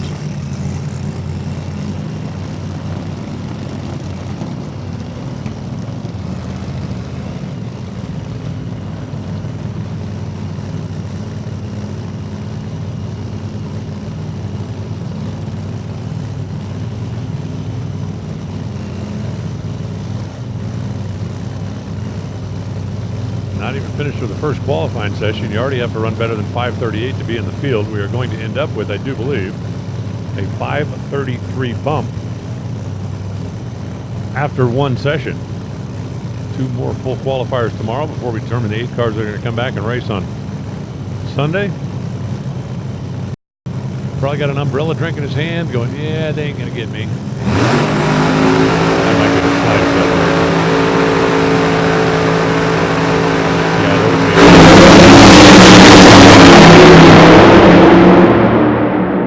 How about this? 524 and 525. Dwayne Shields goes to number 1 at 5.246. Sean Cowie is number 2 at 5.250. That's a pretty stout way to end things up. And how about this? One qualifying session down. The bump right now is Dan Mercier at 5.33. Johnny Otten is number 7 at a 32. Then Kim Parker at a 32. Fred Hansen made a career best run at 5.29. He's 5th. James Stevens, first car down the track at 5.27, is 4th. Chris Demke got to be number 1 for a while, ended up 3rd at 5.26. Sean Cowie is 2nd at 5.25. And the hometown runner, Dwayne Shields, 5.246, 274 miles an hour, sitting number 1 for now. It's going to be mean by the time qualifying's all over with. I mean, really mean. We're doing a quick little shuffle around the tree down there with the tractor. We've got our semifinals of the W.W. Williams Super Street Shootout. Right behind that is going to be Top Dragster. Final qualifying, thanks to the folks at Racing RVs.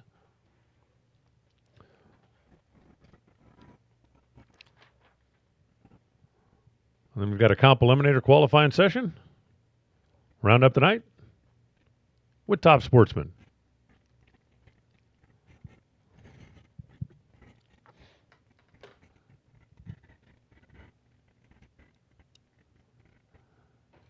Certainly appreciate you fans coming out to spend the day with us here this weekend, and hope you're going to be here for the rest of it as well. Tomorrow's really going to heat up when we get into final qualifying in the alcohol categories. We're also going to get into eliminations in a lot of our other categories. 64 car fields and Top Dragster and Top Sportsman, over 120 in stock and super stock, well over 100 in super gas, super comp. And so tomorrow, those guys start racing for real as we start trimming them down to a more manageable Sunday number. But it's going to be a fun one. 2 more days of racing here at the Strip, and then we'll catch our breath and head over to Pomona for the finals of the NHRA season. And then a lot of them will be right back here. The Strip at Las Vegas, the Streetcar Super Nationals, which is becoming happening. Thanksgiving weekend, there'll be a whole lot of cash up for grabs and big old bracket race. So there's going to be a lot of racing left before they put the season to bed here at the Strip at LV MS. 11:05 on the scoreboard. Semifinals in the water box. Bob Unkefer picking up a microphone. Semifinals coming at you now in the W.W. Williams Super Street Shootout. Marty Barnard, the woman who lost that GoPro camera. Also flying the names on the back window. Amber and Kimbra. A couple of young ladies doing the recovery after a very unique pit fire in St. Louis.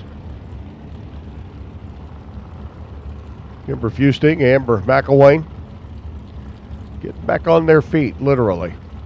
Right now, it's all about Barney. Tim Shell, one of them's going to go to the finals for the W.W. Williams Shootout. Barney's PT Blaster machine over here on the left-hand side is off and running green. So's Tim's Mopar car, the runner out of Colorado. Taking the nose of the Mopar out in front. Barney starting to close in from behind with the Chevelle. And on a double breakout, 11:04.2 by Tim, 11:02.4 by Barney. Barney went down there, went ahead and took the stripe. And Tim Shell says, thank you very much. So Barney's day comes to a conclusion, at least as far as the shootout's concerned. Ryan Giacone and Dave Gotts.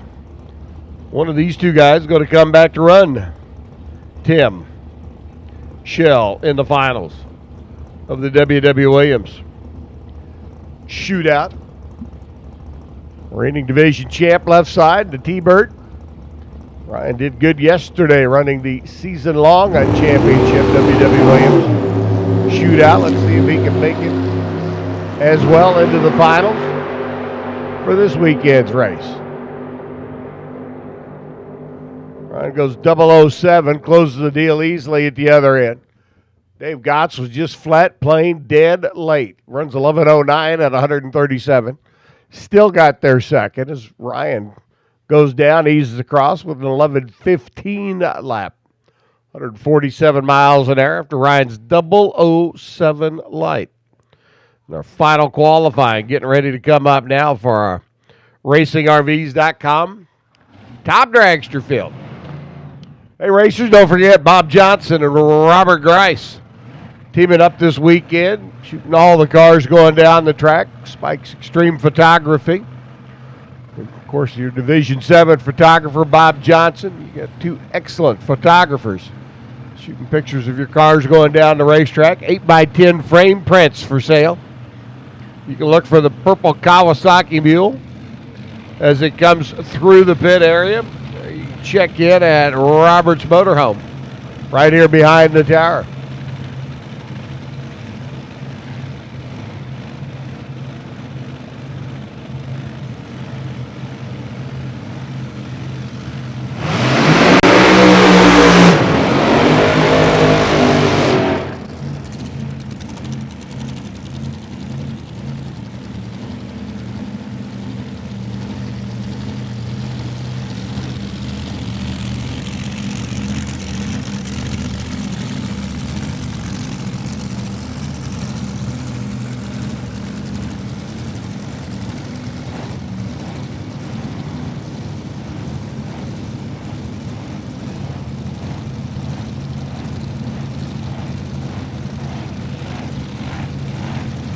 Steve Will and Alan England. Alan, 689.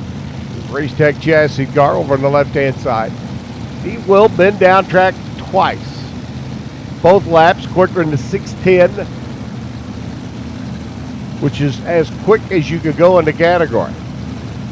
Steve's been 6-0 twice, and those runs just throw you down at the bottom of the sheet with over 64 cars here. Steve Will not in the show. One final opportunity.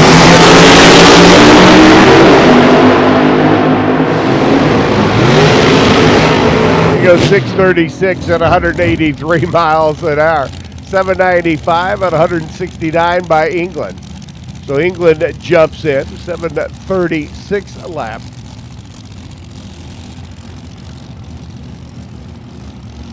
And that'll put Steve Will in the middle of the pack, number 24. Well, not quite the middle of the pack, but reasonably close. So Steve gets in, gets the number set. Buckle and roll. GK. Timid Tiger entry over on the left-hand side. Sheet number 22 on the qualifying sheet, 629 and 223. Baruch Alamas coming up from Mexico with the Answer chassis car. 7-3, again, identical number to what he had already ran and qualified. Michael Lynn goes through 633, 221 miles an hour, and about 4 hun off her earlier qualifying best of a 629. Gary Vangs, Colorado-based Mountain Motor Performance entrant, coming in next. James Warden. Alongside of him at Pennzoil Lane, the Bellwood. An RB Auto Body entry out of Santa Ana. Number 16 qualifier, Warden over here on the right. Pennzoil Lane runner's been 626 and 622. Bang, pretty consistent car, 631 and a 630. On his 2 hits on the racetrack so far. Number 3 going to come up. He's Chris currently sitting number 23 in our qualified field.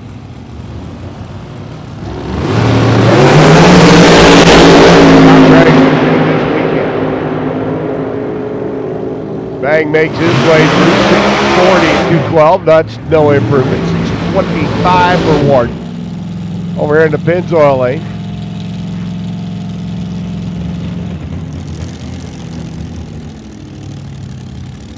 .221 miles an hour.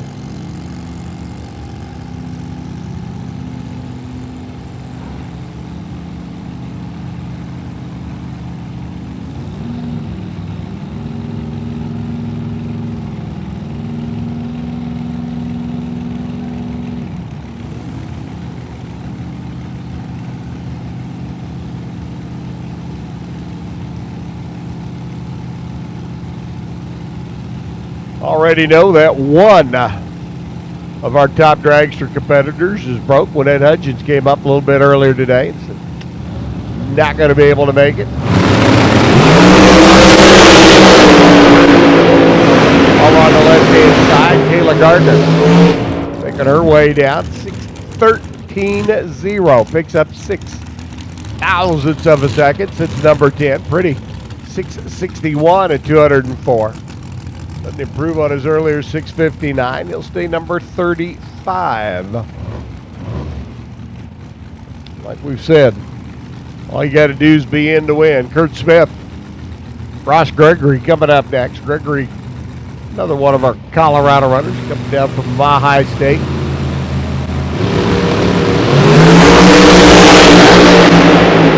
On board, Smith out of Stony Plain, Alberta. There on the summit side, 6:53. Slows up 3 hunt, goes 212 miles an hour, 6:23.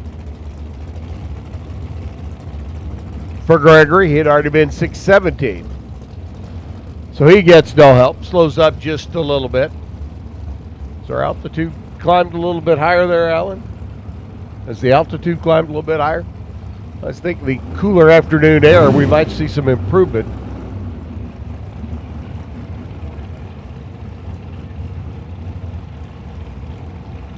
So even though the sun's starting to sink in the west, temperature still sitting at 78 degrees. Mo Trujillo comes rolling in. 6:67 and a 6:66 for the runner out of Happy Valley. Mo's on the left-hand side. Mark Yeager. California runner. Oh, hang on. Or does a little do-si-do. Trujillo on the top end. A little smoke coming out of the car. 6:65. 199 miles an hour. So Trujillo's gone through 6:67, 6:66, and now 6:65. Trailing a little smoke behind him. Across the finish line down there, the over-the-wall gang. Checking out the left-hand side of the racetrack. Summit lane, make sure that whoever it was off of Mo's car doesn't affect our racing service or our shutdown area.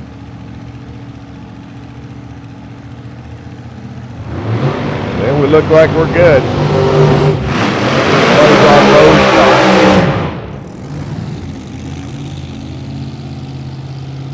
I'm sure we'll have Mo saying words like golly gee and son of a gun and maybe even a dag nabbit before all is said and done, because she's definitely puffing a little smoke down there on the big end. It also appeared to be coming off the top of the motor rather than internally, so hopefully just a little loose fitting or something. We'll be able to get fixed. John Bond, the transportation entry for the runner out of Winters, California. 500 cubic inch Brad Anderson blown combination on the right hand side. Paul Gladden out of Tracy, California. Got one of the few Ford power plants. Obviously, the big motor Chevrolet combination. And Brad Anderson heavy combination. The majority of the power for these cars going down the racetrack. 6:40, 2:13. Gladden picks up a couple of hunts. It's number 26. Bond goes through 6:12 at 224 miles an hour. One of our two drivers that's already been down track with a 6:10 lap. You use your number one qualifier based on speed. He and Aaron Stanfield have run identical 6.101s. Bond just a couple of mile per hour quicker, able to take the number one spot away from Aaron. Got one car left up there on the very crest of the hill. Waiting to make sure we get that car turned around the corner down there before we get ready to send Bernie Plord and Art Hoover.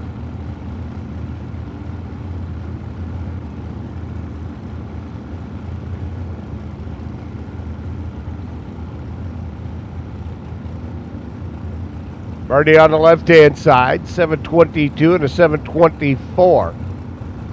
Car seems to be stretching its legs a little bit longer. He's run down the racetrack. Bernie in the left. Over here on the right.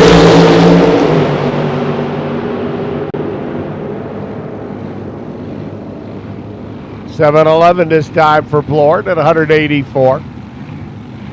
He's sitting on the bump spot. 7-11-9. To the number 64 spot. Art Hoover, 59. Hunt off of his earlier 658. He'll stay in the middle of the field. There's the number 32 spot. Jennifer Weens. At Weens Tire and Auto. Right down the road and around the corner on Craig Boulevard. Craig is it Boulevard or Road? Craig Road. And Shonda Ruckman out of Scottsdale. Well, Blinzler Motorsports. Yeah, a little bit further down the road. Ellen Johnson. Performance Engines Power Plant for Shonda and Roddy. Shonda sitting number 8, been 612. 231 miles an hour. Jennifer on the left-hand side, one lap down track, 622.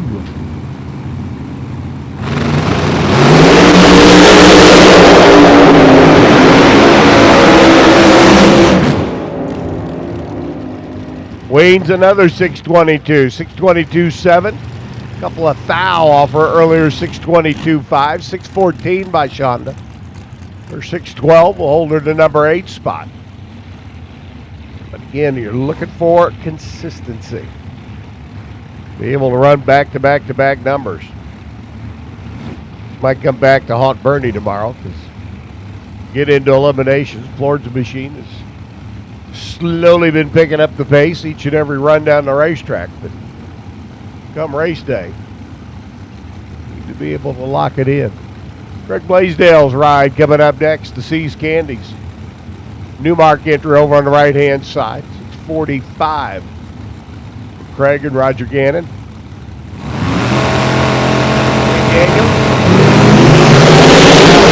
California. Sarmento machine. Down the left-hand side.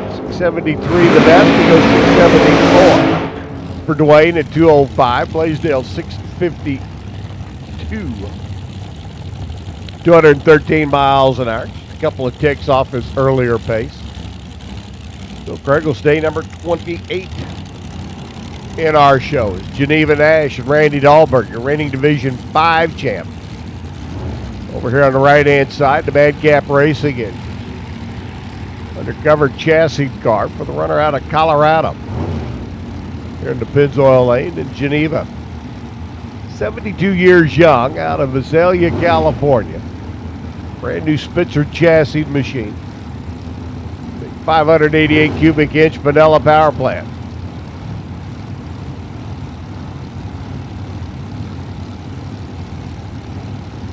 "72 years young. Gotta love it.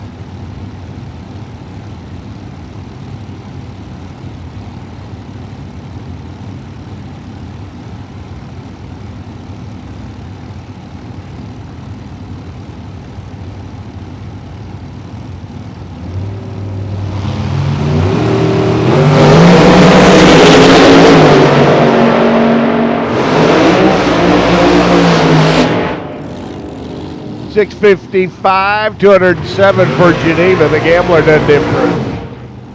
She'll stay number 29. Randy Dahlberg muscles through with the 671. He's off a couple of ticks from his earlier 668, so he'll stay for now. Down in the bottom half of the field, that number 42 position, giving up lane choice. We get into first round of eliminations, although I got to tell you, this is typically the case here at Vegas. Lane choice is a coin flip anyway. The gas band coming up, Steve Kastner. Right-hand side runner. Former top dragster champ here in the division. 620 or 662 times 2. For Kastner on his laps down the racetrack. And Denny Hills. 622 to 621. Back-to-back laps. For another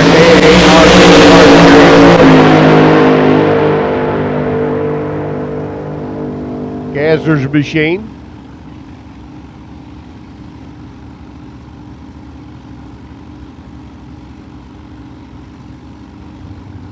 Had some issues on the starting line, not on the line when the tree came down.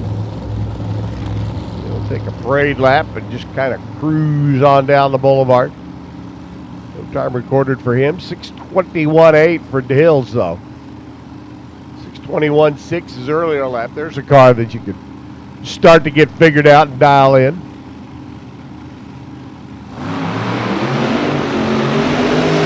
Into top dragster and top sportsman. Eliminations. It will be interesting.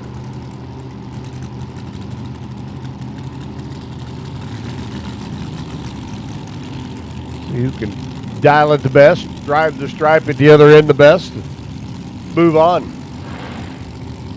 The eliminations on a huge 64-car field to work through. It gives a lot more cars a chance to run and pick up a couple extra points if you're chasing points. And you still have some pretty good battles left. It's your your newly crowned champ, Danny Nelson. Racecraft and Vortec over here on the right-hand side. Dallas, Texas. Nelson machine, a high gear only car, goes 6.111, 234 miles an hour. He'd already been 610 with the 3. Danny Nelson's car, a rocket ship. 684 for Steve Cook, 201 miles an hour. No improvement for him. He'd already cranked out a 678 lap. So he falls off about 0.06 of a second. Nelson will stay number 3. Terry White. Johnny Freer. Freer over here on the right-hand side. No wings. No fenders. Under 200 miles an hour, you can do it. 686. 195 for Freer. 685 is earlier best. Terry White goes through. 701. He'd already been in the 6-second zone with his. So Terry will stay 59. Freer stays number 58.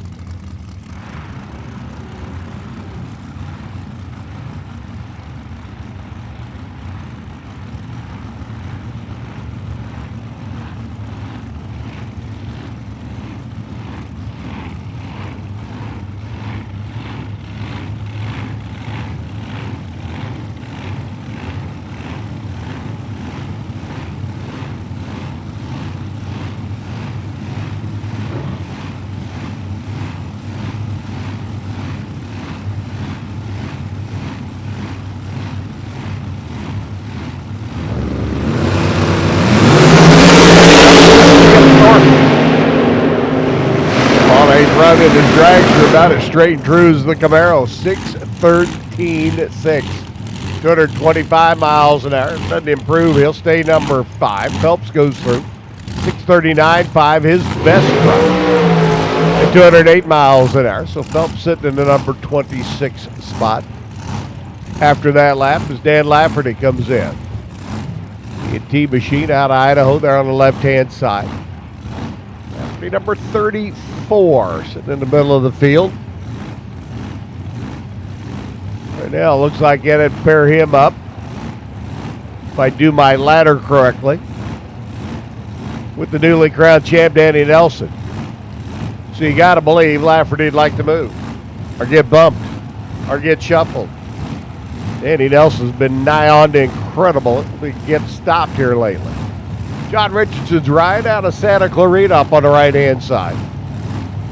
Maintenance services machine, your number 9 qualifier. Another car down in the low teens, 6.129. The best for Richardson.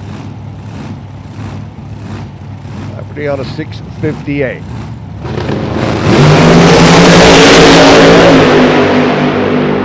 Get her down into the low 650s. 59, 205 miles an hour. So Dan's going to have to rely on some folks to help him. 618 by Richardson at 225 miles per. John will stay number 9. Dan right now stays number 34. Steve Schneider and Lindsey Meserve. Lindsey comes rolling in. The wheel of the Race Tech chassis, Theobald Motorsports. Red Morrison powered car over on the right-hand side. 684, 194 by Lindsey. 610 with a 9 at 224 miles an hour for Steve Schneider's. Minor Brothers Power Plant.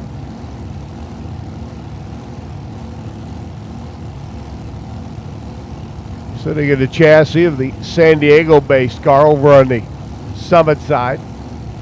610, 224.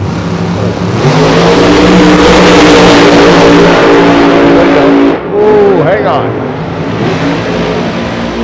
Wiggling, waggling, going down the racetrack, 690 at 181. Not going to do it for Schneider. Lindsey cruises through, 684.1. Backing up for 684.0. That she ran earlier. Both runs at 194 miles an hour. Lindsey may be ready to deal with everybody before all is said and done. Of course, coming off the win down in Phoenix a few weeks back. She's on a hot streak, and I tell you what, that car right now is running dead on consistent. George Prather, Sacramento, California. Cop Eliminator needs you to the lanes now, please. Competition Eliminator. Needs you to the lanes, please. Jake, George.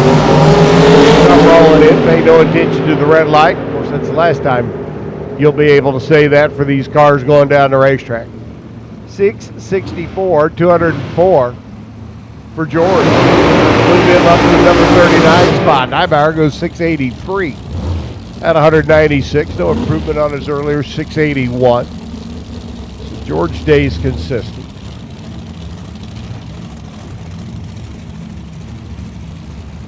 Prather moves up several notches on the qualifying sheet. That'll shuffle the lower half of our top dragster ladder. Alan Kinney's ride. Get a chance to talk to Alan a little bit earlier today down in the staging lanes, discussing the fact that he and I are both out here enjoying the weather because, well, it's kind of cold and nasty back in my hometown of Kansas City and his hometown in Pennsylvania. Chamber of Commerce, I don't know who's in charge down there, but they did an excellent job ordering up the weather for this weekend. Those of you listening in on dragracer.tv, the only thing I can say to you is really do wish you were here, because it has been spectacular. Next 2 days supposed to be the exact same.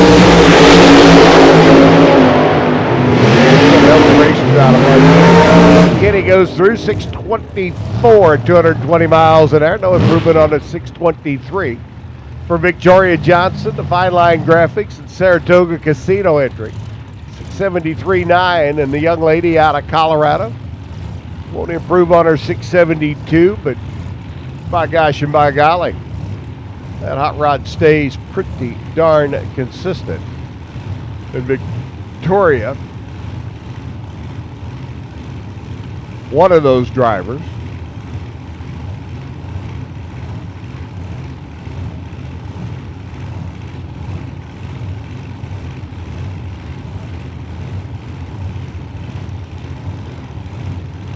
looking to see what they can do to close out the championship season.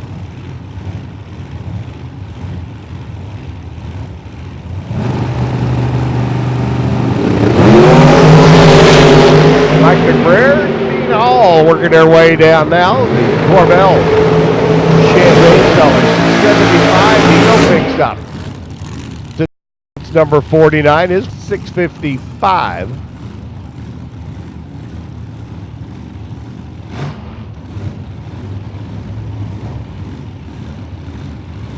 If they're trying to keep track of who all's in and who all's maxed and who all's trying to earn points, representing all the different divisions across the country. Talking about Victoria a moment ago and the hot rod. She's 9 points ahead of Bradley Green.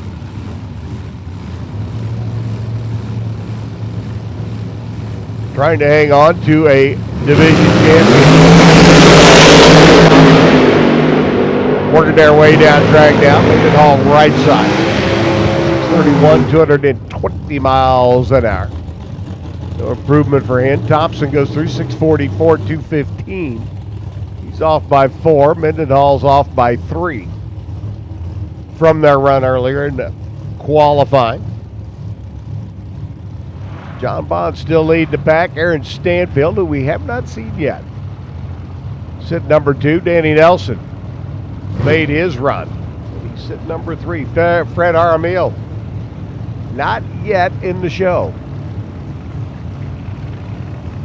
72 cars on the property. We qualify 64. Like I said earlier, Wynette Hudgens has already let us know that her car's broke, so we'll be looking for, I know, at least one alternate.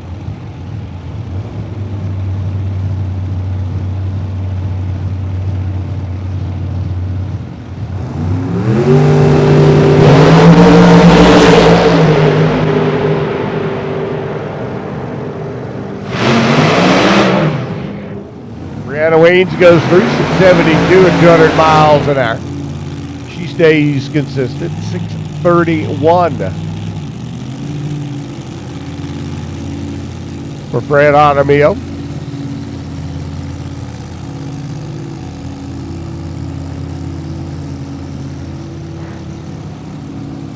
David Nations, Mound City, Kansas-based entry, comes rolling in next. The Spitzer chassis car. Cody Weber. There's talk today on and off about Cody and his bride. The new baby in the neonatal ICU unit. Check in downstairs with RFC. They can fill you in on all the details.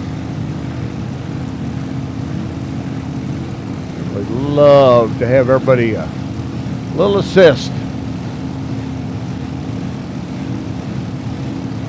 for baby Marley. Born in July, still living in the incubator.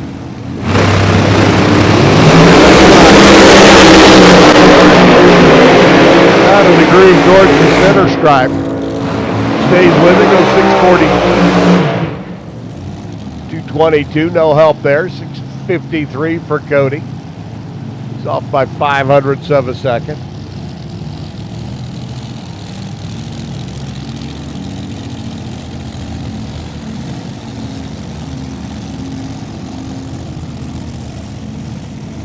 That number on the scoreboard, boys and girls, is incorrect. Gene Hayden 696 is actually the bump. Bernie Flord 711, not enough to get in, but right now he is the number 1 alternate. Like I said, we know we need at least one. Tony Zizzo coming in now. Having one of the button transportation machines. And Anita Strasburg. Saw Andy go down track a little bit earlier. Anita at the wheel of the Why Not Racing, Nealon Parks chassis car.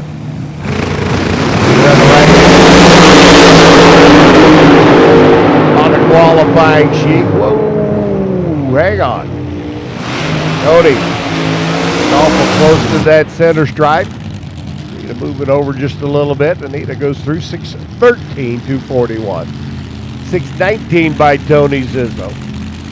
So both of those drivers off just a tick or two from their run earlier today.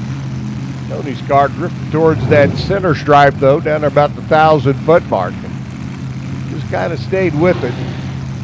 Eased it on across the finish line stripe. Moved on. Here comes the birthday boy, Paul Snell. Paul's Automotive, 4x4. Sandy, Utah. Reed Taylor's machine on the right.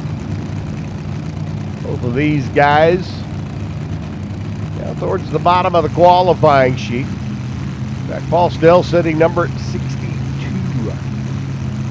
with the 693 best at 204. Taylor's Roadster there on the right-hand side, the Pennzoil Lane. He's in with the 681. No 680 this time around. 692 by Paul. Birthday Boy picks up a hunt. So does Reed Taylor.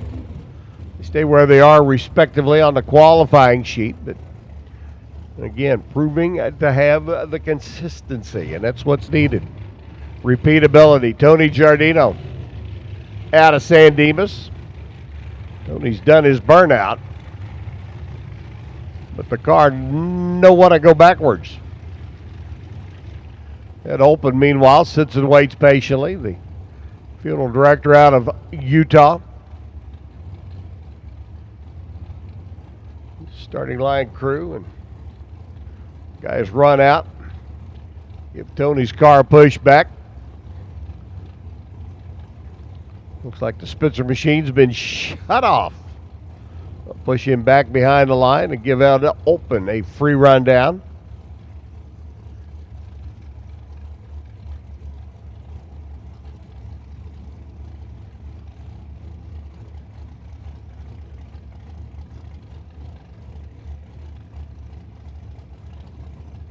Tough break for Tony's car. Good looking Spitzer machine. Rely on his earlier 673. Come getting lined up. 679 this time around at 198 for Eddie Open. So that'll stay number 51 in our 64 car field, or number 50. Our 64 car field. Tony likewise. Going to stay in. Cop Eliminator, if you're not in the lanes, you're late. Competition Eliminator needs you to the staging lanes, please. Shane Molinari and Mike Kyle. Mike LeVerne Morrison. Red, white, and blue. Spitzer chassis car. Over on the right-hand side, 612.2 and 612.8. Going down the racetrack on his 2 laps so far. See if he can duplicate it one more time. Molinari's Battleground Washington base runner. S&T truck repair. 623 the best for Shane. Of course, that puts him up in the upper echelon and the top half of the qualifying field.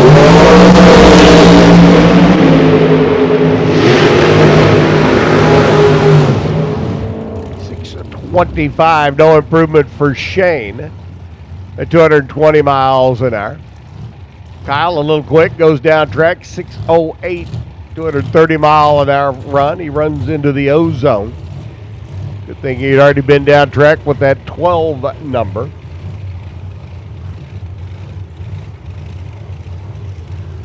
And our W.W. Williams Super Street final round contestants, we need you back to the lanes, please. Tim Shell, Ryan Giacone. Gents, if you would, Tim and Ryan, Super Street, W.W. Williams shootout, final round. Need you back to the lanes, please. Grant Dury and Jack Sadler. Gonna see what they can do next here on the Summit and Pennzoil lanes, respectively. Dury out of Alberta. And Jack Sadler, a much, much, much shorter toe. Going over the right-hand side. Right here in Anderson. The lights and pair for both of them. 647, 214 by Sadler. 662 for Dury. Dury's best run. That 662 that he just laid down with 196 mile an hour speed. Sadler doesn't improve. Dallas Glenn and Megan Molinari come rolling in next.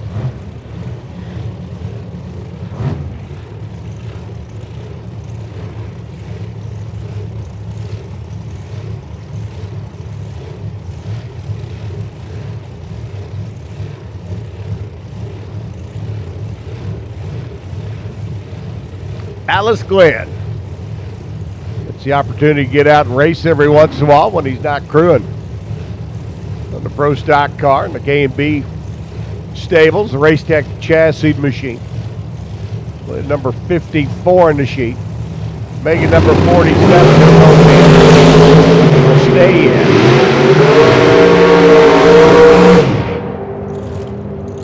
Right now looking for consistency. 676 for Megan. 197 miles an hour. 6804 Dallas Glenn. His best run by a couple of ticks. He'll stay down in the bottom half of the field, but knows he's going the right direction. Car's looking to be strong. Stay steady. John Bond still leading the pack. Aaron Stanfield, number 2. And speaking of Aaron, here he is.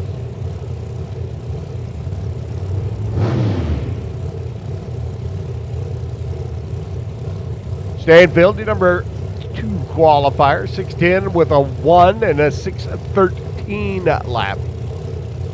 222 mile an hour pace. 6.101 with Aaron. Identical run made by John Bond, but because John was a little bit faster, he gets the number 1 spot. Aaron gets number 2. Stanfield comes out to the Vegas event. Brings the top dragster with him. He's chasing a championship. He's trying to hold on to it. 6'11" with a 4, 222 miles an hour by Aaron. 6'10", 6'11", 9 thousandths of a second difference between, 8 thousandths of a second difference between the two runs. 222 miles an hour again, 702 for Gene Heaton's ride. 191 miles an hour. Gene will stay in the number 63 spot for now.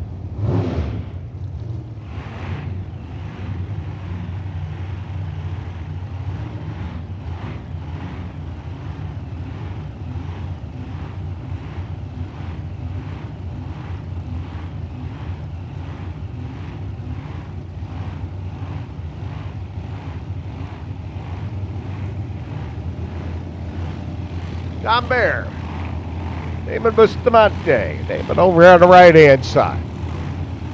Young man looking to get in. He's got to dip her down into the 6-second zone. See if he can get there.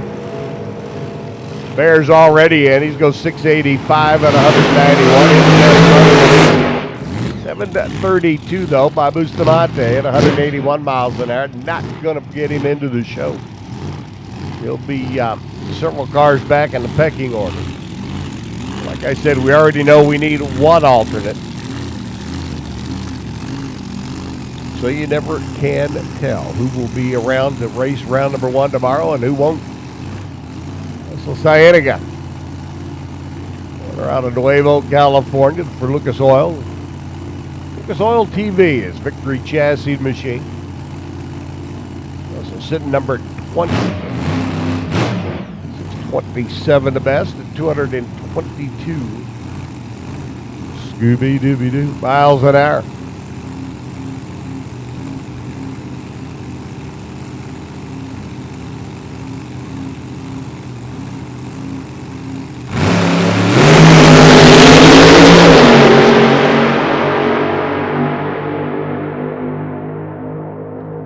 .630 at 221, no help.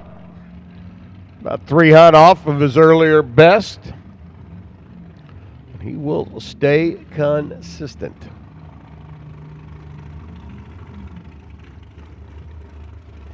And the Tapatio entry of Steve Hamilton come rolling in next.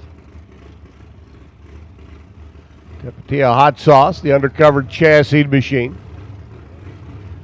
And we need our RacingRVs.com top sportsman cars to the lanes now, please. Top Sportsman needs you to the lanes, please. And our Super Street Shootout cars. Ryan, Tim, need you lanes, please. Super Street Shootout, final round contestants. Ryan and Tim need you to the lanes, please. I see one of you back there. But that's only 50% of our final round, so we need 1 more. And now the call goes out for RacingRVs.com top sportsman cars. Need you to the lanes, please.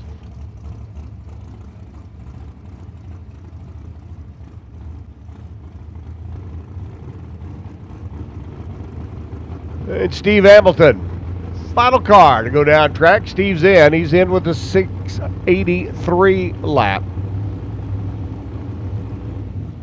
Right now, just looking to duplicate, replicate, stay consistent. Play it again, Sam. Improvicate. Ooh, there's a new announcer word. Improvicate. Well, better throw it in spell check, see if we spell it right.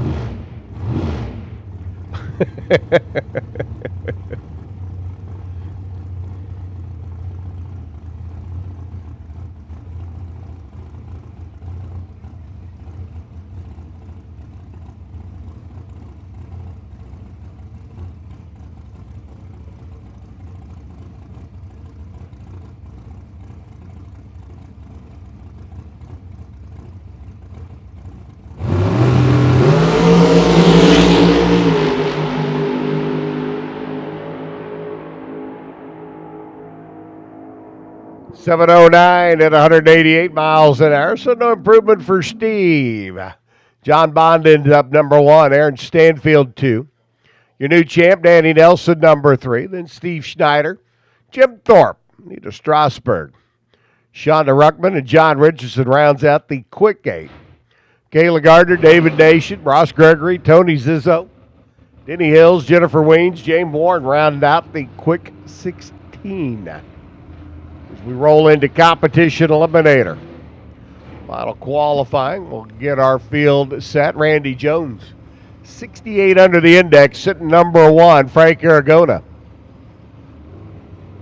in the number 2 spot. Jason Grima, the boys from Australia, sitting 3. Moser's 4. Howie Stevens, number 5. Team cars taken to the track earlier in opening qualifying. Ralph Van Pappenham sitting number 11. And Randy Goff sitting number 15.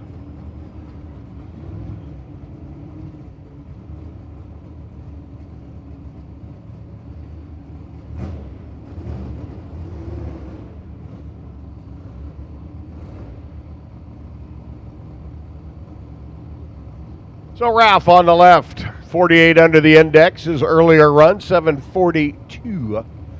Randy's earlier run, an 862, puts him 30 under. With the mouse motored S10. Runner from right here in Las Vegas. Ralph coming down from Garden Valley, Idaho. Ralph's had a pretty good year. Into a couple of final rounds. Started it off with the win down in Tucson.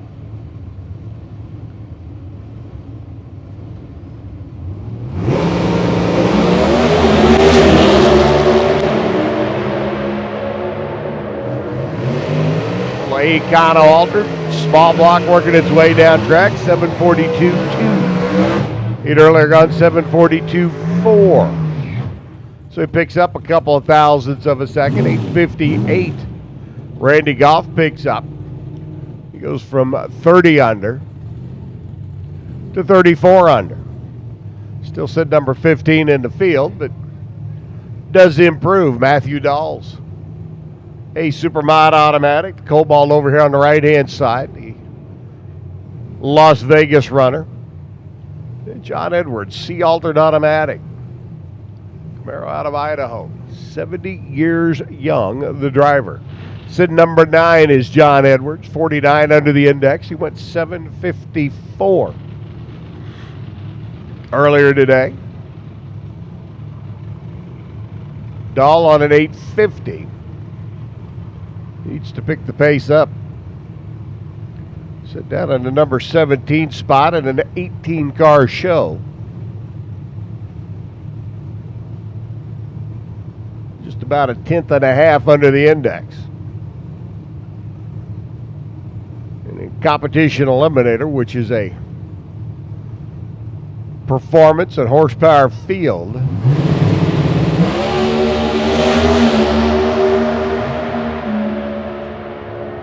Dahl didn't go anywhere. John Edwards goes 7.77 at 172.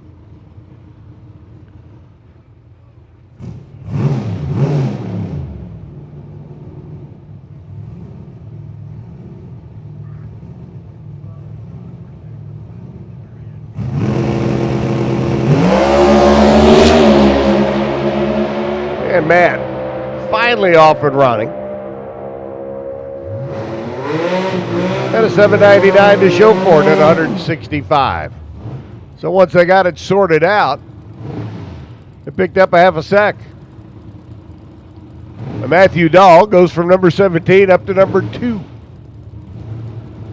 on a 65 under pass. That's what you call getting it sorted out, boys and girls. Go from number 17 to number 2.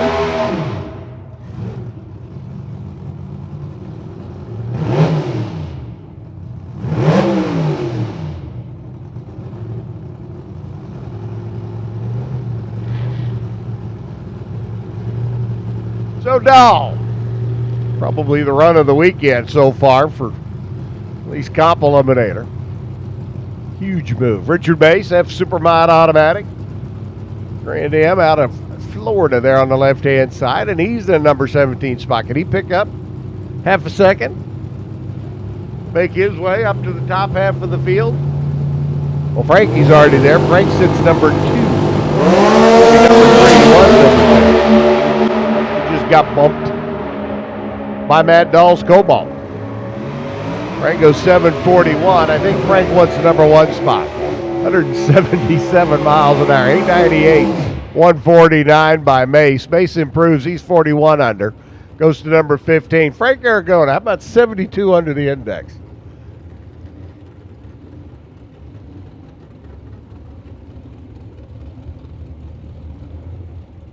So Frankie says, I think I want to be number 1. Pours the coals to it. Oh, 72 under lap. Hey, when you're the champ again, you can do that. Scott McClay, Howie Stevens, getting ready to do battle. I'm just curious how much horsepower really comes out of Aragona's motor. McClay down at the bottom of the qualifying sheet. He needs to get a run down.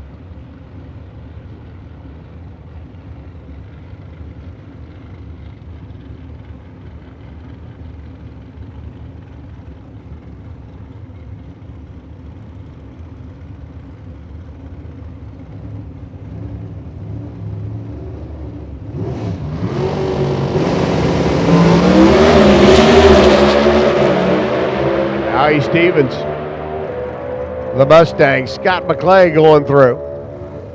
855 at 107 miles an hour. Scott still didn't have a good run down the racetrack. 747, 182 by Howie. A couple hunt off his earlier number 6 pass. He was 59 under then. He was 57 under on this pass. So Howie will stay number 6 for now. Scott down at the bottom of the sheet. Not where he wants to be. Don Beavers, a Superbot Automatic coming up. Probe for the runner out at Tucson and AutoElectrical.com. Joe Mosers, the Phoenix-based, Dodge-powered Beacon dragster.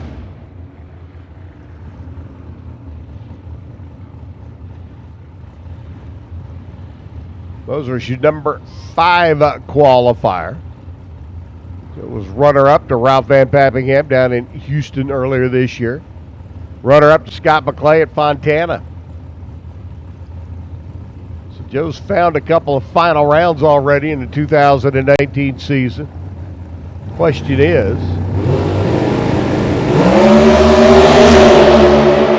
can he go home with the little gold man this weekend? Sure would like to.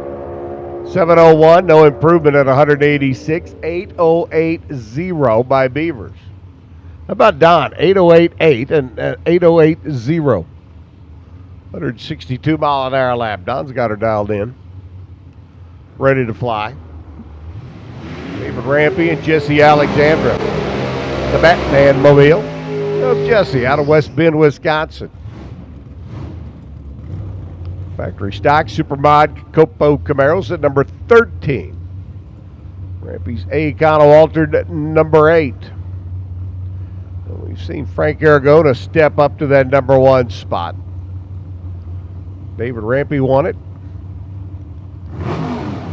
Going to have to put it down into the 17s to do it.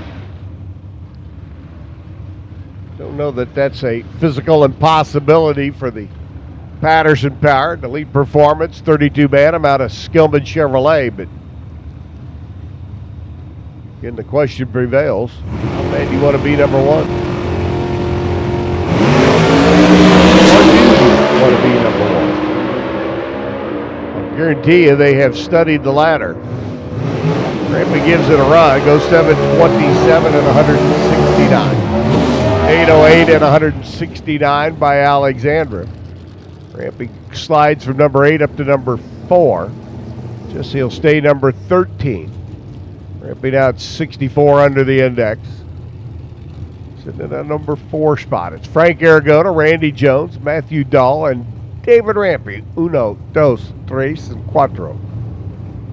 Otherwise known as 1, 2, 3, and 4. Jason Grima just got bumped out of that number 4 spot, number 5. The Australian 400 cubic inch Mustang over here on the right-hand side.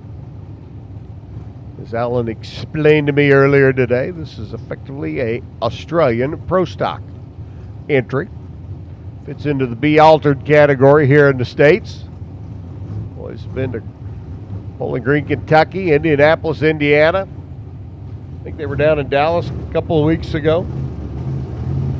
Getting a little bit of a tour in. Final. Econo altered, 32 Bantam. There on the left-hand side. Spinal runs through 754 and 174. No help, 713.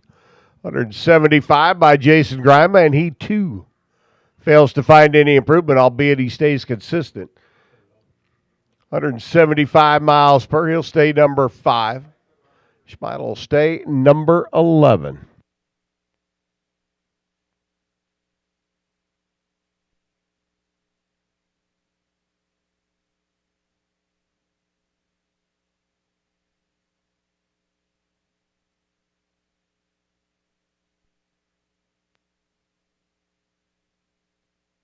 Quick cleanup out there in the water box, burning off some of the excess waters. Get ready to finish up Comp Eliminator, Ryan Pretty, the Mountain View Tire and Auto. Entry getting ready to come up next. Ryan sitting number 14 in the field at a 43 under pass. Beautiful Chevrolet Camaro, one of the new Copo entries. Going to make his run down the Pennzoil side of the racetrack.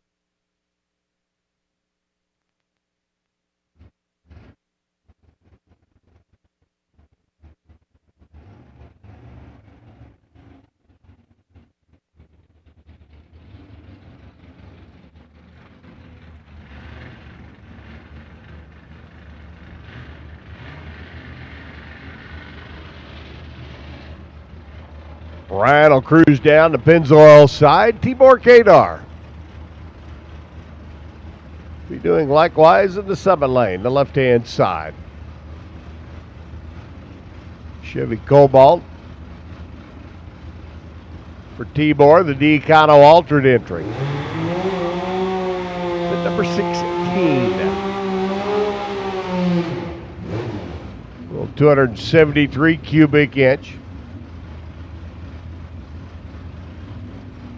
Bow tie combination for Tibor. It's Copo. Remember when Ryan came out with that car and just kind of turned her loose? She was flying. They reeled it in a little bit. See if they crank it back open a little bit now to get out of that number 14 spot for the Mountain View Tire and Auto Group.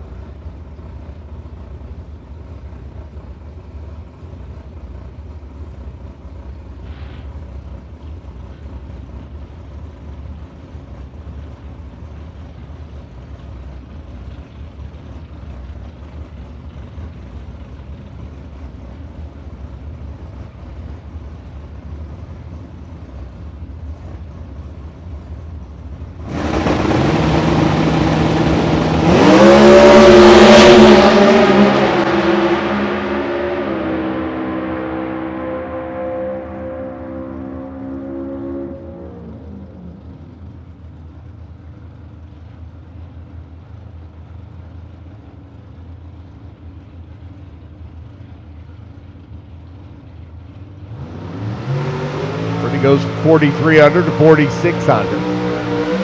Slides into the number 13 qualifying spot. Here's Tony.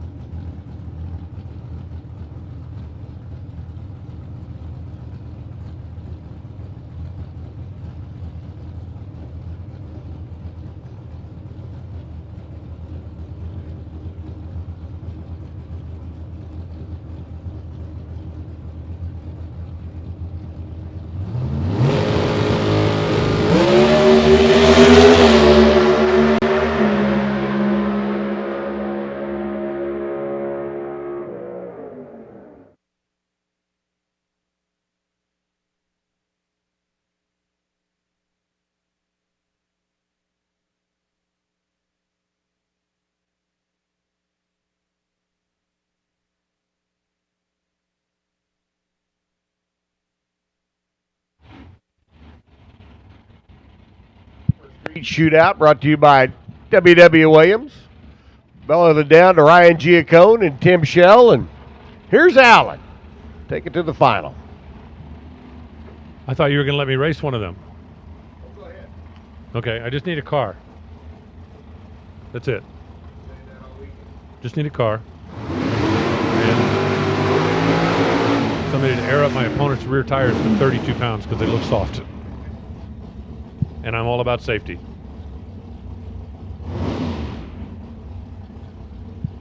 Well, coming into the shootout, Tim Shell was the number one qualifier at 11.050. But right now, it's just like cut the number and stay on the plus side of the 11.05 down there as we race into the evening and under the lights here at the strip at LVMS. W.W. Williams got involved a couple of years ago, and they have really pepped up the shootout. Remember, your motorhome, your toter, your truck needs service. W.W. Williams, the ones to call. Very good possibility. If you got a problem here, they can fix it where it sits. Tim Shell, Ryan Giacone for the big cash prize. A win light says 11.06 to 11.07. Better on the bulb was Ryan by 3 thou. Nose out in front at the stripe was Tim by 5 thou. And his 11.06 holds off Ryan's 11.07 for the win. Margin of victory 005. And Tim Shell going to take the cash back to Arvada, Colorado. And congratulations to him. Ryan Giacone, the division champ, will come back and try to take out his revenge on the field tomorrow. Now remember, Super Street will have another qualifier, another time run tomorrow, and that, of course, will be the run for the money for our All-Star. We're going to do a little lap of the sticky stuff. We're going to run the tractors back and forth. We've got Top Sportsman presented by Racing RVs Under the Arch. That's going to be the last category for the night. Also want to remind everybody, tonight is the Big Nasty Practice Tree Tournament. We're also going to have a raffle. It'll take place over at Camp Theobald. You're welcome to stop on by. W.W. Williams has been cooking all day long. Their Racer Appreciation Barbecue, and I am told that the beverages tonight, the refreshments, that is, the refreshments are going to be provided by Ted Ween's Tire and Auto Service. So swing on by. Get yourself a burger and a soda and jump into the Reaction Time Tournament, Practice Tree Tournament. Proceeds all going to our buddy Kyle. And we're going to help him get through this again. We helped him last time. We're going to help him again. I got a lot of confidence with this, and I know that we're all pulling for him. One of our very own. So a little lap of spray going down on the racetrack. Top Sportsman, presented by Racing RVs up next. And we're going to head over to the practice tournament with refreshments provided by Ted Ween's Tire and Auto.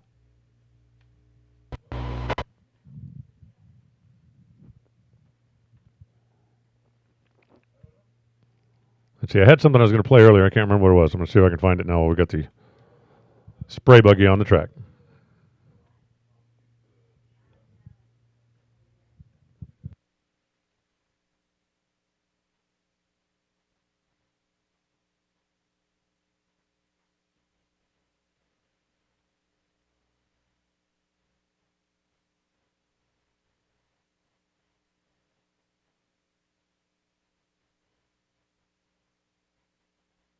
I'm going to find it. Believe me, I'm going to find it. It'll probably be too late when I find it, but I'm going to find it.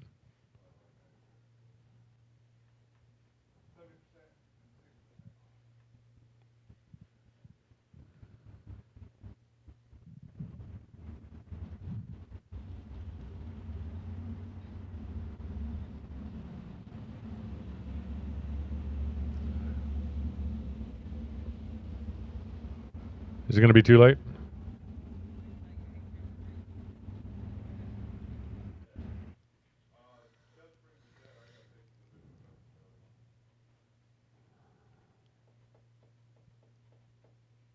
Yeah, I don't think I'm going to have time.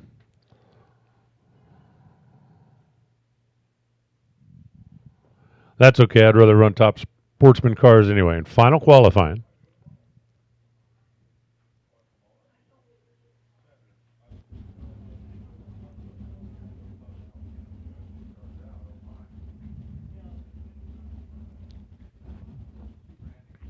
Still checking things out down in the shutdown area. And this is going to put us to bed for the night.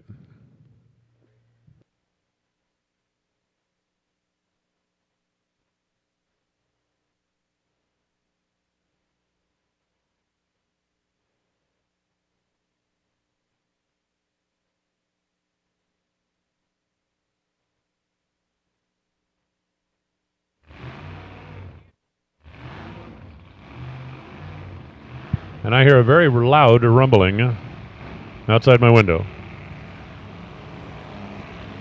And that's because coming up first is going to be a really loud car. Chris Pianis in the left side, and Zach Clark in the right. The blower car, the Henry J.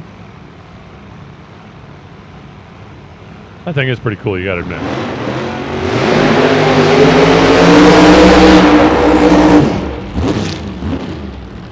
Barney Barnhart never found his GoPro? All right, it's got to be out there somewhere. Jim Thorpe sits number one at 6.44 seconds. We've had 63 cars make an official run. So at this point, it looks like everybody's going to race, unless there's been somebody sneaking back here that hasn't got a official run of record just yet.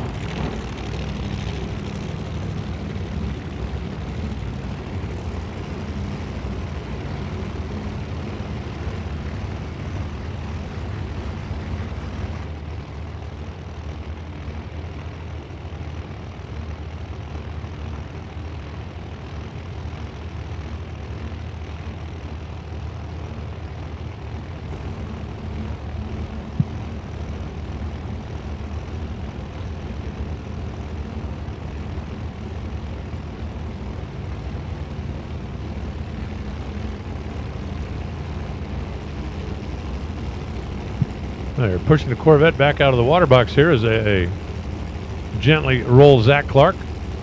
One of those Team Torque systems, Team Rad, out of Mission, British Columbia. Chris Pianis trying to move up to the number 39 spot.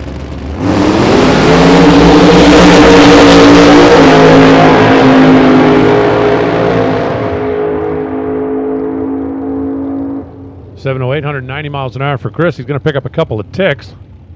That's going to leave him in the 39 spot. Zach Clark goes 753 at 176. We'll call him 54th best for now.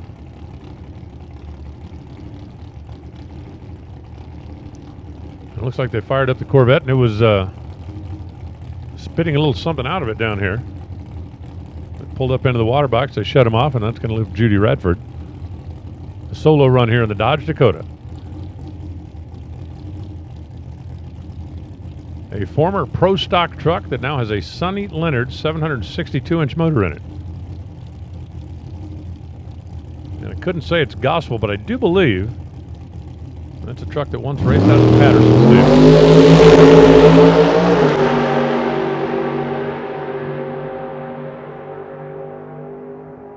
Down to the stripe, 741. That's an improvement of 700s for Judy. 741, 173 miles an hour. Jim Thorpe sitting on top and sitting under the arch, waiting patiently for his shot at it. Our 6-second club in the Racing RV's top sportsman ranks has 26 cars in it so far. And then another dozen plus at 7:0 something.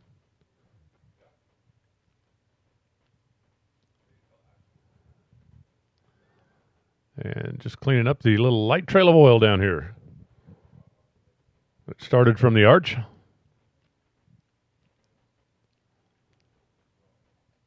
And then we'll continue on.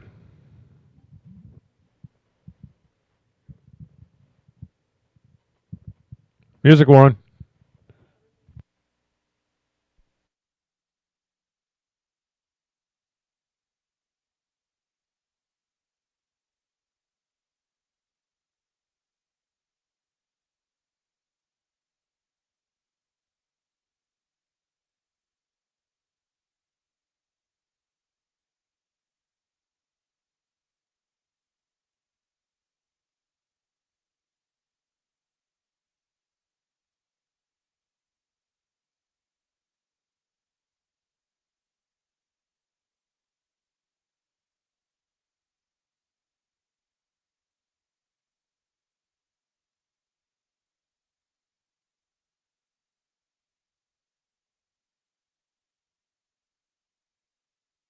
Hi, I'm Jennifer Weems, and I'm here to remind you that it can wait. It can wait to open that Snapchat, read that text, Facebook update, Twitter post, or Instagram photo. Remember the mom and dad rules. Don't text and drive. It's the law, too. We want all of you to drive safe from all of us at Ted Weems Tire and Auto.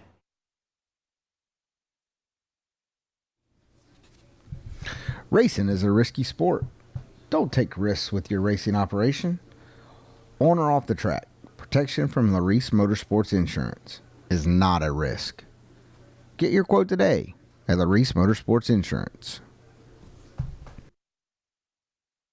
LODRS, the leader in performance electronics. Racers know and depend on their state-of-the-art systems every day. Perform Air Pro and Perform Air Eclipse are the racing industry standard high-tech, easy-to-use weather systems. Power-Light lithium batteries, the super powerful lightweight energy source for your machine. And the Data Quest Power Quest, the most innovative data recorders and touchscreen switch panels you can find. Check out ultronicsinc.com for these products and more. Ultronics, the choice of champions. With customer service and technical support second to none, FTI Performance Converters and Transmission give you the winning edge. Just ask any of our customers, like 2014 IHRA Top Dragster World Champion Kevin Brannon, or the 2014 IHRA Super Rod World Champion Mike Ruff. We are real racers with real experience. Call us today at toll-free at 866-726-8358, or visit us on the web at www.ftiperformance.com.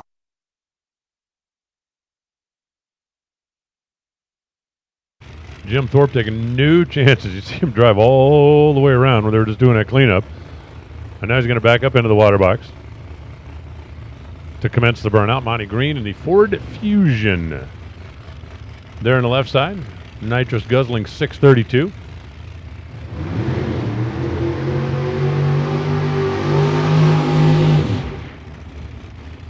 Thorpe has got that wildly painted, every color of the rainbow plus, flat hood.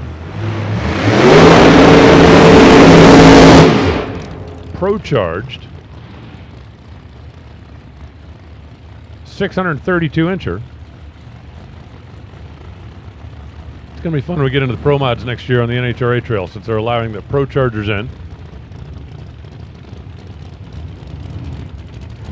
Did a couple of outlaw Pro Mod shows, and it's like the classic rule of thumb. If there's a blower sticking out of the hood, it's a blown car. If it's got an old Pro Stock style hood scoop, it's a nitrous car. Flat hood quiet as turbos and flat hood loud as Pro Charged. Simple as that.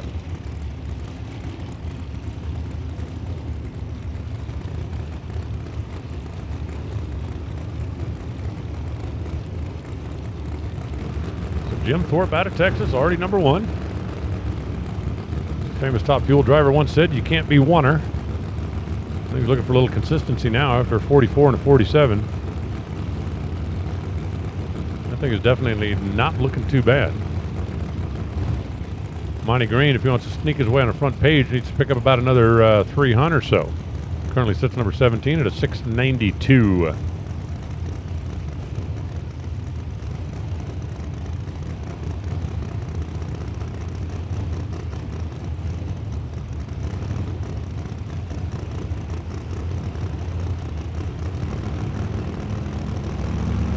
Ready, and ready, and go. Torp's car got up on a tire, started spinning, and kicked the tail out of it. He eased back off the throttle, 692 at 199 miles an hour. Let me tell you, Monty Green, 692, 692, 693. I know what number I'd put on the side of that thing for round one tomorrow. 11:09 at 90 miles an hour for Jim Thorpe, who obviously will stand on his earlier number one run, but they were trying to put the coals to a little bit early down there, and it didn't quite like it. Now to bring up Michael Chitty out of Iowa and Dan Provost, the Rad Torque Systems dude himself, with a Sonny Leonard 762-inch motor under the hood of his 68 Camaro. Love the fact that Dan has had a pretty good amount of success in his business and loves to just come out here and battle it out on the NHRA trail, but he's also a big sponsor up in Division 6 on the Lucas Oil Series and helps out some of his fellow racers as well.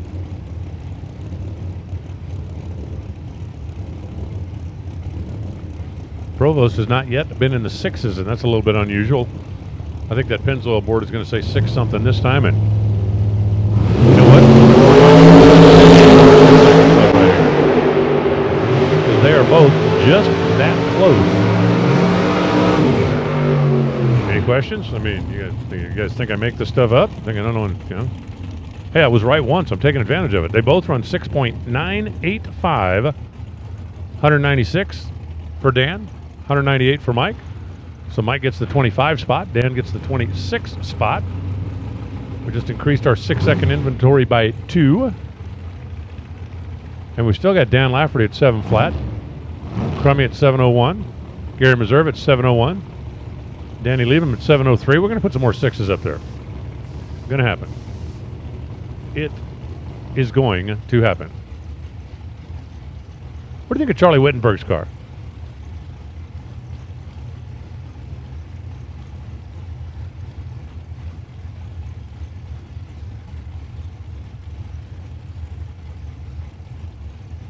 Dick Vandermeer over here in the Grand Am.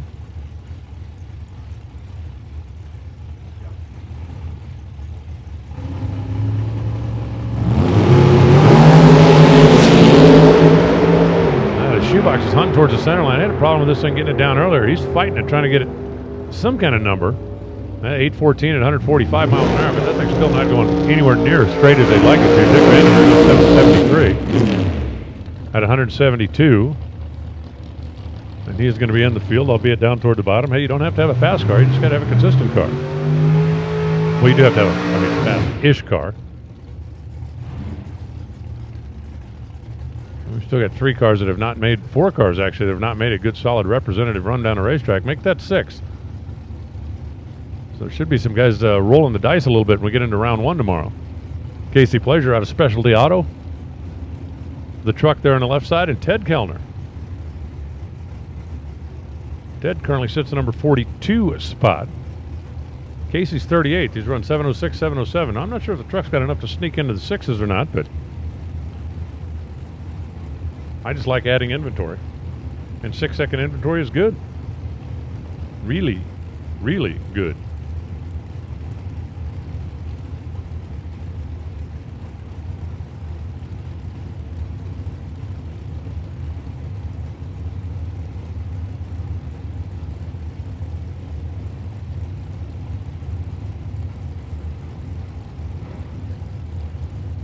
Easing their way in.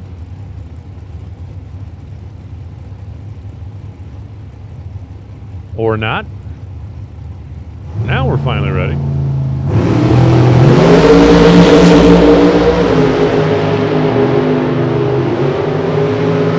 little puff out of the truck down there, but it's still motoring on. 702, 190 miles an hour. Casey Pleasure picks up a little bit. Not enough to get him into the 6-second club, but certainly not a bad run. 715 for Ted Kellner, 191, also his best of all attempts so far. 28 cars in the 6s. Casey just moved up to 32nd best. Picking up 6 or 7 spots there with that slight improvement. And here comes the engine builder, Matt Driscoll. the Kansas Cobalt, and Craig Blaisdell. The Seas Candies Camaro.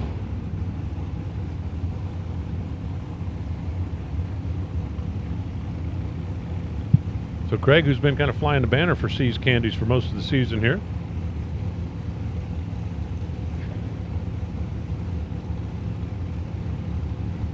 Blaisdell's in at a 704. He could step up and get us another player in the sixes. I just want to see the top 32 in the sixes, just because. I want to.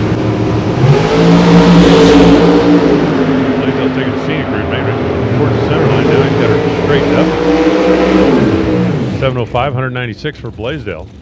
Actually slowed one. Driscoll goes 6.900. And he moves up, not quite on the front page and not quite 200 miles an hour, 6.900 at 199 and small change.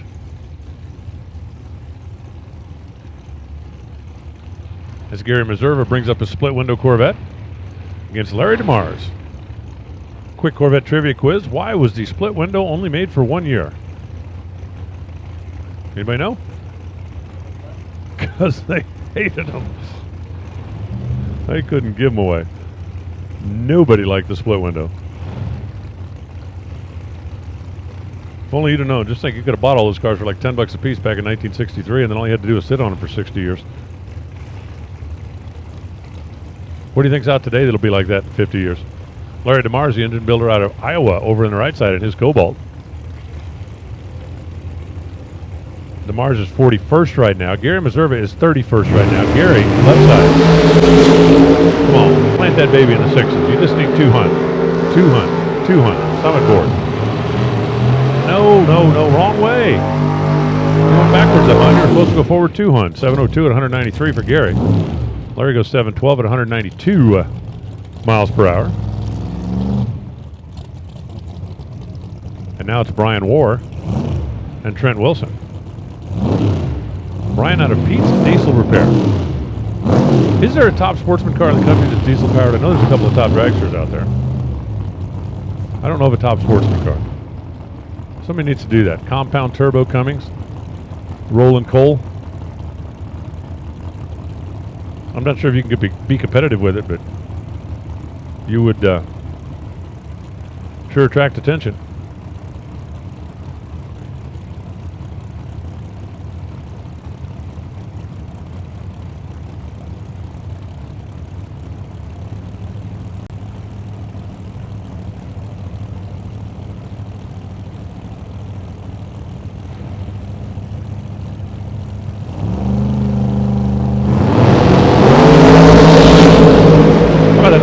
Out of Trent Wilson's car. He is putting the bottled oxygen to it. 686, 198 miles an hour, 693 for Brian Warr. Trent Wilson was and will stay in the number 3 spot. Brian 693 is going to put him in the number 19 spot. Hey, just a heads up for Top Dragster. Top Dragster, we know for a fact we're going to need at least one alternate, and I believe we may need a couple more. So if you were the 65, 6, 7 qualifiers in Top Dragster, I wouldn't tear the camp down tonight, if you know what I'm saying. There is a possibility. We know we're going to need at least one. We may need some more alternates tomorrow. So if you ended up down there, 65, 6, 7, hang out.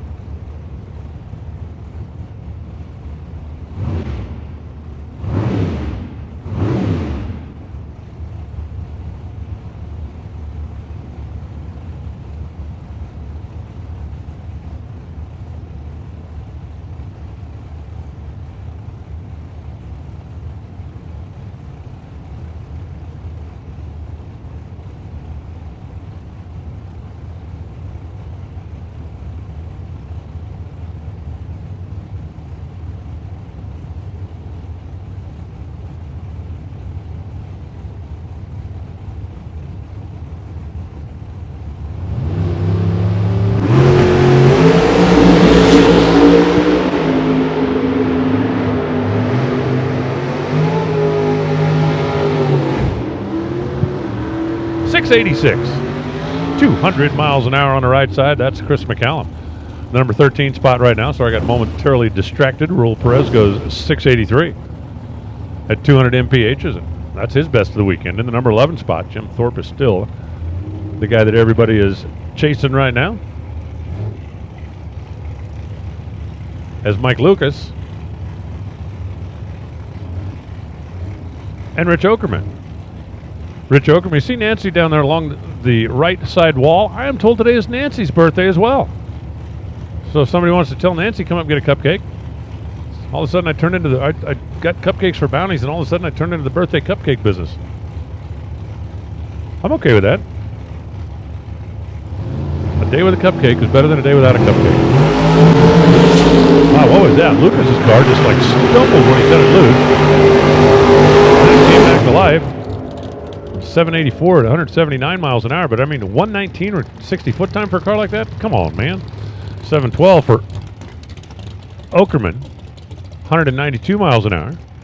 And Rich Okerman, number 42 spot. One of the big players out here. He's not one of the real fast runners, but he is a guy that goes round after round after round. Or like my dad used to say, we're going to go round and round. Well, if I was drag racing, I thought that was awesome. When my dad said it, usually it was less than awesome. Lost some of its awesomeness in the translation, if you know what I'm getting at.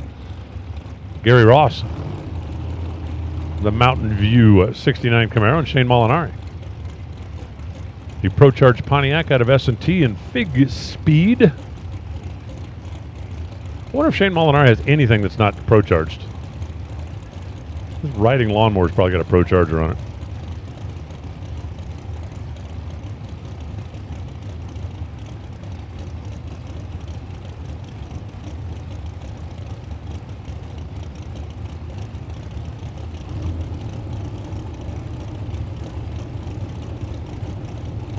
We're ready.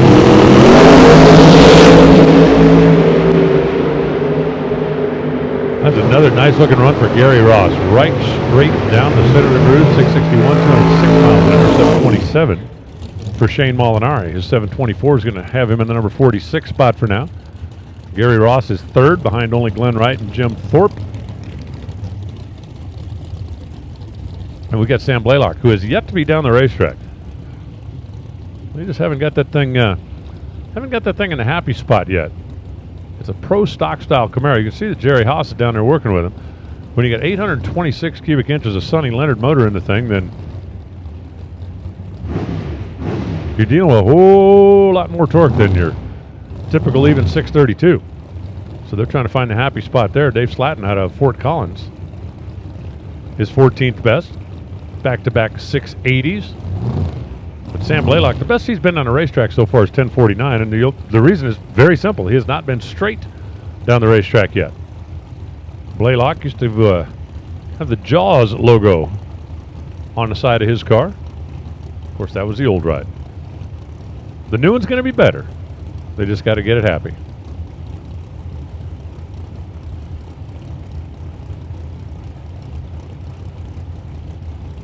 Now we've been doing so good with the golf carts, and now we got a couple of them out there in the middle of the road. This is going to be Blaylock's best run by about an hour. 672, 204 miles an hour, and it finally went straight.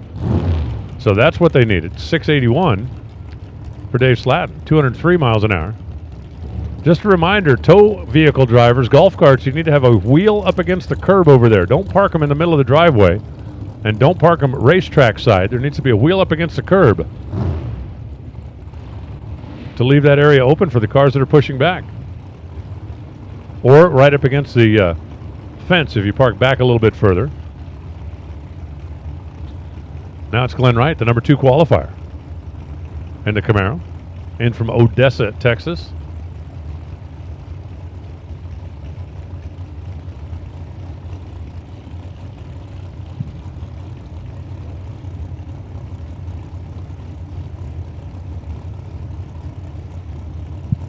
Will Yakimitz, all the way down from Alberta.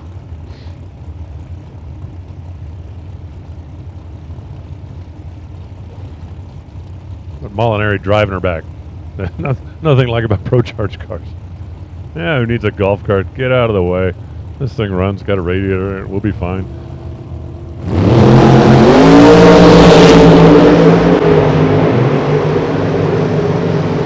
That's what Top Sportsman's supposed to look at. 659. Make that 655. 655.3. Glenn closed the gap a little bit on Jim Thorpe.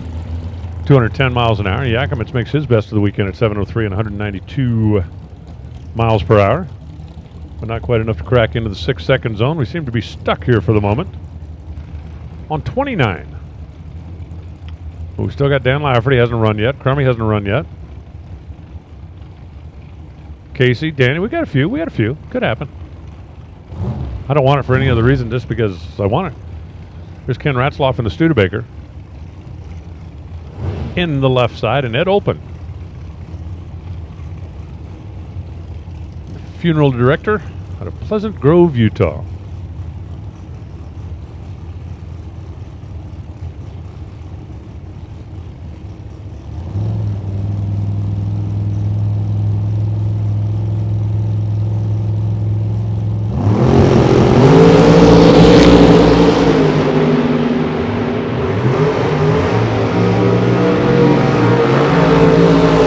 .699 Open. Exactly what he ran earlier. 694 for Ken Ratzloff. Ratzloff in the number 21 spot now with the Stude. It opened in the number 29 spot, which is where he was. And we got Phil Miller and his S10 truck. Occupation is truck driver, and he's driving a truck. Well, there you go. I love it when a plan comes together. I don't think this is the truck he's referring to in his occupation, but it could be. Wouldn't be the weirdest thing I ever heard.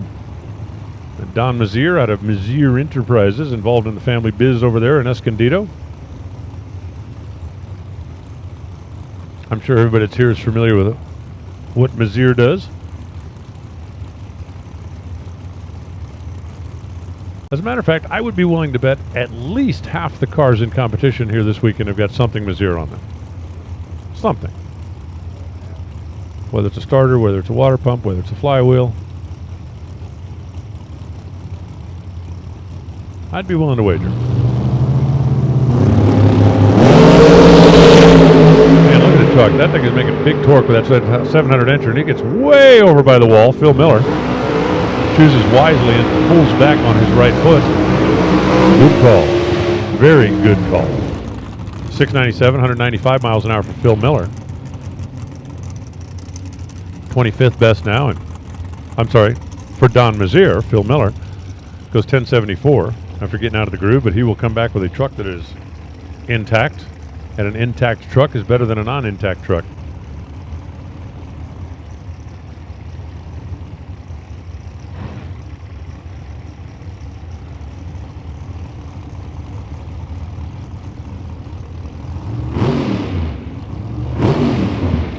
Bill Knutson,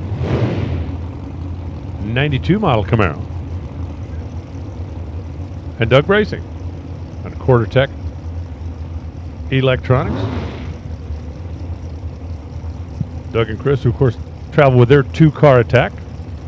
He in this one. She in her Super Streeter for Quarter-Tech Electronics.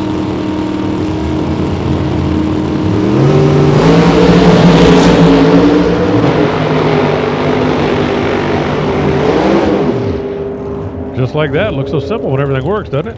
714, 189 miles an hour for Bill. Doug goes 730, 186 miles an hour, so they both slow down a couple of They both stand on their earlier runs. And here comes Paul Gladden and Cameron Wright.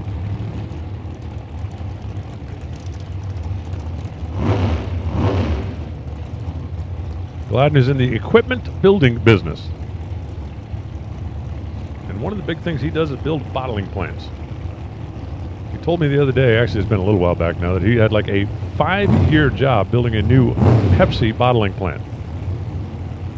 There's a lot of plumbing in those things, let me tell you. And a lot of conveyors and a lot of robotics and a lot of, well, stuff that Paul knows about. Cameron Wright, mechanic out of Odessa, Texas, in his Camaro over here on the right side. Multiple-time division champ over on the I side of the fence.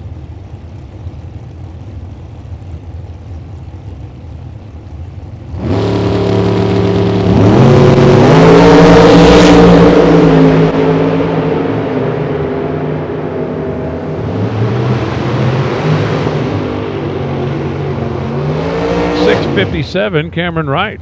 That's going to jump him all the way up to the number 3 spot. Paul Gladden goes 692 at 197 miles an hour. And Gladden's Mustang is now 20th. And here comes Dan Lafferty. Dan's going to help us. We need another 6-second player, and Dan's going to be it. No pressure or anything, Dan. Expecting to make it happen. All the way down from Wynn to Lido, not to run 7 flat. Came down to run the 6s. Trust me on this. And Ron Smith, the Nova out of Utah, with 800 cubic inch. 1963 Nova. What would have been the most powerful engine you could buy in a 1963 Nova? The SS probably had a 283, right? They didn't have 327s then. So the SS maybe a 283. So I don't know. They had to have a V8, I would think. You think? Well, it's got an 800-inch big block in it now. That's the point.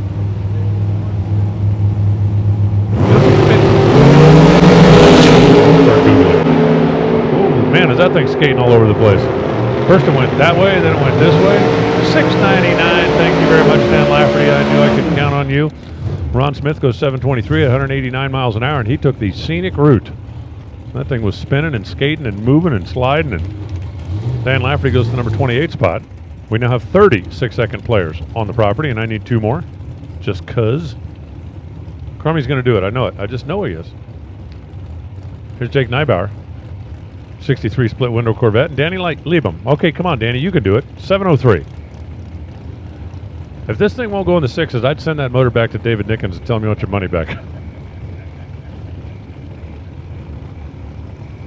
Like, come on, density altitude's only, I don't know, 3,500 feet or so. Should be able to make it happen. Apparently we've got one that didn't quite clear at the top end, so we're holding up here for just a moment or two.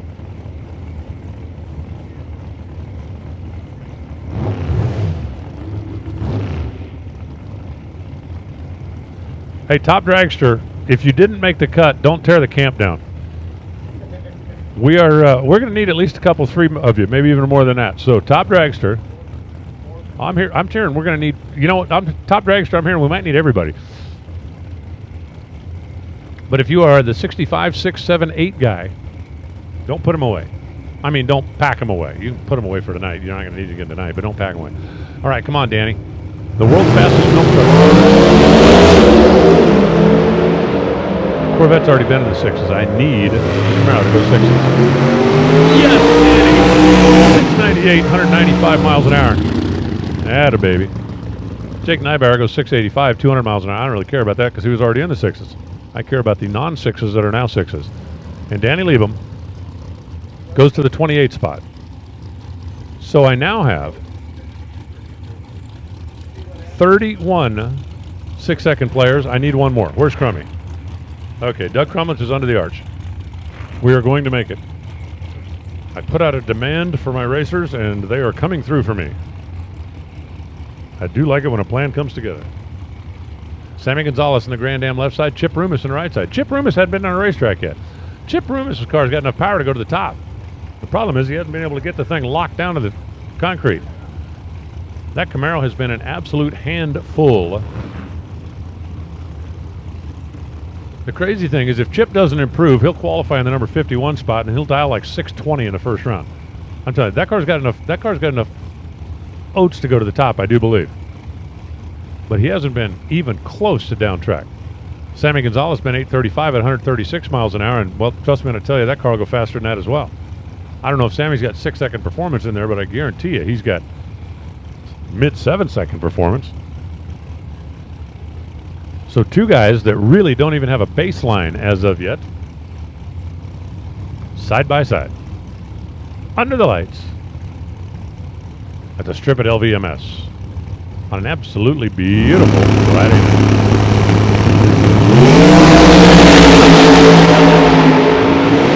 Better. 654, 220 miles an hour for Chip Rumis. And he doesn't go to the top, but he leapfrogs over everybody not named Jim Thorpe. Sammy Gonzalez goes 727, 187, and that's something they can work with tomorrow as well. So tip of the cap to those 2 teams. Chip Rumis jumping all the way up to the number 2 spot. I now have my 32 6-second players, and I'm about to get another one. Doug Crumlich is going into 6 as well. John Baker over here on the left side, he is driving one of those Why Not cars. John Baker, who works for the Whiteley family in the oil and gas field and also spends a whole lot of time keeping their fleet of race cars doing what they're supposed to do. He's qualified 31st at 699, and Doug Crumlich in the championship chase. Trying to track down the sand flea.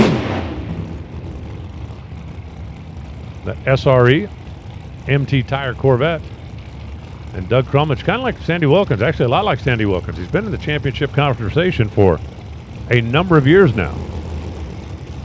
And he's got an opportunity, but basically he's got to stand here Sunday night with a trophy in his hand. He's worried about another 6-second run. Pennzoil side, 697, 197. Smoke out of John Baker's car. Man, they stepped that baby up. John Baker just went 644 at 219 miles an hour. I didn't know that car was that fast. I do now. Look at him down there on the start line. I'm not sure they knew the car was that fast.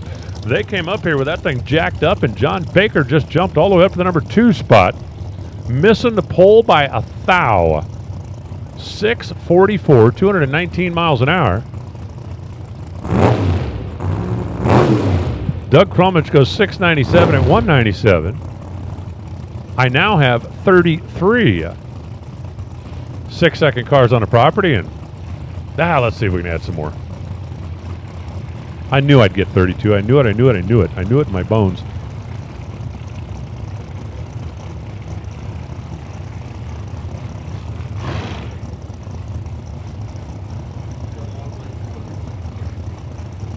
No, I know, but we're at altitude. Jeff Conley and Alan Firestone. Jeff Conley, the landmark iron truck. That thing hadn't been in the 6s yet. That thing will go 6.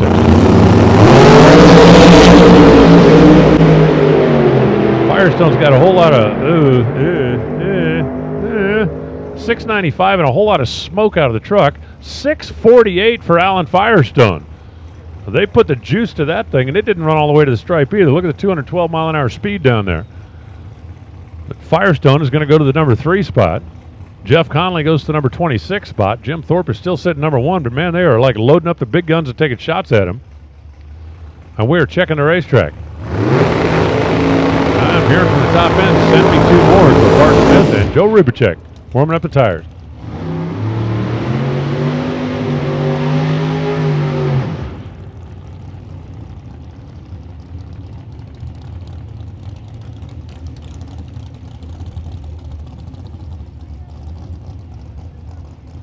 Hey, listen up in the pits. Listen up, guys. I have got an alcohol funny car racer in need. If you've got any DJ fire bottles, they accidentally set the fire bottles off, and they are going to need them to compete tomorrow. So if you've got a set of fire bottles, the DJ safety style, then please check in with Robert Turner in the alcohol funny car pits. You'll make an international friend for life, I promise you.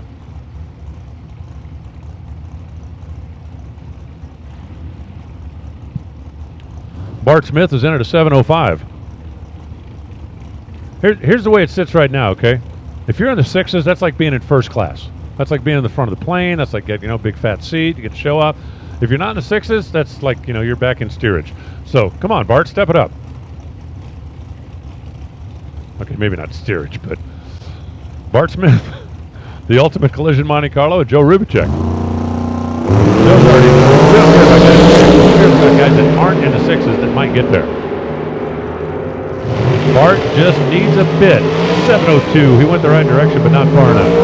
195 miles an hour. That'll be 36 best. Joe Rubicek goes 664.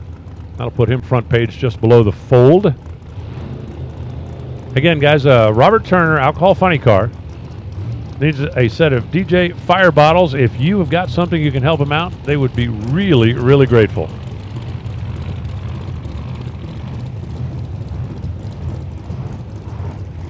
Marty Costagno, the 57 Chevrolet. Gary Faulkner in that new gen Camaro out of Meridian, Idaho. Gary was one of the first, I do believe, that had the new generation Camaro, and he's got a Steve Schmidt 700 plus inch engine in it.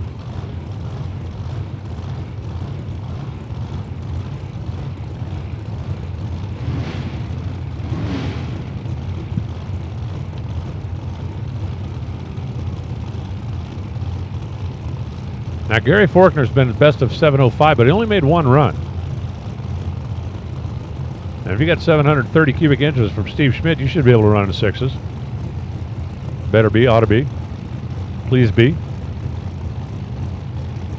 The Cool Kids Club is a whole lot bigger here in Racing RV South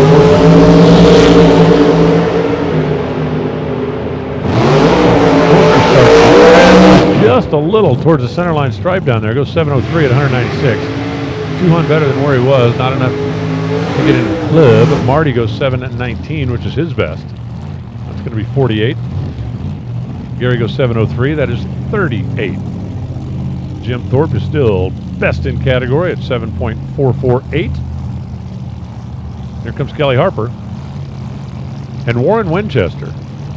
I was actually doing a little research on the SR-71. Apparently you're not allowed to buy one of those.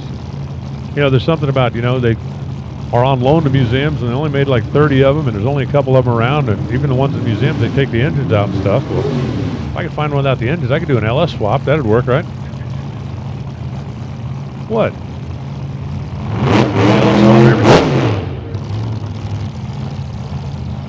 All right, well, if I can't get an SR-71, Kelly, find me something. You know, something along that cool scale. I don't need comfort. I just want fast. You know, I'm not planning on like loading up all my friends and going someplace. I'm just going to use it to commute. Warren Winchester, out of North Las Vegas, once spent an afternoon replacing a water pump on my Mercedes. That was a long time ago, but it did really happen. Qualified 56th right now. Winchester star on the left. If I'm not mistaken, it did that earlier as well. Didn't look quite as bad this time. 766, 176 for WW.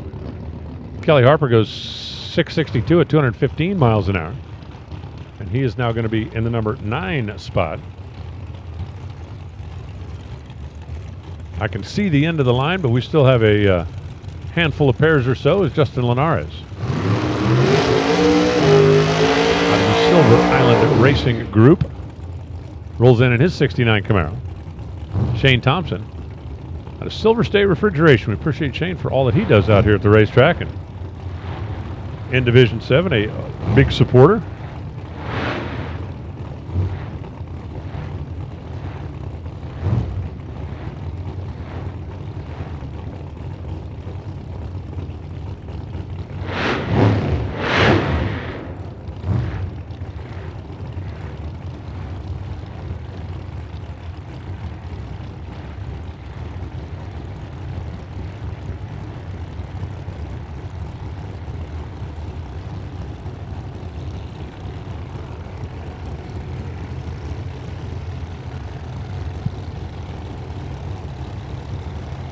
Justin Linares left. Shane Thompson right. Now, Shane's car is not a 6-second player.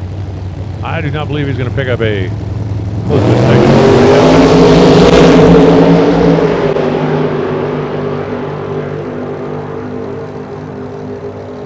second. 662, 208 miles an hour for Justin. 781 for Shane Thompson. So Shane stays consistent. Justin actually picks up a little bit. He is now 10th. We apparently have one back here under the arch that is having a bit of a problem coming to life. While the birthday boy, Paul Snell, goes through his burnout procedure. For sale logos on the side of this. If you look interested in a Corvette with a blown Brad Anderson, he can help you. Because he's interested in parting with a blown Brad Anderson powered Corvette.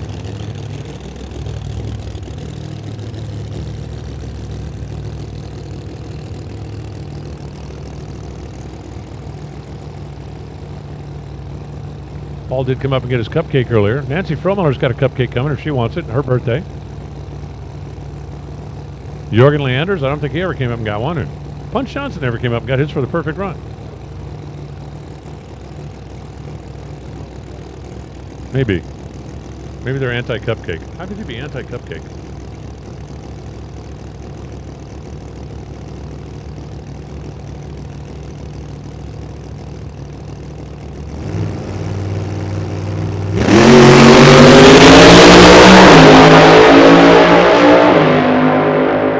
See, you too Could race Top Sportsman just like that. 6.662, 212 miles an hour. 12th best here in our 64 car field.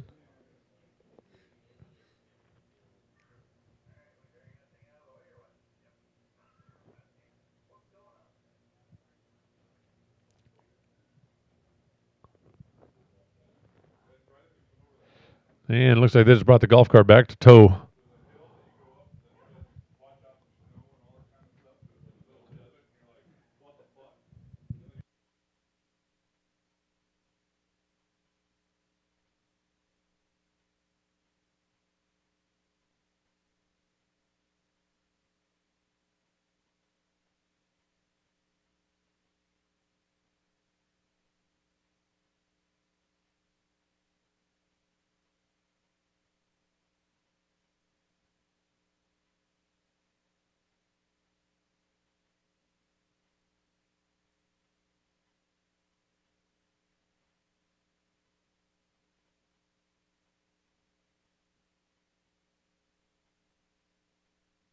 So the good news for Al is they pull him out from under the arch, 738. He's in the field. Hopefully whatever the issue is something minor that they can get taken care of tonight.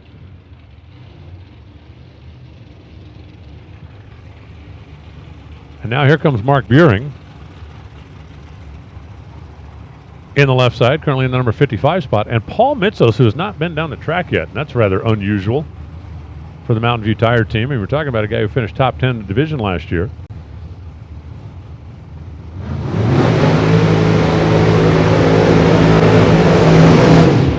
When Paul Mitchell's top speed is 137 miles an hour, he has not been down the track.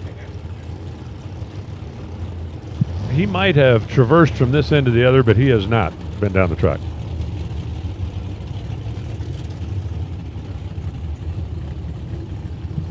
So Paul, who is part of the family tire empire,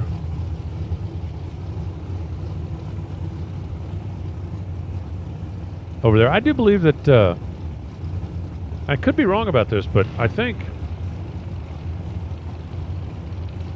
I'm the biggest customer the Mountain View Tires ever had in Las Vegas.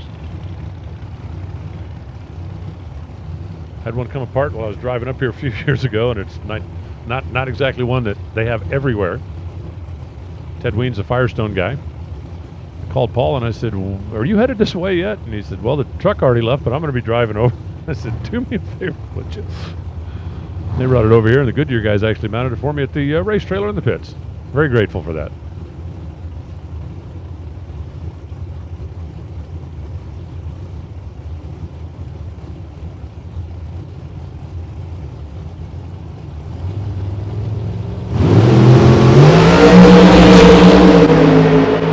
All right, this is going to be Paul's best run by a bunch. 674 at another one of the Cool Kids Club, 204 miles an hour. That's even going to put him up on the front page. Mark Buehring goes 750 at 179. He was in with 749, so he's got him a good, consistent racer. That'll get the head start tomorrow in round number one. But Paul goes to 14th. My 6-second club now has 34 members in it. And it looks like we've got 2 solo runs. And then we're going to call it a night. As far as the on-track activity, we're going to head over to Big Nasty Practice Tree Tournament. Supporter Bud Kyle. And again, huge, huge thanks to Ted Weens for providing the refreshments. It's going to be a fun one.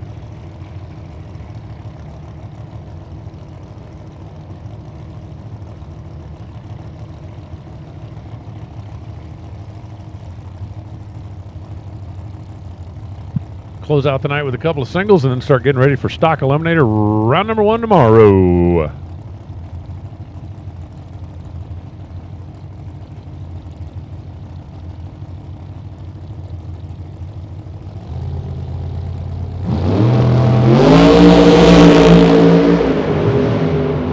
Cook's putting the spray to it. Let's see if he can step up from the 683, and he does. Goes 675. 202 miles an hour. That'll put him back on the front page. He was on page 2. Dave Slatton now anchors the front page at a 681. Jim Thorpe is still the man of the hour And Greg Lair is going to be the final car down the track tonight.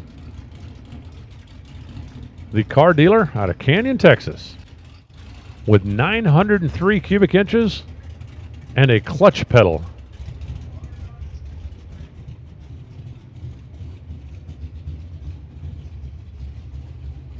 Hey, listen up in the pits. Super Street. If you did not make 2 runs today and you would like to make one, bring it to the staging lanes post haste. Super Street, if you've had 2, we'll see you tomorrow in the morning. But Super Street only. If you did not make 2 runs today, bring it to the lanes now. So maybe Greg Lair won't be the last car down the track tonight.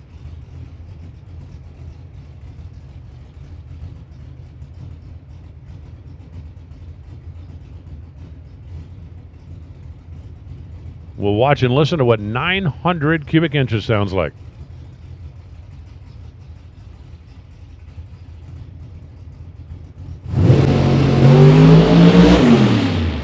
Sound like it turned left. I mean, that thing turned left hard. Interestingly enough, Greg Lair is qualified 26th at a 694. I'm not saying that car will qualify number 1, but it'll definitely run quicker than that. So Greg's going to be up here kind of dialing her blind a little bit tomorrow. One more time, Super Street only. Super Street only. If you have not had 2 runs, we're going to give you the opportunity, but you got to get it to the lanes right now. And I'm going to go back and restart Miranda Lambert just because I can. Oh, wait. I got to wait on Warren. I'm waiting on Warren. I'm waiting on Warren. I'm not waiting anymore on Warren.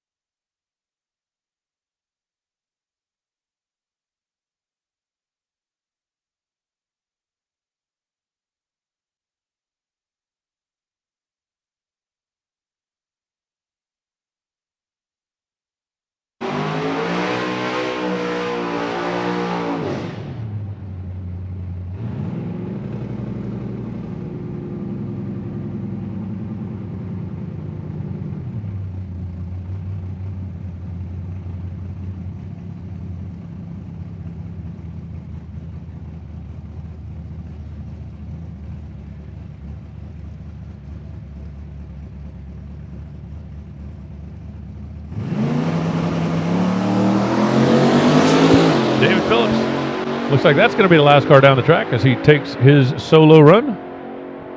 Dave's a little bit of a late arrival, so he missed the early session. This way he's got the same two as everybody else did, 11:27, 117 miles an hour. And that, as we say in the business, is that. Hey, tomorrow morning, 8 a.m., Stock Eliminator round number 1, followed by Super Street and the final time run. Remember Super Street, that'll be the run for the money for the All-Stars tomorrow. Then it'll be Super Comp round 1, Super Stock round 1, Super Gas round 1, 2 alcohol qualifying sessions, and we'll have at it. But it was a fun day. It was a fast day. Gave away a bunch of cupcakes today.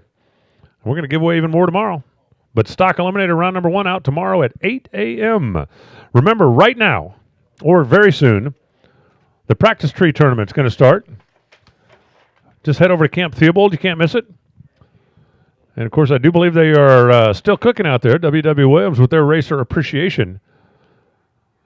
Doing some feeding. Ted Jennifer Weens providing the refreshments. Stop on by. Let's raise a couple of bucks and help out our buddy Kyle. We're going to get him through this. I promise you. Tomorrow morning, 8 a.m., Stock Eliminator on track. Do a little maintenance out there, but for right now, we're going to call it a night. On behalf of Bob Unkerfer, myself, Alan Reinhardt, everybody here at the Strip, enjoy your evening. See you at the Theobalds.